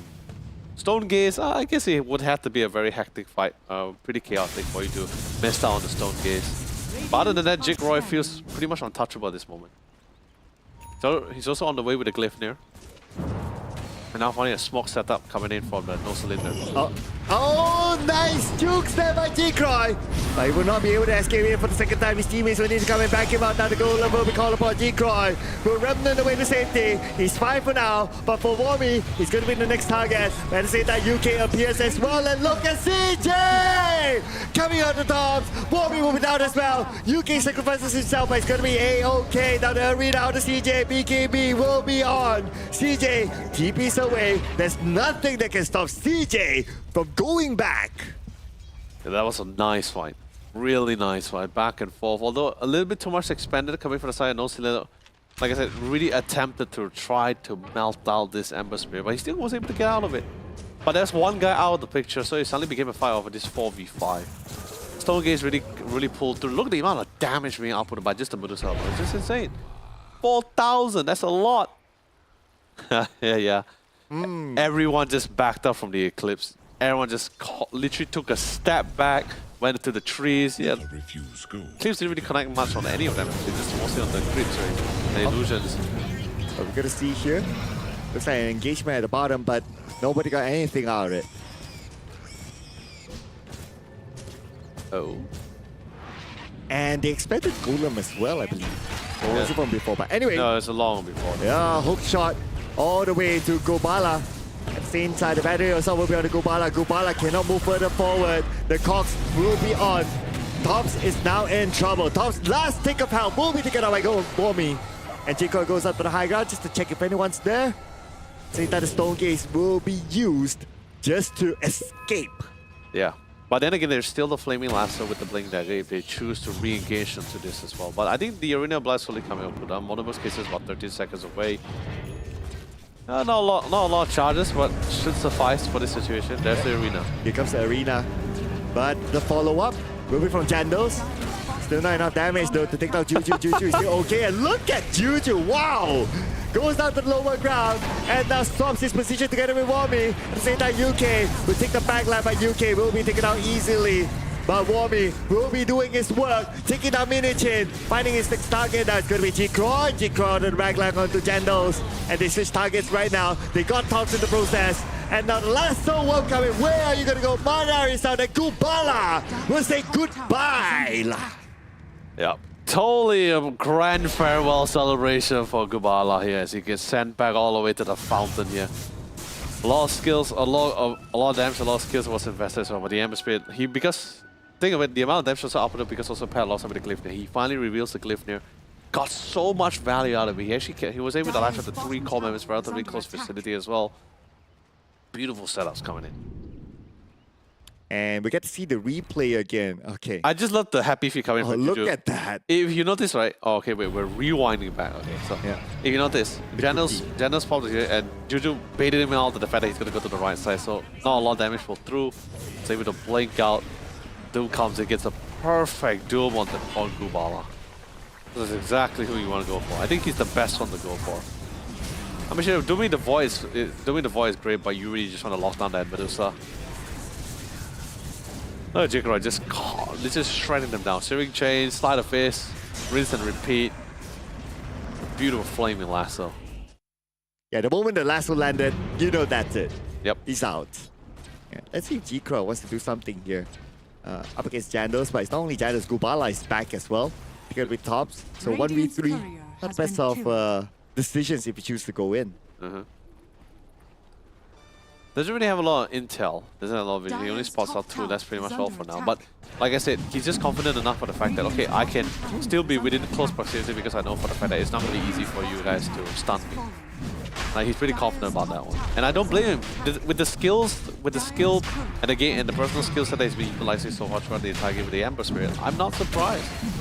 And his history as a DPC player, it's really showcasing here right now. Jandos model and amplified damage. Radiant's middle tower But they is won't be under making it attack. to the Roshan, so the Rosh will be given to CJ for sure. And that's going to be... There you go. The signal. Radiant's middle tower is under attack. Yeah, now this is gonna be the game changer, right? Since right now Ember doesn't really have any way to disable silence or BKB, so Radiant's once the bottom tower scepter is comes under up for the attack. voice spirit, that's when we start seeing Jake Roy be a little bit more cautious in his engagement as well. Oh, here comes a Jandos. Dire's Get a bit of top tower damage. has fallen. Jandos should be fine for now. He does have the amplified damage, but that's not going to help in this sort of situation. Oh. At the same time, Xavier will be chased out. Xavier, look at Warmy. Warmy has arrived together with Shivas. Xavier navigating around, but he won't be able to go up to the high ground. And he will be taken out before he's able to get back Dire's top home. tower is under attack. And now the top tower will be open, just waiting for the trees to arrive. Yeah, they're not too scared. They even have the Aegis in hand. Oh, Mr. Spear, and now have to BKB just to get the way to safety. The lasso! They will catch one, and it's going to be Jandos currently down. Bobby is unstoppable with that kill. Yeah. Oh, Minichi with the spear. Beautiful spear, but he's able to get in time. It's going to be the Angel of the Immortal burned down. So, will it be worthwhile for Minichi? Minichi still survives somehow, so he's still A-okay. But probably can't say the same for Gubala. Gubala comes in, saves himself Dire's top tower with the is Stone under Gaze, and attack. he's fine, but I don't know if I can say the same for the tower. Yeah, it's definitely slowly making its way down. No more Doom though. We do have the Arena of Blood and the Mono, like I said, and the Voice also going to be coming out shortly as well. Dire's top tower Do we need to has play with it? fallen. He still had the BKB in hand. Remember, only the Aegis was expanded. He still has the BKB. Just need to time it perfectly. And there it is. Ah, Whoa. Another beautiful spear, and this time with the Arena, but Minichi is all alone inside. He does have the Modibus Givers to help him, but the Modibus Givers not enough to get the kill onto CJ. CJ with the BKB gets away, and now Warmy will be hunted down by Gubala, but thanks to the cogs, Gubala will be stopping his tracks, but at least they will be able to get G-Croy. G-Croy nowhere to go, and G-Croy will be out. great placement with the root as well. Gonna be able to lock him back down once he came out of the Slide of Fist too. So well done for that catch. A very expensive catch as well. There's gonna be a lot of gold. But of course, it's still a 21,000 gold lead. My God, I didn't even notice the lead like drastically increased such a significant amount.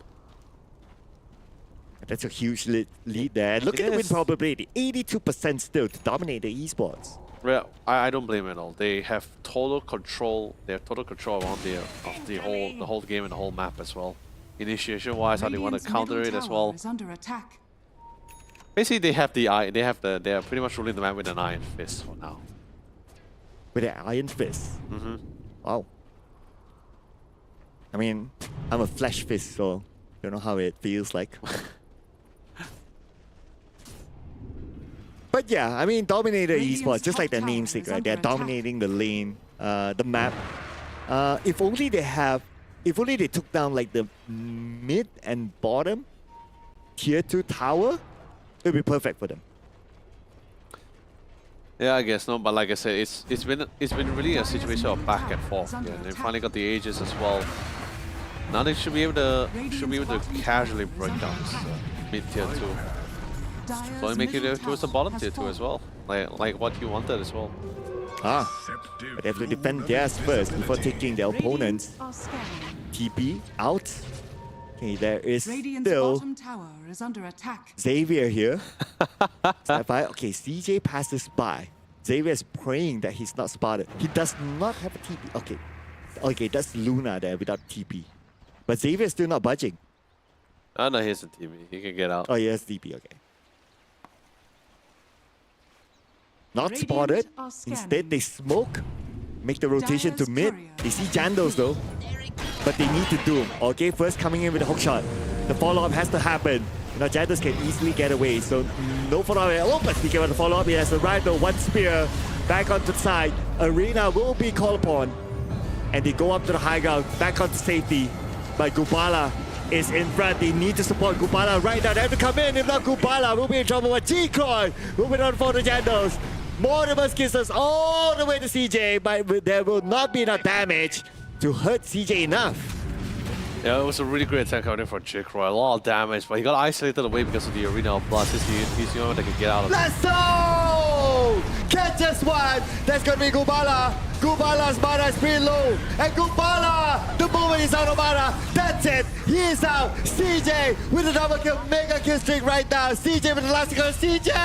CJ, not enough damage. CJ still survives. He just gets out with a sliver of HP. He just stand there and just took the fight head on. He has no satanic either as well, so he just popped the Eclipse, start going on toe-to-toe with the damage. Oh, finally, yeah, sorry, he has the satanic now. Actually, no, just, oh, wait, did he just receive it, I guess? Because I remember I saw Master Madness initially before the satanic. But, you know, could be wrong. But still, just took the fight head on. Took the fight head on. Absolutely no care of the world. And the Eclipse, the Medusa just ate the damage. Like I said, why would you need a diffusal? He has enough damage. He literally broke through the mana shield. I mean, you know, it's a pillow talk conversation. Oh, come on. I'm trying. You will not have this conversation. We shall over a Red Bull. One of these days. We'll have other conversation over Red Bull. Like, who's going to win this? Can No Cylinder make a comeback? That is...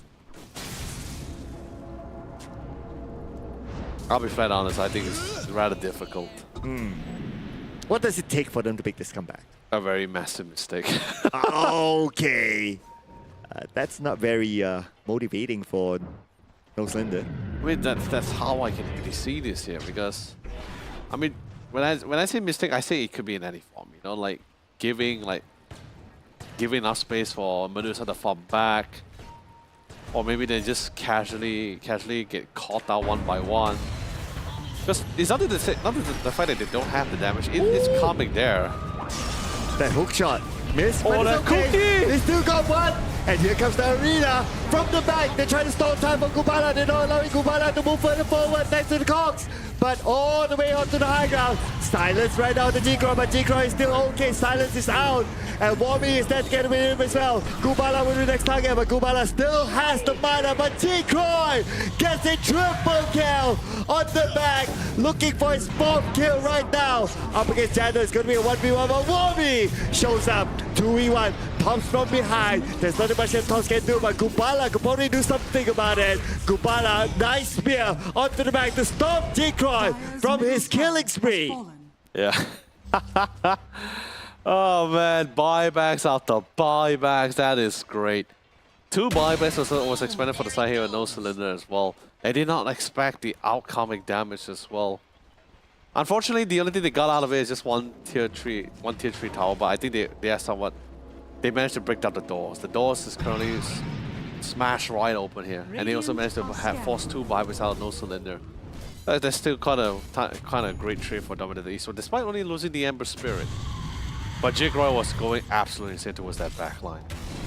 It's absolutely shredding every single one of them. Yeah, they tried to separate the Medusa from everyone else. It's kind of their strategy as well with the cogs. It's like, all you need to do is just to put him in the cog and not allow him to come back onto the high ground. Now the Luna already has the butterfly, so evasion is pretty high. No MKB on the hand of Medusa either way. CJ's back up onto the high ground. And now with the lasso, there you go. Lasso for stuff, and at the same time the arena will be used, but Xavier will fall the moment the arena is called upon. Gubala is there to try to clear off the minions, but that's as much as Gubala could do for now. The barracks will still be taken down though. Not going to be an issue for CJ and Co. Yeah. Can't really get Megas yet. There's still the bottom tier 2 tower still standing, so that's stopping their way from. Yeah. But Mega Craze went on for too long. Jandals. At the same time, all the way onto the back is going to be a Doom. And Jake Roy, nowhere to go. Okay, tries to go up to the high ground. They do not have the detection just yet. The BKB will be used by Wormy to sustain a little bit more longer. Stun onto Jandals. Jandals, few more hits. One last hit and he will still not be able to get away from Wormy. Wormy will triple kill. Wormy is very low right now. He won't be able to survive the last few hits and he will be stopped by Gubala. Yeah. Buybacks becoming diebacks. It's butterfly on butterfly here, but CJ just... Bo definitely needs the MPB to try to do maximum damage, but here the comes flaming the lasso for Star, pulling down to the lower ground. 3 onto 1. Gubala is out of mana and will be eliminated by J-Croy from the high ground. Looking for Xavier next. This is definitely going to be a wipeout to Nosen, and the GG has been called. Dominator Esports dominates game number 2 to bring them to the next round. Very well done coming for Dominator Esports. Everything felt tailor-made, everything has been planned out. Best part about it, everything all started in the lane itself. Everyone was ensuring all the lane was going exceptionally well.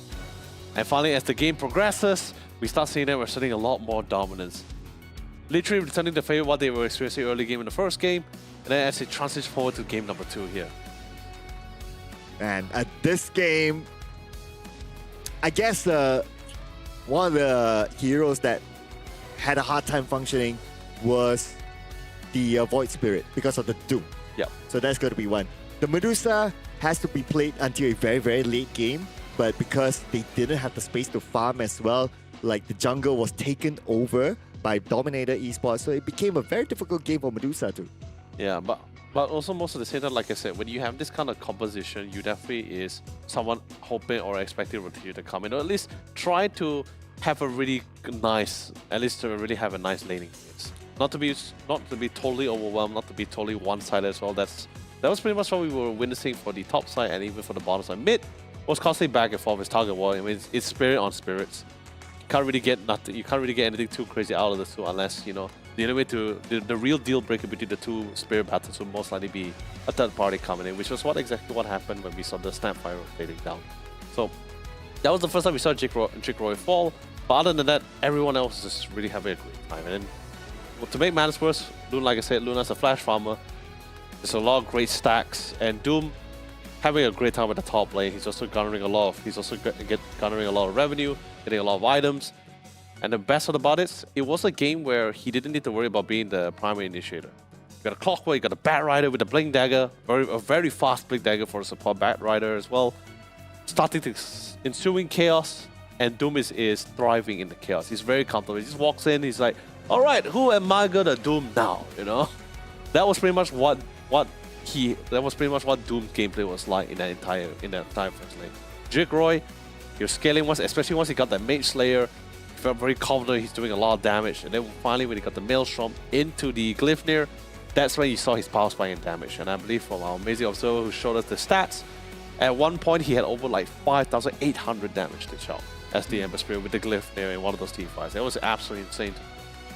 Yeah, and the thing that you pointed out is interesting, right? The laning phase. Yep. If we were to recall, during the early game, the top and the bottom lane both dominated by Dominator Esports. Yep. the only one that was a tug of war, in your words, was the mid lane. Yes. So if two lanes are already lost cause by then it became a snowball for Dominator Esports. Pretty much, yeah. So that's why it was a very smooth transitioning for them. And to make matters worse, these are the heroes that you have, especially with the Mars, right? Like Mars, all these kind of heroes are somewhat excelling in controlling utility-wise. You're very dependent on a singular damage dealing leader where it's going to be the mid laner, the tempo player, the mobility hero, the damage output hero here. But sadly, it wasn't really as present as much as possible. And sure, we had the Snapfire with the Mortimer cases, but even during that duration when they lost the mid tier 1 tower and the Ember just having full free roam around the lanes, we saw even at one point Ember was like, Jigro was in the mid, surrounded by 4 members, except the Mars. No one was there to contest him, no one really want to aggravate him either way, because even the Warlock didn't have the level 6 yet. Didn't have the Golden Axe level 5. That just shows how much freedom that Jigro has in that lane, and at that time of the game as well. And those lanes that didn't really have an answer for the Ember. No natural silencers, no Orchid last I checked. So Ember had a free roam. Not a lot of good Orchid buys here, but the silence would have naturally come in from the Void Spirit Scepter for sure.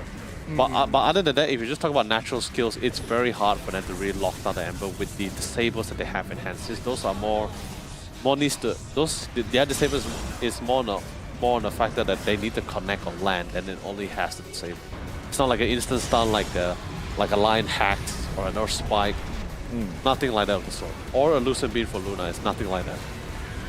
And there's like a lot of moves for the Void Spirit to try to lock down the Ember, right? And by the time Ember will like, oh, I just ran them away. Or I just slide off fist, you just jukes it. It's not gonna be a problem. It definitely was a tough time, especially since when you expended so many abilities on that one hero and if you don't get that kill, it's very demotivating. And to make matters worse, now when you expended a lot of abilities, it gives an opportunity for your teammates to come in and say, hey Luna, don't worry, there's no Arena of Blood, there's no more Marcus, there's no Golem, shouldn't be anything to stop you or stand in your way, and then that's when you see the rest of the team just constantly just steamroll it down. Although yes, there were some moments where I got a little bit concerned, especially the overcommitment and the overextension, but they were still able to transition it to forcing buybacks, and forcing them to utilize ultimate just for defense alone. So I think so far, relatively great trade. So far so good, but we're also going to celebrate our good MVP for this round, which is going to be Jake Roy, that had nobody to truly stop him. Yeah, he was like a dancing ballerina, completely untouched. He just went in, he came, he saw, he conquered, then he backed back. He just literally walked back out. Absolutely no issue for Jake. I wonder how conquering and ballerina falls into the same sentence. I mean, he conquered them with his amazing gameplay, Okay. But Wami and everyone else also did a really phenomenal job. Juju, UK, the two supports initiative support really made things a lot more easy for the rest of the squad. Sure, they are taking in the majority of the damage. They're also setting up the pace. I think they also deserve that massive shout out as well. So great work by Dominator Esports. This is definitely a much more smoother round for them as compared to round number 1. Oh yeah. Round number 1, they had to play the patience game. They had to do that comeback from the mid to late game stage. But for this round, they dominated the side lanes. The mid lane was a 50-50 and they just steamrolled all the way. Yeah, pretty much. First game was pretty tactical for sure. But of course, speaking of which, I have something here for you guys. It's gonna be the Steam Wallet. Exactly, that's exactly what you guys are waiting for, and one of the best things for you guys as well. Steam Wallet is gonna be 1469. It's relatively simple. Go to the Odyssey Cup website, which is gonna be odysseycup.gg. Input the code, answer a series of questions, stand a chance to get some nice credits for yourself from Steam here. And I know for sure you highlighted about the Omni Knight, but I think it's definitely something you can try to pick up for yourself of your choosing. Well, when it comes to this game, I have a favorite set of skin with the Ember Spirit, the one with the nunchucks. Yeah, that skin, because it gives you that ASMR sort of sound. Yeah, you guys can use the Steam code, wallet, all that, and to get that one. I feel we should just have a segment where you just criticize everyone's skins of choice. Yes. Just personally say, I don't like your skin. I didn't say that. He said that. No, you are the one that's... You literally say, like, I like if he had the nunchucks instead. There could be no other better meaning for that. Well, but you know what else I like? What? Is our MVP for this round, ladies and gentlemen. We gotta give it to Hey. Jandos as our fresh off the block rookie MVP. Yeah, he was also the mid laner for No Cylinder as well, playing the Void Spirit. You guys are wondering who he was. He did a great job. Despite the disparity of situation, he was in for Game 1 and Game 2. Really great player. He was playing the Dragon Knight as well. For the utility Dragon Knight. That was also pretty cool to have. But of course, cheers to you, Jandals. And of course, kudos to your team. Although it's not the end of the road for you guys, you still have an opportunity in the lower bracket. So they can still climb back up the ladder for sure. Probably could even get their grudge revenge match. So I'll cheers to that. Anyway, what else is on the menu here? Well, what else is on the menu? We're done with the drinks. We gotta go to the main course. And that is our Samsung Odyssey OLED G8. Oh, I am hungry for that, yeah. Samsung Odyssey OLED G8. We talked about it for about the G6 before this, and let's just say you guys are all about go big, go home, then the OLED G8 is exactly what you want. It's a whopping 32-inch here for sure. May not have as much power as the G6, which is 360Hz. The G8 is going to be 240Hz. However, it does come in with the smart TV technology because have the exact same specs as the G6, so it's definitely a really big buy for you guys. Now, you can go big and go home at the same time. True. Together with the Samsung Odyssey OLED, the G8 that is. Definitely. But we're not done yet, so don't go home just yet, ladies and gentlemen, because we still have one more series to go after this. Another best of 3 awaits us. But before we get on to that, we're going to take a break, ladies and gentlemen. As usual, we have more codes to come, so do not go anywhere. See you guys for series number 4.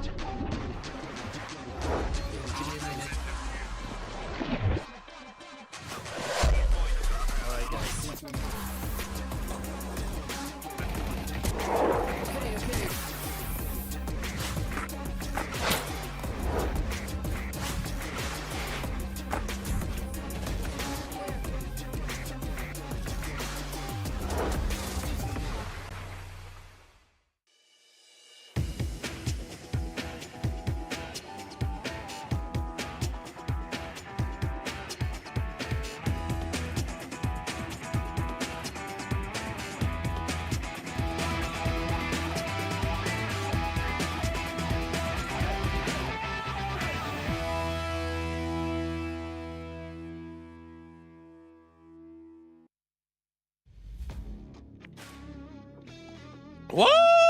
Oh yeah! Ladies and gentlemen, we're back once again to the SEA Odyssey Cup. Oh, we're chugging it. Okay, sorry.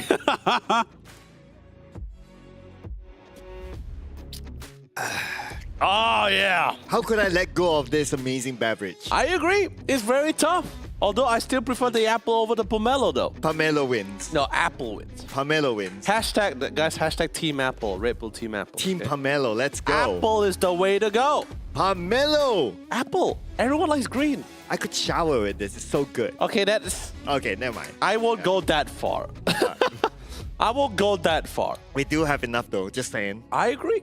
I would dive in the swimming pool of Red Bull. Sure. Yeah, that's Not where the we can cans. agree on. I will actually hurt myself. Like the actual drink. Like I'll pour it all into the swimming pool. With pomelo. Yeah, whatever.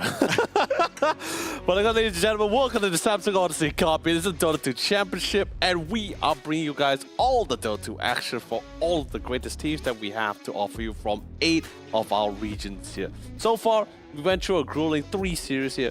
We saw different ideals, we saw a clash of ideals, great gameplay, and of course, different kinds of composition and returning heroes that probably we haven't seen in the meta for a relatively long time. But finally, we have reached to the 4th and last series of the day. 4th and last series already? Oh, but that's also going to be the second last time, maybe the second, maybe the third last time. We're going to show you this exclusive discount code. Oh yeah, and especially if you guys know this as well, the first 2 initial of each of those code actually is more catered towards the region only. That's right. So if you are from Malaysia, then it's going to be the MY Odyssey Cup. If you're from Thailand, it's going to be TH Odyssey Cup, and so goes on for our top 8 regions. So make sure you get those codes and remember it down. By the way, with things being done, let's quickly bring up the updated brackets to show you guys what you guys have missed, or maybe you guys need a little bit of a visualization to see what's been happening here. Yeah, so last we saw it was Dominator Esports versus No Cylinder, and Dominator Esports, they won with a dominating result of 2-0, sending them to the upper bracket round 2, but that also means that No Cylinder is sent to the lower bracket round 1 that will be played again tomorrow, ladies and gentlemen. And after this, we're going to put focus onto our final series for today, which is Team CSC versus the Malaysians Myth Avenue Gaming. You know, that's going to be really great. I'm really excited to see that for sure. Feels like we also have somewhat of a pattern as we started from the very beginning of the day. So we had Manta Esports to win out. He's their first year. Castaway is also going to be moving forward to the upper bracket round 2. So goes for Dominator Esports, and last series Team CSC against Myth Avenue Gaming. A lot to expect here. I had the opportunity to watch and cast Myth Avenue game. It was a very fun team to watch and cast. They have their own way of how they really want to deal into the game, and one of them being is having, I guess the right term would be vision heroes into the game. And vision heroes, them being like, for example, 10 seconds remaining. Zeus, Naga Siren, Bounty Hunters. These are one of the best vision gathering heroes that we have in the field here. And now Zeus is also the first pick coming in from Myth Avenue Gaming. Oh man. Oh, by the way, fun fact. Yeah. The manager of Myth Avenue Gaming recently got married. Oh! So congratulations to Fernando. Although I already congratulated him before, but hey, why not bring it onto the broadcast, right? Congratulations to Fernando, the manager of Myth Avenue Gaming, for his recent marriage. Yeah. Of course, great fortune and happiness to the happy couple. great prosperity in the future for sure. And maybe let's just start things off with maybe Myth Avenue taking the first win for our series. Oh, wow. I'm sure the players want to deliver that gift to his manager. I mean, it's a very nice thing for them to do, right? Uh-huh. But then again, it's a very strong opening coming from CSC as they locked in both the Timber Saw. It's not the first time we actually saw Zeus also being picked up by Myth Avenue Gaming. Me and Rojo had our doubts about it when we first saw it from the last weekend SEA finals. The Zeus pick? Yeah, the Zeus support pick. Okay. So suddenly out of the blue, they proved us wrong. Completely destroyed the bottom lane. So that was a very interesting interaction for us. So that's when me and Rojo just decided, you know what? Sure, maybe these are not meta seen by most teams, but if they're comfortable enough, if they're confident enough, and have the right synergy with their team members, maybe almost any hero can be pulled off here. Let's pull out a carry Crystal Maiden. Okay, something that makes sense. Dude, a carry Crystal Maiden makes sense. No! We're slowly, I don't know why, Sir Cloud, but today we're going through the wrong part of the memory lane here. Oh man, I'll be disappointed if I don't see a carry Crystal Maiden at some point. Please, no. I remember at one point people started memeing about the fact that I have a Battle Fury Crystal Maiden. We're not talking about that. We're not having that. Oh man, but I can imagine like, okay, Zeus and Mars combo. You have the arena, Zeus just spams everything inside the arena. It's pretty nice. 10 seconds remaining. Not the craziest of post 4. I would 5 definitely prefer it as seconds post 5, and we have the Rubik going to the post 4. I mean, even back towards early this year, Rubik has been one of the go-to post 4 selections here. So I won't be too surprised about it. And let's be honest, there's a lot of great spells to steal here so far from this very beginning. You got the Timber Chain, you got the Earth Spike, you got the Finger of Death, alongside with Hacks. Hacks is still like one of the... It's an under-budget Sight of Vice at a low cooldown here. And the hands of Rubik with the Arcane Mastery. Actually, no. Any skills in the hands of Rubik with the Arcane Mastery is always going to be better. So, of course, lock it in. You got a strong initiative with the Clockwork here. Great way for Area Deny and Disengage. And of course, bring in the Morphling. Yeah, and I can see the Morphling pick here because there's no, at least as of now, like Natural Silence or 10 seconds a Natural Orchid Buyer. Well, but they still have the 2 picks, right? And they could still pick the Queen of Pain that is available. I mean, true. And the Mars is not really a vessel buyer as well, so not really the best one. You definitely want him to go a little bit more on the utility side with the Blink Dagger, the BKB. Maybe even the Sight of Vice as it comes down to it too, if it's required. If it does go that far, that is. It feels like we might require it as well. But you know, there's also many ways to mitigate healing coming from both Morphling and the Timber Saw. The Vessel's great, the Shiva's Guard is great, the Aya's Guard is also fantastic. You can also opt to pick a final carry pick that actually utilize those items, or even a mid hero here. Mid hero, and they can still leave it as the last pick, so they're not too desperate for it. I mean, a lot of the core mid heroes has already been banned out of the way. Park and Stone Spirit, both of them being one of the 2 here. Still a few options. I haven't seen the Earth Spirit. I really want to see the Earth Spirit. I think that he's been fantastic so far. Prime opportunity. Also great vessel buyer if we want to utilize it. But also the Muerta, yeah. Ooh, anti-physical damage. Great. And also What do you make of the Muerta?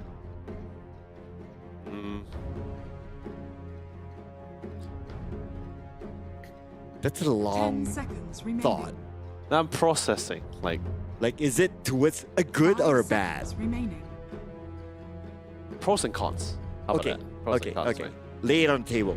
Sure, her ultimate is really great for mitigating a lot of physical damage, and she's also still able to output insane amount of damage. But she's basically in ethereal form, so it's very prime for magic use, which is something Morphling is great at. Lion on top of it as well. With a finger. Yeah, so it's probably not as fun, but there's a lot of ways you can really play around with it. But then again, it could be a 10 support seconds with remaining. and the Zeus goes. Yeah, like I said, there's a lot of things that has been changing. 5 seconds remaining. I mean, yeah. It was something we've seen in the past. I mean, we also saw some carry meta coming back into the Radiant field. team ban. Support Muerta. But like I said, I'm keeping my options open here. Okay, I would say that it's going to be a support Zeus and it's going to be a carry Muerta. And the last pick for both sides is going to be a mid. I'm interested to see if CSC will ban out the QOP as the 10 last seconds ban, remaining. because that will be a natural Dire orchid team buyer ban. to try to counter the Morphling, but it looks like the answer is not. QB is a nice pickup. You get a good nuke. Got burst damage for their early engagement, especially since like the Zeus, Mars, and Dire Rubik team pick. not going to be able to Radiant output as team much, but they pick. did ban out the co-op. Earth Spirit. There's my Okay! boy! Okay, they heard your call. No, because like I said, it's a natural Vestal buy, and Vestal got buffed, so it's perfect for these two scenarios. He's also a strength hero, very durable, can literally close in that gap to the back line. Lion will die. 10 seconds remaining. I mean, of course, he can hack, he can CC his way out of it, of course, but still, 5 not going to be a very seconds easy remaining. fight for this one. Okay, so my question here will also be, is there enough protection for Zeus? Does he need protection? What if like Timbersaw, Morphling, I mean, backline? I mean, this is not the old Zeus, this is the current one. So he has his own way of disengagement, which last time the old Zeus didn't have, which was terrible. He had a different passive back. He had a passive back then. It wasn't an active skill. Now he has one, so he can disengage pretty efficiently too. So the old man is now self-sustainable.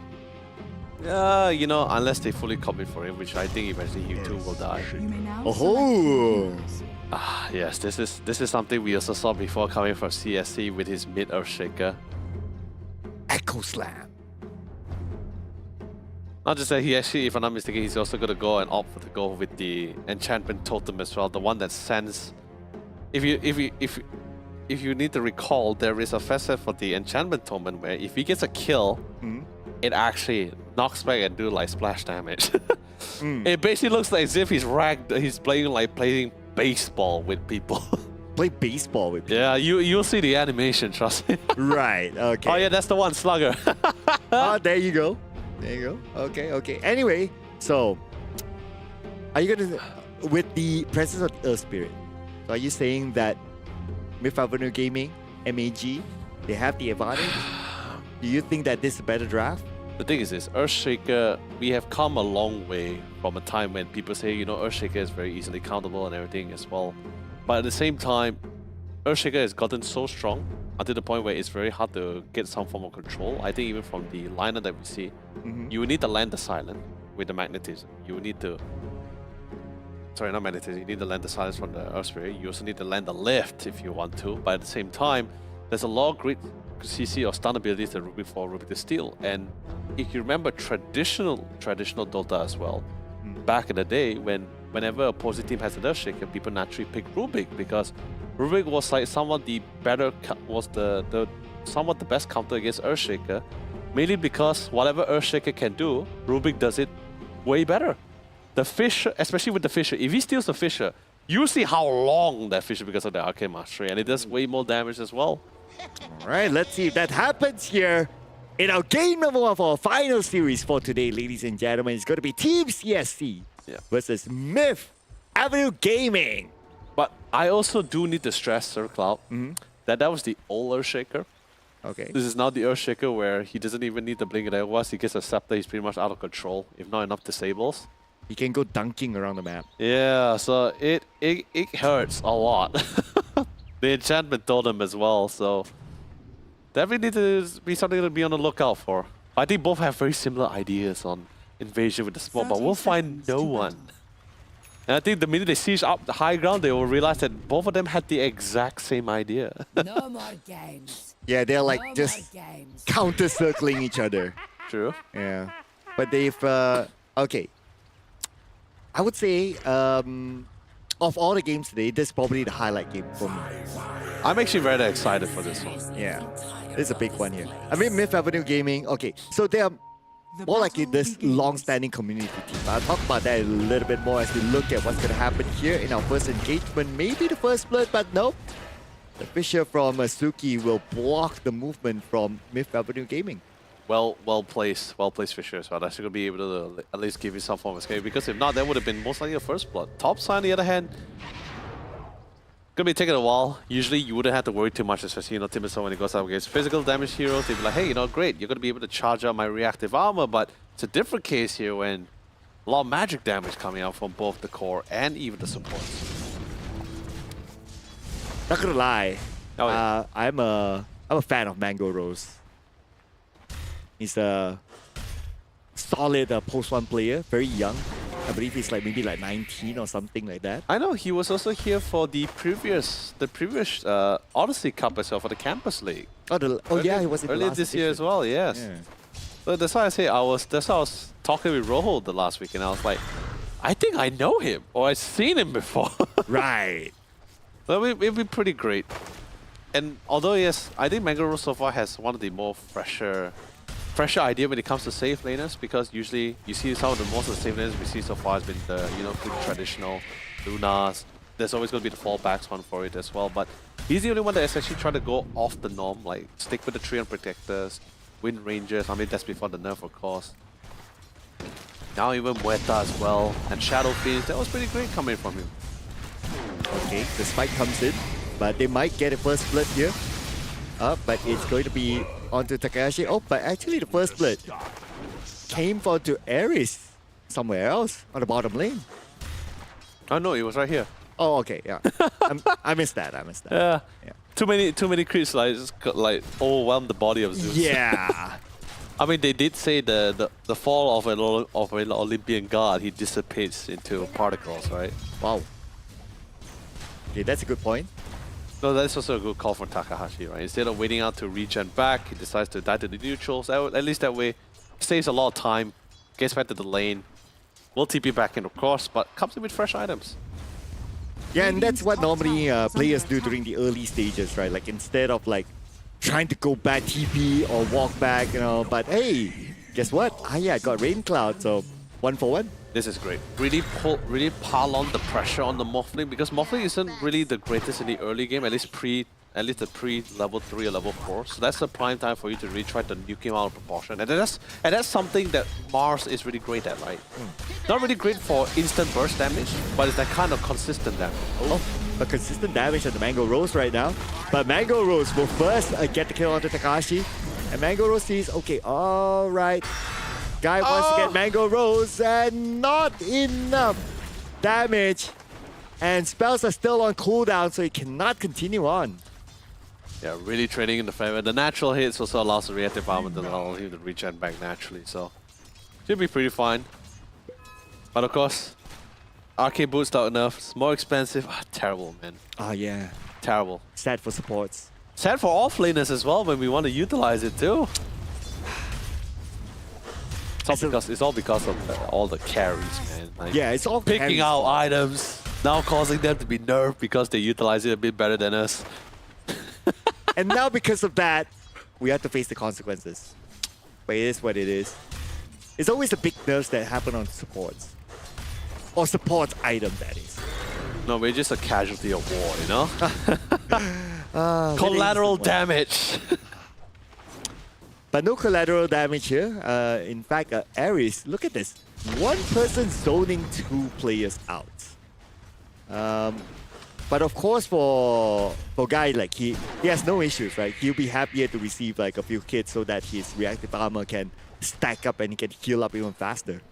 Yeah, but you don't want to take too much damage here because a lot of nuking damage is coming from their skills here. So we do need to take it to the account for that. I'm more interested towards the mid lane. But bottom, of course. Great. Just constantly get the punish. Mid, when I say curious about the mid lane, because I want to see like what's really happening, right? Because it's 2 strength heroes, pretty durable. You're not going to be able to easily burst the other down. Maybe for the Earth Spirit, once he gets that magnetism ultimate, should be able to casually pick up Suki if the opportunity arises. But other than that, you see the last hit just back and forth. But except for now, because he went for the rune. Decided to let go a little bit, but not too much. I mean, he'll still be fine. But I wouldn't be surprised if the Earthshaker would win in terms of last hits. I mean, you got an Enchanted Totem. It's not going to be that hard to land those last hits. Melee hero. Yeah, but I wanted to let you see the Slugger Fest. Look, it's pretty out of this world. The first time I saw it, I actually got shocked about it. You see the creep body just ragdolls. We get to see more of that, but before that, we're going to check out what's going to happen great here with Mango rotation. Rose. A 3-on-1. Surprise, surprise on the Mango Rose. Asking for a high five. Mango Rose ain't going to give one. Instead, he's going to give his life away to Takahashi. Yeah, they didn't really have much disengagement, especially if he didn't really have the mana for it. So, but either way, great rotation coming in for the Clockwork. Didn't really spare much time on the bottom side. Also, at the same time, there's also a decent amount of escape with the waveform on the Morphling, as long as he doesn't get speared, as long as he doesn't really get speared here. So they give you time to rotate top, at least open up the map a little, give a little bit of a slight advantage. And you know, Zeus, yeah, doesn't really have a lot of disabled abilities to really try to save the Muerta if she were to ever get gunned on. So quite a prime target for them for that rotation. As for the bottom lane right now, Chucky, aka Lonely Chucky, is literally lonely. His teammate rotated to the mid. Let's see what's gonna happen. I see a ping in the mid. But for them to really go in on Suki, not yet.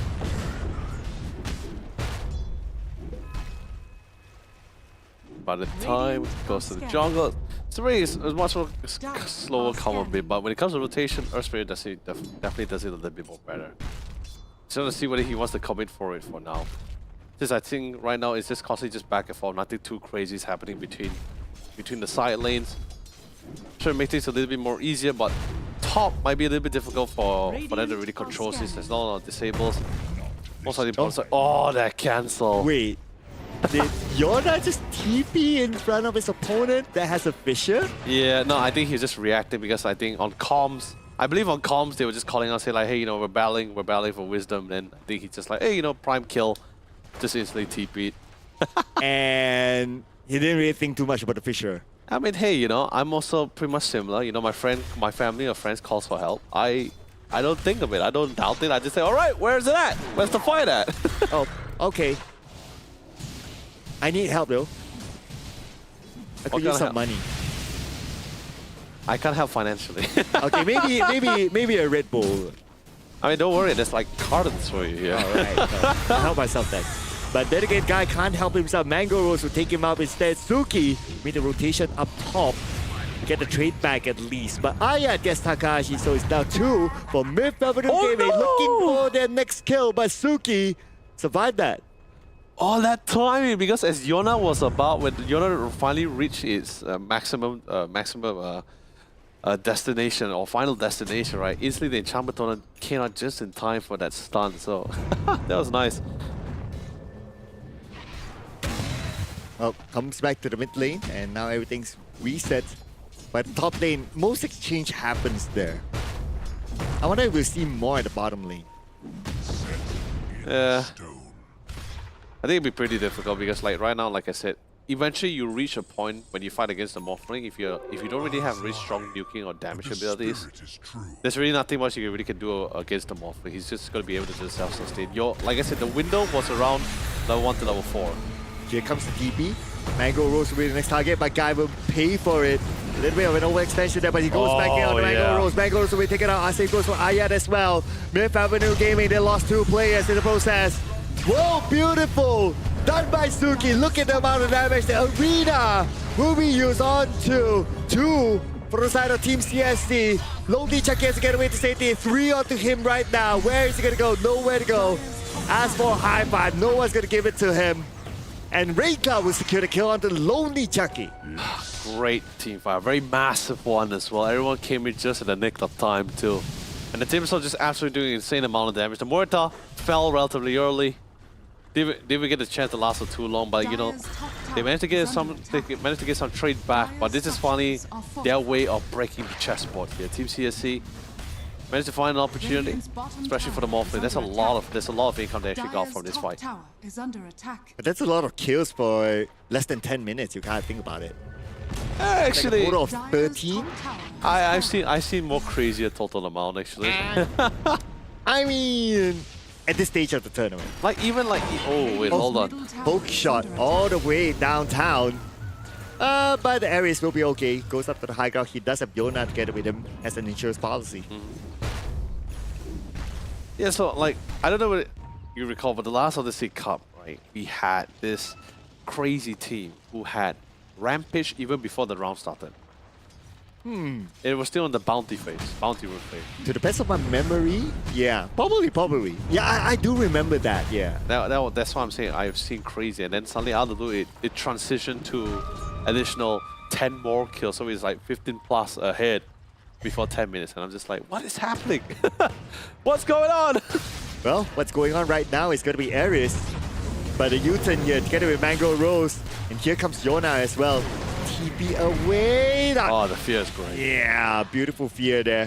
Yona gets his kill under IJST6. Is that how we're going to say his name the entire round? Which one? Like, IJST6? Dire's middle tower is under Ish? attack. Okay. we try. You know, later I need to see the experience again, then we'll know.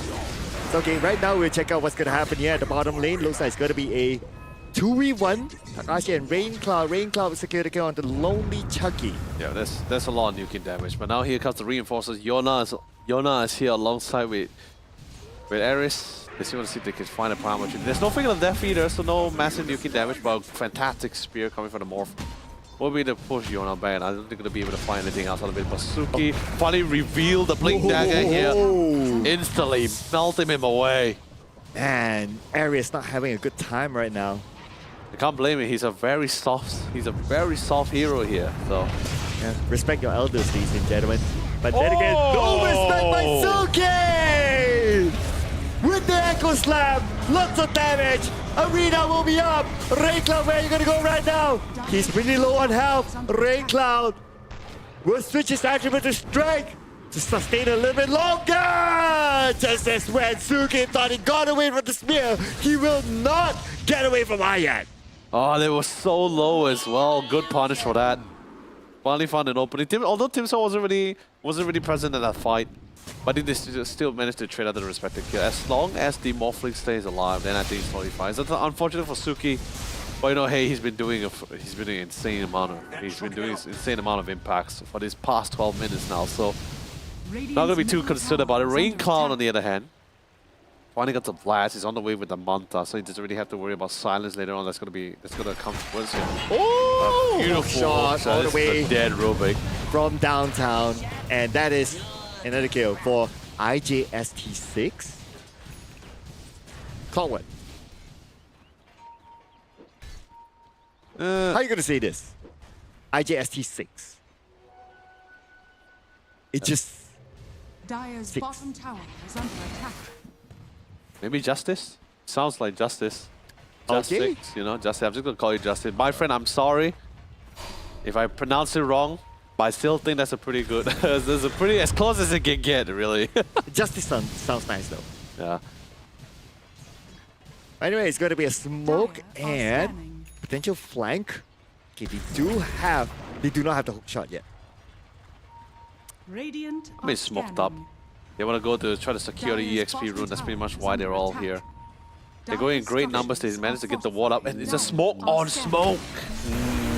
Nice one. Okay, the hook shot is up though, but they do not need the hook shot just yet. Instead, they need the arena. Hook shot will still be used though anyway. Oh to stop no! Lonely Chucky. Lonely Chucky taking all that damage. And Yona from the lower ground. He needs the high ground feature. He needs to go up to the high ground as well. And all the way to the back is Lonely Chucky to go down. IJSD 6 will go down to Yona. And one more to go. And that's going to be your guy. Yona gets a double kill in the process. Yeah, that was a really great fight, and well coordinated as well. It's pretty much I guess it was pretty much like 2 for 3, but at the same time, Ayad here has really stolen really good space because the air spy helps get a lot of this amount of control.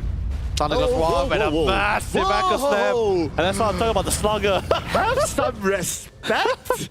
Have some respect to the old man. The man sent him back to Mount Olympus, you know, the expressway.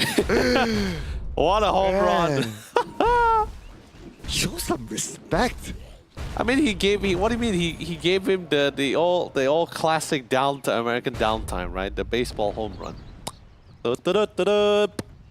How does this sound like again? What, you mean the Radiant's baseball? middle Yeah, the tower is baseball. under attack. Bang, like that, you know? Oh, okay. Okay. Sound changed, but okay. I'll take that. Trying to beat one out of you. No, really? Yeah. I almost got the second one, but it's okay. I was being courteous. Thank you. I love your courtesy. But right now, okay, though it's 15 to 10, but you know, it's only 1k gold difference. It's like, eh. No, like I said, it's nothing too crazy. It's like not like a full 5-man wipe. It's just skirmishes here and there. It's like 2 for 3s kind of scenarios. Usually fighting for certain objectives like the XP rune, for example. Nothing crazy. I think like once, especially with the initial reveal, the fast blink dagger as well coming in from Suki. I think everyone was a little bit on guard because of that existence. Because of like, oh my god, like careful with the blink dagger. So always have to re-engage. Okay, that's a roll there onto the lower ground. Oh! And Suki immediately deletes Yona from the ground. And Ares will need to back up together with Mango Rose. They cannot continue this on. Look at the damage of the Mango Rose. Mango Rose now will be sent back with the finger from Takahashi. Immediately eliminated. Guy will be taken out by Ayat. Now they're continuing on. The skirmish onto the back. Lonely Chucky. Nice spear with the Cox combo. Though it's an unintentional combo, but hey, it's still a spear at the other day. But at the same time, Suki comes in to take out Ares. Breakout gets Lonely Chucky. And looks like Myth Avenue Gaming, they lost a 3 in this fight. Oh, the Takahashi must have felt absolute bliss when he did that finger of death, because an opportunity when you see the Murata pops the ultimate, full ethereal form, a lot of bonus magic damage. Woo! It's like bam! Literally zapped him out of commission. My god.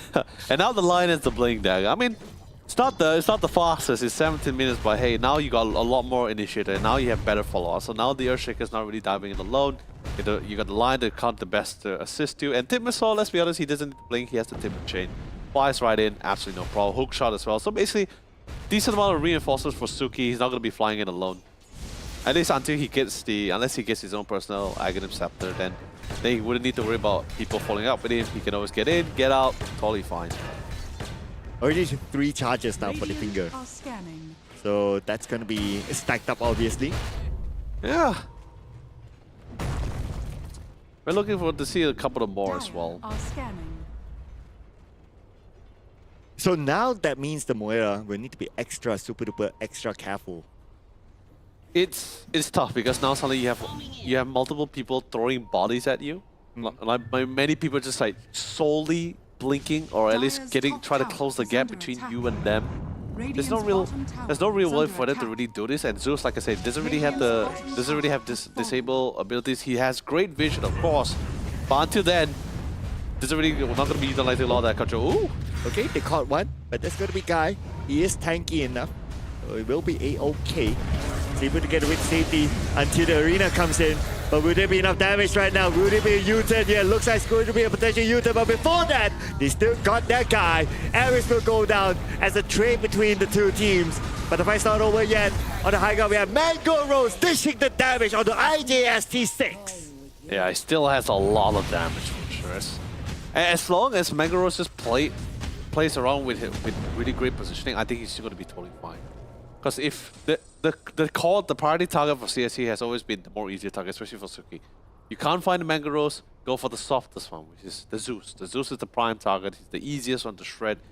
And if you can really get him out of the picture, it's always going to be and it transition to a 5v4 situation, which is always somewhat ideal for Myth Avenue Gaming. But in that last fight was a little bit difficult, mainly because of the fact that you lost your Timsaw relatively early.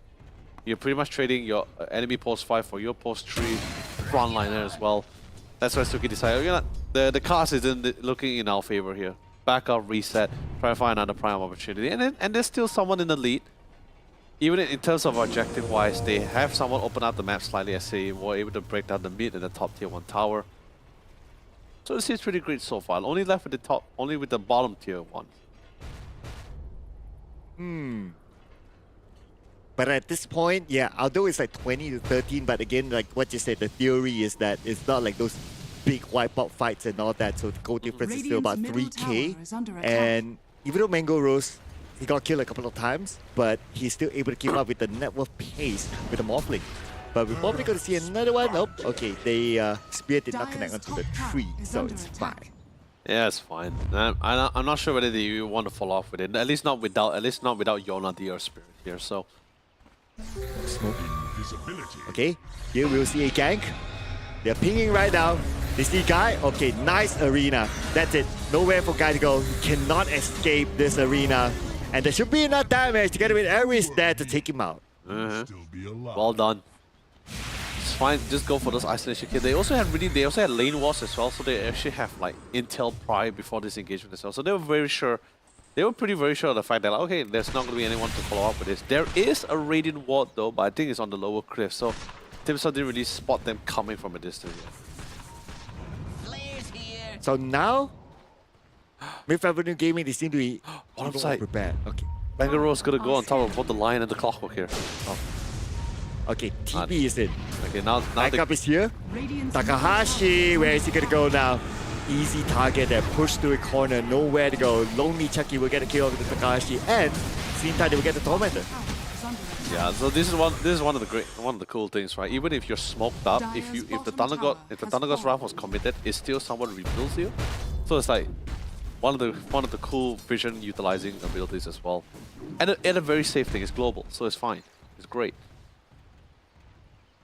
So that is a key use for Zeus if he's playing the support role. Yeah, I mean, especially it's great when you're going up when you're essentially planning to siege high grounds, or at least high places as well. When you're not too sure, you don't have the vision, you don't have the warning, you're a little bit afraid that someone might be preparing to ambush you as well. Like that moment as well, before they check towards the metal. Pop the Thunder God Wrath, be like, hey, you know, we spot the Lion, we spot the Clockwork is backing off. Lion trying to find a way to blink out to safety, but just couldn't find it. So, pretty great. Radiant's middle tower How many kills is under has there attack. been onto Rain Cloud? Only one. So this one will be interesting, right? Rain Cloud continues to farm. There's only one kill to him. Is still leading the network chart. When it comes to the later stages of the game, it's probably going to be difficult to try to stop Rain Cloud because they don't have a natural Orchid user. I mean, it's not just Orchid. Like, even if they Orchid him, he's still going to be able to purge it because of the Manta, right? But the biggest problem right now is that he's on the way with the BKB. And once he gets the BKB, the way to literally deal with the Morphle is to either damage him until a certain point where he has no choice but to back off, or Myth Avenue Gaming will need to wait out the BKB, then only they can follow up with the necessary amount of damage, because you can't vessel him in BKB, you can't really control him or do magic damage during BKB. So it's solely dependent on Mangaros to do the physical damage, right? So you had to wait out the BKB, but then again, you look at the lineup, you look at the stats that they have, can they withstand the damage long enough until the BKB runs out? Oh, I mean, sure, maybe late game could be a different story if they're able to get to the late game and farm enough. It's the BKB will only last for 6 seconds, but the initial BKB, 12 seconds, like it's a long, like 10 seconds, that's a long time. okay, here we go. This is going to be interesting. Do they have the ward on the portal? Portal down. On the Radiant, on the bottom Roshan. Okay, anyway, they have it smoked up. Okay. Okay, that's going to be the information now. They show up. Okay, here we go. You're going to see that first target. The Fisher comes in from the lower ground. IJSD 6 will be the one to hold the land. But at the bottom, we do have Takahashi in trouble inside the arena. And he will be taken out too from Team CSC out. They spot out Suki. Suki will be eliminated as well. However, the Roshan has already been taken by Team CSC. That's fine. You lost your members, get the one with the ages out. Don't make it a lost cause here. So now at least the Morphling comes out. Sure, that allows Myth to actually garner up quite the amount of income by picking up 3 members from the side of Team CSC. But it's not really gonna be able to tip the skill that much. I feel like it just somewhat balanced things a little bit, but it's still fine. They still have the ages, they still have some form of control for the side of Rain Cloud. And I believe his BKB is currently on the way. And now for the next fight, not only does he have the Aegis, he also has the BKB as well. So that's a lot to deal with. BKB, Manta, Aegis. Maybe wait it out? Once it gets the Kanda, you're going to start seeing like absolute nuking someone out of proportion here. So how are they going to deal with Rain Cloud by then? Pipe. Like you just bring up as much like magic, like because it's natural you want to have a pipe. You want to try to mitigate damage from the Earthshaker, that's always great. The Lion as well, the Morphling too.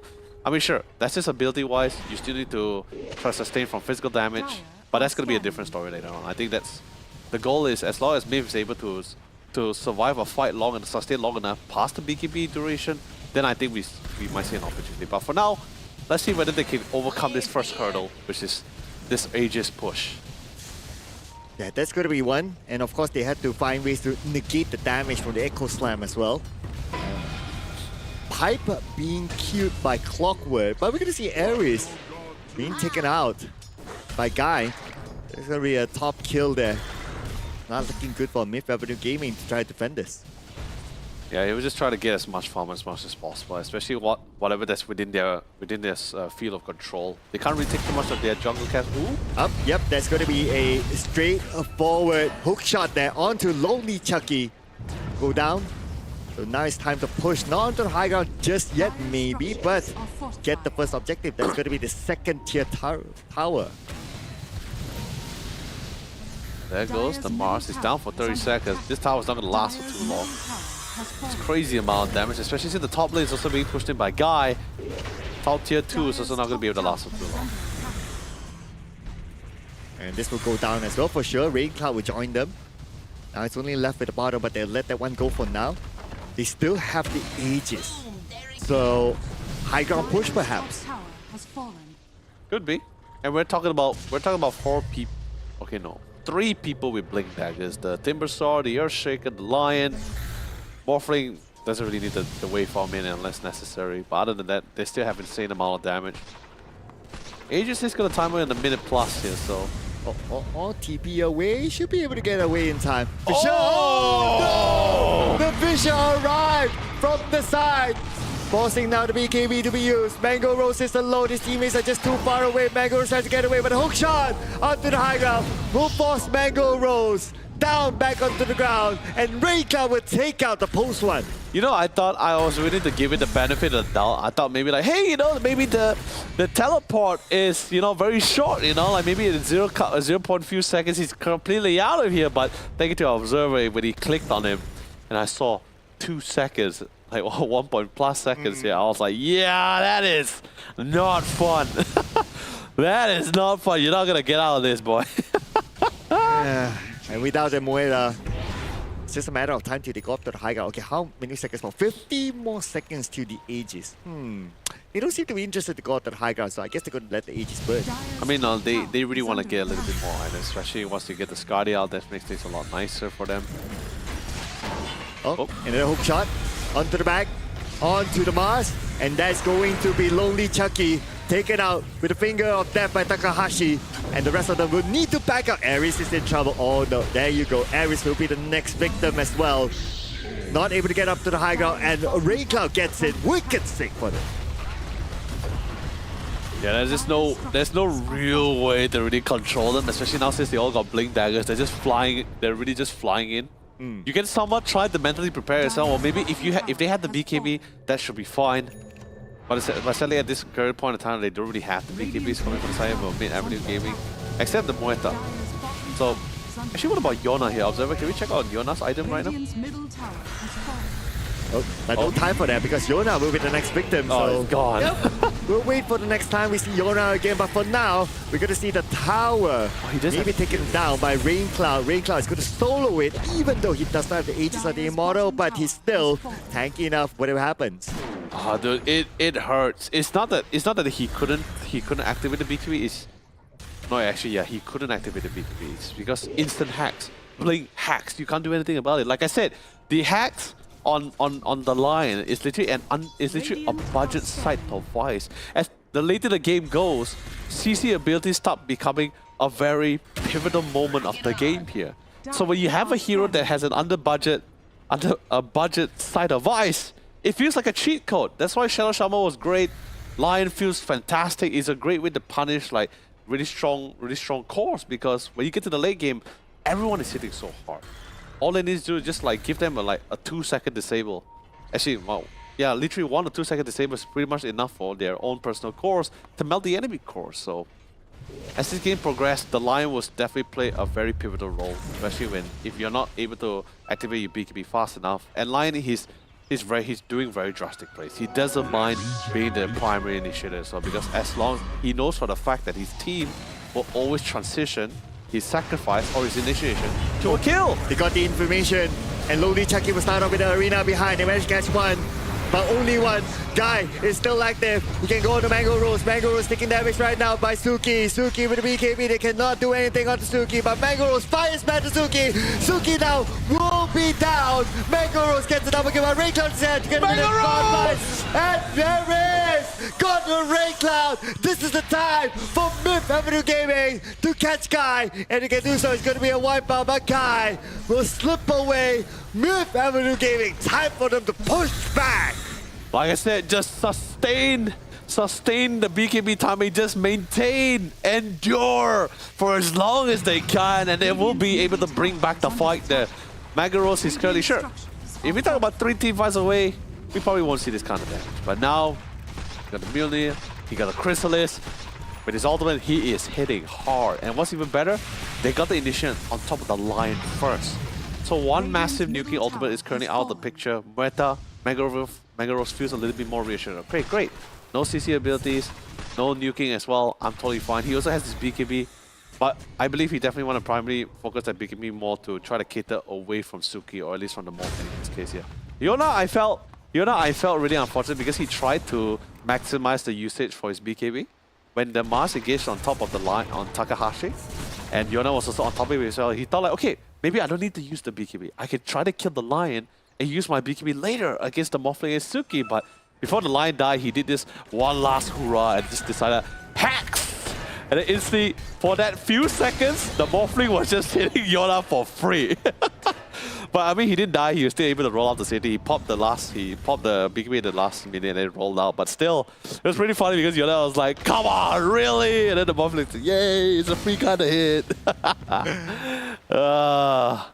Rain Cloud, but still what a fight. Yeah, they definitely need to be able to break the passive on the Muerta. Silver Age coming in. And also great saves. You got a really great save as well with the item too. Don't think we see much detection. I mean, unless, you know, the Zeus purposely open Thunder God's Wrath, then you pretty much see everything. On the way to, I wonder if we get the chance, but I would love to see the Zeus get the Nimbus. I think that will take a while because, you know, he's a support. He's going to prioritize it and try to save his team as much as possible, which I think is great. He got the Vlads. That's giving a lot of lifesteal for the Muerta here and all of great stats for the rest of the team. The Glimmer, reduce as much magic damage as much as possible. And also, don't think we see a lot of detection being picked up on CSC side. And of course, the Solar Crest is great against any physical damage dealer like Suki's Enchantment Totem or the Morphling. So, always comes in handy. So, he's doing a great job as a support. And like I said, Zeus is like one of the best vision gathering heroes as well with the Thunder God's Wrath. And you know, eventually Nimbus as well.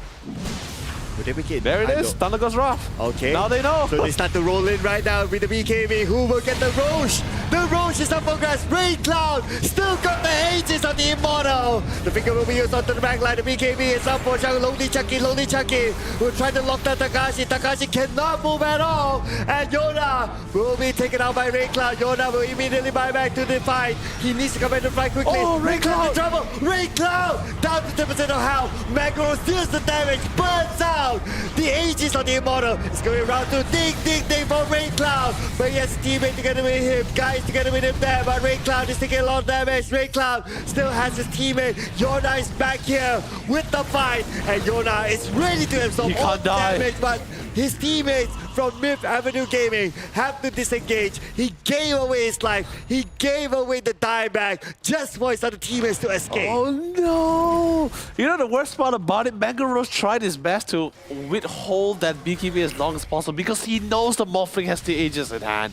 But because of the amount of CC that was coming upon him, and Suki was being the most patient Urshiga I ever seen. Waited it out. BKB commit to BKB to proc the Aegis. But in Mangaros' head, he's like, alright guys, this is troubling.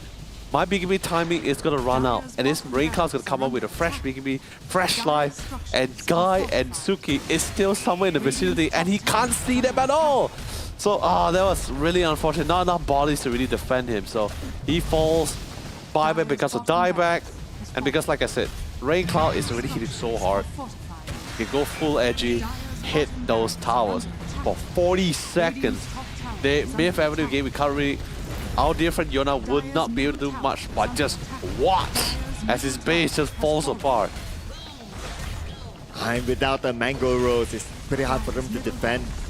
They must have Mango Rose, the main damage dealer for themselves. Oh, no. They managed to catch Lonely Oh, Tucker, but Lonely BKB. Tucker pops the BKB to survive. Yeah, it's unfortunate, but you just have to do it. That's the only way you can really get out of it.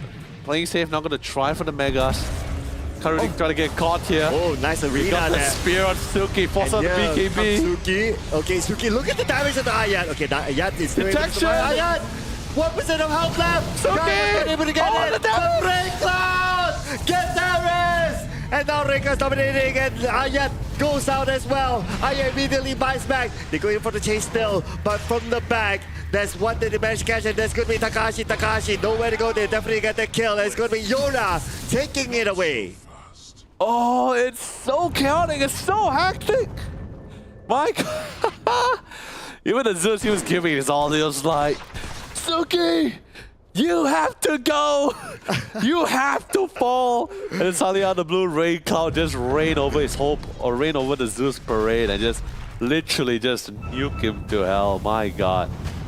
You saw that the crit damage came in and he just disappeared. Wow. Anyway, right now Takahashi is out of the picture. Zeus is coming in a couple of seconds.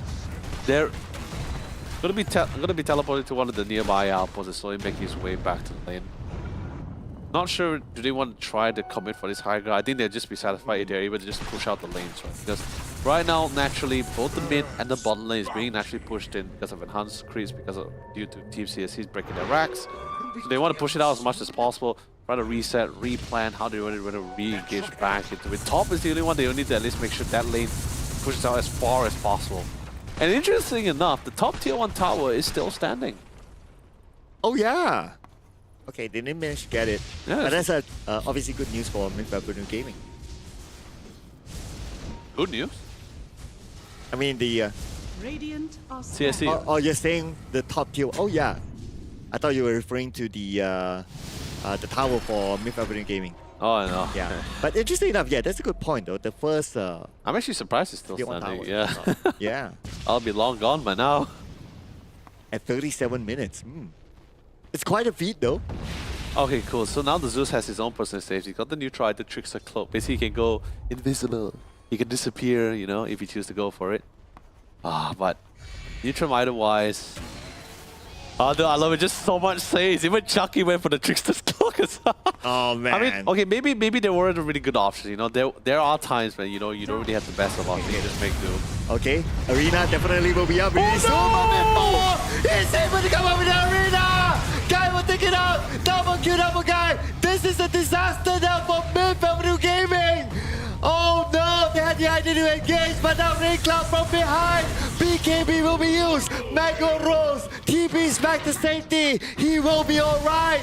But can't say the same for Mid-Avenue Gaming as a whole! That is so unfortunate. So unfortunate because they all gathered to actually go in, but one stun and all it took as Suki came in with the biggest ankle slam he could have ever seen.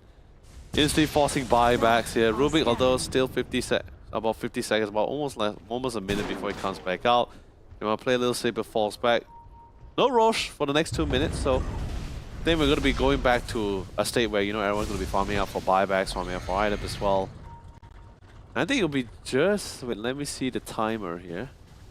Yeah, so there is buyback on the hands of Morphling now, and the Muerta is just about 600 gold short, and the same goes to the Earthshaker. The rest, by the time Roshan comes out, we'll have a lot of buyback cooldowns currently off cooldown for some of these heroes. Yeah, for both the Die and the Radiant side. Yeah, of course, the probability 93. Woo! It is rocking that. Man. Yeah, it's a real roller coaster ride of feelings for both Mid-Avenue Gaming and CSC. At some point, it does look like MAG, they could like make a comeback based on the chart as well. We need to play that card. They had to play that cards, right? And like I get it, the idea of trying to make full use of the BKB, because that's the only thing that's really gonna keep the fight going, or at least maximize your damage duration. But sometimes, especially at this stage of the game, at this late game, if you get stunned or disabled or hacks, it feels like, although yes, it's like for 2 or 3 seconds, it feels like a lifetime. You just watch your character, You're spamming all the buttons, you're spamming all the keys, you're right-clicking like crazy and just like, get up! Get up! Wake up! Respond! It feels like a lifetime, man. Radiant I think a lot of are players scanning. who's played Dota, especially when you reach this state of the game, or maybe 60 minutes. I'm pretty sure every Dota player has played a 60-minute game before. Has encountered a moment where you get stunned at that long frustrating game. 1 second feels like forever. Yes, it's just so long. Oh man, everyone's waiting for next engagement. And speaking about engagement, the last engagement, The last hurrah. it was just too bad for Myth Avenue Gaming. Oh. But there's so many buybacks available here. Muerta, Muerta actually committed for an item here, so no buybacks. Okay, last hoorah. And here we go. That's what I'm saying! Gold Slam!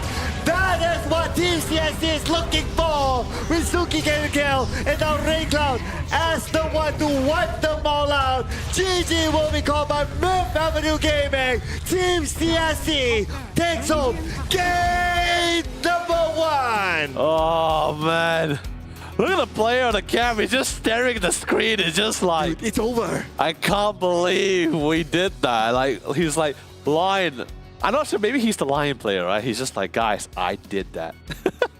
I did it and I still can't believe it. Well, you see, this is what I'm saying, right? Like, he reached a state of the game, especially with the talent tree, where you ask for more stats based on how many finger stacks you have, so you're actually a lot more durable, you have a lot more HP as well. Decent, great amount of sustain.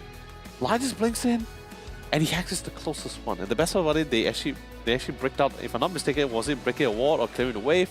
Gave them that vision, that few seconds of a vision, and instantly everyone's on camps. It's like, I'm blinking in. Whoever I hacks, that's the one we're going for. He hacks of all the people, Muerta. He hacks Mango Rose. And when I saw that moment, besides me, you know, like screaming out of like excitement with you just now, I felt my heart sank to the bottom of the ocean, because like for a second I literally put myself in Mango Rose's shoes and I could just feel the feeling. Why? How does his shoes feel like? Warm, fuzzy? I don't know, man. At that point, I just don't like lions. But you know, lions are not one of those heroes that you would spend the ban on.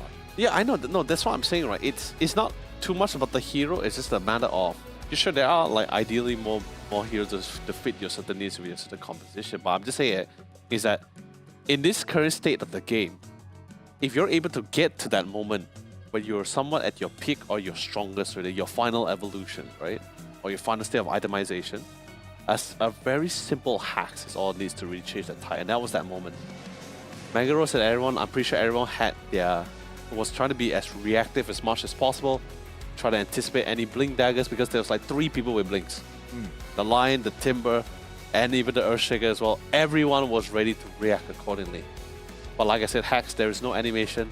Yep. There is no like delay or whatever. It's Straight up. It's instant. It's like it felt like Thanos snapping his finger there. You're gonna be a frog.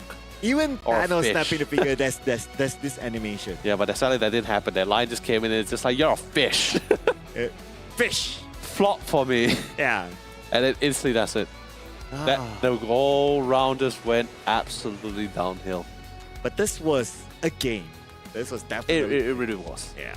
But if you look at some of the post-game results here, right? So, the biggest winner is definitely going to be Raincloud. The game led to like a 40-ish minute. So that was the time where a Morphling would be ripe enough to pluck. True. I don't know, man. Like, even when it comes to MVP, it's really hard for me to pin on who actually really takes the cake here. Because I felt like everyone really did their job, or one didn't do more significant than the other. If we talk about impacts or objective-wise, maybe just the Lion. I think he did... A lot of his hacks was pretty crucial. He became like a priority target towards the late stage of the game. But Suki setting the pace, especially once even without the Blink Dagger, he was still able to just set up really beautiful 2 to 3 man fishes now. I think that was also pretty fantastic. Yeah, my personal vote might go to Suki. Oh, okay. Yeah, especially it was the second last fight, I believe we'll see it in the highlights later on. Oh, yeah. The crucial fight in the middle, that was the time that he dealt the most damage from afar with his Fisher. Yep. Especially, and then he followed up with everything else. And that kind of turned the tides for CSE. But overall, the game it's been a roller coaster of emotion. Suddenly it felt like CSE was going to take this fight, and suddenly out of the blue, you start to see things just slowly turn around. The machination was falling in place here, especially this one. Although yes, they lost. Okay, if you notice from Mango Rose, I just keep an eye on Mango Rose. He's just playing, especially he's positioning around the rain cloud, right? He instantly pops the BKB. Pretty sure he wanted to withhold it as long as possible, but when he saw the Fisher, he saw the saw guy as well. Yep. But decided to pop it and instantly just fell against all three members who were just waiting to melt them away, because they know for a fact, I'm pretty sure they're all smiling with glee and screaming out on the comms as well, no BKB. This guy can do it. Oh, dude, This is the one. The Earth Spike was absolutely that's what I'm saying, right? It's very hard for me to pin on who's really who should really deserve the MVP here, because I felt like everyone did their job, but also at the same time there's a lot of very impact plays and well-played skills that led to certain victories. 3-man Earth Spikes, 2-man Fisher, and the Lion just blinking in with a beautiful hacks. My God. This is definitely one for the books for the symphony of skills here. We'll find out who's the MVP. So you know my pick, and the official pick is going to be the Timber Saw guy. Interesting. Okay, cool. You know, maybe we didn't see as well. I guess in the early phase he was shredding a lot of the front lines. Like he got decent. He has streaks of kills every single time of his engagement, right? Especially around the Tormented, the dire side Tormented area. He's always diving in. He's reducing a lot of stats. He's stealing a lot of stats. Well, I guess, you know, He probably tanked a whole bunch as well. yeah, no, that's what I'm saying, right? It's very hard to pin on an MVP because it felt like everyone really did what they're supposed to do, right? Great engagement, great control, getting the necessary item outs, great comms, great itemization. So yeah, you know, thank God we had the broadcast team who was able to crown the final MVP for us. I felt very difficult to crown who should be the MVP for that one. At least that one. Yeah, but well, we found it. That's going to be one out of a couple more perhaps, because we still have more games to go. But before we go on to our break, we got to remind you of this amazing monitor by Samsung Odyssey G6. Oh man, beautiful piece of hardware. We talked about the G8 before. And let's be honest, if you're not the kind of person that likes to go big and go home, then the G6 might be just right for you guys. And I believe you as gamers deserve an upgrade. You guys deserve the best. So that's exactly what Samsung Odyssey OLED G6 has for you guys. The 27-inch is packing with a lot more firepower compared to the G8, as it's packing with 360 Hz, same exact response time, 0.03 ms. Also comes with a very clean, slim metal design. It's ergonomical, and unfortunately, doesn't come with smart TV. But hey, you're exchanging out for more firepower. So hey, 360 Hz, that's something fantastic to have. Yeah, all in focus on the gaming. Not a bad trade, right? True. But you know what else is not a bad trade? It's a break time. All right. So we're going to head on to a break, ladies and gentlemen, because we still have 4 out of our best of 3 series between Team CSC as well as Myth Avenue Gaming. So do not go anywhere. Be back for round number 2.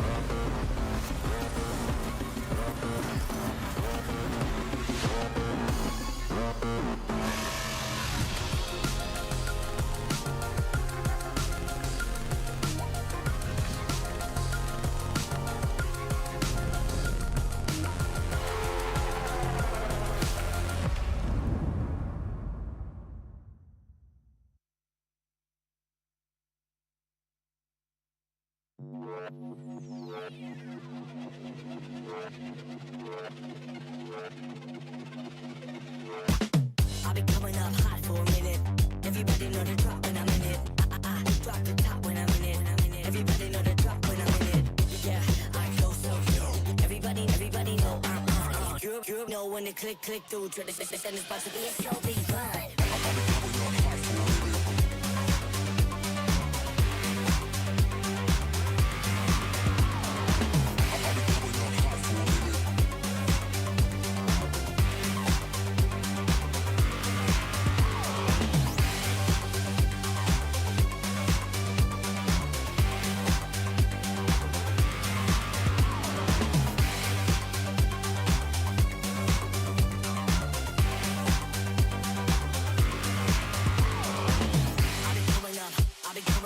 Everybody know the drop when I'm in it. Drop the top when I'm in it. Everybody drop when I'm in it. Yeah, I go so good. Everybody know I'm on. You know when to click through. Tradition is about to be a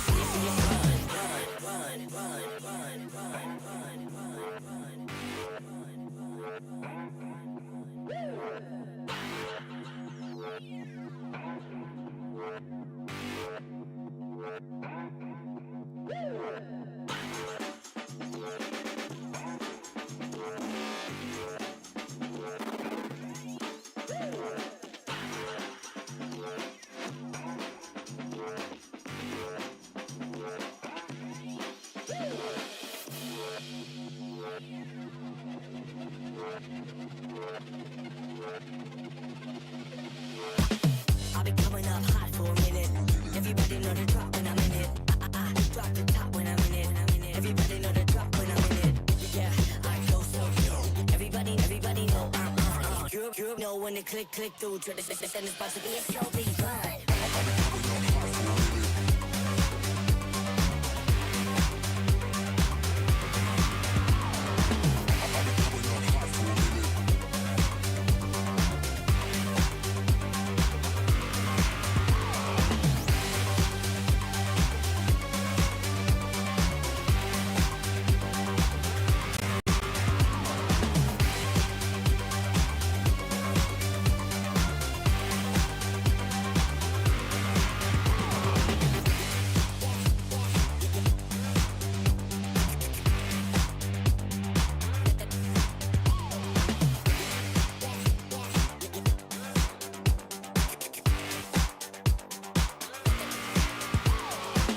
I've been coming up hot for a minute.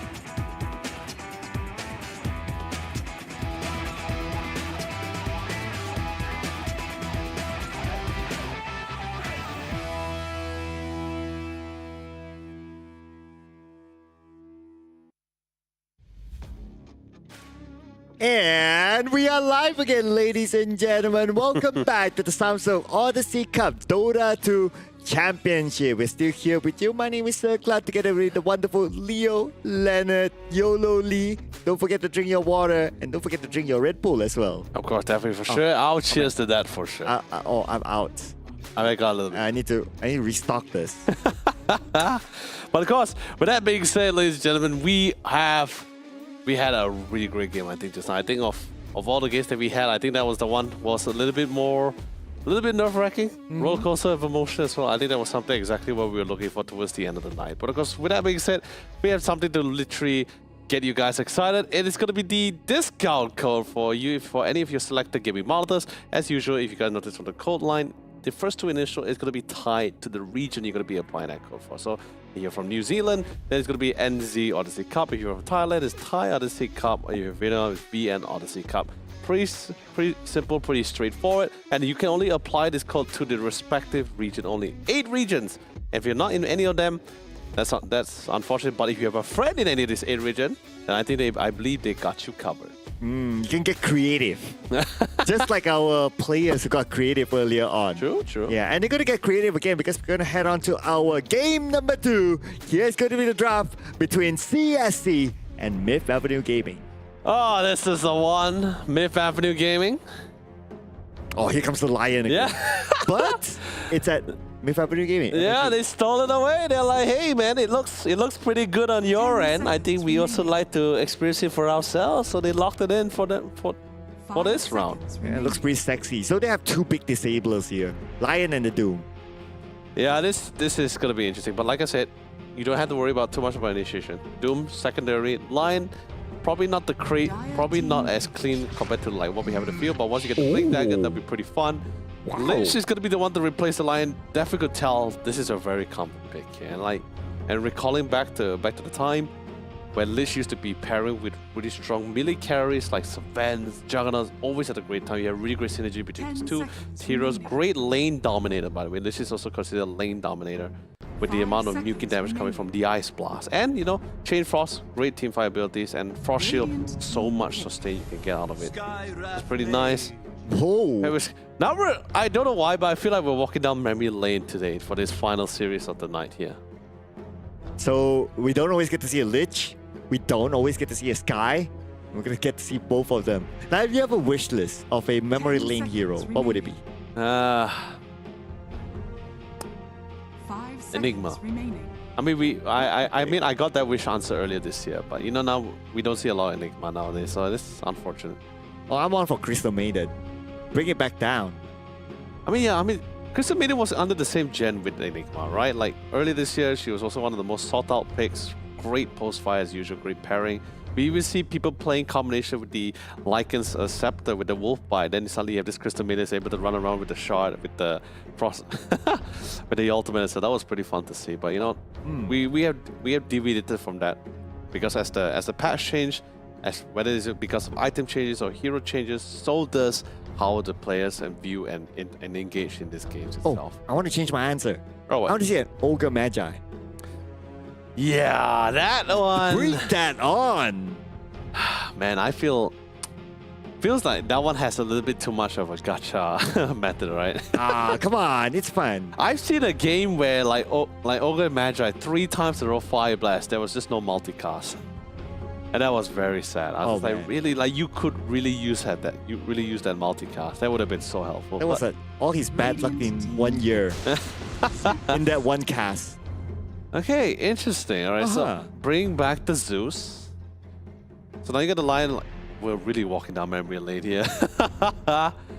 Oh, these are the kind of base you usually see, like even in casuals or so, in pops too. Yeah, so 10 seconds remaining. I guess this 2T is really having fun, and it's great to see. I think that's the most important thing, right? As you know, remaining. I get it. You know, it's competition-wise, people get very serious, gets very focused. But I think more importantly, because during each competition, I think people forgot the more important thing, which is have fun. Live the moment with your team members you enjoyed with, you work hard with. In the very beautiful hotel. Yeah, in a very beautiful Hatton motel. And of course, with as much Rebel they want to drink. Monkey King. Now this is interesting, right? So the Monkey King has been pretty flagged. We go with the mid, but I haven't seen a mid monkey for a long time. That's a very specific scenario. But safe lane monkey has also been great. Wukong Command is always a massive team fight. 10 seconds. It's always great to have, and most importantly, great at punishing offlaners, melee offlaners. But more importantly, it's a melee carry. How long has it been since we saw a melee carry? Well, 5 seconds ago. Radiant team. Oh my mid, goodness, are you kidding me? Alright, okay. Wait. Are we serious here? We are having fun, guys. Are we serious? We are having fun, yeah. Are we serious? Bro, we're very serious. A meeple and you have a Monkey King? The Monkey King is still fun. The Meepo one. I mean, are we serious? Yeah, we're serious. They're locked in. Wow. Bruh. How real do you want it to get? It's as real as it is. Might as well bring out the axe, come on. 5 seconds remaining. Just for kicks. Just for fun. I mean, if they won, they could still bring... Monkey King mid, axe post 1, let's go. Axe Pose 1. Axe post 1, just for the meeple. Axe Pose 1? Yeah. Bring What? it on. What? I mean, What? what? Bring it on. Come on, you gotta get creative, right? Yeah. I don't know, man. Like, you're making me go through, like, you're really having me have really mixed Give feelings, us the axe man. with the birthday suit skin. The one with the birthday suit. Yeah, man, you're making me you're gonna get me to have nightmares tonight. Yeah, first the diffuser Luna, Ah, man, and now the axe post one. This is not good for my blood pressure. Oh my god, now I can't even take you seriously now. Well, you gotta take the meeple seriously, my man. I mean, I'm not sure whether I can take this game seriously now. Like, it feels like, you know, honestly, it makes me have really mixed feelings because right now, just look at this two drive. It feels like two friends, it feels like a casual lobby between like 10 friends. Just want to have a blast, have a fun here. So They probably help each other to pick their heroes. But then again, such a sweet memory. But of course, either way, final ban coming in from CSC. Hovering on it, do they want to ban to primarily focus to cater for the people? Or do they want to try to ban out a potential pick coming in for the side for Myth Avenue Gaming? But the Monkey King is, well, if it's on a 1-to-1 scale, Monkey King is good against meeple. Radiant team. It's not bad. Keeper of the light. Okay. Mid Kotl, Mid Kotl. carry Meepo. Alright. Offlane Pango. Yep, offlane Pango. Yep. And the two supports, obviously. Yep, of course. 10 seconds. The final pick. You don't get your Earth Spirit. You do want to at least be able to get to the back line. Ember Spirit is still open if Myth Avenue Gaming wishes to go for it. Now, either Glyphner also pairs pretty well against the Meepo. Alongside with Searing She's a sleight of Alright. fist. You may But now no. select Yep. your heroes. Pile on the pressure. Now there's your primary initiator right there. So at least Doom will have the luxury to focus primary just to try to get rid of the Meepo. And the Primal Beast, you know, there is a very slim margin, right? Because there was this theory that we casters used to talk about, and that was actually talking about the fact that just like how the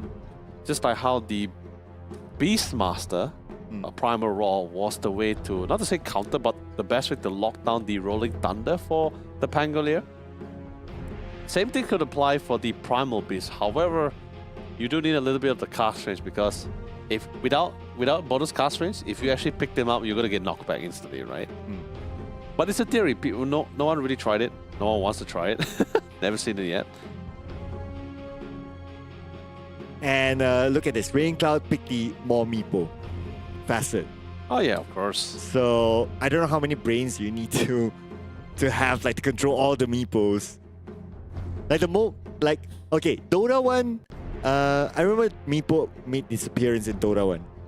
Like that time, I played a lot of Meepo. By the time, it was still like the simpler ways of using the Meepo. Okay. But when you transition to Dota to Meepo and the meta starts shaping up, it's like I gave up playing Meepo. I mean, it is a very sophisticated macro hero play. I won't say it's definitely not for the faint-hearted. It's definitely one that has the commitment and time to fully utilize such a macro hero like Meepo as well. I think the same applies for Chen, Lone Druid, I guess, somewhere in the similar category alongside with the Enchantress. At least the stakes are not that high. If one Meepo dies, everyone dies. Yeah, true. Yeah, so stakes are really, really up there. But ladies and gentlemen, game number 2, Myth Avenue Gaming, Team CSC, and we're going to see Meepo in this game. I mean, not just Meepo, a lot of old school supports coming back to the mix as well. We're really walking down memory lane here, and it is such an honor and such a blissful moment for me here. Just makes you really think about the time when I first started Dota. So anyway, smoke's broken. Doom, gotta be careful. Spot it out. Well, that's going to be the first engagement. Probably going to see the first blood. Takahashi will go down. Ayat as well. It's going to be a 1-for-1 trade, but we're not done yet with the fight here. And Mango Rose is in trouble. 2 hits. Oh, wait a second. Oh, just in the nick of time. But Rain Cloud is not taking out the damage. Guy turns back onto Ares, and Ares will go down. Dude, what are we watching here? Okay, Guy now. Guy is the one that's in trouble. Yona rushes in, and underneath the tower is going to take a bit of damage. Yona goes down to Suki. Okay, they're probably going to get Lonely Chucky next. And even if he gets up to the high ground, enough. Oh, yeah. Okay, thanks. Thanks for the stun, babe. That's totally fine. Oh, wait a second. Yeah, okay. Mango Rose stole the... Mango Rose? Stole the bounty, saw a casual courier walking down the river. Not suspicious at all. Walks right down in. I rest my case. You got the bounty and also got a kill out of it. Hey man, it's been pretty back and forth. You know, 3 for 3. Seems pretty fair, depending on who actually got a majority of those kills here. Yeah, but the Primal Beast, we're going to be seeing a really massive rotation coming in from Yona here. Very clean one. That's the most brawl starting that we have had today. I've seen crazier ones, but you know, that's also pretty fun to watch. For today, that is. Yeah, for today. Yeah. Zeus, you gotta be careful. Sky does a lot of damage at low cost. Yep, Sky's pretty annoying. And plus, his range is pretty nice as well, so that's why the harassment can come in. Yeah, I gotta be really careful. Ares walks in. I mean, it's gonna see a very casual brawl between supports here, but I think Skyra will definitely have the better half. And if things get a little bit too dicey, it's very simple for Guy to come in with the swashbuckler, so very easy to close the gap. No problem at all. Mid, I'm more curious to see what's been happening there, because you know he's just constantly blasting the wave. Eventually, hopefully, he will, hopefully he puts enough fear to Yona with the fact that he doesn't get super aggressive about it. Takashi's a magic wand, so it's okay. Be able to bring it out to safety underneath the tower. Now, there's something that I do wonder as well. Like, are we going to see this Meepo going into jungle, just farm in jungle? at some point? I mean, of Or course. is he going to play like the laning sort of meeple? No, he can't play. He can't play laning meeple. Not against the Doom. He drops one. He drops one Doom. Actually, no. I think he should be able to get out of it. Like, play his cards right. He changed the nets and plus he also has the Lich there. So with Sinister Gaze, he should be able to buy the necessary amount of time for the meeple that got doomed to escape in time. So. But if he chooses to go for it, he can always just go straight into the jungle if he chooses to go for it. It's totally fine. Ayat gets the kill onto IJST 6. It's going to be 4-3 right now, but still Team CSE still has the goal advantage. Back and forth. Eri's going to be careful. Slowly being whittled down. Not a lot of regions left, but hey, at least he's getting the focus to focus on Eri's instead of his on Mango Rose. But finally, top side, Rain Cloud. Gonna be able to nuke down Ayat here. That's gonna be pretty nice. Yeah, already has 2 meeples now. It's starting to be annoying. But Ares tries to go up to the high ground. Oh, okay. Ares is still alright. Managed to jump to safety, and he denies himself to the neutral grid. Yeah, cool. Not gonna waste any more time. Gonna be able to reset. Comes back to the lane fresh. You know, better neutrals than potentially dying to the Skyrath as well. You don't want to give them too much of a lead. Oh, Yeah, I mean that's the best case scenario, right? now there's a rotation. Ah, Really need to try to keep that meeple in check while it's still early. and we got Mango Rose here. Okay, that's the tower though. All right. You don't know if it's gonna stop Waiting the to Monkey come. King. Okay, there you go. Comes in, and Mango Rose is still protected. Oh, the look frost at shield. how he micros the other meeple with the net to buy time for the low health meeple to get the safety. And in fact, they could probably get the kill out the Lonely Chucky. One more net is needed. Oh, wait. Oh, he missed that net. Okay, this net will hit it. There you go. What a nice U-turn there, but Mango still got his own kill. Nevertheless, Takahashi is the one in trouble right now. Rain Cloud could probably still get Ayat. Oh, a little bit more. He still got Ayat in the process. And finally falls the hands on Mango Rose. So Mango Rose takes a bit of damage from the tower. And he's on his last hit right now. He's gonna be able to tree jump to safety. Yeah, he's totally fine. Mango Rose got a lot out of there. Got great amount of kills. That's really very fantastic. Mid, yeah, just back and forth security creep waves. We won't see anything crazy until he gets to his level 6 power rise. We might see a little bit more action after that. Well, good rotation by Mango Rose. Much needed though to try to stop the meeple. But I mean, actually, it makes it easier. I think that's one of the few beauty about Monkey King as well. Your versatility and high mobility with the tree jump just allows you to cover more ground than most cores. And at the same time, you can actually close the distance just as easily as well. So, best part, much needed. I guess he was eventually going to rotate top anyway. So just occasionally he just found a prime opportunity and have enough CC with the line paired with it. So great kill potential to top side. They got a lot out of it, the Monkey King. the meeple actually got a good amount of kills at the top. 2 kills, yeah. Ah, but we got to see the next kill right now. All in onto Mango Rose. There's nowhere he's gonna go. Rain Cloud is there, but who will get the kill? Takes a bit of time, but finally they got Mango Rose. Mega kill streak ended. Looking for the next target. Yona comes in as well. And with a pulverize, managed to catch one. This is definitely going to be a kill on the IJST6. Guy went down to Ares as well. So at least they trade back 2 for Mango Rose. Oh yeah. Radiant's middle tower is Totally under fine. attack. Zeus this time definitely a lot more comfortable compared to the last game when he was laning. I thought like Rain Cloud. Gotta win it out the store, but thank God for the solo bind is gonna be able to slow down Chucky here. Okay, here comes EP from the side. IJST6 makes his show at the top. Underneath the tower, Mango Rose tanks the damage. He's not able to get Rain Cloud just yet. He's back. Rain Cloud counters back, takes out Mango Rose. And now they're going for the chase. Ayat TP's away. He should be able to get to safety, but no! Enough damage from Suki to take him back. Yeah, got the final fully charged blast. Gonna be able to secure it. Best part, Chakram is always great. Lows cooldown, gives Radiant's bonus bottom tower gives is additional under mana. attack. That's fantastic for them. Dire's middle tower An opportunity, they got on top of our dear friend Doom. There you go. With the gaze coming in, Lonely Chucky will not be able to survive this.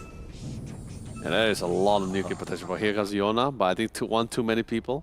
Ward also spot him out coming in, so totally fine. Radiant are scanning. Don't do it. Don't look into the light, my Don't friend. do it. Don't do it. Don't listen to the voices. But Ares, he listened to the voices. And here we go. Coming in from the side, it's going to be a concussive shot to take him out. Yeah, so we didn't see anything crazy happening to the Wisdom Room side, you know, compared to the past few games we've been witnessing. So, you know, everyone was able to casually get their own. Not much fight was happening for it. On the lane itself, just so much action packs here. They got slows, they got control, all Nice that stun. 2-mana spike. Fantastic. Nice stun by Aya from the side. But the main target is still going to be Lonely Chucky. Lucky enough, he's tanky enough. But here comes Yona charging in with the Pulverize. But Pulverize cancel! Oh no, this is going to be bad for Yona. Yona will definitely go down. But now we can see the same for Ayat as well. Underneath the tower still, it's not going to protect him enough. Looks like right now, Team CSE, they're just running at Myth Avenue Gaming. Radiant's top Yeah, tower they is have the under offensive, attack. they have the people as well. They want to also give a little bit of space for Rain Cloud. Might as well do it. Since they have some form, they also have the level advantage. There's Rain Cloud out. And the bottom looks like they're going to make that rotation. They're trying to defend their bottom tower.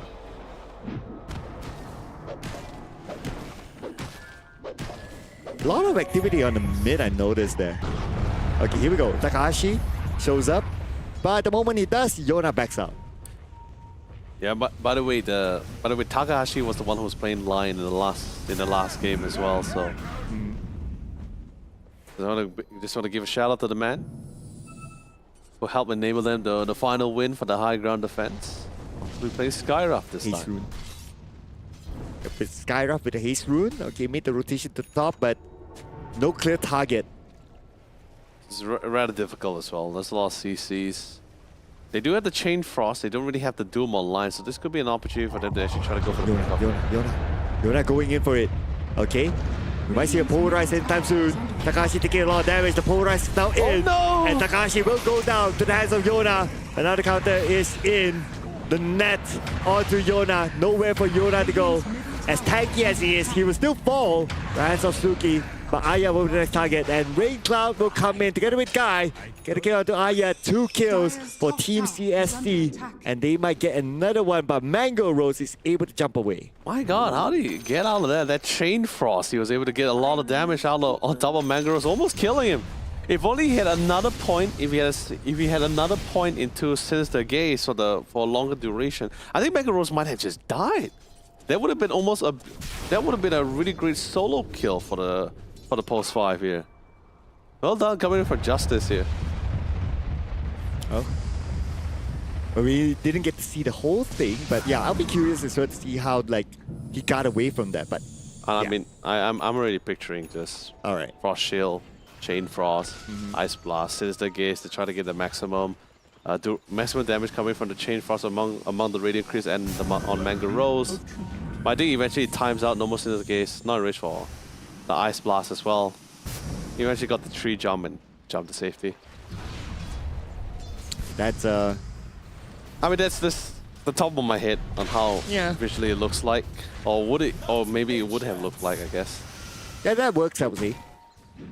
But Mango Rose is back onto the lane. Yeah, Mangaros like, yeah, I don't want to see you.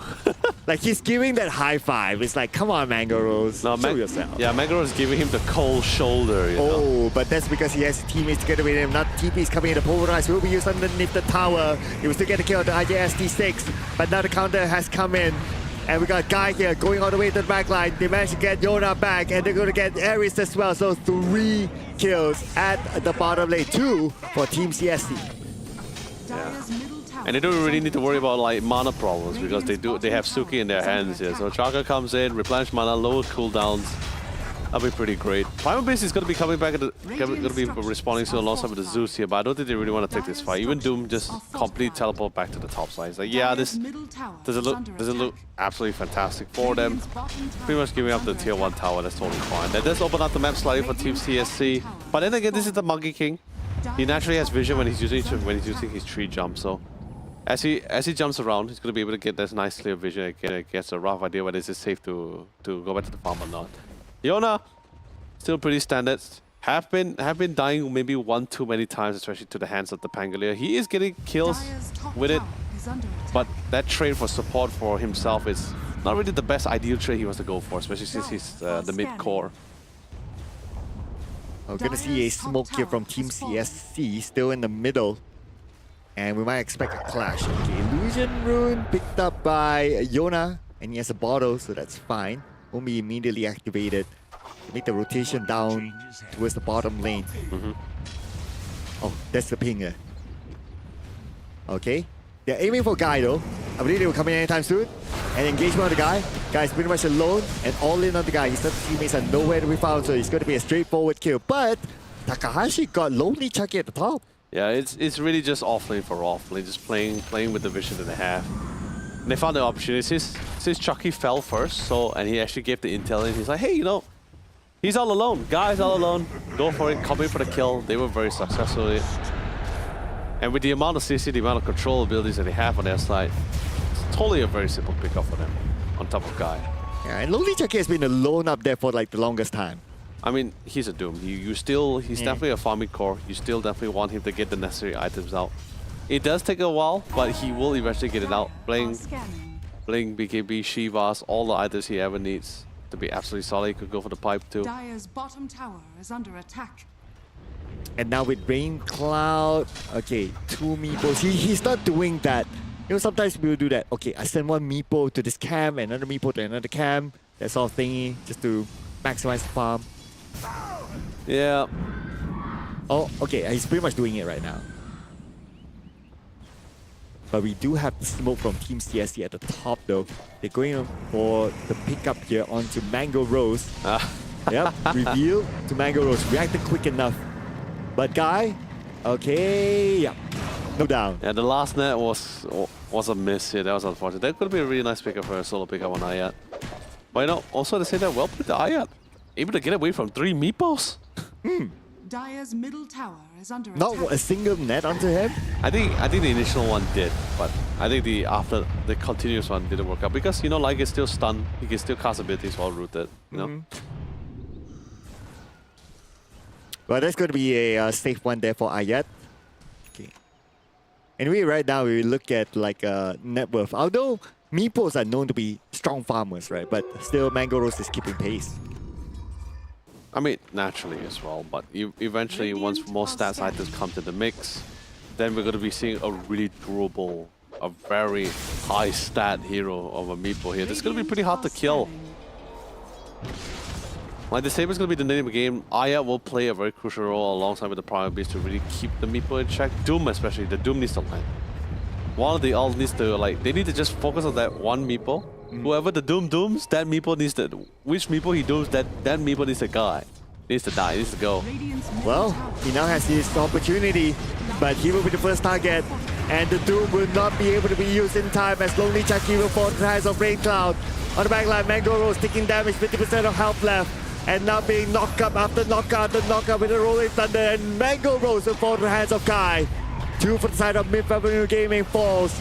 And they're looking for more right now. Rain Cloud with the double kill. Guy gets his double kill as well. 1 more to go. This should be an entire wipeout to Mid Avenue Gaming, given to Team CSC. Yeah, that's just too much AoE for them to deal with. They're not really at a state.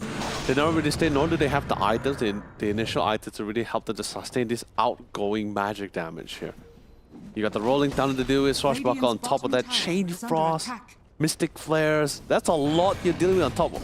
That's really a lot, and Coddle just constantly blasting massive AoEs and also healing out, and also healing himself in the process here. So that is some insane. That's a lot of teamfight abilities that Mid-5 Video Gaming really needs to look out for. Sure, they will be strong, but that will be later. Now need to go for isolation figure. Although the 3-man Earth Sprite is fantastic, but the guy coming in with the Rolling Thunder, constantly knocking and isolating Mango Rose here. And what a save on top of the Lich as well. Completely lost track of him.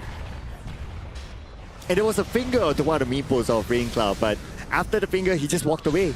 No, but it also felt like this fight wasn't so focused, it wasn't so pridey. Everyone was just having their own personal 1v1 rival battles. Felt like in that situation, everyone should try to prioritize in focusing down on one target. Well, you want that one target, it might take it onto Ares. Yep, that's that one target there. And that's enough definitely to take out Ares. Suki gets the kill.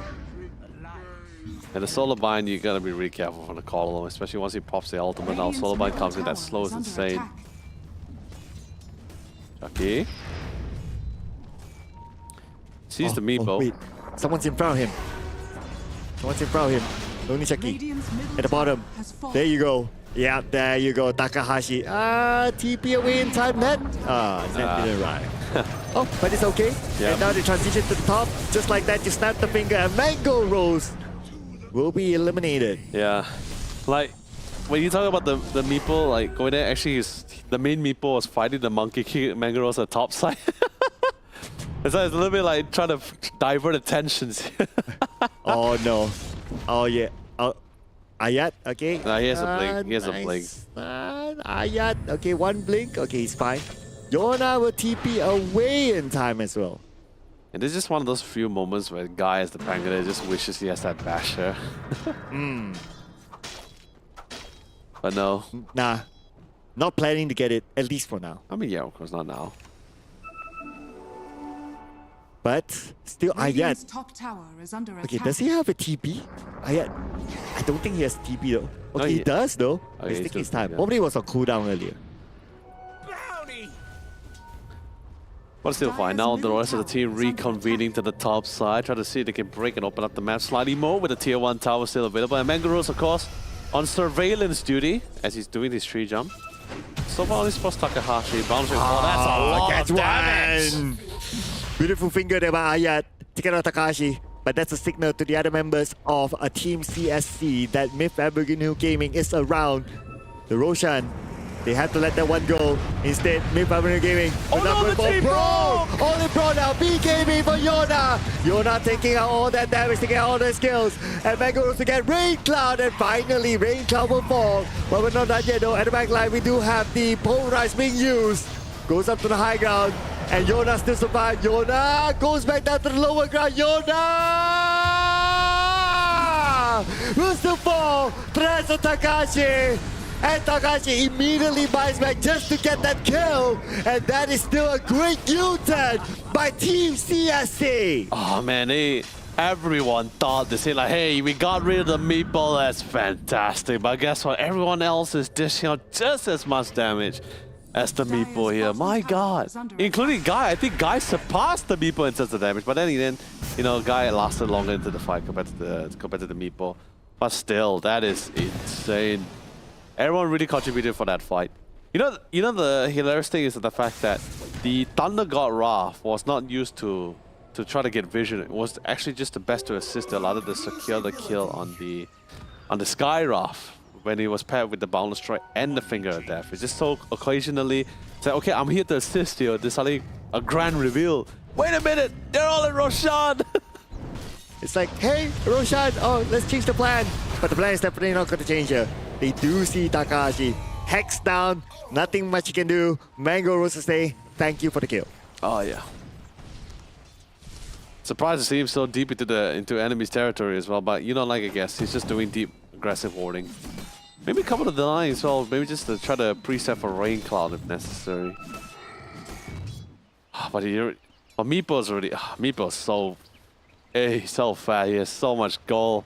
Revenant Broshi to the Scepter as well. This guy is loaded. Oh man, how many brains does it take for you to just just play the Meepo itself? 2, I guess. Oh yeah. I need like 5 of them. What? I don't think so. I believe in you. Oh wow. I believe in you too. Nah, man, I don't believe in myself. Okay. Can't play the Meepo, man. I'll never touch that Meepo. Oh well, we're seeing a very good Meepo here by Raincloud so far. I don't know, man. If I play Meepo, it feels like I'm gonna start hating the game. Dire are scanning. Too much focus.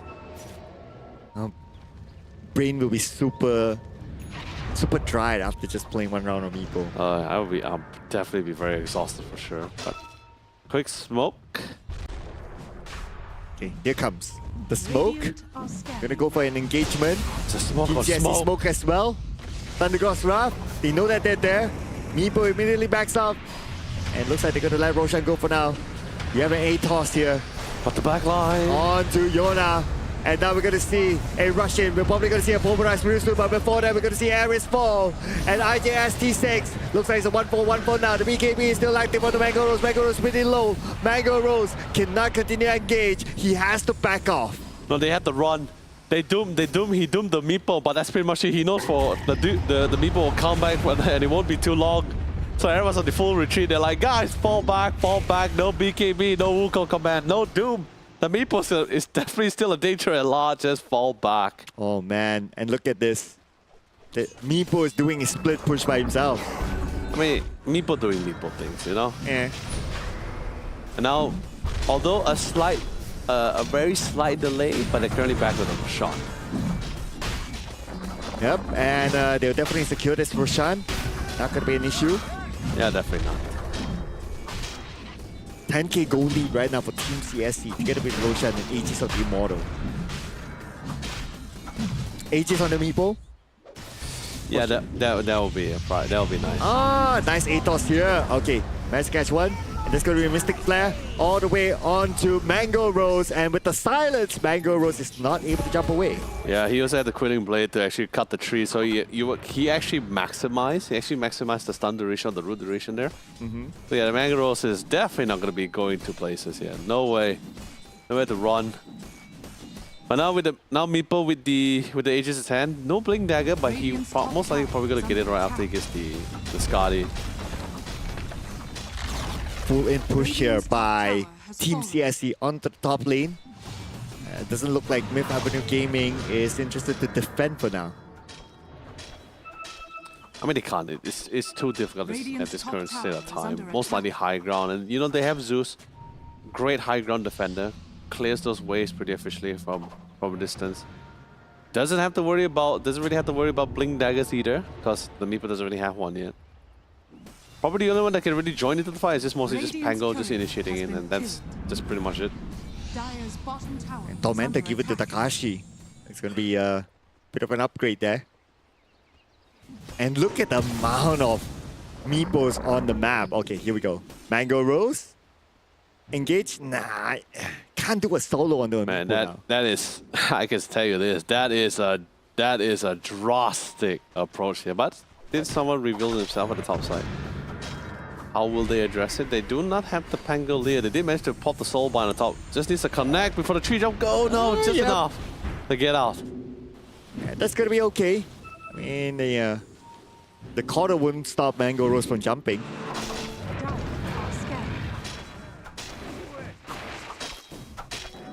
Huh.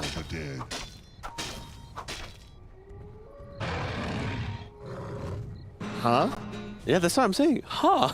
Oh, okay. That's why Ayat is just watching him, you know? Right, okay. I guess Guy has a secret admirer.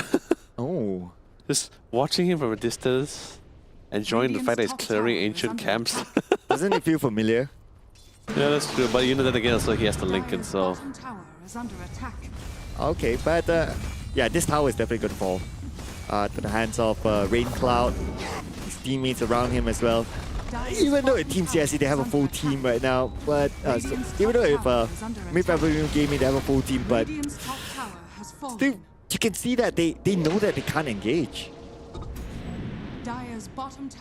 It's pretty hard. The cards is definitely not in the favor for Myth Avenue Gaming. They can't initiate into the mix, and the worst part about it is there's no one really there to really control the map except for Mango Rose. He's the only one with this kind of mobility. So this Meepo has a free roam around the map. He's garnering so much revenue. He's getting so much gold out of this. It's been a while since we actually saw the update for the items here, but Yona, turn on the run. Where's that Meepo? Looking for that Meepo. Okay, all in the middle. Okay, yeah, 45? he finally has a Skadi. There you go. Thunder goes around just to detect where they are. And they found their first target. It's going to be Ayat. But before that, Takashi falls to the hands of Mango Rose from behind. Mango Rose with the backstab, amplified damage on the Mango Rose. They're going in for the chase of the Suki. Suki needs help. Suki will pull away. But before that guy shows up, and Suki will still fall to the hands of Ares. But we do have Lonely Chucky getting IJST6. Rain Cloud with the double kill. looking for more targets. We do see Ares behind, in trouble as well. In front we have Chucky. Ray Club basically managing 2 heroes at the same time. And now going to put all in focus on the Lonely Chucky. Lonely Chucky will go down. Triple kill to Ray Cloud. 1 more to go, and that's going to be Mango Rose. But it's going to be A-OK. They'll let Mango Rose go for now. Guy is on to Mango Rose though, but nah, Guy's not going to be able to do it. It's gonna at least protect this middle creep waves to see get some damage on that tower. Still have the Aegis in hand too, hasn't really fallen for it. Mangoros try to cut the creep waves, but just constantly getting isolated out. He spot Takahashi. Takahashi spots him as well on the cliff. Bottom tower is under attack. Hey, they're really chasing down Mango Rose. Okay, they see him, but now the nets do connect. But it's fine. I think this is all Mangoros can really do, right? Just split push the waves, cut the creep waves, ensure at least like none of them gets all the way to the Radiant's base. At least gives his teammates some time to really bring this back and try to figure out a stable plan and how they want to get through this meepo. No more Aegis. It's finally timed out. Didn't really have to die once for it.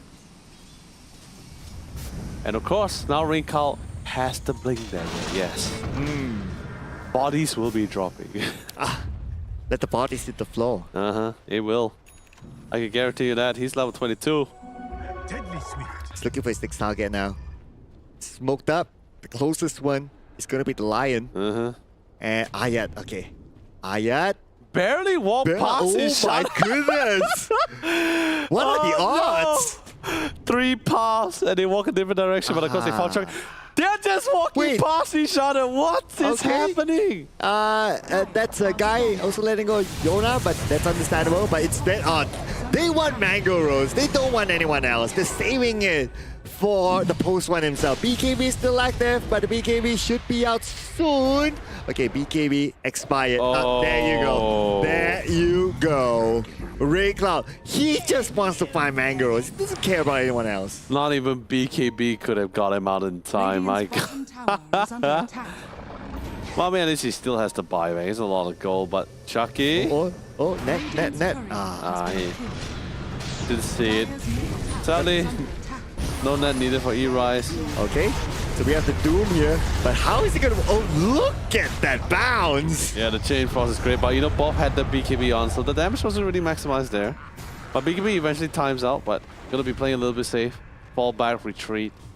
Just to be satisfied with the fact that they actually got to kill out this whole carnage. Oof. But now that means that Rain Cloud will go up to the high ground. But he needs the creeps. It is on the way, and I think they have a little bit of confidence. Since there's no Doom, the Doom was actually utilized as well, so it's out for at least 100 seconds. Some people not too worried about it, even without the Aegis. Okay, what a reaction! No, stopped by the Aeters! Mystic Flare onto Yona. Yona immediately taken out. He has no buyback at all. And they will lose Lonely Chucky as well. Lonely Chucky, no buyback. It is now wide open for Team CSC. Breaking the racks. Wukong Command, but he has so much stats. They don't even care about the Wukong Command ultimate as well. They have the numbers, they have the stats, they are knocking at the gates with shovels in hand. Actually, no, maybe not shovels, he had the skin, so I guess swords in hands? Yeah, or blades in hand. Okay, here comes Mango Rose, but what can he do about it? I mean, he broke the trees! No! They got the tree! Mango Rose is down. He does have the buyback though. But is he going to expand the buyback? It's going to be worth it. Nope, nevertheless, it's going to be GG being called. Team CSC will move on 2-0 against Myth Avenue Gaming. Oh, Connell, you cheeky bugger. Jumping down the Will-O-Wisp to break all the trees. Mango Rose, I'm pretty sure he was thinking like, okay, I'm going to be able to react. If I see a net coming, I'll bounce out. If I see a Rod of Aether, I'll also bounce out. Nothing could catch me off guard. Except the Will-O-Wisp. It's like, try to jump out of this. The call on his head is just like, hey, you know, you can't jump away if there's no trees to jump off from, you know. Yeah, we're just going to destroy the environment. Oh man, I know that's a terrible way to put it. It's a cleanup, you know, the deforestation. Yeah, well, That's what happens when you deforest and the monkey is still there. Yeah. No home to play. Yeah. Oh no, Mega Rose, but still, what a game regardless. Like the first game was a roller coaster in emotion.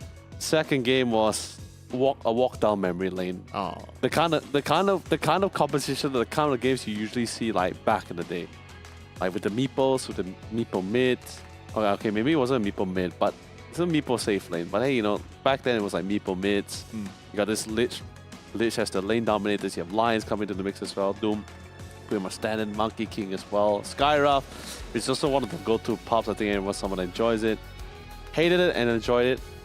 But it's a good walk down just to see what Dota was pretty much like back in the day and how much we actually came from. How much we ever tried. I guess evolve is probably a strong word. I guess how much things has changed. No, how much things. That's even why mutate? Yeah, how much Dota has mutated? No, like how much has changed and progressed over time. Right. That's a better way to put it. Like even the map is so much more bigger now compared to like how it was originally as well. You have a side lane. You tell you what I miss now that that? we're thinking about all this, like Me? yeah, you. Okay. But side shops. Oh man, secret shops. Everyone missed the side shop. It was the best thing. And more recipes. It depends. Stoutman Shield. Oh man, the first item that you buy. The first item. That was great. But you know what? Now that we've seen a meeple, my wish list for the rest of this tournament, Ogre Magi. I don't think we'll Take get that it. off the list. I don't think we'll get it. But I think that probably the team will mostly utilize it will most likely be either CSC or Myth Avenue Gaming. The teams that would just like blow your mind in down. But we're going to blow our minds here with some of the stats here, ladies and gentlemen, before we get on to our highlights. And if we look at like our meeple friend, Raincloud, as risky of a hero this is, he only died twice. No, it's pretty difficult, right? Especially like when Yona picks a primary base, you somewhat expect that you somewhat have the idea like, okay, we're just gonna be roaming around, find the meeple in the jungle, try to cut them off from his source of supplies. But that didn't really happen to us because like we have Guy who's just completely rolling out, literally rolling out with the damages paired alongside with Suki here. And to make matters worse, every time Yona wants to do a pulverize, you have this long range silence ability coming from Takahashi, right? That's always there to just constantly control him. And Chucky, he's always been put in a spot on who he wants to doom every single time. Whenever he finds a meeple, he said, okay, I had to doom the meeple, but suddenly out of the blue, you see everyone else doing just as much damage and also getting a lot of saves here. So, regardless, the game didn't pan out as clean as they hoped for with this competition they were going for. They definitely had a grand plan, how they want to adjust, how they want to engage. But it didn't pan out exactly how they wanted to go for it, especially this fight here. I thought it was pretty great with a 3-man Earth fight, but after that, everyone just felt so disengaged. Everyone was having their own personal 1v1s. No one was really, especially from the Radiant side, from Myth Avenue Gaming, no one was really trying to focus on a particular target here. Everyone just, the minute they hear the Rolling Thunder, everyone's like, yeah, we're just gonna fall back and go our separate ways. And it doesn't help that the fact that there's a meeple, so you have like so many targets and things happen really fast and you'll be like, how do we coordinate stuff? No, that's where the Doom came in, right? The Doom was dropped down and I thought like that should be probably the core target, and they were fighting inside the Wukong command as well. So not sure what went on, maybe the comms wasn't as... Oh, this one. Maybe the call wasn't as clean as it could be. I know you were screaming like crazy. And the fact that whether is he gonna get picked up by the flare or not. If he survived that, that is like the best stroke of luck ever in this game. Oh yeah, but no, there was no way he's gonna survive. Yeah, that. No way. I can't see it. But gotta give a hats off to our observer for catching that. Oh yeah. Yeah. like frame by frame, you see it just happening. Just seeing the Doom going through this transitioning, it just gives me nightmares of whenever I'm facing a really farm meeple. Just chasing you down, getting ready to land those nets. It's like, I'm coming to get you. You can't run from me. Well, would you give the MVP to the Meepo? Yeah, I guess so. I think it has to be the Meepo. Well, let's reveal it. And of course, it is Rain Cloud with the Meepo. Meepo MVP, my man. If it wasn't the Rain Cloud, I would have given it to the Guy. I think Guy did a really great job with the Pangolier. The amount of damage he dished out and the way he positioned it, the way he utilized the Rolling Thunder every single time without fail, it felt like there was just so much impact. He's just causing so much chaos with his ultimate. So if it wasn't for Rain Cloud, it would have been Guy. But you know, Rain Cloud did a great job. Wasn't too focused on the jungle farm that much. Whenever there was a fight, especially since he has the numbers and the initial item, he's always joining his team, especially towards that bottom lane for that tier 1. I think that was great. There was a lot of dynamics really happening between a lot of these players here. But of course, with that being said, we got our MVP. Let's quickly bring up the updated bracket to show you guys what's going to be day 2 schedule is going to look like here for ourselves here. So we're pretty much done with upper bracket round 1. Now we're slowly proceeding towards upper bracket round 2 and also lower bracket round 1, where we will finally decide and unfortunately have to say goodbye to 2 teams tomorrow. It could be either Story Milk, Hung Hung and Friends, No Cylinder, or Myth Avenue Gaming, who will be meeting each other in the lower bracket round 1 tomorrow. For the upper bracket, we have Manta Esports against Cast Awake, and we have Dominator Esports against Team CSC. Yeah, it's gonna be an interesting one. I mean, at the same time, this also gives a lot of opportunity for all these teams to have a go at each other, right? Some of them was able to face each other in semi finals. Some wasn't able to even challenge each other, even though despite being the exact same group stage during CE finals. So this could be a great time for these guys to, socialize. But they are all at the venue, so they can physically socialize as well. I mean, True. You have an amazing venue at the hotel. True. Malacca also has really good food as well. Malacca? My mom's side of the family. Okay. At least we take that. Yeah, we'll take that. Yeah. I mean, it's done, so they have a good night out. But you know what else can bring a good night out? Oh. Our discount code, ladies Hell and gentlemen, yeah, for let's all bring of it you up. to have a good night out with these fancy new Samsung Odyssey monitors. Yeah, and of course, if you guys are curious as well, whoever just joined the stream late, the discount codes, if you notice, the first 2 initial is to cater to the region that you're only allowed to apply the discount code to. So if you're from Singapore, then you're only allowed to apply it to SG Odyssey Cup. If you're Indonesia, that will be ID. Only for the 8 region only as well. But if you have a friend if you're not from this region from when you're watching online, but you have a friend in any of these 8 regions, then you can give them the code. Try to go to the Odyssey Cup website, which is the odysseycup.gg, input the code, answer some question, and try to redeem the discount code when you want to get that Odyssey gaming monitor. Yes, this offer is special for this. Oh, but yeah. we're also not done yet. As usual, after every series, we have a special giveaway for all of you, ladies and gentlemen. This is going to be the Steam code for this round, 8433. All you need to do is go to the Samsung Odyssey website, key this in, answer a couple of questions, and you stand a chance to redeem a Steam wallet code. Yeah, Samsung and their partner sponsor Red Bull is really going great lengths, not just for the talents and also the players to really get the full experience of the competitive side, but also give you amazing viewers an opportunity to have a little something for yourself. So really big shout out to Samsung and Red Bull. And of course, with their fantastic 2 new flavors as well. But before we let you guys go, of course, you want to know, like, okay, what do I potentially get with the code? It's going to be one of these amazing Samsung Odyssey monitors, and one of it is going to be the Samsung OLED G8. Yeah, definitely for sure. And it's perfect for you guys, especially if you really want to maximize your powerful desktop to pair with. Nothing better than the Samsung Odyssey OLED G8 here. It is a whopping 32-inch gaming monitor here. Slim, slick design, metal design as well. Absolutely fabulous. Smooth gameplay. It has also a smart TV. It has a whopping firepower of 240 Hz and a response time of 0.3 ms. It is absolutely solid. Definitely ready to pair alongside with your powerful setup. And we are having a preview as well with the players actually using it at the hotel. Definitely. So that's one. That's one. Yeah. I mean, if it's used by the pros, then you know it's good. But what else is good? is that we're done with day number 1. We still have day number 2, I'm ladies and sad. gentlemen. Well, at least we're progressing. We're progressing. I guess so. So same time, same channel, wherever you're watching this, ladies and gentlemen. Don't forget to subscribe as well to the channel so that you don't miss out on all these amazing action in the Samsung Odyssey Cup Dota 2 Championship. We'll be wrapping things up for tonight. My name is Circla, together with the wonderful Leonard YOLO Lee. See you guys again tomorrow. Bye-bye.